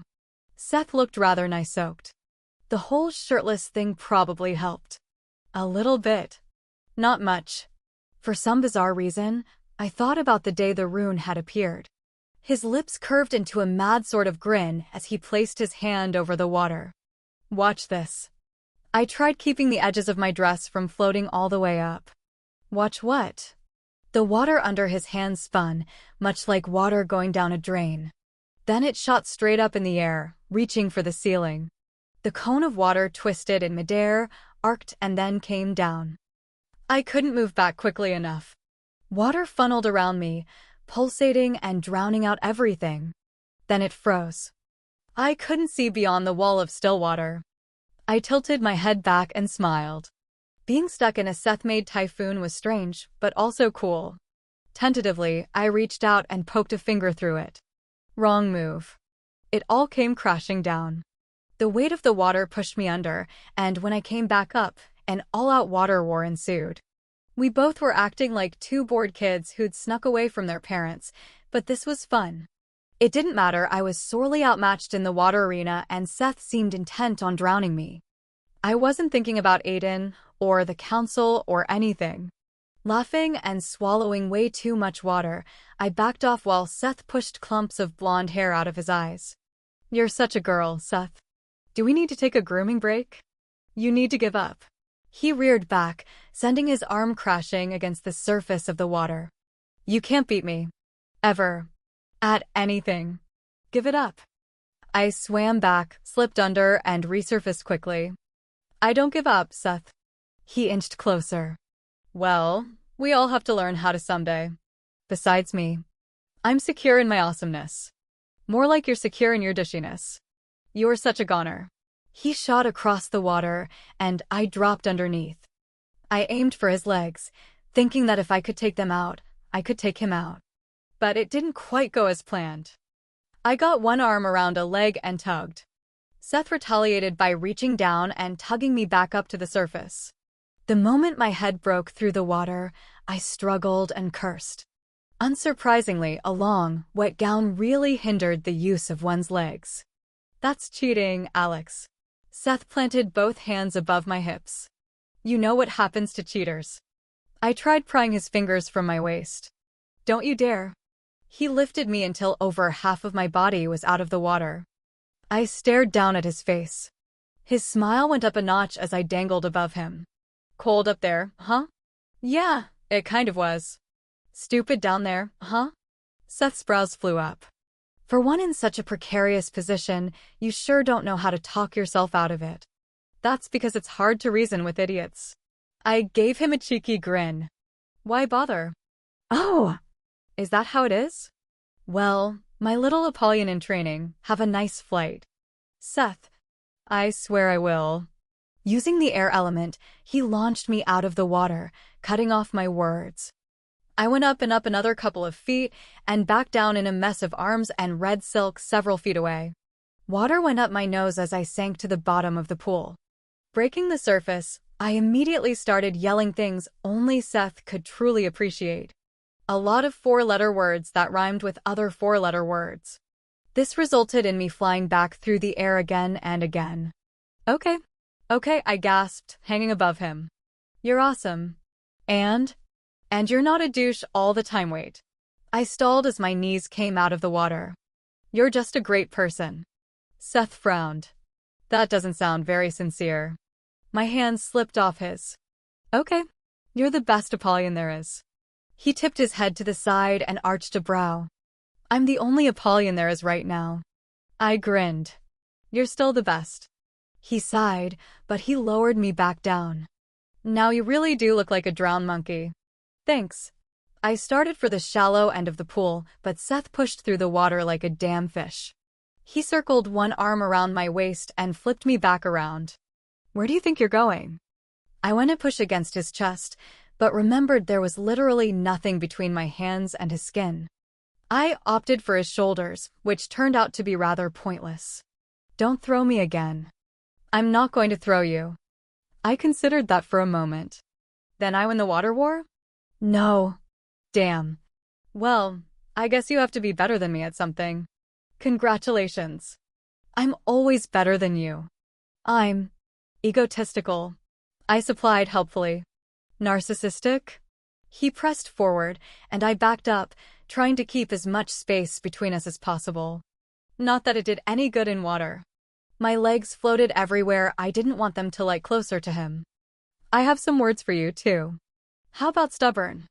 Impudent, he countered, slowly pushing on until my back hit the rough edge of the pool. Was impudent your word choice of the day? He put his finger on my lips. Well, yes it is. I could even use it in a sentence if you like. That won't be necessary. He removed his finger and planted his hands on either side of me, effectively caging me in. I looked up and our eyes locked. An immediate level of awareness passed between us. It was powerful, almost like the charge that had shot through us when I touched his rune. Something I never planned on doing again. The atmosphere was no longer playful or light, and as the silence grew, so did the nervousness in the pit of my stomach. Seth had that look on his face, all intent and purpose-driven, and it was directed at me. He liked to flirt, liked to push the line between us, but this was different. I felt it inside me, waking up and stirring. Suddenly, I thought of the heaviness I'd felt leaving the ball. I think we should head back now. I'm cold and it's getting late. Seth smiled. No. No. I'm not done being stupid yet. He leaned in. Strands of his wet hair brushed my forehead. Actually, there's a lot of stupid left in me. At once, I placed my hands against his chest to stop him. His skin felt incredibly warm for being above the water. I opened my mouth to respond, but found myself at a loss. A strange edginess swamped me. Somehow, he managed to get closer, and I didn't push him away or move my hands. Seth seemed to read something in that, because his hand slipped away from the edge and fell to my waist. You know what? His breath was warm against my cheek. There are a lot of stupid things to do, but I really want to do the stupidest thing possible. What's that? I want to kiss you. My stomach hollowed. That is crazy. I'm not Elena or any other number of girls. I know. Maybe that's why I want to. I turned my head in the other direction. Or at least I thought I did. That was what I planned, but for some reason my head went the direction I didn't want it toward him and his warm breath. You don't want to kiss me. But I do. His lips brushed against my cheek, sending shivers that had nothing to do with the cold air over me. My hand slipped from his chest and I gripped the edge of the pool. No, you don't. Seth chuckled against my cheek. He slipped his fingers up my spine, curving his hand around the nape of my neck. Are you arguing with me over what I want? You're arguing with me. You're ridiculous. I felt him smile as his lips brushed over the line of my jaw, over the bruise. It's such an annoying quality, yet strangely endearing. My heart was beating way too fast. Well, you're annoying too. He laughed again and pulled me against his chest. My fingers lost their tenuous grip on reality, falling into the water. Why are we still talking? I rested my cheek against his shoulder and closed my eyes. This is your one chance to talk without me telling you to shut up, because we aren't doing anything else. Do you know how amusing I find you? He shifted, pressing my back into the pool edge. His hand left my waist, smoothed down over my hip and thigh. Jerking back, I grabbed for his hand. Too late, he hooked my leg around his. What are you doing? I hated how breathless my voice sounded, confused by the need burning through me. Do you know why I think you're so amusing? He slid the hand over my thigh. Why? Because I know how badly you want me to kiss you. Seth cupped my chin, tipping my head back with his other hand. That's not true. You lie. Why? I have no idea. He pressed his lips against my cheek, then against my throat, my shoulder. The hand on my leg slipped between my thighs. My blood pounded, sending my heart into a frenzy. I can feel what you're feeling, and I know you want me to kiss you. I grasped his arms. It's not. Not what? He lifted his head, brushing his nose against mine. Just let me kiss you. Gods, I needed him to kiss me. I needed him to keep doing what he was doing with his hands. But was any of this was about the heart or even the body? Or was it just what existed in both of us? The connection, the bond, whatever it was, controlling what we wanted. It sang between us, tightening until it was all that existed. But what I felt with Aiden wasn't a product of a connection, and it didn't fade away because he didn't return my feelings. I didn't even question what it was, but this? I had to question everything. I opened my eyes. Is this real? Very real. He leaned back and brushed strands of wet hair off my face. I did want to kiss him, and I also wanted to wrap myself around him. The ache his hands created was almost too hard to deny, but as I stared at him and saw the runes slipping down his neck, slowly reaching toward where my hands rested against his skin, I had no idea if I could trust what I wanted. There was something between us that neither of us fully understood. We didn't know what the connection actually controlled, what it could make us want. His breath danced over my cheek, then my lips. Angel, just let me kiss you. With Aiden, with what I felt for him, there was nothing external or internal pulling me toward him except what I felt for him. It didn't matter that it was forbidden or that he didn't want me. Seth dropped his hands suddenly. I hit the edge, wincing as the cement scraped my skin. The mark of the Apollyon shifted over his chest, swirling and moving. You're thinking about Aiden. I bit my lip. Not in the way you think I am. He ran both his hands over his head. Then he pushed forward, suddenly right in my face. You know, I don't know which is worse. That I was stupid enough to want to kiss you, or the fact that you're still hung up on someone who doesn't even want you. I blinked. Wow, that's a little harsh. It's the truth, Alex. Even if he did profess his undying love for you, you can't have him. I whirled around and hauled myself out of the pool. Standing above him, water ran off the ruined dress. Just because I can't be with him doesn't change the way I feel. In an instant, he was out of the water. If you have this epic love for Aiden, why did you want to kiss me as badly as you did? I flushed hot with fury, the kind that only came from Seth making a point I couldn't argue. I didn't kiss you, Seth. That should answer your question right there. You wanted to. Trust me, I know you did. He smiled that smug smile. You really wanted to. I don't know what I want. I yelled, my hands balling into fists at my sides. How do you know, Seth? How do you know it's not the damn connection between us instead of something real? The anger faded from Seth's eyes, replaced by surprise. You think it's just the connection? Do you really think that's all I feel for you? I laughed harshly. You say it yourself all the time. Anytime you do something nice for me, you say it's the connection forcing you to do so. Did you ever consider that I was joking? No. Why would I? You said the connection would grow stronger between us, I said. That's why you want to kiss me. It's not real. I know why I want to kiss you, Alex, and this has nothing to do with either of us being Apollians. And apparently it has nothing to do with your common sense either. I narrowed my eyes. Oh, shut up. I'm done talking. I know exactly why. Seth stalked forward, backing me up until I hit the cement wall behind me, and he stood inches away. I can't believe I'd even have to spell it out for you. Shivering in the cool, damp air, I flattened my hands against the wall. You don't have to. You're the most frustrating person I know. I rolled my eyes. And that makes you want to kiss me? You're twisted.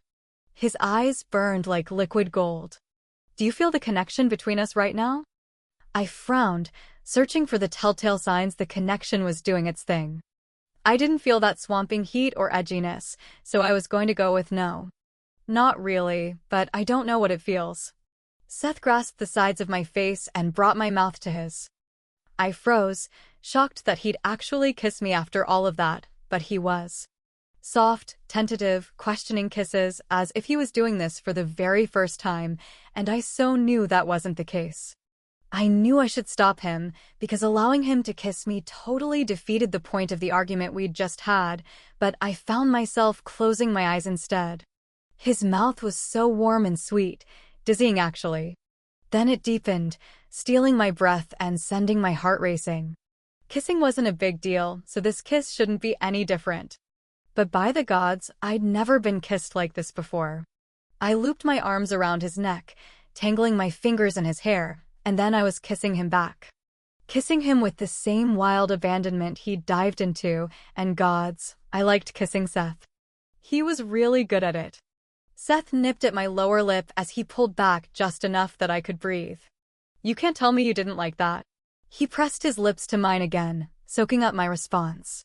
And don't you dare tell me you didn't kiss me. I let my hand slid down to his chest. I knew if I opened my eyes, I'd see the marks. I don't know what that was. He chuckled and brushed his lips across mine. You have a choice, Alex. I opened my eyes then.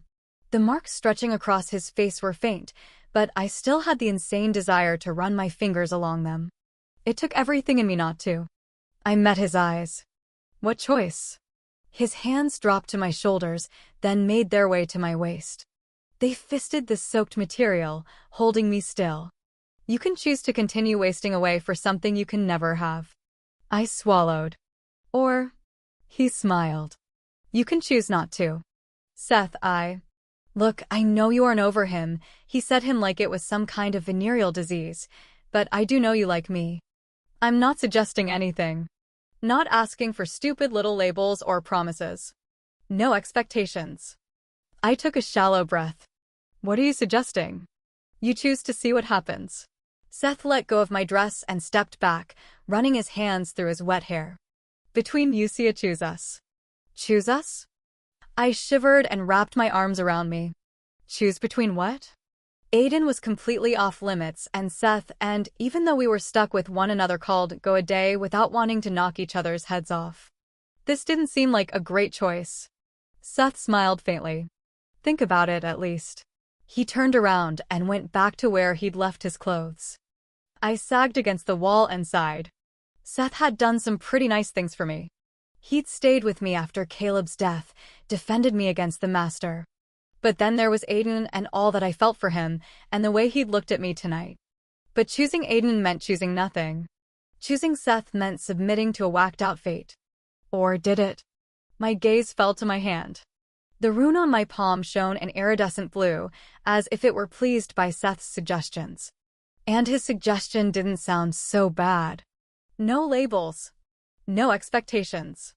No feelings. And that was good, because my heart was somewhere else. Soon, I'd be heading home to North Carolina, where there would be no Caleb, no halves who really wanted to be around me, and no more Aiden. But there would be Seth. I pushed off the wall. Seth had his back to me, head bent in concentration. What was I doing?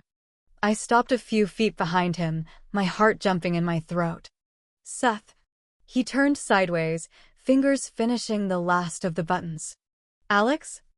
I choose your whatever it is that you're saying. I flushed. Gods, I sounded stupid. I mean, I choose the whole seeing what. Seth's mouth cut my words off.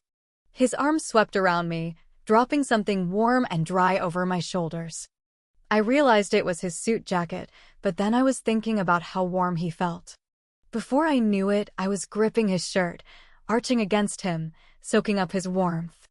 Then I felt it waking up like some kind of slumbering giant, sending sparks of electricity over my skin. My palm itched, burned, really. I gasped against his lips. The kiss wasn't enough. I slid my hands under his shirt, over the hard expanse of his stomach. He jerked back, breathing heavy. A fleeting, satisfied look shot across his face, gone so quickly I couldn't be sure what I'd seen. Then he smiled, and I knew I couldn't have seen that calculated edge to his stare. The transformation that occurred was nothing short of amazing. You're not sleeping in that bed in that terrible little room tonight. Chapter 22. I did sleep in my bed in that terrible room. And I did so alone. It had taken every ounce of my self-control to convince Seth that sharing this same bed wasn't a good idea, which was difficult, mainly because my body had thought it was an awesome idea. Surprisingly, my brain had won that battle. I didn't know why I'd kissed Seth once, then twice. Hell, I didn't even know why I agreed to seeing what happens. The smart thing would have been to punch Seth and make a run for it. But I never did the smart thing. That was a beautiful dress. LaDawn wore a slight, curious frown. I guess there are several ways to ruin silk, and I suppose a midnight swim would be one of the more daring ways to do so. Cringing and flushing, I ran my hands down the only pair of dress pants I owned. They were made of some thin, black material, and they swallowed my feet, which sucked. Even after I destroyed LaDawn's dress, she'd let me borrow some sexy black pumps that made me feel tall and clever. I'm really sorry about the dress. I glanced back at the double doors adorned with a golden eagle. I have some money saved up. I can pay for it. No, don't worry about it. She patted my shoulder. Although I am curious to what actually provoked you to leave the ball so quickly and then go swimming. You left with your Seth. I'm assuming you went swimming with him. My cheeks flamed at the mention of Seth. If my Seth had been here to catch that, I'd never hear the end of it, but he wasn't allowed in the council building. He's not my Seth. Marcus and Lucian rounded the corner before LaDawn could do more than give me a knowing smile. Oddly, I felt grateful to see them. Lucian floated up to me, clasping my cold hand in his. Or maybe his hand was so warm that mine felt chilled to the bone. Dear, you look so nervous. There is nothing to be worried about. The council will ask you a few questions, and that is all. I met Marcus's stare over Lucian's shoulder. He looked like there was something to be worried about. Sliding my hand free, I resisted the urge to wipe it across my pants. I'm not nervous. Lucian patted my shoulder as he slid around me. I must go in and take my seat. It's about to begin. It being the whole reason I'd come up here. Watching the council guards hold the doors for Lucian, I decided I wasn't nervous. I just wanted to get this over and done with. Marcus's lips were drawn tight when I faced him. Passing a meaningful look at Ladon, he waited until she nodded and followed Lucian into the council before he spoke. Alexandria, I expect you to be on your best behavior in there. Do not allow yourself to get drawn into any arguments. Only answer their questions, nothing more. Do you understand? My eyes narrowed as I crossed my arms. What do you all expect me to do? Go buck wild and start cussing people? Anything is possible, really. You're known for your temper, Alex. Some probably expect you to lose your cool, said a deep, familiar voice from behind me. Every cell of my skin recognized and still responded to that voice. It didn't matter that I'd chosen Seth last night. Wasn't that what I'd done? My brain screamed at my body to not turn around, but it didn't listen. Aiden looked every inch of pureblood. One lock of his otherwise tamed, dark hair kept falling forward, brushing against thick, sooty lashes. Dressed in that white, mafia-style getup, he appeared even more untouchable to me. Marcus cleared his throat, and I realized I was staring. Blushing fire engine red, I turned to Marcus. I know. Just answer their questions, blah, blah. I got it. Marcus glared at me. I hope so. I didn't know how else to prove to them that I wasn't going to jump out of my chair and body slam someone. Marcus checked his watch. We must head in. Alexandria, the guards will call you when the council is ready. I won't go in with you all? I asked. He shook his head and disappeared into the council, which left Aiden and me alone with the silent guards. Ignoring him was out of the question. So how have you been? Aiden stared somewhere over my head. Good. You. Good. He nodded and then glanced at the doors. The awkwardness of all of this pained me. You can go in. You don't have to wait out here. His gaze fell on me finally. I do have to go in. I nodded, biting the inside of my cheek. I know. Aiden started toward the door, but then stilled. Seconds went by before he pivoted back to me. Alex, you can do this. I know you can. Our eyes locked, and I sucked in air. Speechless, I stood there as his gaze left mine and roamed over my face. I couldn't remember if I'd put on any makeup today. Maybe some lip gloss? My hair was under control, so it fell around my cheeks and covered my neck perfectly. I touched my lips, happy to find they felt glossy. His eyes zeroed in on my movements before he broke away, running a hand over his head. He let out a ragged sound, and when he spoke, his voice was so low that I barely heard him. I think I'll remember how you looked last night for the rest of my life. Gods, you were so beautiful. I may have stroked out. The next thing I knew, he'd disappeared beyond the heavy council doors. He left me spinning in confusion. Hot then cold, kind and then standoffish. I didn't get it. Why tell me that and then walk away? Like the day he'd said he wished Seth had killed the master for hitting me. Why admit any of that? Leaning against the wall, I let out a long, tired sigh. Now wasn't the time to obsess over Aiden's manic mood swings. I needed to focus on. The door to my left opened, revealing a council guard. Miss Andress, your presence has been requested. Well, that came sooner than I'd expected. I pushed off the wall and followed the guard into the council. It looked different from what I remembered. Granted, the only time I had seen it was from the top balcony, hidden from the pierce below. Titanium trim graced the curved benches that filled the ground floor of the Colosseum. The symbols etched into the tiles were artfully done, nothing like the chicken scratches in the pathways back home. Things had to be bigger, better here. Those in attendance swiveled around in their seats as I made my way down the center aisle. Openly curious stares met mine. Others were not so curious, more like downright hostile and suspicious. Steeling myself, I focused on the raised dais ahead instead of the violent roiling in my stomach. The ministers sat like gods about to rain down some great and terrible divine justice. They watched my progress, picking apart everything about me before I'd even reached them. Only one didn't seem bothered by me. Reclining in one of the smaller thrones, dressed in lavish white robes, Lucian stared at Telly. Or perhaps he was staring at Telly's throne, imagining himself in the seat that offered the closest thing our world had to absolute power. An open chair faced the audience in front of the eight, directly between two thrones occupied by Head Minister Telly and Diana Elders. I stared at the seat, unsure if I was supposed to wait until I was given the okay to sit or make myself at home. I sat.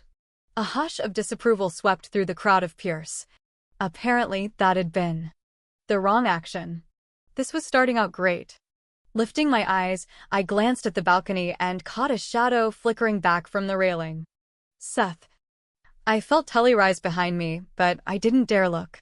Somehow I knew that would also give rise to another murmur of censure. Casually, I rested my hands on the arms of the chair and stared out at the crowd in front of me. I searched out Aiden immediately. He was leaning forward in his seat, eyes fastened on the ministers behind me. Alexandria Andress. Head Minister Telly drifted around my chair. He stopped beside me, tipping his head to the side. With an elegant wave toward the audience, he smiled broadly, making him look like a demented cherub past its prime. We must ask that you swear an oath to the council and to the gods that you will answer each question today with the utmost honesty. Do you understand? I nodded, eyeing the head minister. Was it just me, or did the gray clinging to the hair around his temples appear to be spreading? Breaking this oath would be an act of treason not just against the council, but also the gods. Doing so would result in your removal from the covenant. This is also understood, I assume. Yes. Then do you, Alexandria Andress, swear to disclose all information regarding the events that took place in Gatlinburg? I met Telly's pale eyes. Yes. His smile turned brittle as he held my gaze. Good. How have you found your accommodations here, Alexandria? Have they been to your liking? Telly sked softly. Look only at me, Alexandria. The arms of the chair groaned as my fingers dug into the wood. Everything has been lovely. One dark brow arched as he glided to the other side of my chair. That pleases me to hear. Alexandria, why did your mother leave the Covenant 3 years ago? I blinked tightly. What does that have to do with what happened in Gatlinburg? You have been asked a questiono. Do not look out to the audience. Why did your mother leave the Covenant 3 years ago? I don't know why. I kept my eyes on Telly this time. She never told me. Telly glanced at the audience while he rubbed his thumb and index finger together. You do not know? No, I heard myself say, staring at his hand. That is not true, Alexandria. You know why your mother left the covenant. Jerking my eyes away from his hand, I shook my head. My mother never told me why. All I know is what other people have said. What were those reasons? Where was he going with this? I followed his slow, purposeful movements. He was circling me. She left because the oracle told her I would become the next Apollyon. Why would that make her leave? I couldn't help it. My gaze moved to the balcony, to where I knew Seth watched. Alexandria, do not look away, he snapped. Now I understood why Marcus had looked so worried. My entire body thrummed with the desire to plant my foot into Telly's gut. I glared at him. She wanted to protect me. A different minister spoke next. The older, pure woman's voice rubbed like sandpaper over my skin. From whom would she have wanted to protect you? Was I supposed to continue looking at Telly or the minister? I don't know. Maybe she was worried about the gods getting upset over there being 2 of us. That would be a concern, she responded. There should not be 2 of you in the same generation. What other reasons would there be? Asked Telly. Words tumbled out of my mouth. Not good or smart ones. Maybe she was afraid of what the council would do. Telly stiffened. That is absurd, Alexandria. It's what she said. Really? His brows rose. I thought she never told you why she pulled you from the covenant. Damn it. I could imagine the look on Aiden's and Marcus's faces. She never told me why before she was. Before she changed. But she told you after she chose to become a daimon? Asked a male minister. My mother didn't choose to become a daimon. I gripped the arms of the chair again, drawing in several deep breaths. She was forced to become one. And yes, she told me that I wouldn't have lived if I'd stayed at the Covenant. What else did she tell you about why she left? Asked Telly. That was it. Why did you never report her during the 3 years you were missing? She was my mom. I was afraid she would be punished. Rightfully so, said the elder minister. What she did was unforgivable. From the moment she was told of your true nature, it was her duty to tell the council. That is true, Minister Mola. Telly paused, placing a hand on the back of my chair. How is that you did not know your mother had turned? Air couldn't fill my lungs quick enough. I found her and I thought she was dead. I killed the daimon that was hurting her. Then what happened?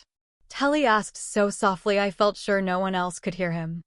My throat burned. There was another daimon, and I ran. You ran? Repeated Telly, loud enough for the entire council to hear. I thought she was dead. I swallowed, my gaze falling to the floor. I was trying to get back to the Covenant. So it took the perceived death of your mother for you to remember your duty to the Covenant? Telly didn't wait for me to answer, which was a good thing. I had no answer for that. You were found in Atlanta? With 4 daimons, is that not correct? What did any of this have to do with what had happened in Gatlinburg? They were following me. It wasn't like I was hanging out with them. Your tone is one of disrespect, snapped the elder minister. It would do well to remember your position, half-blood. I bit down on my lip until I tasted blood. Telly drifted to the right of me. Were you aware of your mother's whereabouts after you returned to the Covenant, Alexandria? A fine trickle of sweat traced down my spine. No. But you left the Covenant in August to find her, did you not? After she took part in the Lake Lure massacre? And you did find her. Telly's full lips twisted cruelly.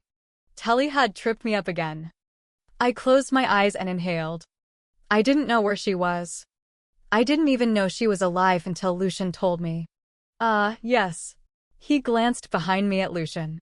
What did you do once you found out she was alive? Punched and kissed a pureblood, but I doubted he wanted to know that. Actually, he'd love to know that. He'd use it to send me to the masters within the hour. Nothing. Telly clucked his tongue. But anger pulsed through me, pounding in my temples. What do these questions have to do with what my mother told me the daimons were planning? They want to overtake the council, turn halves and send them back to the Covenants to kill. Isn't that more important? Surprisingly, Telly handled my temporary loss of sanity well. It has everything to do with it, Alexandria. What provoked you to leave the Covenant in search for your mother? The need to lie was almost too great. When I realized she'd killed at Lake Lure, I left. I figured she'd find me, and she did. I felt like she was my responsibility, my problem. Interesting. Telly roamed to the edge of the dais. Looking out over the audience, he spoke louder. Is it true you did not fight Rochelle when you saw her in Baldhead? I glared at the back of Telly's head. Yes. He cocked his head to the side. Why? I froze. She was my mother. Half-bloods see through the elemental magic. We cannot. How could you see past the monster she'd become? He pivoted around, smiling at me. This is what we do not understand, Alexandria. You left Florida, claiming that you believed she was dead.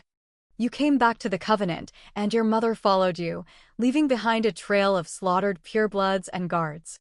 What? There was only the attack at Lake Lure. She didn't. You've been sadly misled. His smile grew wider, truer.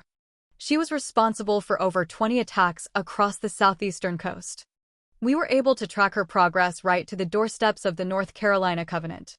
She sent a daimon half-blood back to the Covenant. Was that to draw you out? 20 attacks? No one had told me that. Not Aiden, Marcus, nor even Seth. They had to have known. Why wouldn't they've told me that? Alexandria. I lifted my eyes. Yes, I guess she wanted to draw me out. It worked. You left the day after Cain Paros had returned and murdered several purebloods. Telly strode across the dais. Tell me, Alexandria, a half-blood named Caleb Nicolo was also with you in Gatlinburg? My chest clenched. Yes. Telly nodded. Did he try to stop you in Baldhead? Yes. Is this the same half-blood who died a few weeks ago? Asked a female minister. In a daimon attack while he was with this one? I believe so, Telly answered. How convenient, the minister murmured, but it sounded like he had screamed those words. While you were in Gatlinburg with Rochelle, what did she tell you the Daimons planned to do? Somewhat sick to my stomach, I told the council what Mom had planned. Remembering my instructions, I didn't tell them it was actually Eric who elaborated on the whole thing. Nothing crossed Telly's face as he watched me. Honestly, I don't even think he cared about what I was saying. They planned to attack the council and bring us down? The old minister snorted. This is ridiculous. All of this. Telly chuckled then. It is to think that a bunch of addicts could form a cohesive plan. Addicts? Yes, they're addicted to ether, but they're the most dangerous kind of addict, said Minister Diana Elders, speaking for the first time. We cannot dismiss what they're capable of. Knowing they can turn half-bloods changes things. And obviously the gods are questioning our ability to rein the daimons back in. This started a battle of wills for the next several minutes. A few ministers didn't like the idea of ignoring the daimons' plans, while the others simply didn't take the threat seriously. Suggestions were thrown around, like increasing the number of sentinels and sending them out to target large infestations of daimons, but the majority of ministers didn't see any reason to do so. The talks kept coming back to me. My stomach filled with dread as understanding dawned. Telly and much of the council outright dismissed the daimons' plans. Suddenly I knew what my mother had told me was not the whole reason why I'd been ordered to attend the session. Marcus had been sadly misled. Or maybe he'd known all along. Distracted by the other ministers, I was able to look out over the crowd without Telly bitching me out. Aiden whispered to Marcus, his hands tight and white-knuckled on the back of the bench in front of him. I looked up at the balcony. I could only imagine what Seth thought of all of this. Telly finally returned his attention to me. Rochelle planned on turning you into a daimon? I wanted to say no shit, but I decided against it. Yes. Telly turned his hawkish nose into the air. Why? I rubbed my hand over my forehead. She wanted me to become the Apollyon as a daimon. She thought she'd be able to control me then. So she wanted to use you? Asked Telly. To do what? She wanted to make sure I didn't come after her, I guess. What would you do for her? I met Telly's stare. Somehow, I think he already knew this part. She wanted me to take out the other Apollyon, and she wanted me to help the daimons with their plans. Oh yes, their plans to take out the council and enslave the purebloods? Telly shook his head, smiling. How many times were you tagged, Alexandria? My entire body tensed. I don't know. A lot. He appeared to consider this. Enough to be turned, you think? Nightmares of those hours locked away with Daniel and Eric haunted me still. I remember that last tag, the one I'd felt sure would finally darken my soul, shatter it into nothing. One more tag and I would have crossed over to the dark side. A fine sheen of cold sweat broke out across my forehead. Alexandria. I blinked, bringing his face back into focus. Almost enough. Did you try to stop them? Trained or not, you had already killed 2 daimons by then. Disbelief coated the back of my throat. Tagging is very painful, Telly continued, stopping beside me for what felt like the 100th time. His face seemed fuller when he stood close. How could you allow that to happen repeatedly? It seems that a half-blood would do everything and anything to prevent from being tagged. I couldn't fight them. His dark brows rose in incredulity. You couldn't or wouldn't? I closed my eyes, struggling with patience. I promised her I wouldn't if she didn't kill Caleb. I had no other choice. There are always choices, Alexandria. He paused, disgust curling his lip as he stared down at me. To allow something so revolting seems suspicious. Perhaps you wanted to be turned. Head Minister, Lucian spoke up then. I understand that some of these questions are necessary, but Alexandria did not submit to those atrocities willingly. To even suggest something like that seems unnatural and cruel. Is that so? Telly sneered at me. Wait a second, I said, his words finally sinking in. Are you suggesting that I wanted to be turned into something that evil? That I asked for it? Telly raised his hands haughtily. How do you think we'd interpret it? I looked at the audience then, briefly catching a pained look on Marcus's face. Do you know that sounds like a rapist's motto? She wore a short skirt, Therefore she wanted it. Several gasps could be heard from the audience. It seemed the word rapist was unseemly. The smug look slowly slipped from Telly's face. Alexandria, you're out of line. My brain clicked off at that point. What Daniel had said to me before he'd tagged me filled my mind. It was like Telly thought the same thing. That I wanted to be tagged, that I enjoyed it. I stood. You're telling me I'm out of line? No one gave you leave. Telly drew himself up to his full height. Oh, I'm not leaving. All eyes were on me. I reached down and pulled my sweater up and over my head. There was a moment when no one seemed to breathe. I met the open-mouthed stares. I think I didn't have a camisole on underneath the sweater by the looks on their faces. What in the world are you doing, Alexandria? Demanded Lucian. Ignoring him, I stepped away from the chair and held my arms out in front of me. Does this look like something I wanted to go along with? That I asked for this? Against their will, dozens and dozens of eyes fastened on my arms. Most gasped and shuddered, looking away quickly. Others didn't. As if they couldn't tear their eyes from the patchy red skin and its unnatural shine. My gaze flitted across the floor as Telly looked like he was having a heart attack beside me. I saw the proud tilt to LaDawn's chin. A few rows in front of her I saw Dawn's horrified gaze. Further back, behind the council members, Marcus paled. It kind of hit me that he'd never seen my scars, only caught glimpses of the ones on my neck. I don't think he'd known how bad they were. I felt a hot flush crawl up my neck, but the stunned look of pride on Aiden's face gave me the confidence to face the ministers. I wondered what Seth's expression looked like. He was probably smiling. He loved it when I was irrational, and this was really irrational. Twisting around, I showed them my arms. They look like they hurt, don't they? They did. It's the worst kind of pain you can imagine. Alexandria, sit down. We get your point. Telly reached for me, but I stepped aside. A guard moved in, picking up my sweater. He held it, his eyes nervously bouncing between Telly and me. I glanced at the other guards, hoping they weren't planning on body slamming me to the ground. All but one were half-bloods and none of them seemed willing to stop me. Tipping my head at the ministers, I tried to keep the smile off my face. So do you really think I went along with my mother? That I wanted this? Diana paled and looked away, shaking her head sadly. The remaining ministers reacted much like the audience had. Either way, I'm pretty sure I'd gotten my point across. A furious shade of red covered Telly's cheeks. Are you done, Alexandria? I met his scowl with my own. Leisurely, I went back to my chair and sat down. I guess so. Telly ripped the sweater out of the guard's hand. I could tell he wanted to throw it at me, but with amazing self-control, he handed it over. I didn't put it back on. Now where were we?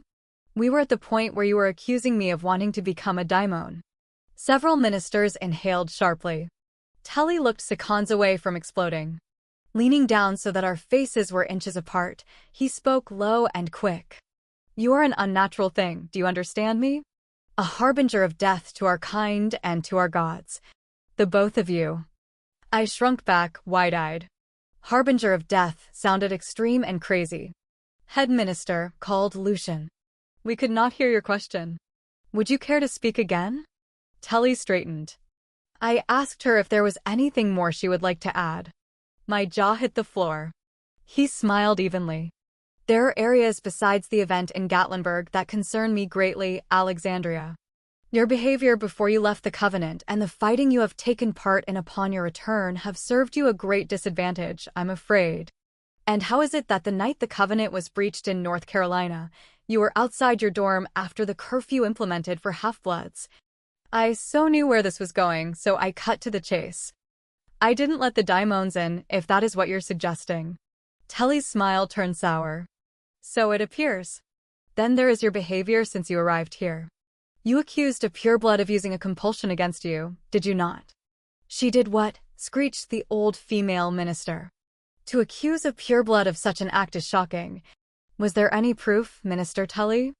My guards could not find anything to support the claim. Tully paused dramatically. And then you attacked a master who was disciplining a servant. Several ministers lost it then. Tully preened as they demanded to know exactly what occurred. I pictured rushing across the dais and kicking Telly in the groin over and over again. When it calmed down a bit, Telly addressed the council. His voice rang loud through the Colosseum. I fear that we have a greater concern than daimons pulling together and attacking us in droves. What you see sitting before us may look like an ordinary half-blood, but we all know that is not the case. In a matter of a few months, she will become the second Apollyon. If she is even half as uncontrollable as she is now, what do you think will occur when she awakens? My heart stuttered, missing a beat. As the head minister, it pains me deeply to suggest this, but I fear we have no other choice. We must protect the future of our true masters. I petition that we remove Alexandria Andress from the Covenant and place her under the supervision of the masters. I jerked forward blindly. I couldn't even move as the rush of fear coated my mouth and churned my stomach into raw knots. This was what Telly wanted, the whole reason for me being here. It had nothing to do with what the daimons planned. From above, I felt a tempest building. It drifted over my skin, raising the tiny hairs on my body. Seth was a storm about to explode. Minister Telly, my stepdaughter has committed no crime that warrants servitude, Lucian objected. She has to be found guilty before you can expel her from the Covenant and place her into servitude. As the head minister. You have a lot of power as the head minister. You can expel her from the Covenant, but you cannot sentence her to servitude without due cause or by vote of the council, Lucian said. Those are the rules. I looked up, my eyes meeting Aiden's. This was one of those rare moments in my life that I knew exactly what Aiden was thinking. I twisted around in the chair. Telly glared at Lucian, but I saw that Lucian was right. Telly could expel me, but he couldn't send me into servitude on a whim. He would need the council to do so, and I had a feeling if the council agreed it would be the last thing they ever did. Then I call for a vote. Telly's voice was like ice. I calculated the distance from where I sat and the door to my right. My muscles tensed as I let go of the chair and twisted sideways. My sweater fell from my lap. I didn't want to hurt the half-blood guards, but I was going to get past them. Then what? Run like hell. How do you vote? Asked Telly. The first yes sent a shiver through me. The second caused the air to ripple with electricity. The audience shifted as the third yes skyrocketed the tension. I wanted to look at Aiden one last time, but I couldn't take my eyes off the door. It would be my only chance. 3 of the ministers said no, and Telly stalked toward the end of the dais. The next said yes, and my stomach dropped. I wanted to cry out, but fear clamped my throat shut. Facing down daimons was one thing, but a lifetime of servitude was my worst fear. Head Minister Elders, you are the last vote. I could hear the smile in Telly's voice. Silence filled the room, holding the purse transfixed and stretching my nerves into taut lines. This was it. I closed my eyes, drawing in a deep breath. She has proven to be a problem, Diana said, her voice as clear as Telly's. There are many areas which concern me greatly, but I have to vote no. She has to break the breed order to be placed in servitude, and she has not, Minister Telly. Everything that has been provided has been circumstantial. Sagging against the chair, the air expelled from my lungs. Violent energy pulled back, slithering from my skin as it made its way back to its host. Telly didn't take that well, but there was nothing he could do. He returned to my side, glaring. I wanted nothing more than to karate chop him in the neck. Then, Miss Andress, you shall continue as you are, for now. Telly smiled tightly. One more mistake, Alexandria. One more time, and that will be it. You will be placed into servitude. Chapter 23. After council, Marcus escorted me to my room with explicit instructions. Do not leave this room unless someone is with you. Had he seen this room? Spending the rest of however long it took for Seth to show up or Ladon to take pity on me felt like punishment. I hadn't done anything wrong. It wasn't my fault Telly was a lunatic, hell-bent on sending me into servitude. But I spent the rest of the day and the better part of the evening in my room, picturing the look on Telly's face after I awakened, and lit him up with enough Apollyon juice to obliterate him into nothing. And all those Pures who'd looked at my scars with such disgust? I'd give them something to freak out about. Okay, maybe I was overreacting a tad bit. But Telly's antagonistic attitude chafed at me. I needed to get out, needed to do something. What I really needed was to hit something. Just when I was about to go crazy, there was a soft knock on my door. Rushing toward it, I threw it open. LaDawn stood in the doorway, 2 crystal glasses in her hands. Her cheeks were flushed, eyes bright. Please be here to let me out of this room. Her eyes weren't really focused on me as she smiled. I figured you could stretch your legs. She stepped back. Coming. Thank you, gods. I followed her graceful form down the hall and the steps. Downstairs, the Pures were in full celebratory mode. From the sounds coming out of the ballroom and reception hall, they sounded trashed already. No one would be paying attention to me. They were too busy partying it up. Their blasé attitude toward everything was infuriating and frustrating. I thought you could use the company, she said slowly, speaking for the first time since she'd appeared outside my door. We stopped outside the crowded reception hall. LaDawn stood beneath a painting of the goddess Hera. The resemblance between the two was striking. She offered me a glass of the luminous red liquid. Here, you deserve this after the day you had. The glass felt warm in my hand. What is it? She smiled as her gaze drifted away. It's something special for a special girl. You'll love it. Are you buzzing? I giggled. LaDawn sighed dreamily. It's a beautiful night, Alex. How's your drink? I lifted the glass and took a cautious sniff. It smelled magnificent like wild orchids and a hint of honey and sesame. Looking up, I saw LaDawn float into the entrance of the reception hall.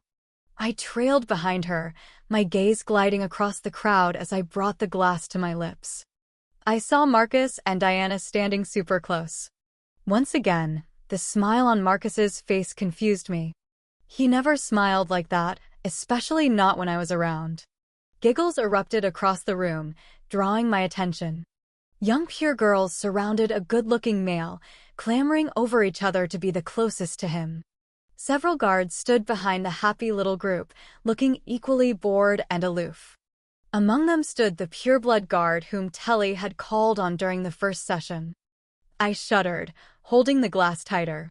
Then my eyes flitted further into the hall and settled on Aiden. Dawn stood by his side, looking stunningly beautiful and staring at him with large eyes the color of amethyst. Seeing them together didn't bring the warm and fuzzies. He'd never showed her an ounce of interest outside of being friendly, but she was the kind of girl Aiden would be allowed to date. Maybe he'd marry her one day or another pure like Dawn. He'd settle down and commit. Stop, I ordered myself. That didn't matter, not even if he had a dozen pure-blooded babies. I'd accepted I couldn't be with him. Besides, I'd kind of chosen Seth. But hurt climbed deep inside my chest, taking root around my heart. I deserved a swift kick in the butt for standing here, staring at him like some kind of obsessive stalker chick. Your drink, dear, are you not going to try it? Oh! I glanced down. It still felt wonderfully warm in my hand. The drink burned my lips and the tip of my tongue, but went down surprisingly smooth. It actually tasted minty warm wintergreen. It tastes. LaDawn was gone. Surprised by her vanishing act, I looked around the hall, finding Aiden instead of LaDawn. He'd moved, standing at the end of the hall now. Minus Dawn, he spoke to another pure, but he appeared focused on me. His disapproval stretched beyond where he stood and slammed into me. Was it because I was outside my room? If so, that irked me. What also irked me was the fluttering in my chest. Aiden broke away from the pure, stepping forward and looking very, very angry. My heart leapt in my chest. He was coming to men at dawn, not some other pure, but me. The fluttering in my chest increased. Any attention was good attention. Suddenly, I hated that idea. Hated the fact I would be satisfied with that. I tipped the glass back and took a long swallow. It was either that or throw myself on the floor, sobbing and flailing. I took another sip, expecting the burning this time. It did taste good, really good. I looked up again and found that a tall, blonde pure partially blocked Aiden, but his furious gaze still found me. I quirked a brow at him and brought the glass to my lips again, taking another draught. Aiden cut around the Pure and made a beeline straight for me. Out of nowhere, and I mean freaking nowhere, Seth appeared and whipped the drink out of my hand, splashing red drops all over my sweater. Jeez. I ran my hand over my mouth. Was that necessary? Seth brought the glass to his face and sniffed it. Swearing under his breath, he shoved it at Aiden. Who gave you this? Seth demanded. Why do you care? It's just a drink. Alex, who gave you this drink? Aiden's quiet voice left no room for me to push his buttons. LaDawn gave it to me. What's the big deal? Seth's mouth dropped open, but Aiden's reaction was far stronger. Shit. Unbelievable. What? I looked between the two. What's going on? Freaking Pierce, Seth spat. I can only begin to imagine what they hope to achieve with this. The glass looked like it would shatter in Aiden's hand. Fury radiated off him in waves, and his eyes burned, but he wouldn't look at me now. Not at all. Damn it. Was this your first glass? Yes. I stepped forward. Aiden, what's going on? Seth exhaled harshly. Half a glass is more than enough. There is no way LaDawn would have given her this. Aiden scowled. She knows what this drink will do. LaDawn did give it to me. I wouldn't lie about that. Tell me what the hell is going on.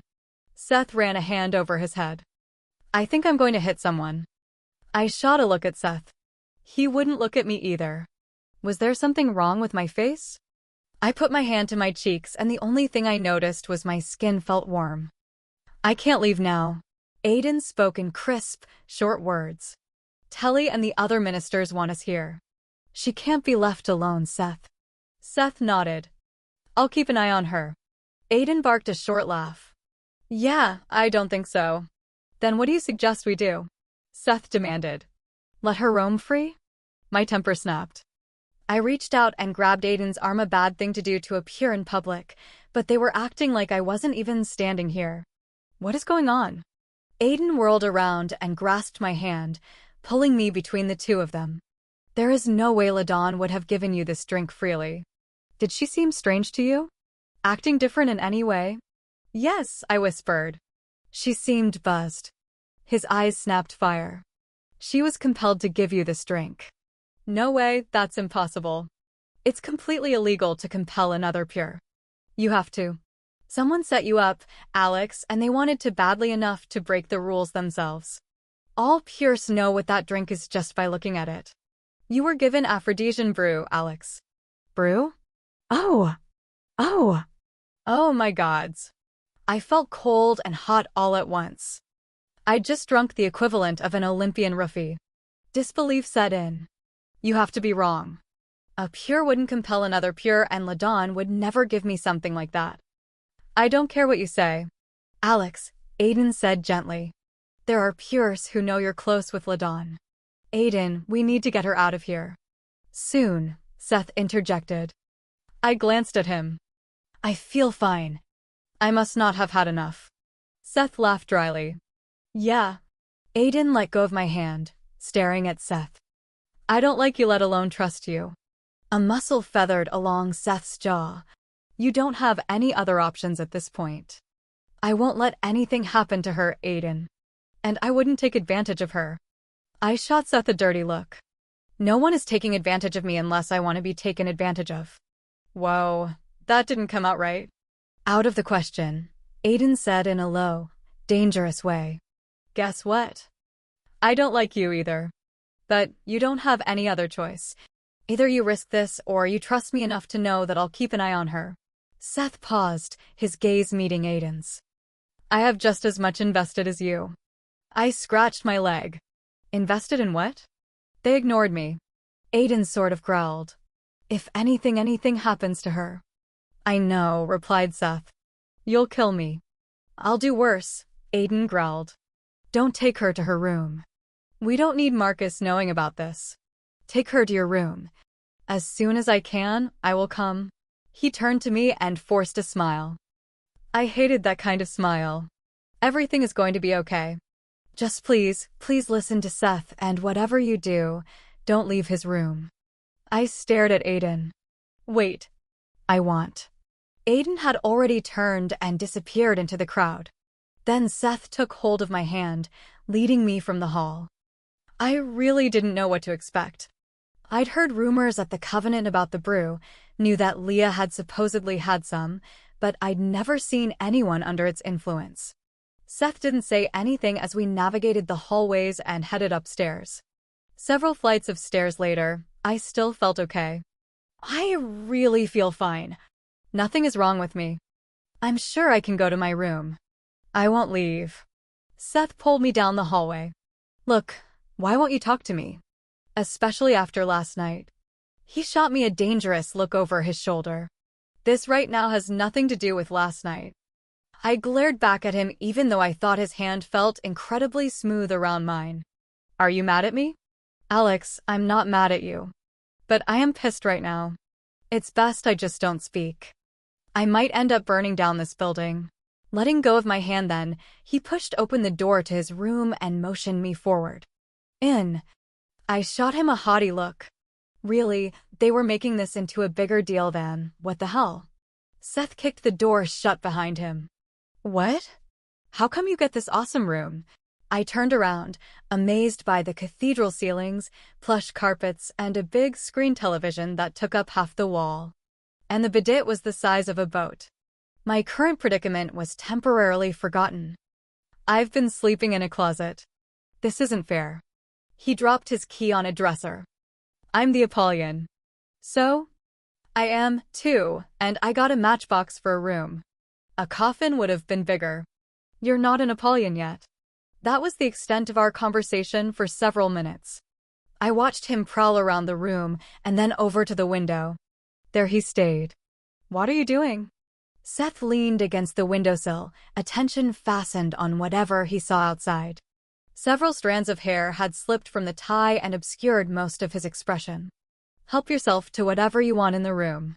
Watch some TV or go to sleep. My temper stretched and snapped. You're an ass. He didn't respond. I shifted uncomfortably, wishing I'd thrown on a shirt under the hoodie. The room felt steamy, nearly unbearable. I went to the bed to sit down, but stopped. A strange sensation crawled up my spine. It felt different, incredible. Like an incredible rush of happiness. Yes! Like waves of sunshine and all things good. Everything suddenly seemed okay, great even. Seth turned from the window, his eyes narrowing on me. Alex? I twisted around slowly. The room seemed lighter, soft, beautiful. Everything seemed beautiful. I think I may have sighed. Oh, gods, Seth groaned. It's starting. What's starting? I barely recognized my own voice. Seth looked at me pointedly. I thought he looked funny, so I laughed, and it was like a switch being thrown. I wanted to run and dance and sing, and I couldn't sing, but I wanted to, and I wanted to do stuff. His slouch vanished and his expression took on a hard edge. Go sit down, Alex. I tipped my head back. Well, it kind of fell back, and I liked the weight of my hair falling into empty space, just hanging there. It felt good on my neck. Seriously, go sit down. Why? I lifted my head, swaying a little. My skin tingled, all over tingled like electric shocks, like when Aiden used to touch me or when I'd kissed Seth last night. I'd liked that too, but I'd liked Aiden's kisses better. Seth's touch evoked something different. Gods, my brain wouldn't shut up. It just kept going and going. He pushed away from the window. You look ridiculous, Alex. I stopped moving, having no clue exactly when I'd started swaying back and forth. You look more ridiculous, I sang. You're brooding. Brooding doesn't fit you. He rubbed his chin as his gaze followed me with the intensity of a hawk stalking its prey. This is going to be a long night. Maybe. I inched closer to him because I wanted to be closer to someone. Hey. You smiled. He dropped his hand. Don't. I giggled. Don't what? Don't come any closer, Alex. You had no problem being close to me last night. Why are you scared of me? I'm not. Then why can't I? Amusement flickered across his face for a second before vanishing. Alex, you need to go lie down. I spun around, suddenly overcome by the urge to dance. When we'd waltzed in the field, that had been fun. I wanted to do it again, and I wanted Seth to join me. Dancing alone was kind of lame. Alex. Okay. I'm sitting down. Then I darted for him. I must have taken him off guard, because he didn't move, and come on, Seth could have moved out of the way if he'd wanted to. But he didn't. I wrapped my arms around his waist like an octopus, and I didn't want to dance anymore. This feels good, I murmured, rubbing my cheek against the front of his shirt. Seth didn't react at first, and I knew he thought it felt good too. Then he grabbed my arms and untangled them from his waist. Alex, please go sit down. I don't want to. I tried to reach for his neck, but he stepped back. I frowned. Why do you keep moving away from me? Are you scared of me now? Yes. Right now, I am. I threw my head back, laughing. The big bad Apollyon is afraid of me? I'm hot. Can't you open up a window? Seth spun around and went to the window. Why did I suggest this? Because you, like me, I sang, turning and turning until I felt dizzy. You really, really like me. Gods, I need to drink this stuff more often. I feel awesome. Groaning, he looked for the window lock. You won't later. Huh? You drank it before? You have. You dirty, dirty Apollyon. I threw myself on the bed. It was so comfortable. I love your bed. I rolled onto my stomach, smiling. I love it so much I'd marry it if I could.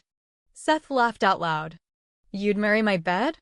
I flopped onto my back. There was a painted mural on Seth's ceiling. Angels and other winged creatures painted in pretty pastels. I would if I could marry, but we can't marry. Not even inanimate objects. Kind of takes the fun out of falling in love. Does it? Murmured Seth. I pushed off the bed, unable to sit still. Seth was still at the window, but he'd forgotten about the lock. Haven't you ever been in love, Seth? He blinked slowly. I don't think so. Does loving yourself count? I laughed. No, it doesn't. But good try. Seth. Yes. It's hot in here. Shaking his head, he turned back to the window. Yeah, let me find the damn lock on this thing and I'll fix that for you. It was too hot. Just too hot in here, and I couldn't stand the itchy material against my skin anymore. Seth was taking too long. I tugged the hoodie over my head and dropped it on the floor. I immediately felt 1,000 times better. Seth stiffened and let out a strangled sound. Please tell me you did not take off your clothes. I giggled. No. He ran his hands over his head. More silky strands sifted through his fingers. I'm going to regret this. I'm so going to regret this. I'm not naked, you idiot. I tugged my hair off my neck and started twisting it. And you've been trying to see me naked since I met you. That may be the case, but not like this. Naked is naked, I reasoned. Slowly, Seth turned around and froze. His chest rose and fell unsteadily. Oh, for the love of the gods, Alex, where is your shirt? I didn't understand why he was making a big deal about this. I had a bra on. It wasn't like the thought evaporated. I'm so hot. Just give me a shirt. Your shirt would work. Yes, you're hot. I can tell. His voice sounded thick and edgy.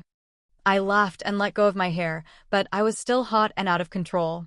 The last time I'd felt this way, I'd kissed Aiden. That is, after I'd punched him in the face. I stopped moving, not liking the nervous fluttering in my stomach. I looked down, expecting to see my skin move. I poked my tummy once, but it felt like I'd jabbed my finger into the skin 1,000 times. My heart skipped a beat. What are you doing? Seth asked. I don't know. My stomach feels all light. It's the drink. You'll feel better if you just sit down. I'll get you a shirt. Just hold on a sec. I looked up then. Seth had moved to the dresser, rummaging through the drawers. His back was to me a vulnerable position and he seemed to be concentrating awful hard on finding a shirt. A new, although somewhat old, idea consumed me. I don't think I'd ever moved so quietly in my life. I was ninja stealth. Seth didn't realize until it was too late. He shot up and whipped around, eyes wide.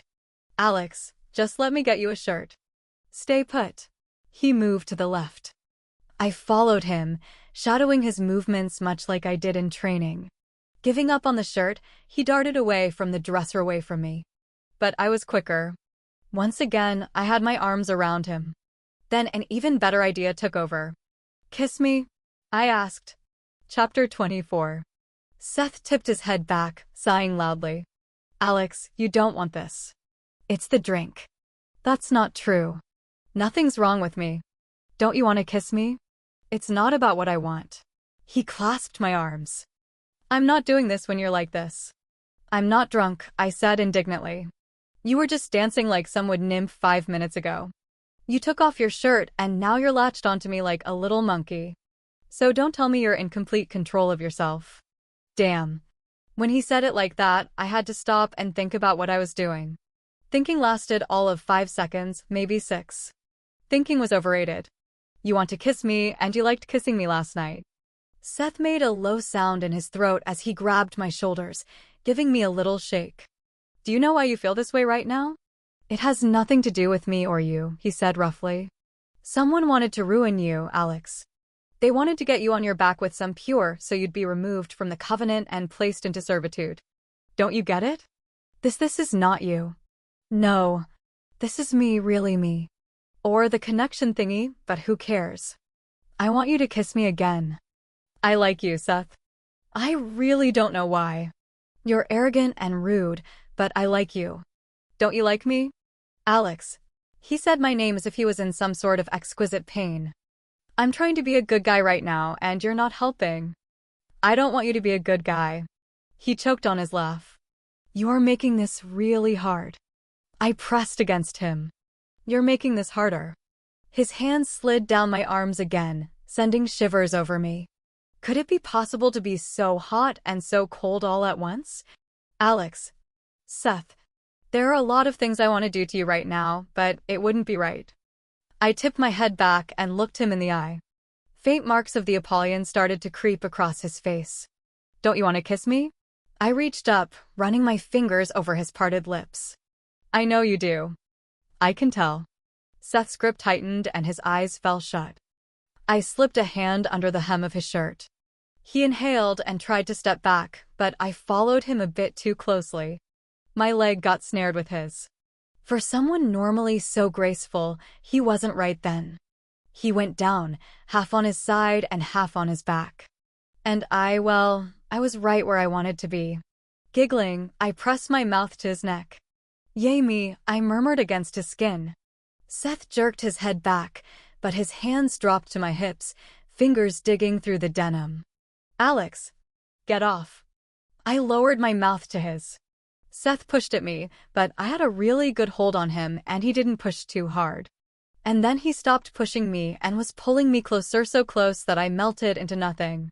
Restraint and good intentions vanished when my lips brushed over his. This kiss wasn't soft or filled with tentative exploration. Seth's hands got tangled in my hair, and for a while, I got lost in that kiss, lost in all the insane sensations. Then his hands were on my shoulders, my back, and then the clasp of my bra. Seth's lips never left mine once, not even when he rolled me onto my back. Things kind of got beautifully out of control at that point. His shirt came off. My jeans ended up clear across the room. My fingers found the button on his jeans and so on. Crazy as it sounded, Seth held back when I tugged him closer, lifted off me when I tried to wrap myself around him. And even though my body burned for more, demanded it, realized a small nagging voice picked up in the back of my mind, asking questions I didn't want to answer, pointing out that this wasn't real. Or was it? I didn't know anymore. I knew I should care, but I didn't. Everything became about feeling. Seth's lips moved across my skin. His hands cupped my cheek before drifting down. My own hands followed his lead, mimicking everything he did until the tips of my fingers no longer felt tingly, but numb instead. Seth pulled away again, his breathing heavy and ragged as his fingers traced the curve of my neck. I shouldn't do this. Not when you're like this, but I can't help myself. What does that say about me? His words confused my already jumbled thought process, but then he kissed me again. This was the powerful, deep kind, the kind I'd had little experience in handling. Only once had I been kissed like this. Aiden. Oh, my Aiden. My heart, the very air I breathed equaled Aiden. But his name disappeared in the mad rush of Seth's touch. I shifted restlessly, needing to be closer, and I thought I'd moved at first, but I hadn't moved at all. I tried to again, but my body wouldn't respond. We should stop here, Angel, Seth whispered against my lips, even as he slid a hand under my hip, lifting me, bringing me closer. Closer. Hadn't that been what I wanted all along? Didn't I still want that? I just couldn't get closer. My hand slipped off his back and then my arms fell limply to my sides.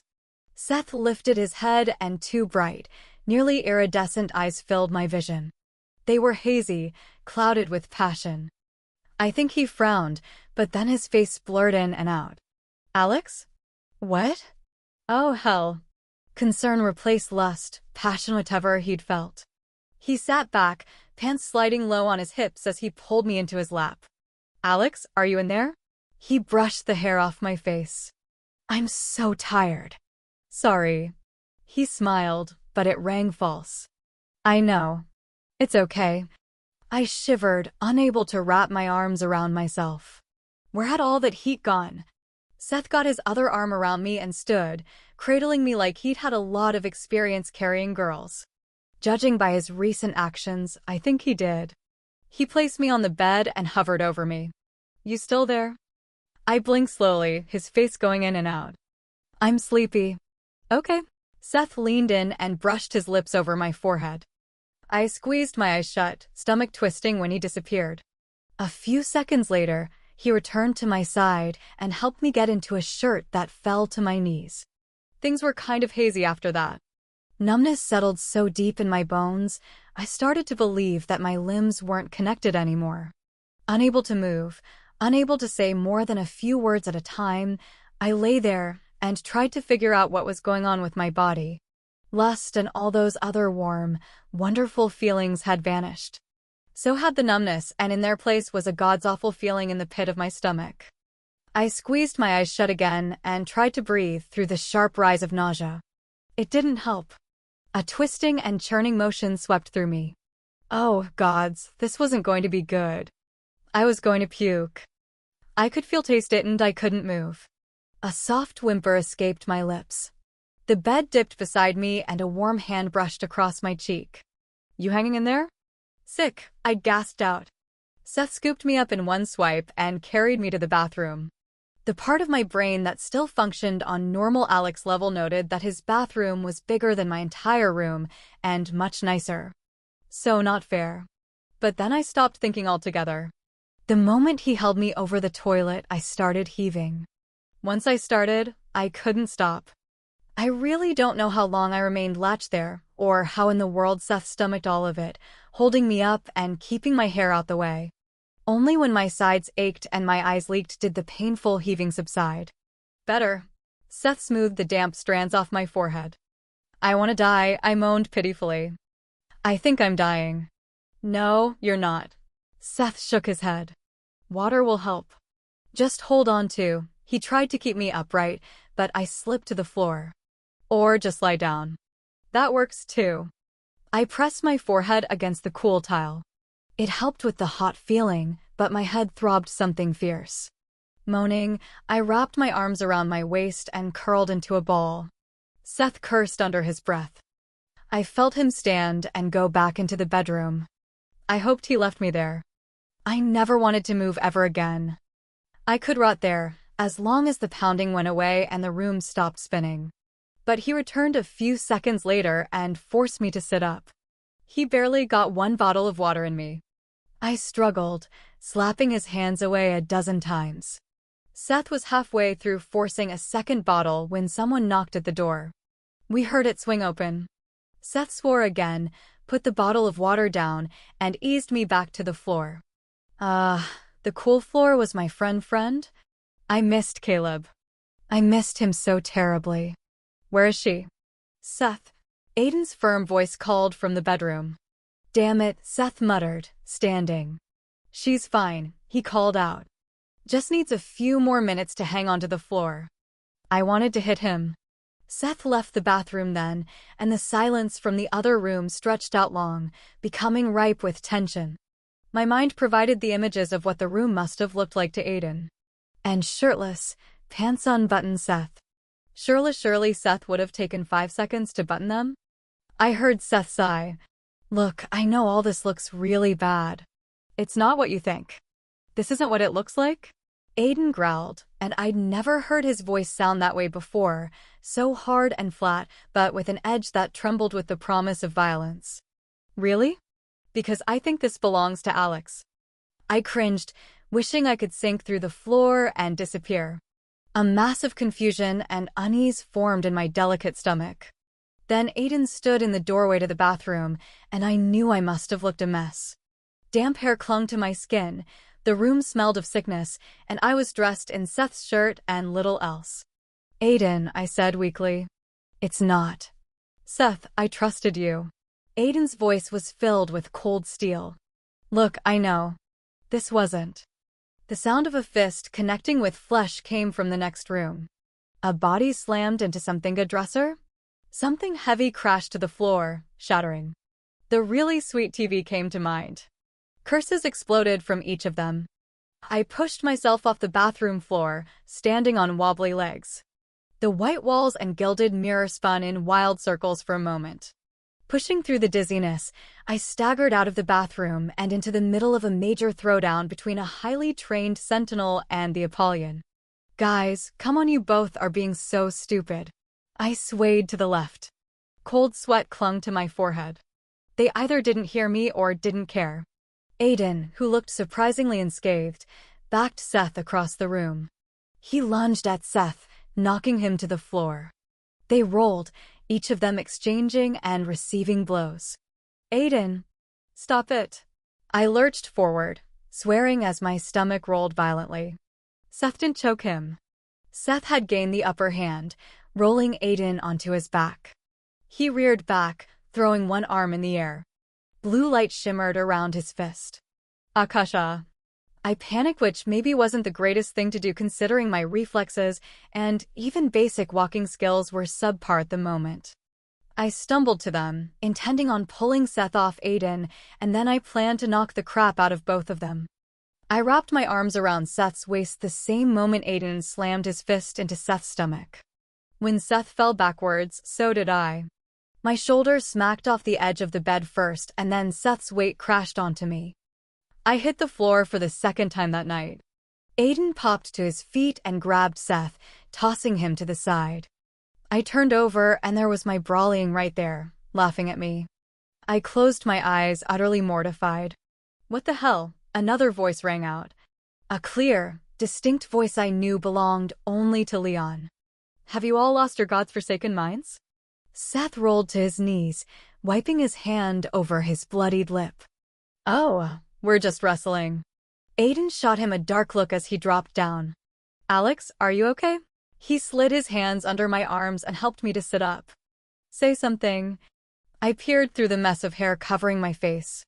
I'm great. Aiden brushed the hair off my face. I'm sorry. I should have never. Aiden, I know you're pissed. Pissed?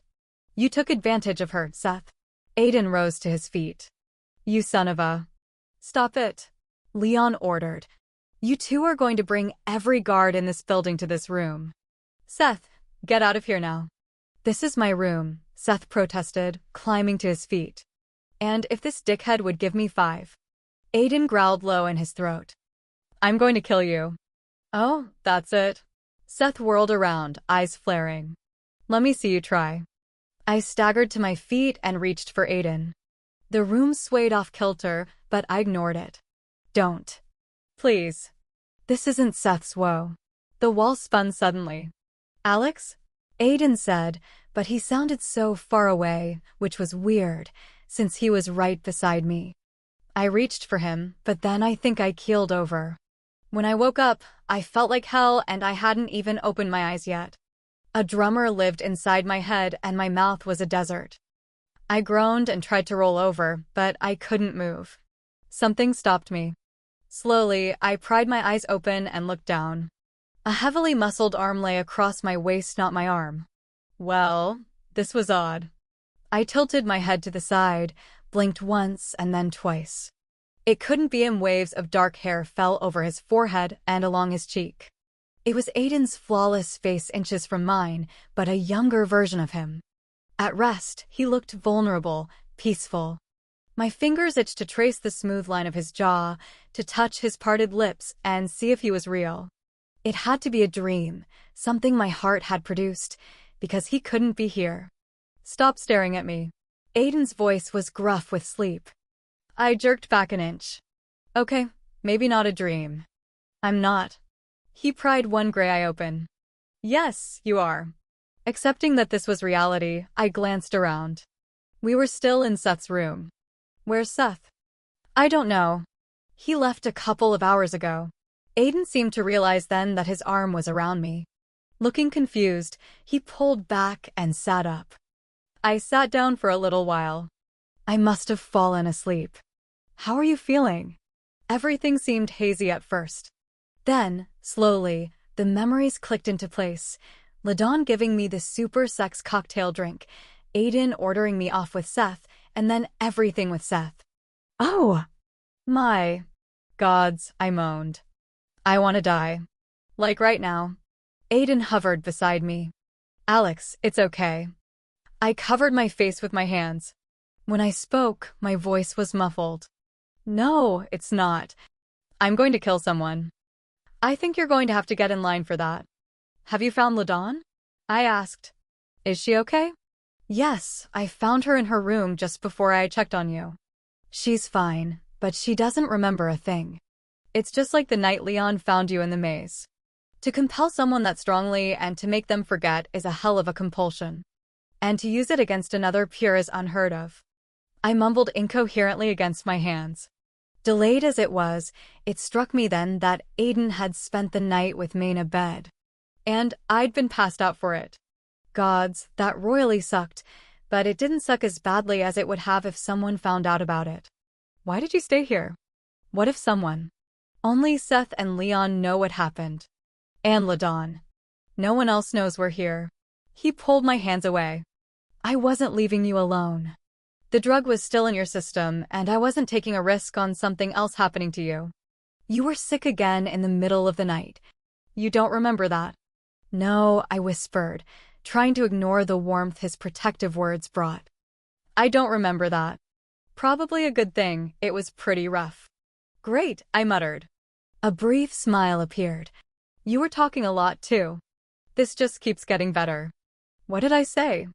You told me you wanted to marry Seth's bed, and then you told me you'd marry me if I asked. After that, you started to.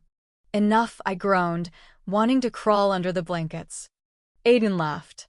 It was actually kind of cute. More embarrassed than I'd ever been, I had a hard time looking at Aiden. His face didn't show any signs that he'd duked it out with Seth. Maybe I'd imagined it. Did you and Seth fight? One eyebrow arched. Yeah, we did. Oh, gods. Aiden, it wasn't Seth's fault. I'm sorry, he said. I'm sorry that you had to go through any of this. You have nothing to be ashamed of. You did nothing wrong, but he did. Don't apologize. Please. None of this is your fault. I drew in a deep breath. It wasn't Seth's either. Aiden, he tried. Really, he did, but I couldn't believe I was going to say any of this. I just kept pushing him. I couldn't stop, but I knew what I was doing. I just couldn't stop myself. That doesn't matter, Alex. Seth should have shown restraint. He knew you were vulnerable, that it didn't matter who you were with. He paused, drawing in a deep breath. Alex, look at me. I lifted my head slowly. I expected there to be some sort of judgment or disappointment in his gray gaze, but all I saw was infinite understanding, which made the ball of conflicting emotions feel that much worse. His eyes shut briefly. When they reopened, they burned an unnatural shade of silver. Did you too? No. We didn't do that. He stopped. I figured it was best to leave out the exact reason why he'd stopped. We fell into silence for a little while. My mind worked through the events of last night, the implications of them. Someone had wanted me to screw up in a bad way. And to go to that kind of extreme, even the idea sickened me. What if Aiden and Seth hadn't seen me? You really think someone was waiting for me? I swallowed down the taste of bile, shuddering. Waiting to catch me with a pure? Aiden looked me straight on. Yes. It was hard to wrap my head around that kind of tactic. I shuddered again. Aiden reached down and tucked the blanket around me, but then I jerked up, ruining his hard work. Are you feeling sick again? He moved as if he would carry me off the bed. I wasn't sure. The walls did feel like they were closing in around me, but it wasn't the effects of the brew. I could have lost everything. Aiden didn't respond, because really, what could he say? My mind raced. There were so many things I could do with the power I would have. I'd learned one thing at the council: I needed to be able to do something to change the lives of my kind. Seth had been right. We could do something about that as long as I made it to 18 without being forced into servitude. If I were put on the elixir, which was what someone had intended last night by hoping to catch me with a pure, I might never awaken. I'd lose such a huge opportunity, more than any half had ever had. And someone had tried to take that from me at least 3 times in the last couple of weeks. The compulsion, the council session, and now this. Telly had warned me if I messed up one more time, I'd be kept in New York. Sleeping with a pure, willingly or not, would have classified as messing up. Alex, are you okay? My gaze dropped to his. I don't know what I saw in his eyes. I couldn't read them anymore. Do you think Telly did this? Aiden blinked. Minister Telly? I don't know, Alex. He's a lot of things, but to do this? And why? He doesn't like me. Not liking you is one thing, but to destroy you? It has to be more than dislike, Alex. There has to be a reason. Aiden had a point. Then I need to find out why. We will find out why. I nodded. Right now, I just want to leave here. I want to go home. He leaned forward and placed his hand over mine, easing my fingers off the blanket I'd been gripping. There's a late afternoon session, and we'll leave immediately afterward. Surprisingly, I didn't feel very relieved by that. The plus side in all of this was I now knew not to take drinks from it. Hit me then. I left. Aiden's eyebrows furrowed with concern. Alex? I shook my head. I'm fine. It's just that damn Oracle was right again. She warned me, did you know? She told me not to accept gifts from those who meant me harm. I laughed again. Of course, she failed to mention that it would be a second-hand gift from someone who didn't mean me harm. Gods, if that woman were still alive, I'd hit her. Seriously. His lips stretched into a lopsided grin and his hand tightened over mine. An old and familiar ache sprung alive at the sight of his smile, forcing me to look away. I swallowed, wanting nothing more than to climb into his arms.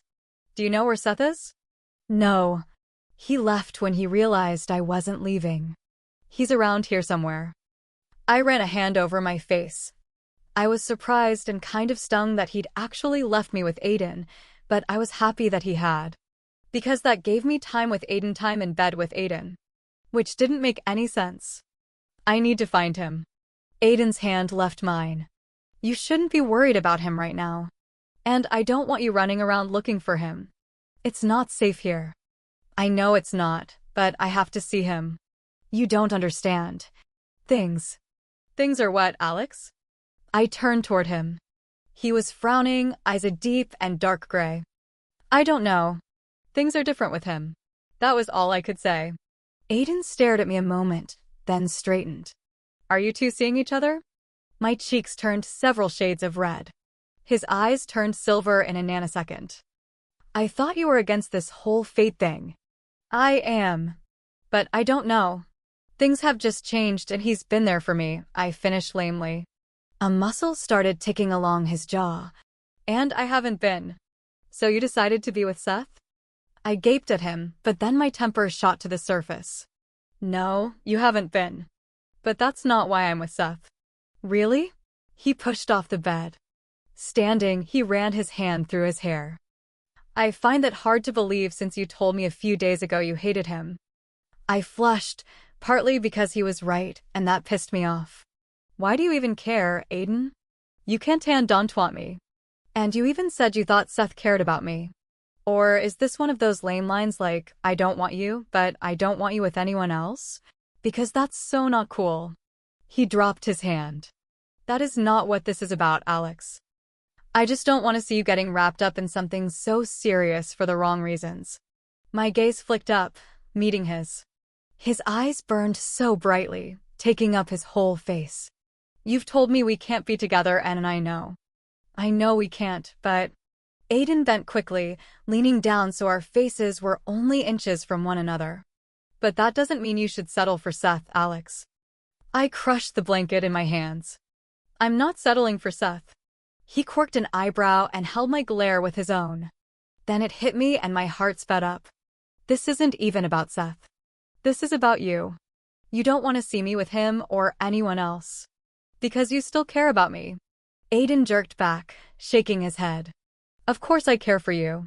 I drew in a deep breath, trying to quell my racing heart. Tell me that you feel the same way I do about you, because if you do, I couldn't bring myself to actually say it. If he told me that he felt the same way that he loved Methan, to hell with everything else. To hell with it all, because I could not walk away from that. No matter how wrong it was, how I'd resolved to let him go, and no matter how dangerous it would be for the both of us. I simply couldn't. Aiden inhaled sharply. I won't. Or you can't? He shook his head again, eyes flickering shut. A quick grimace pulled at his lips, and then he looked me dead on. I don't. I exhaled harshly, suddenly wanting to curl up in a ball and cry. But I didn't. I'd brought this on myself. Okay. Alex, I want. No. I don't want to hear anything else. I pushed off the bed. What I have with Seth is none of your. A rush of dizziness made me stumble. I bent, grabbing the edge of the bed for support. Alex? Aiden moved around the bed, reaching for me. Don't. I threw up my hand. Don't pretend you care. That takes douchebaggery to a whole new level. Aiden stopped, opening and closing his hands. Good point. The room righted itself, and it felt safe to move again. Ignoring Aiden and the need to wail like a baby, I started the mortifying search for my clothes. I gathered up my jeans and hoodie, tucking them under my arm. One very important, very embarrassing item hadn't been located. I scanned the floors rather desperately. I think this belongs to you. Cursing under my breath, I turned around. Aiden dangled something black, small and flimsy from his fingertips. Color burst across my face. I snatched it out of his hand. Thanks. Aiden didn't smile. It's my pleasure. Chapter 25. I went through my morning routine slowly, still feeling a bit whacked. Part of me wanted to dive under the covers, another part wanted to strangle Aiden, and I still needed to find Seth. I also needed to deal with the fact that someone seriously didn't want me to turn 18. I pushed down the ball of conflicting emotions to dwell on some other day, which I felt sure would be a day very soon, and opened the door. Aiden stood there waiting. He was there because I obviously couldn't be allowed to be anywhere by myself, but I still wanted to punch him in the face. Our walk downstairs was awkward. A few guards who had been present during the council session nodded respectfully as I passed them. That was an improvement from being ignored. Aiden left me when I stopped at the linen-covered tables. I guess he figured I was safe within eyesight. I stared at the plate of fresh croissants and bagels, swallowing thickly. I didn't think I could ever eat again. I grabbed a bottle of water and shuffled to where Aiden sat beside Marcus. Marcus didn't look up from his newspaper when I dropped into the seat beside him. I could feel Aiden's eyes on me, and I wanted to bang my head on the table. Instead of doing that, I twisted around and stared across the cafeteria. I pretended to be engrossed in the wall until I noticed the two servants standing by it. It was him, the clear-eyed one I'd seen the first day here and tried to talk to in the stairwell. He leaned toward the other half-blood, a boy. I couldn't help but wonder how the purest master scowled, see how alert this Brown Eyes was. Brown Eyes must have sensed me watching, because he turned and looked me straight in the eye. Not quite a hostile look, maybe a little curious. He quickly turned back to the other servant. I don't know why I watched them for so long. It may be even how tense their conversation seemed. Half-blood servants rarely argued, even among themselves. They were usually too medicated to even hold a decent conversation, but these two were different. Where were you last night, Alexandria? This morning, you were not in your bed. Marcus's question jerked me around. I said the one thing that I knew Marcus wouldn't question and was sort of true. I was with Seth. We were talking and I fell asleep. Really? He nodded at the double doors leading to the patio. Seth stood there, his back to us. So are you the one who gave him that black eye? I was already standing. I'll see you guys in a little bit. Marcus made a noise that sounded a lot like a chuckle and went back to his paper. I found it disturbing that he'd find the idea of domestic violence so humorous. Taking a deep breath, I cut between the empty tables and followed Seth outside, not daring a look back to see Aiden's expression. Seth didn't turn around, but I knew he felt me. His shoulders tensed as he leaned against the one of thick marble columns. I shivered in the chilly air, wondering why I hadn't brought a jacket. I stopped next to him and stared across the grounds. The top of the mammoth wall surrounding the place peeked over the tree line. I hoped he'd say something first, but the minutes passed and Seth remained silent. He wasn't going to make any of this easy. "Hey," I said, immediately feeling stupid. "Hey." I rolled my eyes and stepped in front of him. Seth stared down at me coolly. Up close, the purple and blue ring around his left eye looked brutal. "Does that hurt? Don't you think that's a stupid question? Do you want another black eye?" I snapped. He arched an eyebrow. "I think I prefer the drunken version of you. She's much nicer." I stepped back. "You know what? Forget it." Seth reached out and caught my arm. "What do you want to talk about? How disgusted you are with me." "No," I stared at him in surprise. "That's not what I was going to say at all." Some of the coolness slipped from his expression, but he still regarded me warily. "Then why did you want to talk to me?" "I want to talk about last night." I felt my cheeks burn. "It wasn't your fault." His brows flew up. "Not my fault?" "No." I glanced over his shoulder, spotting the pureblood council guard who had taken out Hector.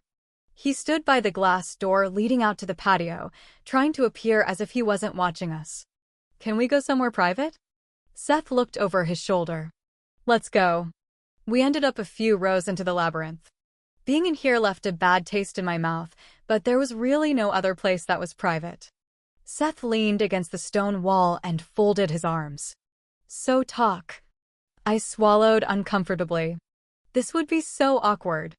I wanted to apologize for everything that happened last night. "You're apologizing to me?" He sounded stunned. Shifting to my other foot, I nodded. "I know you tried to get me to sit down and not do what I was doing." "You tried to." "I didn't try hard enough, Alex." He pushed off the wall. "Aiden's right, gods. I can't even believe I'm saying that, but he is. I knew you weren't yourself. So I should have stopped it." My gaze followed him. He plucked a rose off a bush next to an armless gray statue of a woman in an ill-fitted toga. "You did stop, Seth." He shot me a bland look over his shoulder.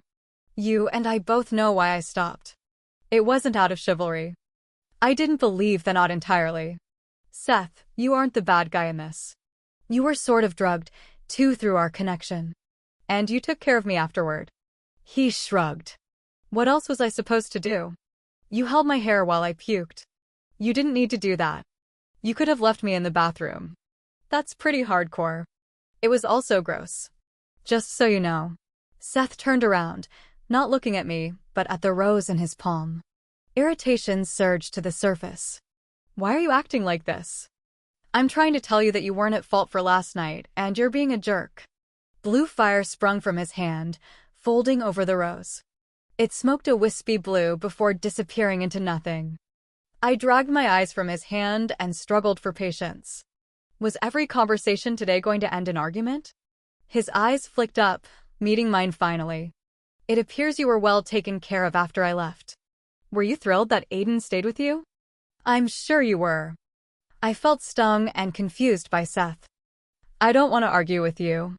The blue flames licked at the rose between his fingers much slower this time. Plumes of blue smoke puffed into the air. "Then you should probably stop talking to me." I stepped back, chafing my arms.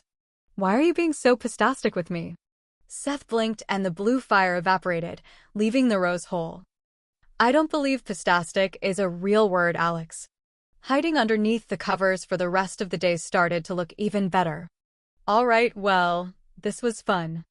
I'll see you around. Seth moved then. He reached out and caught my arm again, the rose dangling from his other hand. I'm sorry. I gawked at him. Seth never apologized. Ever. The impossible happened. The mask he wore slipped off his face. Suddenly, he looked very young and unsure. I felt you this morning. You were embarrassed and upset and then so angry. I'm sorry for putting you through that. I should have restrained myself. It took me a few moments to realize what Seth referenced. That had nothing to do with you, Seth. Why are you trying to make me feel better? Seth, I'm embarrassed. I danced around your room and molested you. So yeah, I'm a bit embarrassed about that. But the other things you picked up on? That was because of Aiden. Isn't it always about Aiden? He dropped my arm and turned away. Did he finally profess his undying love for you? I laughed brokenly. Not quite. Seth glanced over his shoulder. My eye socket has a hard time believing that. He stayed with me because he fell asleep. His head dropped, and I wondered what he was doing. And you believe that? I blinked back sudden tears. I would have risked everything this morning if Aiden had said he loved me, but he hadn't. Does it matter? He turned around, studying me like he was trying to figure something out. Does it? A breeze rolled through, rattling the leaves and kicking my hair into my face. I pushed the hair away, but it blew right back. Seth, you asked me to make a choice the night before. And I did. Seth glanced down at the rose before peering up through thick lashes. And that choice still matters today? That was a good question. How could it, when an hour ago I would have given up everything for Aiden if he'd told me just once that he loved me? But he hadn't. I looked away, once again wondering what exactly was I doing. Was this fair to Seth? Because Aiden had been right, I was kind of settling for him. But Seth hadn't said he had any hardcore feelings for me. He hadn't even asked me to be his girlfriend. What he had suggested was for us to see what happens, no labels and no expectations. And if I was honest with myself, I did care for Seth. A lot. I bit my lip. I chose you. Does that still matter to you? He laughed suddenly and then fell silent. I could see him trying to pull the shutters back up, but failing. I'd never seen him so vulnerable. Trying to give him space, I moved back to the wall and watched him. Yes, it does matter to me. Something fluttered in my chest faintly. Okay, so, where does that leave us? Silently, he handed me the rose. A small jolt ran over my fingertips. The stem felt warm to the touch, and a faint trace of blue still clung to the blossom, turning the dewy petals violet. Without warning, he lifted me onto the wall. He placed his hands on either side of my legs. Alex. I looked around, dangling my legs. Seth. Well, all of this is weird. Yeah, especially right now. It's about to get weirder. Be prepared. Great. I twirled the rose around with one hand and tapped my thigh with the other. I can't wait. Seth smiled. I can tell you're freaked out. My eyes narrowed. You're doing it now? Reading me, aren't you? How in the world do you do that? I was surprised when he answered the question. I just open up my mind to you, tune into the connection. It's like a two-way radio signal. Your feelings come through in waves, sometimes loudly. Other times, it's just a twinge at the edge of my mind. You probably could pick up on them now if you tried. Is it always going to be like this? When I awaken, will I constantly be feeling you and vice versa? You could shield your feelings. I popped forward. How do I do that? Seth laughed softly. I could teach you. Work it into your training if you want. Can we start now? A slow smile appeared as he dipped his head. That's not what I want to do right now. Parts of my body tingled, some parts more than others. Seth. Seth kissed me. It wasn't like the heady and deep kisses from the night before. His lips were sweet, soft. His hand caressed my cheek before sliding around the nape of my neck and delving into my hair. I let my eyes drift shut, soaking up the dizzying warmth of his lips. For the briefest moment, I didn't think about anything. And that's what I liked most about Seth's kisses. I didn't think or want anymore. In Seth's arms, with his lips trailing kisses over mine, his presence overshadowed the hurt, eased it. The tingling in my body suddenly grew stronger, like little sparks dancing over my skin. My palm itched, burned. I gasped as his mouth dropped to my throat, where my pulse had gone from pleasant to throbbing. Seth pressed his lips there, inhaled deeply and pulled back, fingers trailing over my flushed cheeks. Interesting. Yeah, that was different, I said breathlessly. He chuckled. Not the kiss. Don't get me wrong, that was interesting too, but look. Huh? I followed his gaze and squeaked. The rose in my hand was on fire again. Blue flames licked over the stem, curling around the fragile petals, smoldering into thin wisps of azure. The rose shuddered once and then collapsed into itself, leaving a fine blue dust covering my hands. Akasha, Seth explained quietly. Okay. I let out a breath, relaxing for the first time in days, weeks even. Okay. I don't know what that really means, but okay. He hopped up on the wall beside me. We sat there for a little while, legs swinging above the ground. What do you want to do? We have a couple of hours before you leave. You're not leaving after the session? Nope. Lucian wants to leave in the morning, so I'm stuck here another night. Damn it. Another 11-hour car ride with Aiden. Seth nudged my shoulder. What? I was kind of hoping you could convince Lucian to let me fly back with you. He looked surprised. You hate flying. It scares you to death, you little wimp. But you can't stay here another night. You have to leave tonight with Aiden. And with Leon. Yeah, he sighed, kicking his legs off the wall. Want to go swimming? I laughed. No. Damn. I was hoping you'd fall for that one again. I stared at the moss-covered walkway, knocking my heels off the wall. Seth. Yep. Who do you think was responsible for slipping me that drink? His expression hardened. I don't think it was the council's decision. Then who could it be if it wasn't the council? I didn't say it wasn't one or more of them, but I know it wasn't something approved by the council. Lucian would never allow something like that to happen. I snorted. You give Lucian way too much credit. Don't get me wrong, he's still a pompous ass. Seth flashed a grin. But he wouldn't allow something like that to happen to you. I'm sure it could be a council member, but they don't have the official backing of the council. Sorry. I don't trust Lucian. Seth twisted around. You need to start trusting him. He wants to make sure you awaken, Alex. There isn't a damn thing he's going to do to jeopardize that. And that is another thing I don't trust. Why does Lucian want two Apollians when every other Pure is scared to death of that idea? Because Lucian wants to see change and we are the vessel for that change. You want to change this society, make it better? Lucian wants that, too. Since when did Lucian become such a half-blood lover? You don't know your stepfather, Alex. You never really tried. I shook my head. Sorry. You didn't spend 14 years with him. Lucian is cold, conniving, and has never been a fan of halves. You're not going to get me to believe otherwise. Seth sighed. I'd put my bets on Tully, but that seems too obvious and he's too old school. But it's one or more of them. I wrapped my arms around me, shuddering when I thought about what could have happened. They didn't have to do something so vile. He reached over and pulled me down so my head rested in his lap. It felt weird at first, but after a few seconds, I rolled onto my back and stared up at the gray clouds. We'll figure it out once we get out of this damn place. Lucian is all ready. You told Lucian? He needed to know. He brushed a strand of hair off my forehead. Needless to say, he was pissed. I groaned and placed my hands over my eyes. Did he throw something dainty? He usually throws something small and expensive. Seth laughed. Yes, he did actually. I believe it was a Fabergé. Oh.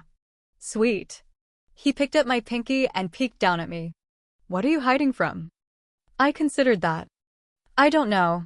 Everything? Sounds like a plan. I lowered my hands to my stomach, but Seth still held onto my pinky. Childish, huh? He wrapped his hands around mine. It's all right. You can hide for a little while longer, but then you've got to face everything. I know. He grinned down at me. But for right now, just relax.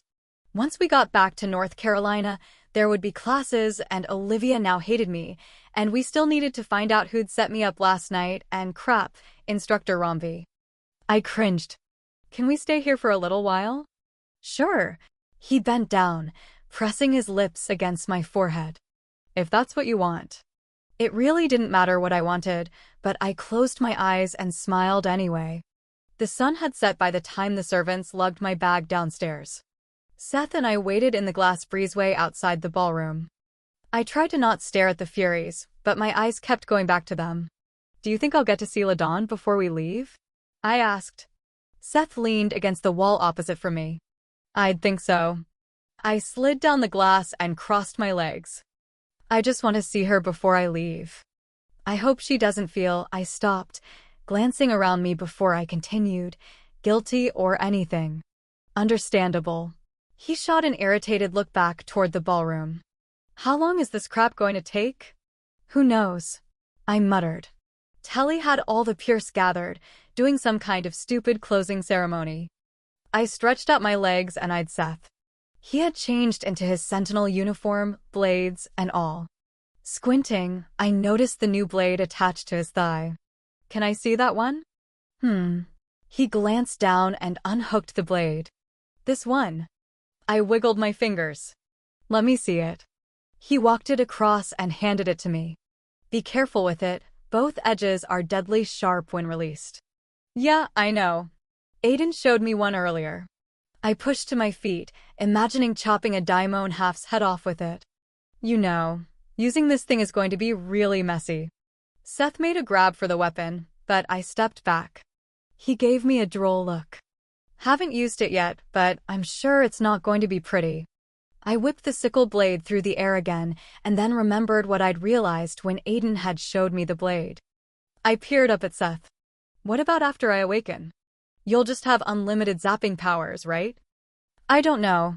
He watched the blade with wary eyes. I imagine it will be different.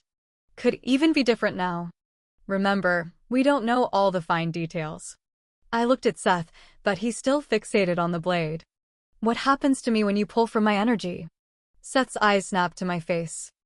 I don't know. My fingers tightened around the blade. I'm not sure I believe you. His eyes bored into mine. I've never lied to you before.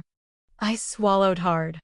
Seth had a point, but if he did know that something bad would happen, would he actually tell me? Leon strolled into the foyer, coming to a complete stop when he saw me holding the blade. For the love of the gods, who gave that to you? I pointed the sharp edge. Seth. Seth arched a brow at me. Wow. Thanks. Please give it back to him before you do damage. Leon frowned as I twirled the blade. You're going to cut off your hand or arm. The sickle blade is by far the sharpest. Rolling my eyes, I stopped twirling it. But I kept it. I liked it. Are they almost done in there? Because I'm getting really... A siren blasted off in the distance, starting as a low pitch and building into a never-ending loop of eardrum-breaking noise. I jumped a good 5 inches off the floor. The three of us looked at one another and seemed to share the same mind for a moment. Even though I'd never had the misfortune of hearing a Covenant siren, I knew they meant only one thing: security breach. Usually a very big and very bad security breach. Chapter 26. I turned to the glass wall facing the yard. Behind me, several guards burst into the hall, and beyond them excited voices came from the adjoining ballroom. Guards rushed past us, one of them yelling, "Secure the gates. Lock down the school." Then the sirens ceased their blaring, and a cold shiver ran down my arms. False alarm. Not sure. Seth whipped the blade out of my hand. But I'll be taking this back now. Thank you. I barely paid him any attention. The light from the scattered lampposts outside began to dim and flicker. I glanced back, finding Leon with a sickle blade in one hand and a dagger in the other. Everyone calm down. A guard yelled over the panicked voices. The siren has ended. Everything is fine. Everyone just needs to calm down and stay in the hall. Marcus and Aiden brushed aside curious and frightened Pierce as they entered the room. My overactive imagination said that Aiden's eyes searched the crowd until he found me and that there was a flicker of relief on his face. Aiden crossed the room, dagger in hand. He must have changed into gear before the closing ceremonies. He stopped beside Leon. "What's going on?" "I don't know." Leon shook his head. "But I got a bad feeling about this." I turned back to the glass, squinting. Further off, near the tree line, it looked like something moved. Several things, actually. Guards and sentinels, I thought. Marcus joined our little group. Telly is keeping all the Pierce in the ballroom as a precaution. He paused, glancing down at me with a little frown as if he'd forgotten about me. "Hello." I wiggled my weaponless fingers. Marcus frowned. "Alex, you're coming with me." I scowled. "I'm not hiding in a room with a bunch of freaked-out Pierce." Aiden turned to me, eyes thundercloud gray. "Don't be ridiculous." I glared right back at him. "Can I be irrational instead?" Aiden looked like he wanted to shake me or worse. "Alex, do not argue with us," Marcus snapped. "You are going in that room." My temper snapped. "I can fight if one of you would give me one of those neat blades." Seth grabbed my arm. "All right, little Apollyon Ho is not completely trained and is on the verge of becoming Anno Yingo with your uncle." Pulling my arm free, I whirled on Seth. "I can." The lights outside shuddered off, casting the grounds in utter darkness. Temporarily forgotten, I turned back to the glass. Squinting to see through the reflection of the lighted interior, I saw the shadows of the guards forming a line. But something looked off about the formation. It moved forward instead of away from the house. Guys, I started to back up. Leon stepped forward. "Miss Andress, get into that room." "Now." Someone grabbed my arm, pulling me backward. I glanced up, expecting Seth but finding Aiden. His eyes were trained on the glass wall. "Alex, for once in your life." A loud crack drew our attention back to the glass. My mouth dropped open. Glass splintered and fissured under the impact of a body. I flinched back. Holy crap.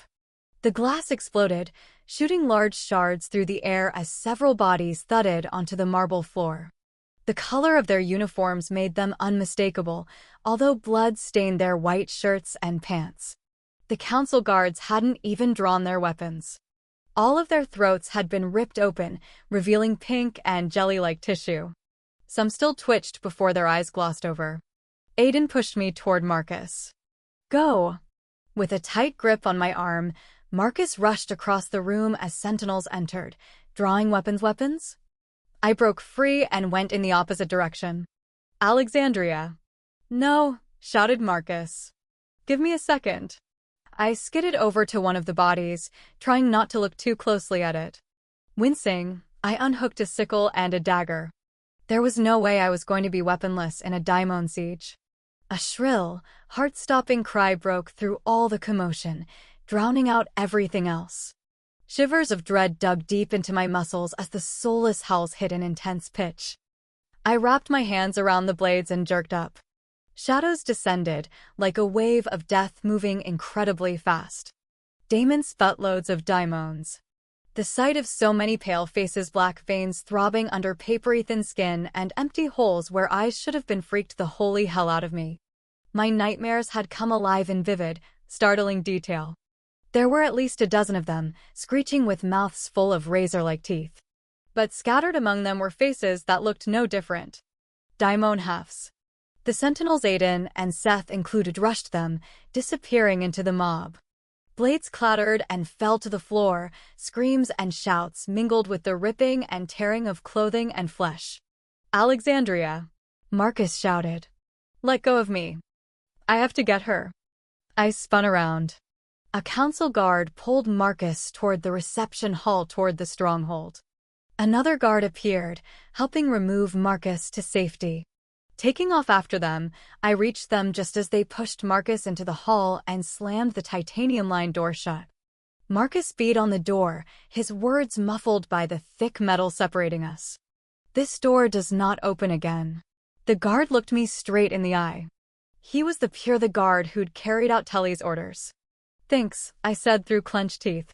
Then, taking a deep breath, I turned around and faced hell. It was a bloody mess, literally. In that instant I knew that all the smaller-scale attacks on the Covenants over the last couple of months had been practice runs. They'd been testing how to infiltrate the Covenant, gearing up for a grand-scale attack on the Council. Mom had warned me, and I'd warned the Pures, but they'd dismissed it. Idiots. I caught sight of Seth as he engaged a half-blood daimon. He slammed the half in the chest with a booted foot, knocking it to the ground. In a stunning display of brutality and grace, he whipped the sickle blade through the air. Then there were Aiden and Leon, their backs against one another as 4 pure daimons circled them. They looked screwed. Fighting was in my blood, not running. This was where I was supposed to be, and this definitely wasn't my first time at the rodeo. I bolted across the room, dodging bodies of the good, the bad, and the downright ugly. The ones closing in on Leon and Aiden didn't even see me coming. I shoved the dagger deep into the back of the daimon closest to Aiden. Leon knocked aside one of the daimons, going blow to blow with it. Aiden went after the other 2, trying to keep them both focused on him. "Alex, behind you." I whirled around, gripping the dagger in my right hand. A female daimon dove at me, but I ducked out of her grasp. Swinging around, I caught her in the chest with my sneaker just as Seth had done. She went down on one knee, and I lurched forward, jabbing the blade into her stomach. Looking through the poof of blue dust, I grinned at Aiden. "That's 2. 5 for me," he grunted, sinking his dagger into the throat of his daimon. I flipped the dagger. "Well, Lottie." Hands grabbed my shoulders, throwing me backward. I hit the mess of glass and blood, skidding a few feet on my back and losing my grip on the dagger. Stunned, I stared up into the face of a daimon half. "Alex," yelled Aiden, sounding truly panicked. It leaned over me and sniffed. Apollyon. I could easily remember what had happened when I'd tried to fight the last half-blood daimon. It hadn't gone well. Pushing those memories down, I scrambled across the floor. Glass dug into my palms, mixing my blood with the blood of the fallen. My hand brushed against something wet and soft. 1,000 gruesome images flashed through my mind of what I'd possibly backed into. The daimon Halfa trained female sentinel opened her mouth and howled. She jumped in the air, swinging a Covenant dagger right at my head. There was a popping noise, and then she was a ball of flames crashing down on me. I rolled out of the way as she hit the floor, screaming and thrashing. I jerked toward Aiden. He nodded at me, then lowered his hand and swung at another daimon. Glancing back at the daimon on the floor, I winced. She slowly climbed to her feet, a charred, stinky mess of skin and cloth.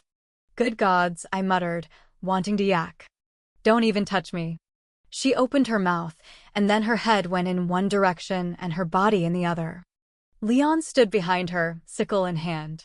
"Miss Andress," he said politely. "I do believe you were supposed to go to safety?" "Yeah, that was the plan." I looked around the room. There were a lot of bodies on the floor, some of the halves who'd been turned, while others were of our kind. Seth had 2 daimons cornered, fighting rather gleefully. I grinned, even though it was sort of twisted. Aiden followed my gaze. "Leon, that one there counts half for me. So that's 6.5. Then he pivoted around, heading toward another daimon who had a guard pinned on the floor. Leon shrugged. "That's okay. I have 10, loser." A howling sound spun me around. 2 daimon halves charged, going right for Leon. It was as if I wasn't even standing there. "It's about to be 12, Leon said casually. 11. I switched the sickle blade to my right hand. Leon glanced down at me. "Do try not to get yourself killed." With that, we met them halfway. The male, finally noticing me, made a grab for my arm, but I feinted to the right. He was much bigger than me, maybe the size of Aiden, and I knew I couldn't let this one get me on the ground. I got a good kick in, but he barely moved. Not good. I blocked his punch, but it still knocked me back a few steps. I kept my balance, whipping the blade through the air. He dipped quickly, retaliating with a vicious swing aimed to take me down. I felt the wind of the blade whizzing past my head. I jumped to the side, but the daimon half moved so damn fast. His fist came around, slamming into my stomach. I staggered back, gasping for air. The daimon half laughed. Ready to die? Not really. I straightened. The pale and addicted look isn't a good one. You look a little strung out. Need some ether? He tilted his head to the side and smiled. I'm going to rip you apart, you stupid. Dipping down, I swept his legs out from underneath him. He went down, leaving only an instant to attack. Jumping up, I brought the sickle blade down on his throat. It met no resistance. Wide-eyed, I lifted the blade. Damn, that is sharp. I turned around, about to point that out to Leon when the daimon pure was suddenly right in my face. It licked its lips. Apollyon. Oh, come on. Can you all really smell it? I flipped the sickle over and shoved it into his stomach. You smell like warmth and summer. Seth appeared at my side. I told you, you smelled good. Well, you smell like. Seth waited, brows raised. My eyes widened. Over his shoulder, I saw at least 5 more daimon pures coming down the hallway. Daimons. I smell like a daimon? He looked let down.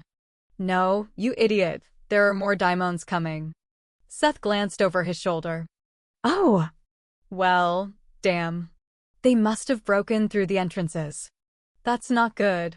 Another cracking sound shattered through the hall, different from the breaking glass. It reminded me of an artist chipping away at marble. Seth and I turned at the same time, but I don't know who noticed it first. Both of us took a step back. A network of fractures split the white marble encasing the Furies. Chunks of stone broke off, dropping to the floor. Pink, luminous flesh appeared through the larger gaps in the marble. A fine current of electricity shot through my body. Oh, my gods, I whispered. Seth's arm shot out, slamming his dagger into the chest of a daimon pure without even taking his eyes off the crumbling statues. Indeed.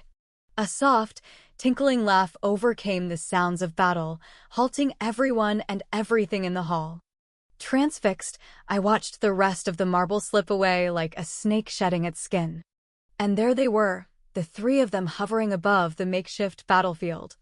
And oh my gods, they were savagely beautiful. The gods had unleashed the Furies. Their diaphanous white gowns stood in sharp contrast to the surrounding blood and gore.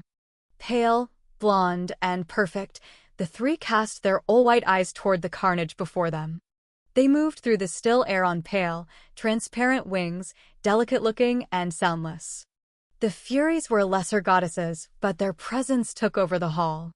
I'd never seen a god before, let alone 3 of them, but they appeared the way I'd imagined them, compelling and beautiful.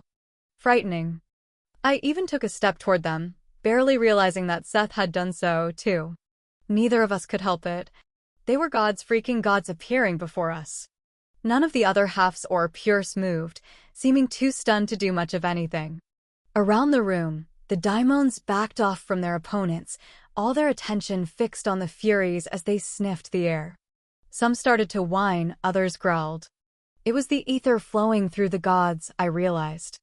If Seth and I were steak, then the Furies had to be the most succulent cuts of filet mignon. One of the daimons, a half-blood, let out a low howl and charged forward.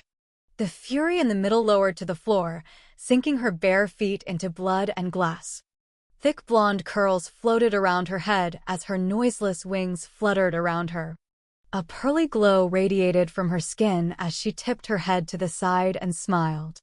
The daimon lunged at her, but she simply raised one hand and froze it mid-attack. Her smile was innocent, childlike, and yet held a barbed edge to it that was cruel. She reached back with her other arm and slammed her hand clean through the daimon's chest. She shot straight up in the air, bringing the frantic daimon with her. Floating above us, she ripped the daimon in 2. I gasped. Holy shit, Seth finished. In an instant the Furies shifted, shutting their beautiful bodies. Their skin and wings turned gray and milky, their hair darkening and thinning into stringy black ropes that snapped at the air around them. Snakes, not ropes, I realized. Their hair was freaking snakes. The middle one screamed, bringing several pures to their knees. I backed up, knocking into Seth. He wrapped an arm around my waist, hauling me against him. One of the Furies swooped, snatching up a daimon and launching it through the air. Another arced down, grabbed a sentinel with her clawed feet, and sliced him apart as he screamed. The third landed near a crop of daimons, one strand of her snake hair zipping out and right through the eye of a guard as she eviscerated a daimon pure. It didn't matter who stood in their paths of Furies were destroying everyone. I caught sight of Leon ducking under a gray wing and pulling Aiden out of reach of one of the Furies.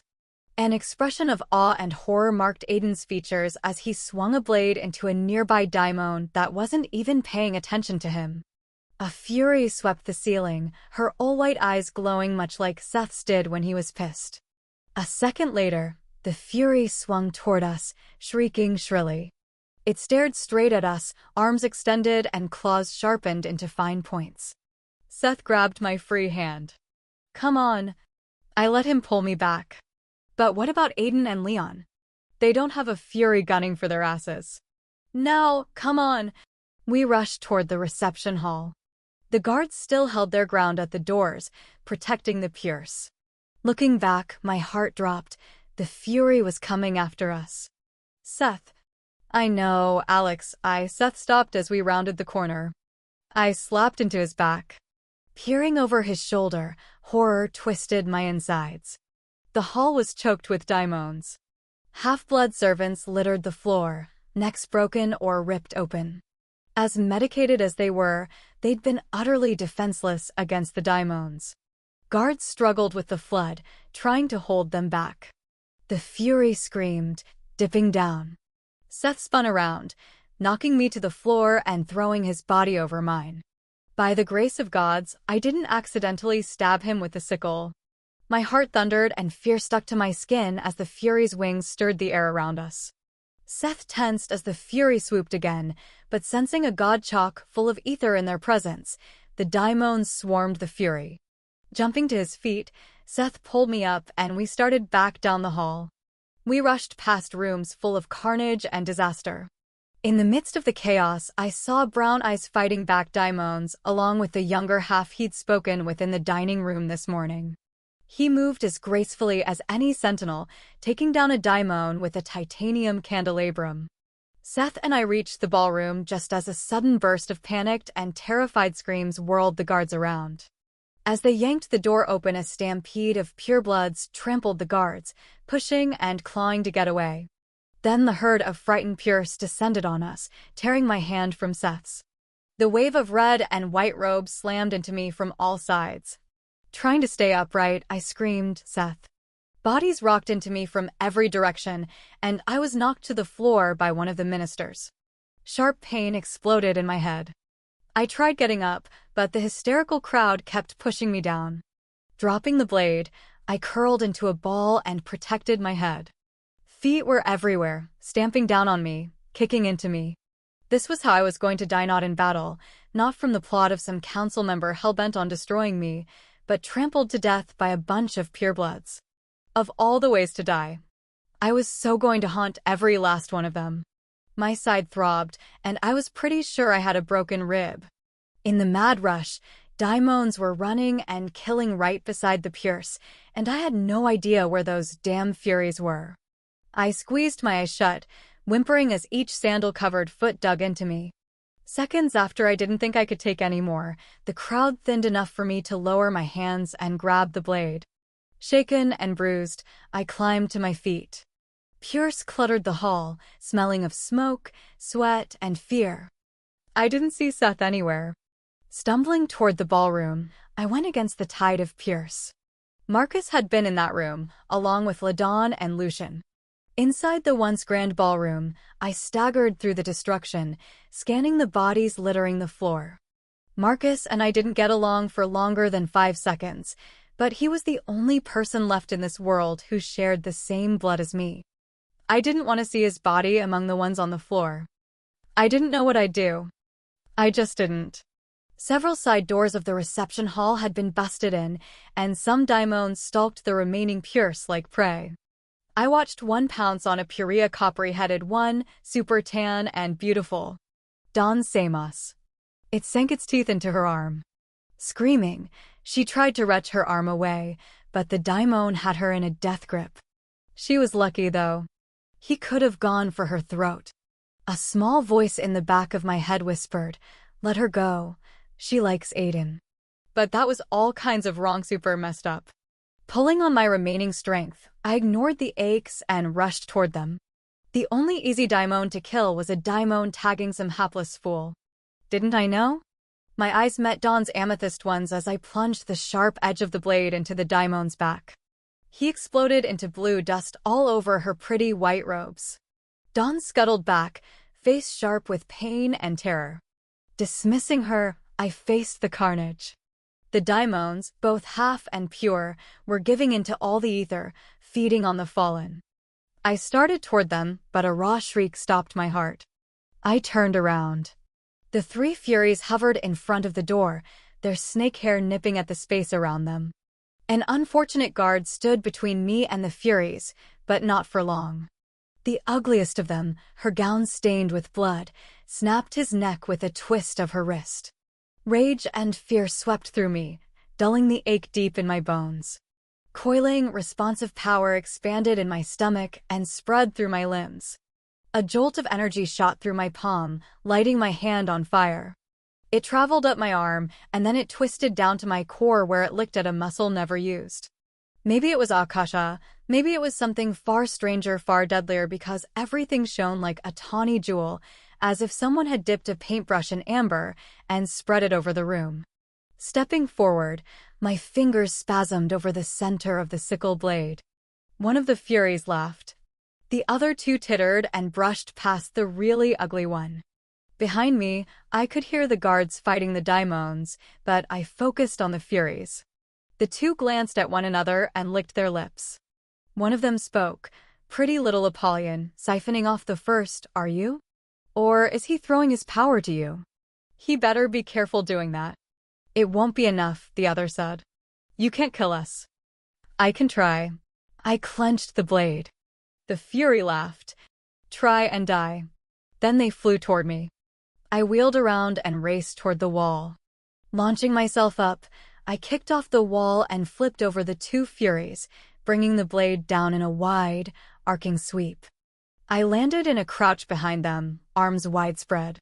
The two Furies staggered backward, their bodies falling forward without their heads. Blue fire shot from their necks, swamping and consuming their bodies. The ugly Fury cackled, and I whirled around, facing her. She drifted several feet off the floor, her hair wriggling.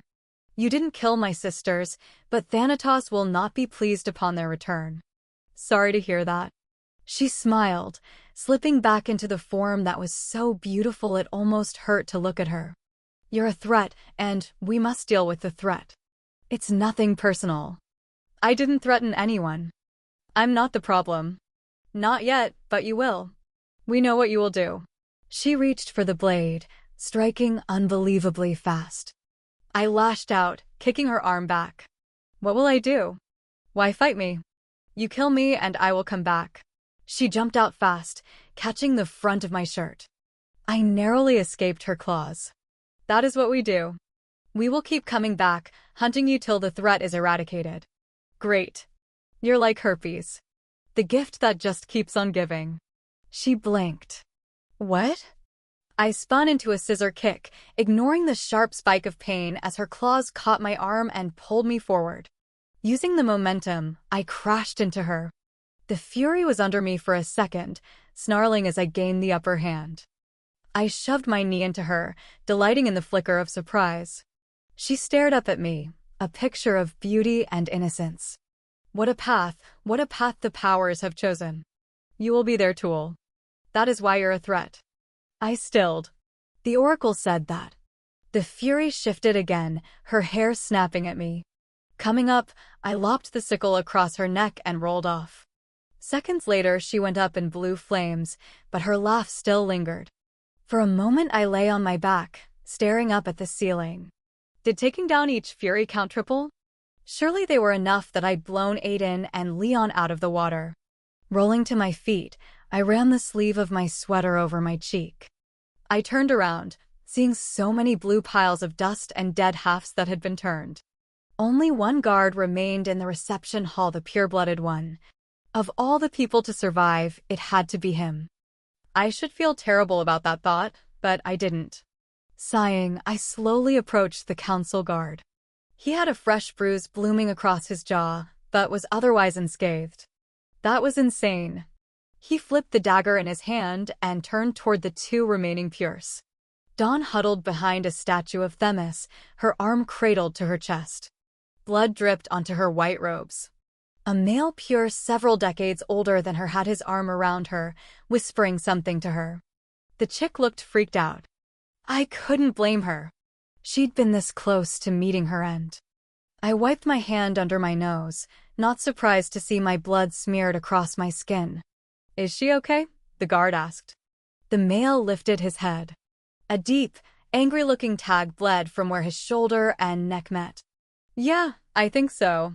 We need to get her checked out. He looked at me. You were amazing. I've never seen anything like that. Wasn't I? I murmured, wanting to feel great about winning the fight, but the Fury's words left a jolting echo in my mind. She had given me an additional part of the puzzle, finishing what the Oracle had said. But it still made little sense. Who were the powers, and how would I become a tool? The Pure had turned back to Dawn. It's over, he soothed her, all over now. It was, but I was still unwilling to put the sickle down just in case. I kept having visions of horror movie monsters jumping out at me. I moved to the broken doors and peered out. Nothing moved, which I believed to be a good sign. But when would the Furies be back? 5 seconds from now? A day, a week, or a month? Alexandria. I wheeled around. What? The guard pressed his lips into a smile. You did do really well. I saw you. You may be the first person in history to face down a Fury and live. And you took out 3 of them? That was amazing. Reluctant warmth cascaded through me. That meant something coming from a pureblood council guard, even if he'd been ordered to kill Hector. A smile spread across my face. Thanks. He put his hand on my shoulder and squeezed. I'm really sorry for this. My smile started to fade. For what? The Furies were right. There can't be 2 of you. You're a risk. A shiver of warning went up my spine. I stepped back, but the guard's grip tightened on my shoulder, holding me in place. I looked up with wide eyes and met his.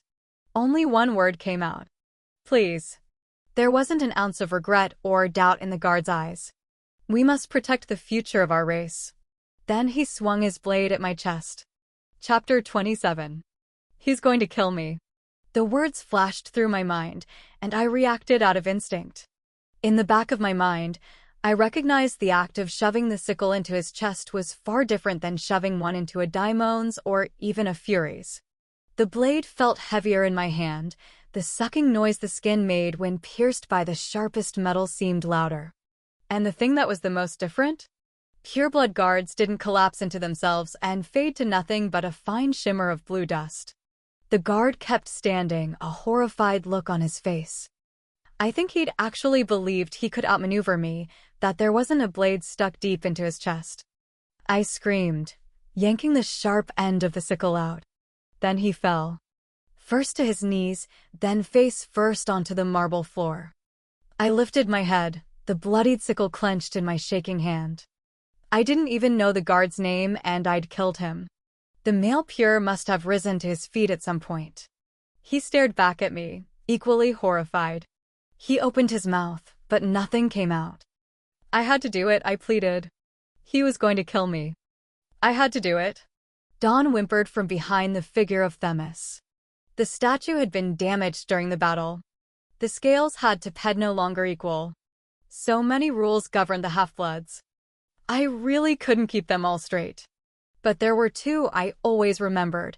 Never get involved with a pureblood and never kill a pureblood. Self-defense didn't matter. A Pure's life was and always would be valued higher than mine. Being an Apollyon didn't make me above that law.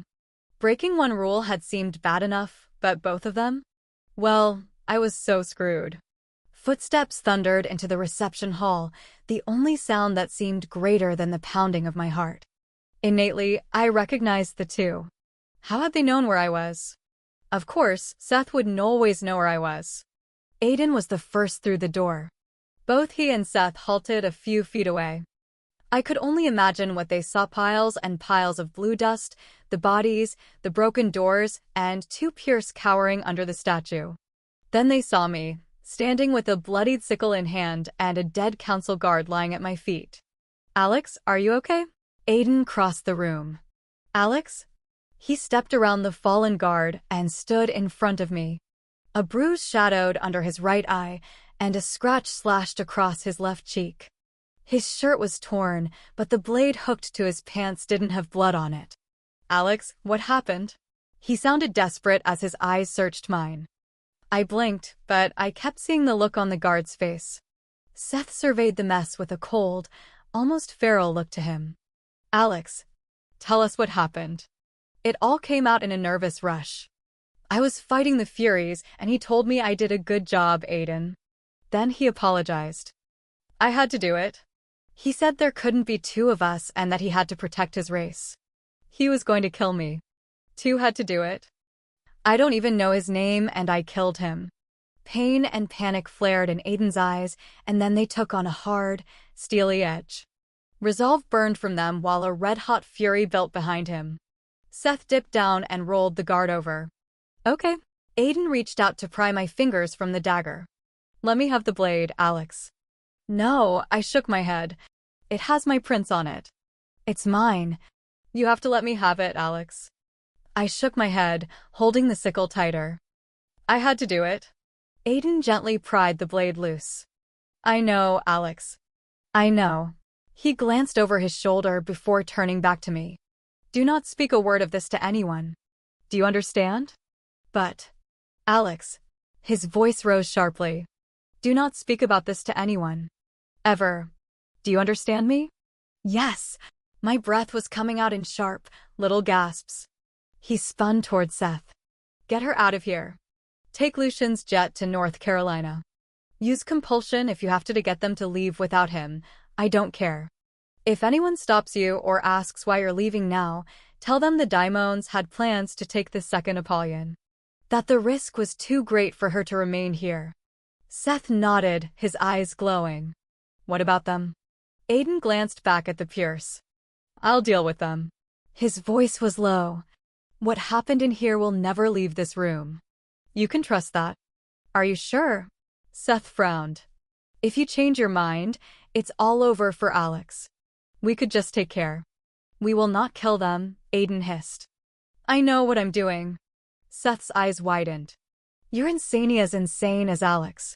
If anyone finds out what you're about to do, you're... I know. Go now. Before anyone else comes. I'll take care of this. Would Aiden use compulsion on another pure? That alone was another forbidden act, another rule to be broken. How else would he get them to keep the secret? Especially Dawn? She was a council member, obligated to report what had really happened. Aiden would compel the Pierce.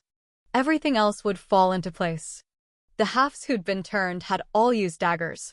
People would find the guard and believe a Daimon half had ended his life. But if anyone ever found out the truth, Aiden would be deemed a traitor. He would be killed for it. I shot forward. No, you can't do this.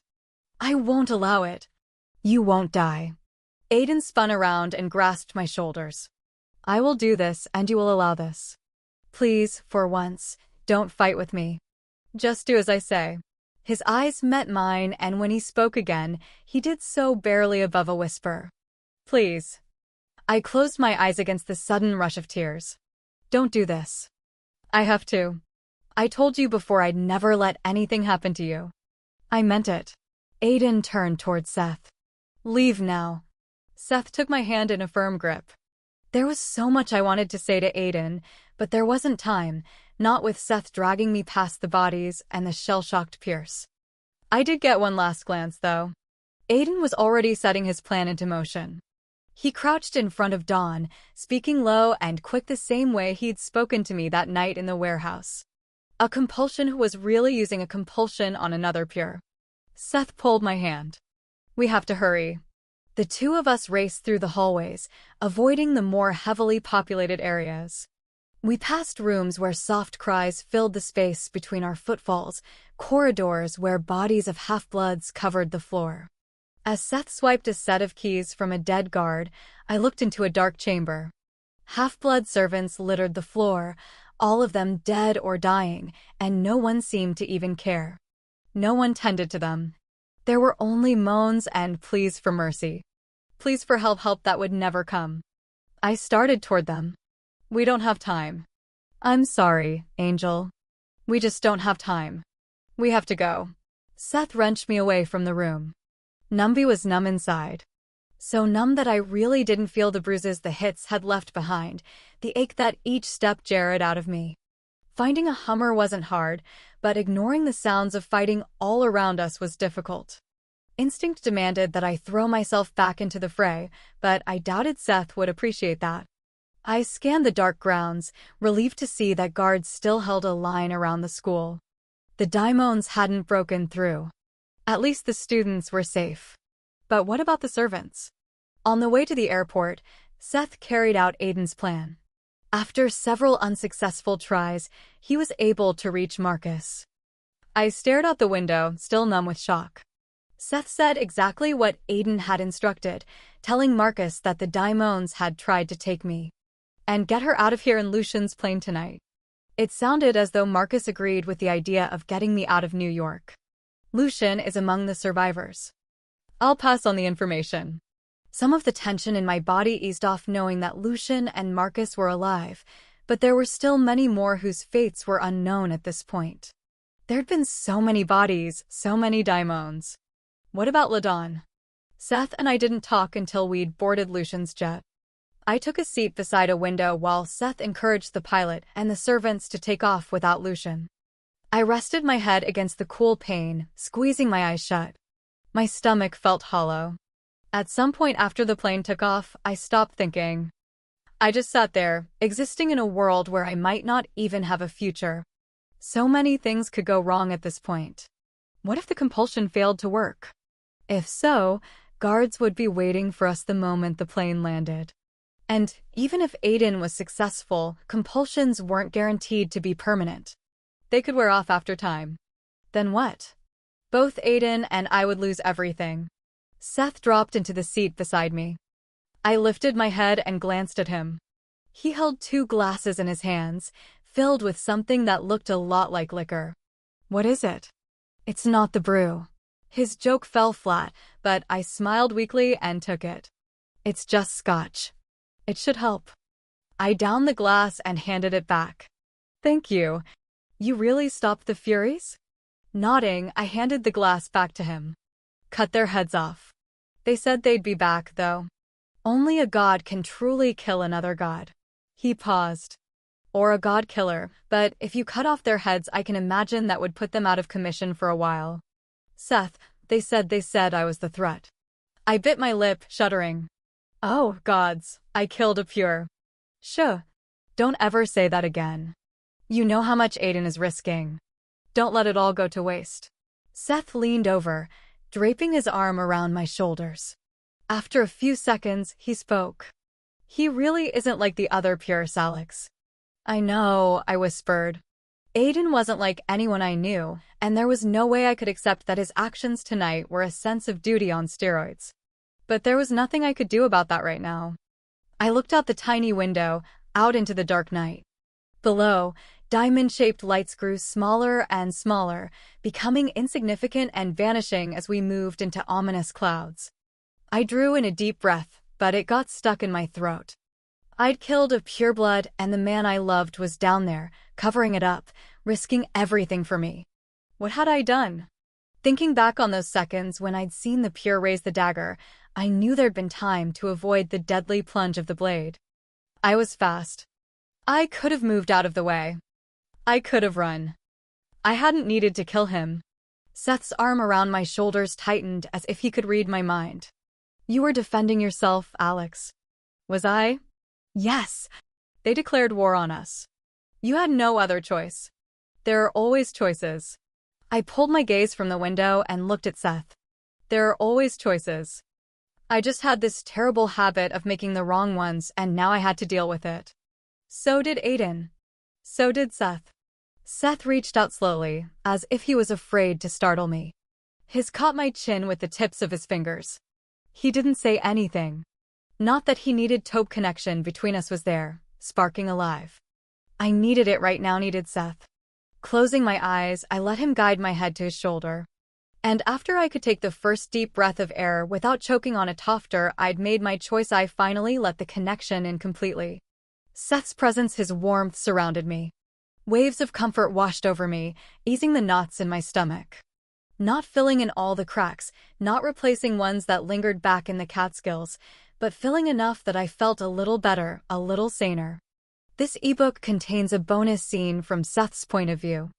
I watched Dawn place her hand on Aiden's arm and once again felt a wealth of gratitude that Alex had decided not to attend this ball. If she were here watching this, she might have ripped out every strand of the pureblood's coppery hair. Images of Alex going all-girl fight filled my head, and I snickered. Aiden raised his brows at me. "Doing okay over there?" I rolled my eyes, not even bothering to answer. Just because I was standing next to him, only because he was the least undesirable option at the moment, didn't mean I was going to be chatty with him. On a good day, the animosity levels between us were usually at code red. Bad days, they were at code "I'm going to kill you." We had more bad days than good days. The Pierce gray eyes narrowed before he turned back to the one of the councilman's sons, who was currently describing how thrilling yachting on the open sea was. Boredom was going to kill me. My gaze slid over to where Lucian stood, surrounded by the ministers. Even he was looking like he'd be a more stimulating company. Aiden sighed under his breath, loud enough that I could hear him, and I almost laughed out loud. Apparently, he and I shared more than one thing in common, our current boredom, and one. A shiver of awareness rolled over my skin, and I could feel the marks tingling, responding to the presence of her. Alex. I turned slowly, zeroing in on where she was. Now what in the Hades was she doing down my brain, pretty much emptied of all rational thought? Alex stood just inside the entrance of the ballroom, looking as frightened as a wood nymph having earned Apollo's favor. Her anxiety hummed around her, but I wasn't feeling it. Well, I was feeling something.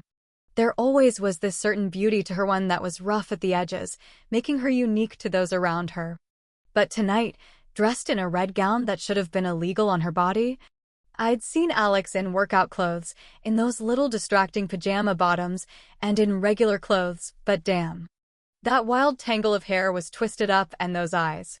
Tonight she was the most beautiful thing I'd ever seen. I watched her move away from LaDawn and Lucian, retreating to the side. She didn't belong there. Hades, she didn't belong here. Finally, after what seemed like forever, her eyes met mine. She lifted her glass, silently saluting me. Every muscle in my body locked up, and then I realized I was staring at her like an imbecile.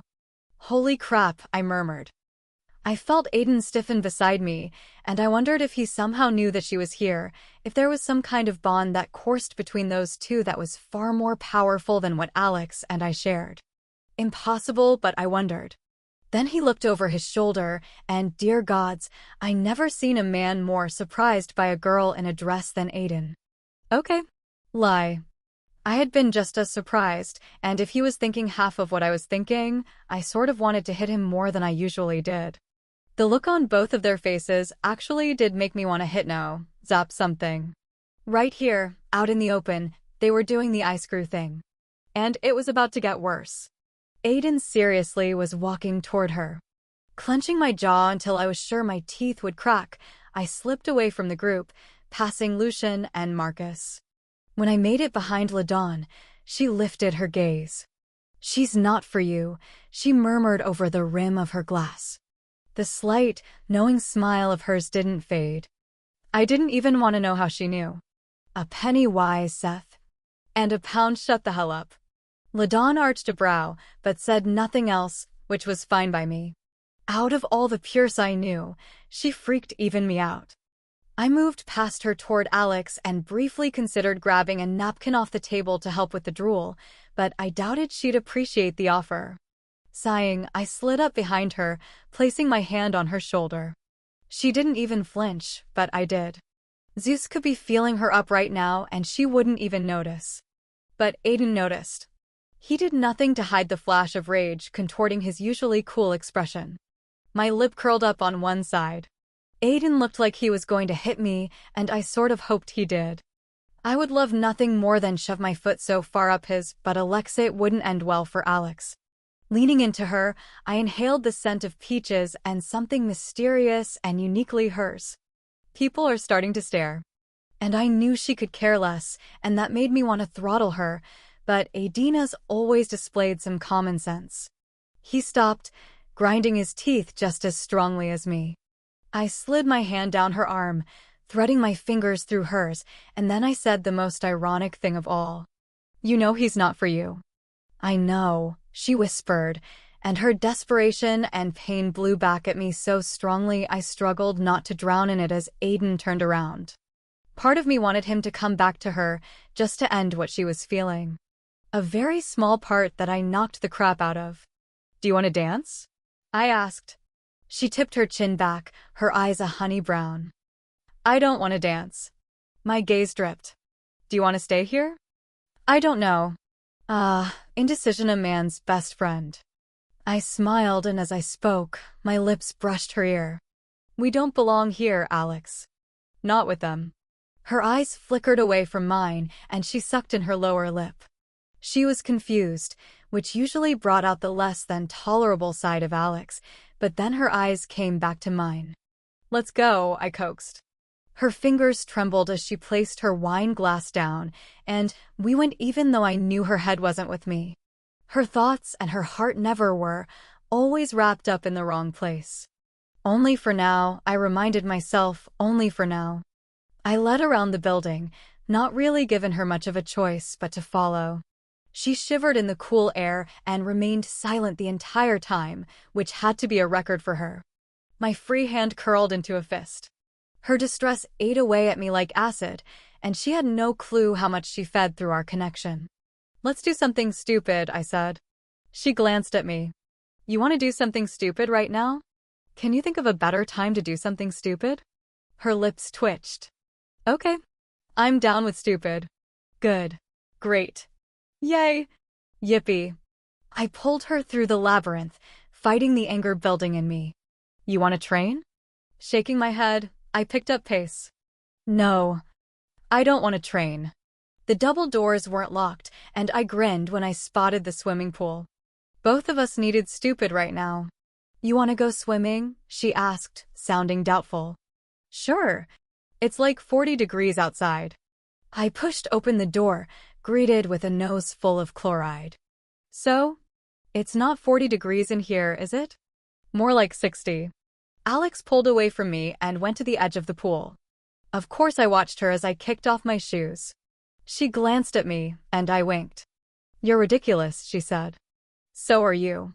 I dropped my jacket on the cement, watching her, always watching her. It wasn't so much me, but what was inside made inside her. It was just the way it was, I supposed. We are a lot alike, Alex. She looked like she wanted to argue that, but she got that look on her face that said she was thinking real hard. Brows knitted, nose scrunched a little, and lips parted. Cute. Was it so obvious back there? She asked. It took me a moment to realize what she was getting at, and then I strung as many four-letter words together that I could. They were creative. I don't know what goes on in your head, Alex. I can't read your thoughts. I just picked up on your emotions. She frowned. Good to know. I second that. I started unbuttoning my shirt. Anyway, I don't even need to be able to sense your emotions to know. I don't think you want to know what it looked like. No. I do. Famous last words, but who was I to deny her? I signed. You were staring at him like an ugly chick stares at the last cute guy at the bar when they make the last call. She let out a strangled laugh. Oh. Wow. Thanks. Damn it. I raised my hands. I told you. Yeah. So I looked like an idiot to everyone. An idiot? I wish. No, everyone saw a beautiful half-blood. That's all anyone saw. I glanced away, knowing it was time to change the subject. Can I tell you something? She turned back to Teehee Pool. Sure. I moved toward her, partly because I had to and because I knew she hated it when I moved too fast. I prefer you without gloves. Oh, She watched me warily. I peeled off one glove, surprised that she was even letting me, and then the other, tossing them both away from the water. Give an inch, and I'll take a mile. I slid my fingers around the tags on her arms before stepping back. She lowered her lashes. Better. Much. I folded my arms, eyeing her. Alex was always a great curiosity to me. She shouldn't be, but she was. Perhaps that was what made her such a mystery to me. Even though I knew what she was feeling half the time, I never knew what she was going to do next. Can you get silk wet? She asked. Was she seriously going to jump in with that dress? I choked at the thought. I'd say probably not. She removed her shoes. That's a shame. My eyes widened. You really are going.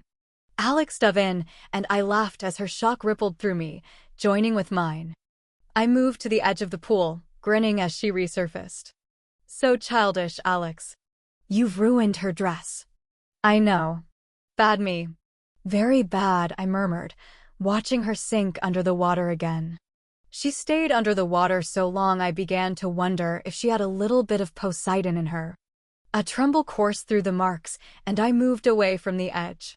Lifting my arms, I closed my eyes and stretched, trying to ease the tension building inside me, lessen the way the marks tingled and burned. I pried when I opened, finding Alex floating, watching me. Stop staring. I'm not staring. I chuckled. How's the water? Nice. The marks were still driving me crazy. Power was building in them, zinging across my skin. Dropping my arms, I took in a deep breath of air. Do you remember the last thing I told you in training? She swam toward the edge. You tell me a lot of stuff in training. Honestly, I don't pay attention. Nice. I snorted. You do wonders for my self-esteem. Alex pushed off the cement wall and floated on my back. The dress streamed out around her like she was some kind of water nymph. I feel like a mermaid. I felt a lot of things. Tomorrow, when they ask you about what happened in Gatlinburg, only answer their questions. She sighed. I know. What do you guys think I'm going to say? That I love diamonds. It wouldn't surprise me. Just don't elaborate on anything. Answer yes or no, and that is it. I'm not stupid, Seth. I arched a brow. Stupid? No. Reckless? Yes. I didn't say you were. I just know you tend to talk a lot. oh, Like you're 1 inch. I dove in, going right for her. I grabbed for dress, but she smacked my hand away. Resurfacing, I shook my head, sending water flying everywhere. She splashed me. You talk more than I do. Going to the side, I swung one arm over the edge and turned to her. Good gods, water did the girl good. You look like a drowned monkey. What? I do not. She ran a hand over her hair and then her eyes. Wait. Do I? I nodded, fighting the nearly all-consuming urge to throw myself at her. Honestly, you look like a mess. This was a bad idea. What was I thinking? Shut up. You don't look so hot yourself. There was a spike of interest that wasn't mine, betraying her words. I grinned, placing my hand over the water. Watch this. She struggled with the edges of her dress. Watch what? Using the water element, I let the water spin, then shot it up, directing the typhoon toward her. This started an all-out water war, and even though she knew she was no match, Alex didn't give up. Not even when the play turned more physical, and I had her suspended in air above me, kicking and squealing like a little banshee. And for the first time in a very long time, I was actually having fun. Childish, stupid fun, but fun nonetheless. In the back of my mind, I knew why I'd brought her here, but by the third time I'd tossed her a good 20 feet in the air, watching her come right back to me, I started to forget the whole reason as a new, better idea took hold. She grinned down at me. You're still the best. Sighing, I lowered her back into the water. Now you really do look like drowned monkey. Thanks. She started to swim away. I let her get only so far before I circled and around her waist and flipped her back around. Where do you think you're going? I wasn't sure what I was doing. Yeah, I flirted with her and pushed the limits, but there was always this invisible line between us. It had a name, Aiden. But right now, that line had been drowned.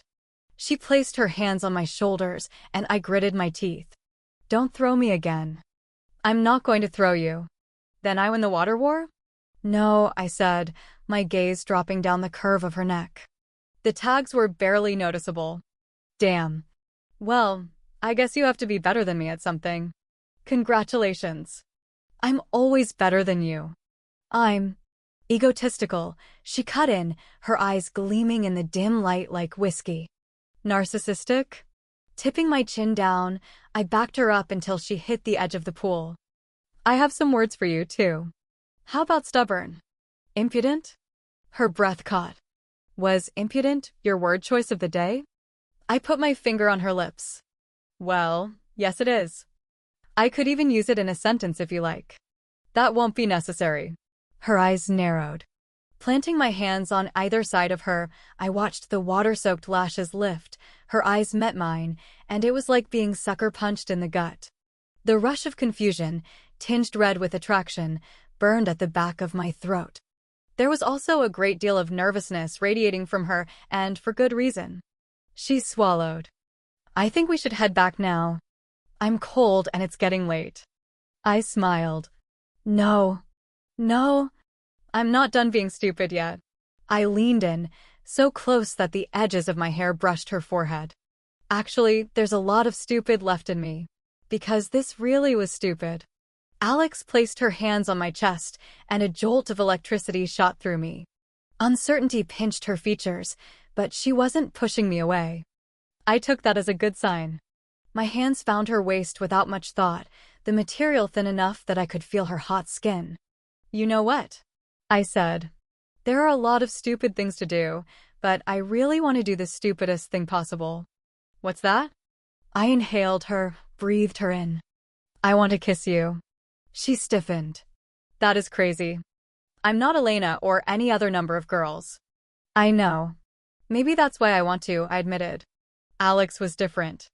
None of the other girls had my skin prickling. It might not even be her, but what lay resting inside her. Either way, I knew it wanted this, because it was what lingered in me wanted. Alex turned her head toward mine. Another really good sign. You don't want to kiss me. But I do.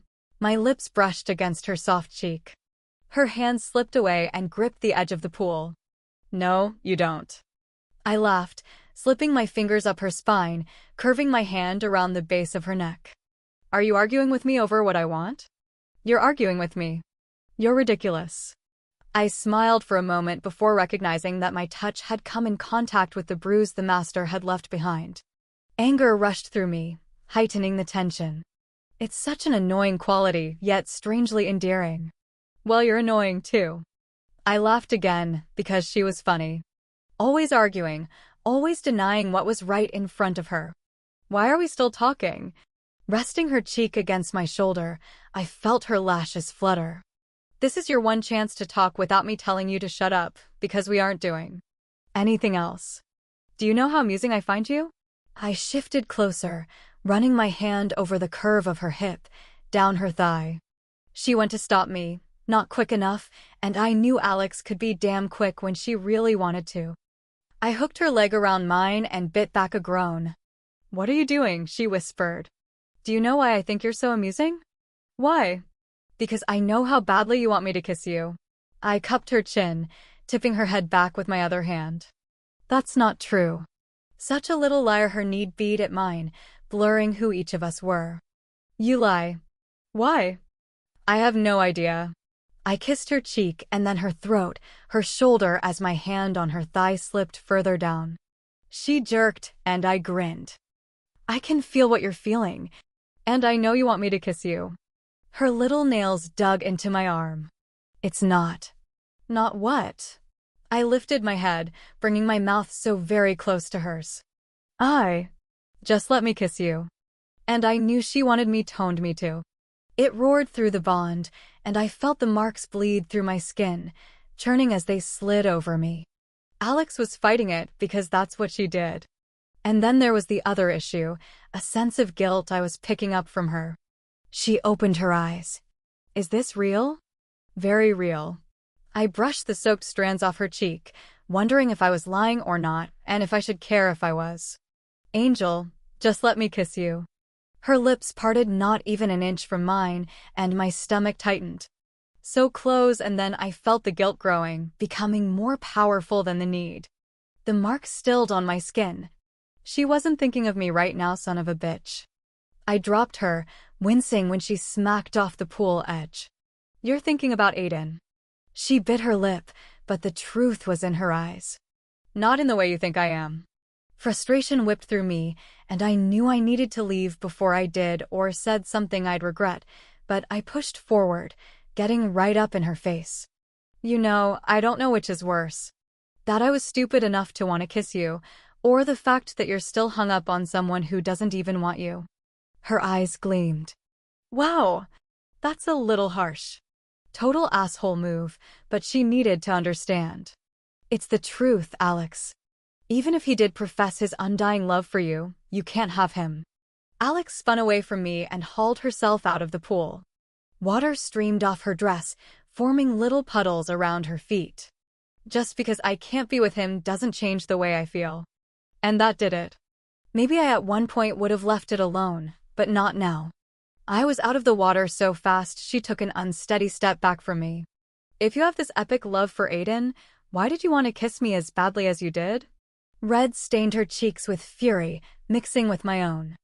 I didn't kiss you, Seth. That should answer your question right there. You wanted to. Trust me, I know you did. I smiled. You really wanted to. She stared at me a moment, then her hands balled into fists. I don't know what I want.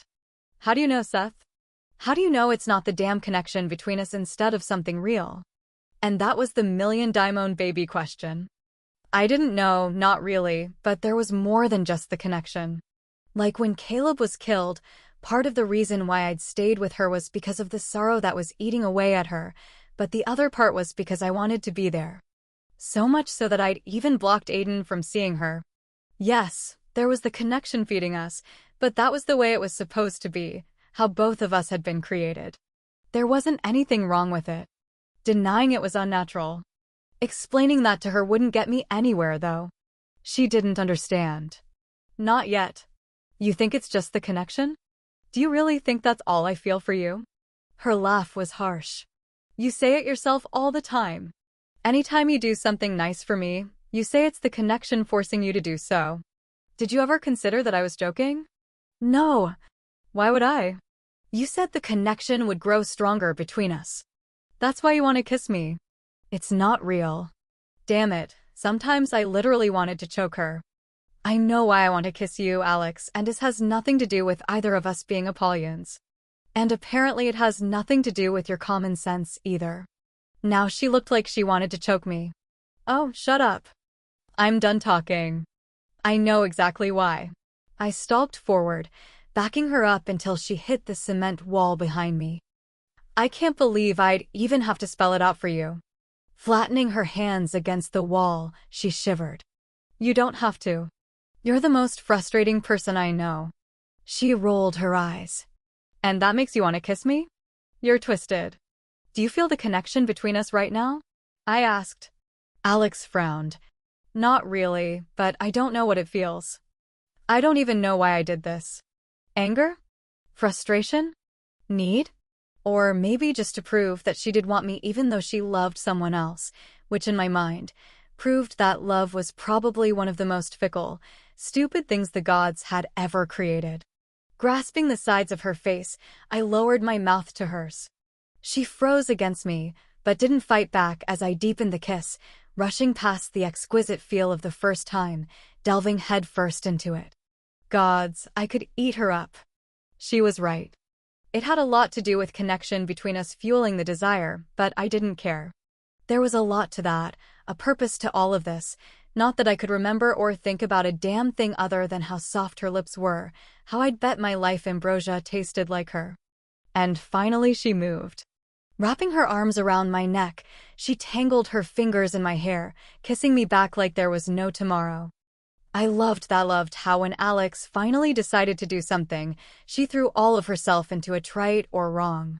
Coldness lingered at the back of my mind though. Knowledge. This was my chance, the only chance I knew I'd get. I pulled back, catching her lower lip. The sound she made wasn't even fair. You can't tell me you didn't like that. I kissed her again, unable to help myself after so long. And don't you dare tell me you didn't kiss me. I don't know what that was, she said. I chuckled, moving my mouth against hers. You have a choice, Alex. Her eyes flew open then, and she watched the marks on my face almost obsessively. They hummed with approval. What choice?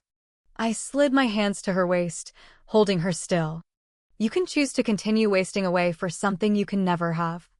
Or, not an outright no. I smiled. You can choose not to. Seth, And here we go. Look, I know you aren't over him, but I do know you like me. I'm not suggesting anything. Not asking for stupid little labels or promises. No expectations. She drew in a shallow breath. What are you suggesting? You choose to see what happens. I let go, stepped back and ran my hands through my hair, needing space. Between you see choose us. Alex wrapped her arms around waist, looking incredibly small. It was a risk, putting it out there like that, but it was far past the time that I did. Like staking my claim, I guessed. I smiled faintly. Think about it, at least. Then I left her, giving her a few moments to think, which in hindsight might not have been such a good idea. Alex had turned making wrong decisions into a hobby. My movements were jerky as I grabbed the discarded shirt and slipped it on over my shoulders.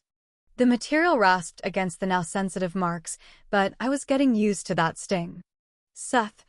I turned halfway, finishing the last of the buttons. Alex? A flush crept across her cheeks. I choose you or whatever it is that you're saying. She paused, her nose wrinkling. I choose the whole seeing what. My mouth cut her words off, and I swept my arms around her, dropping the jacket over her chilled shoulders, and then I lifted her up against me. Fire swept through both of us, and she moved in my arms, deliciously so. The marks blasted against my skin, swirling to where her hands fisted my shirt, demanding to make contact with her, to brand her skin once again. Then her hands slid under my shirt. Too fast. I jerked back, breathing heavy. I had her, but still, too fast. My lips spread in a smile that reached every part of me. You're not sleeping in that bed in that terrible little room tonight. Deity. The Third Covenant novel by Jennifer L. Armentrout. Coming in October 2012 from Spencer Hill Press. Chapter 1. Red silk clung to my hips, twisting into a tight bodice that accentuated my curves. My hair was down, silky around my shoulders like the petals of an exotic flower. The lights in the ballroom caught each ripple in the fabric so that with every step, I looked like I was blooming from fire. He stopped, lips parting as if the mere sight of me had rendered him incapable of doing anything else. A warm blush stole over my skin. This wouldn't end well, not when we were surrounded by people and he was looking at me like that, but I couldn't make myself leave. I belonged here with him. That had been the right choice. The choice I hadn't made. Dancers slowed around me, their faces hidden behind dazzling bejeweled masks. The haunting melody the orchestra played slipped under my skin and sunk into my bones as the dancers parted. Nothing separated us. I tried to breathe, but he had stolen not just my heart, but the very air I needed. He stood there, dressed in a black tux cut to fit the hard lines of his body. A lopsided smile, full of mischief and playfulness, curved his lips as he bowed at the waist, extending his arm toward me. My legs felt weak as I took the first step. The twinkling lights from above lit the way to him, but I would have found him in the dark if necessary. The beat of his heart sounded just like mine. His smile spread. That was all the reinforcement I needed. I took off toward him, the dress streaming behind me in a river of crimson silk. He straightened, catching me by the waist as I looped my arms around his neck. I burrowed my face against his chest, soaking in the scent of ocean and burning leaves. Everyone was watching, but it didn't matter. We were in our own world, where only what we wanted, what we desired for so long mattered. He chuckled deeply as he spun me around. My feet didn't even touch the ballroom floor. So reckless, he murmured. I smiled in response, knowing he secretly loved that part of me. Placing me on my feet, he clasped my hand and placed the other on the small of my back. When he spoke again, his voice was a low, sultry whisper. You look so beautiful, Alex. My heart swelled. I love you, Aiden. He kissed the top of my head, and then we spun in dizzying circles. Couples slowly joined us, and I caught glimpses of wide smiles and strange eyes behind the mask's eyes, completely white, no irises. Unease spread. Those eyes, I knew what they meant. We drifted toward a corner, where I heard soft cries coming from the darkness. I looked over his shoulder, peering into the shadowy corners of the ballroom. Aiden? Shh, his hand slipping up my spine and cupped the nape of my neck. Do you love me? Our eyes met and held. Yes, yes. I love you more than anything. Aiden's smile faded. Do you love me more than him? I stilled in his suddenly lax embrace. More than who? Him, Aiden repeated. Do you love me more than him? My gaze fell past him again, to the darkness. A man had his back to us. He was pressed against a woman, his lips on her throat. Do you love me more than him? Who? I tried to press closer, but he held me back. Uncertainty blossomed in my belly when I saw the disappointment in his silvery eyes. Aiden, what's wrong? You don't love me. He dropped his hands, stepping back. Not when you're with him, when you chose him. The man twisted at the waist, facing us. Seth smiled, his gaze offering a world of dark promises. Promises that I'd agreed to, that I'd chosen. You don't love me, Aiden said again, fading into the shadows. You can't. You never could. I reached for him. But it was too late. The dancers converged, and I was lost in a sea of dresses and whispered words. I pushed at them, but I couldn't break through, couldn't find Aiden or Seth. Someone pushed me and I fell to my knees, the red silk ripping. I cried out for Aiden and then Seth, but neither heeded my pleas. I was lost, staring up at faces hidden behind masks, staring at strange eyes. I knew those eyes. They were the eyes of the gods. I jerked straight up in bed, a fine sheen of sweat covering my body as my heart continued to try to come out of my chest. Several moments passed before my eyes adjusted to the darkness and I recognized the bare walls of my dorm room. What the hell? I ran the back of my hand over my damp and warm forehead. I squeezed my watery eyes shut. Murmured a half-awake Seth. I sneezed in response, once and then twice. That's hot. He blindly reached for the box of tissues. I can't believe you're still sick. Here. Sighing, I took the box of tissues from him and cradled them to my chest as I pulled a few free. It's your fault, Hachu.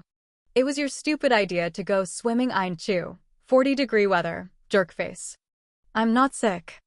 I wiped my nose, waiting a few more seconds to make sure I was done sneezing my brains out, and then dropped the box on the floor.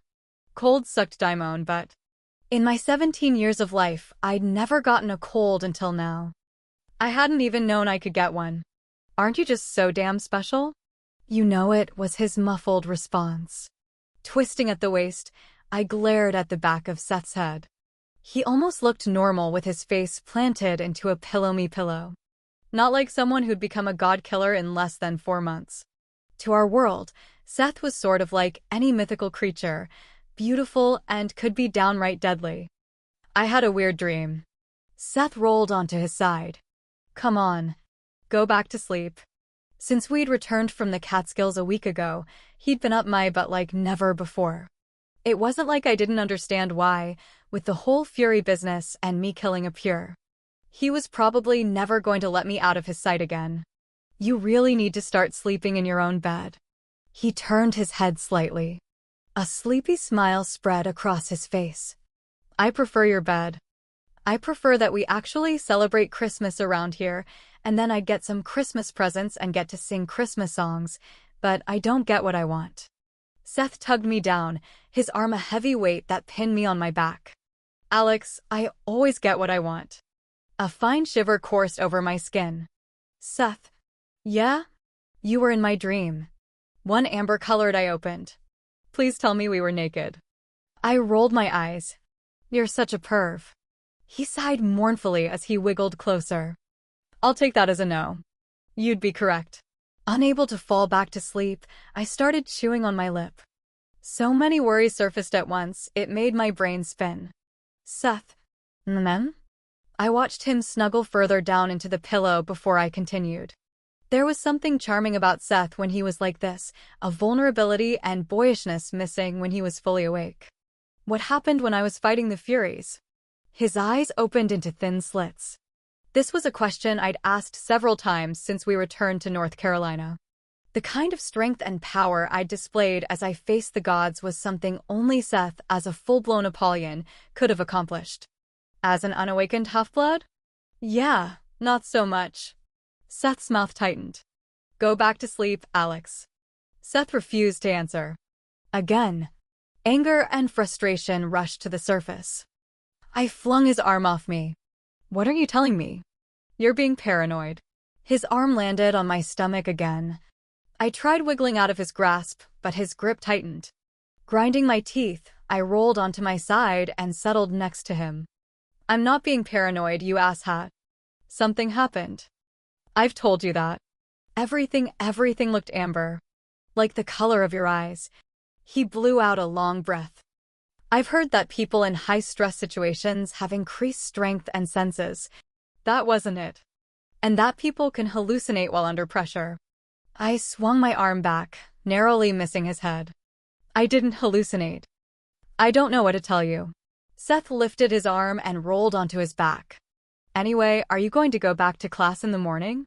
Instantly, a new worry surfaced. Classes meant facing everyone Olivia without my best friend. Pressure built in my chest. I squeezed my eyes shut, but Caleb's pale face appeared, eyes wide and unseeing, a covenant dagger shoved deep in his chest. It seemed I could only remember what he'd really looked like in my dreams. Seth sat up, and without even looking, I could feel his eyes boring holes in my back. Alex? I hated our super special bond, absolutely loathed that whatever I was feeling fed into him. There was no such thing as privacy anymore. I sighed. I'm fine. He didn't respond. Yeah, I'm going to class in the morning. Marcus will have a fit when he gets back and realizes I haven't been to class. I flopped onto my back. Seth. He inclined his head toward me. Shadows cloaked his features, but his eyes cut through the darkness. Yeah? When do you think they're coming back? By they I meant Marcus and Lucian and Aiden. My breath caught. It happened whenever I thought about Aiden and what he'd done for Muhat he'd risked. Easing down on his side, Seth reached across me and grabbed my right hand. His fingers threaded through mine, palm to palm. My skin tingled in response. The mark of the Apollyon, one that shouldn't be on my hand, warmed. I stared at our joined hands, not at all surprised when I saw the faint lines, also the marks of the Apollyon making their way up Seth's arm. I turned my head, watching as the marks spread across Seth's face. His eyes seemed to brighten. They'd been doing that a lot more lately, both the runes and his eyes. Lucian said they'd be back soon, possibly later today. Very slowly, he moved the pad of his thumb down the line of the rune. My toes curled as my free hand dug into the blankets. Seth smiled. No one's mentioned the Pureblood Guard. And Don Samos has already returned. It appears Aiden's compulsion worked. I wanted to pull my hand free. It was hard to concentrate when Seth messed with the rune on my palm. Of course, he knew that. And being the tool that he was, he liked it. No one knows what really happened. His thumb now traced the horizontal line. And it'll remain that way. My eyes drifted shut.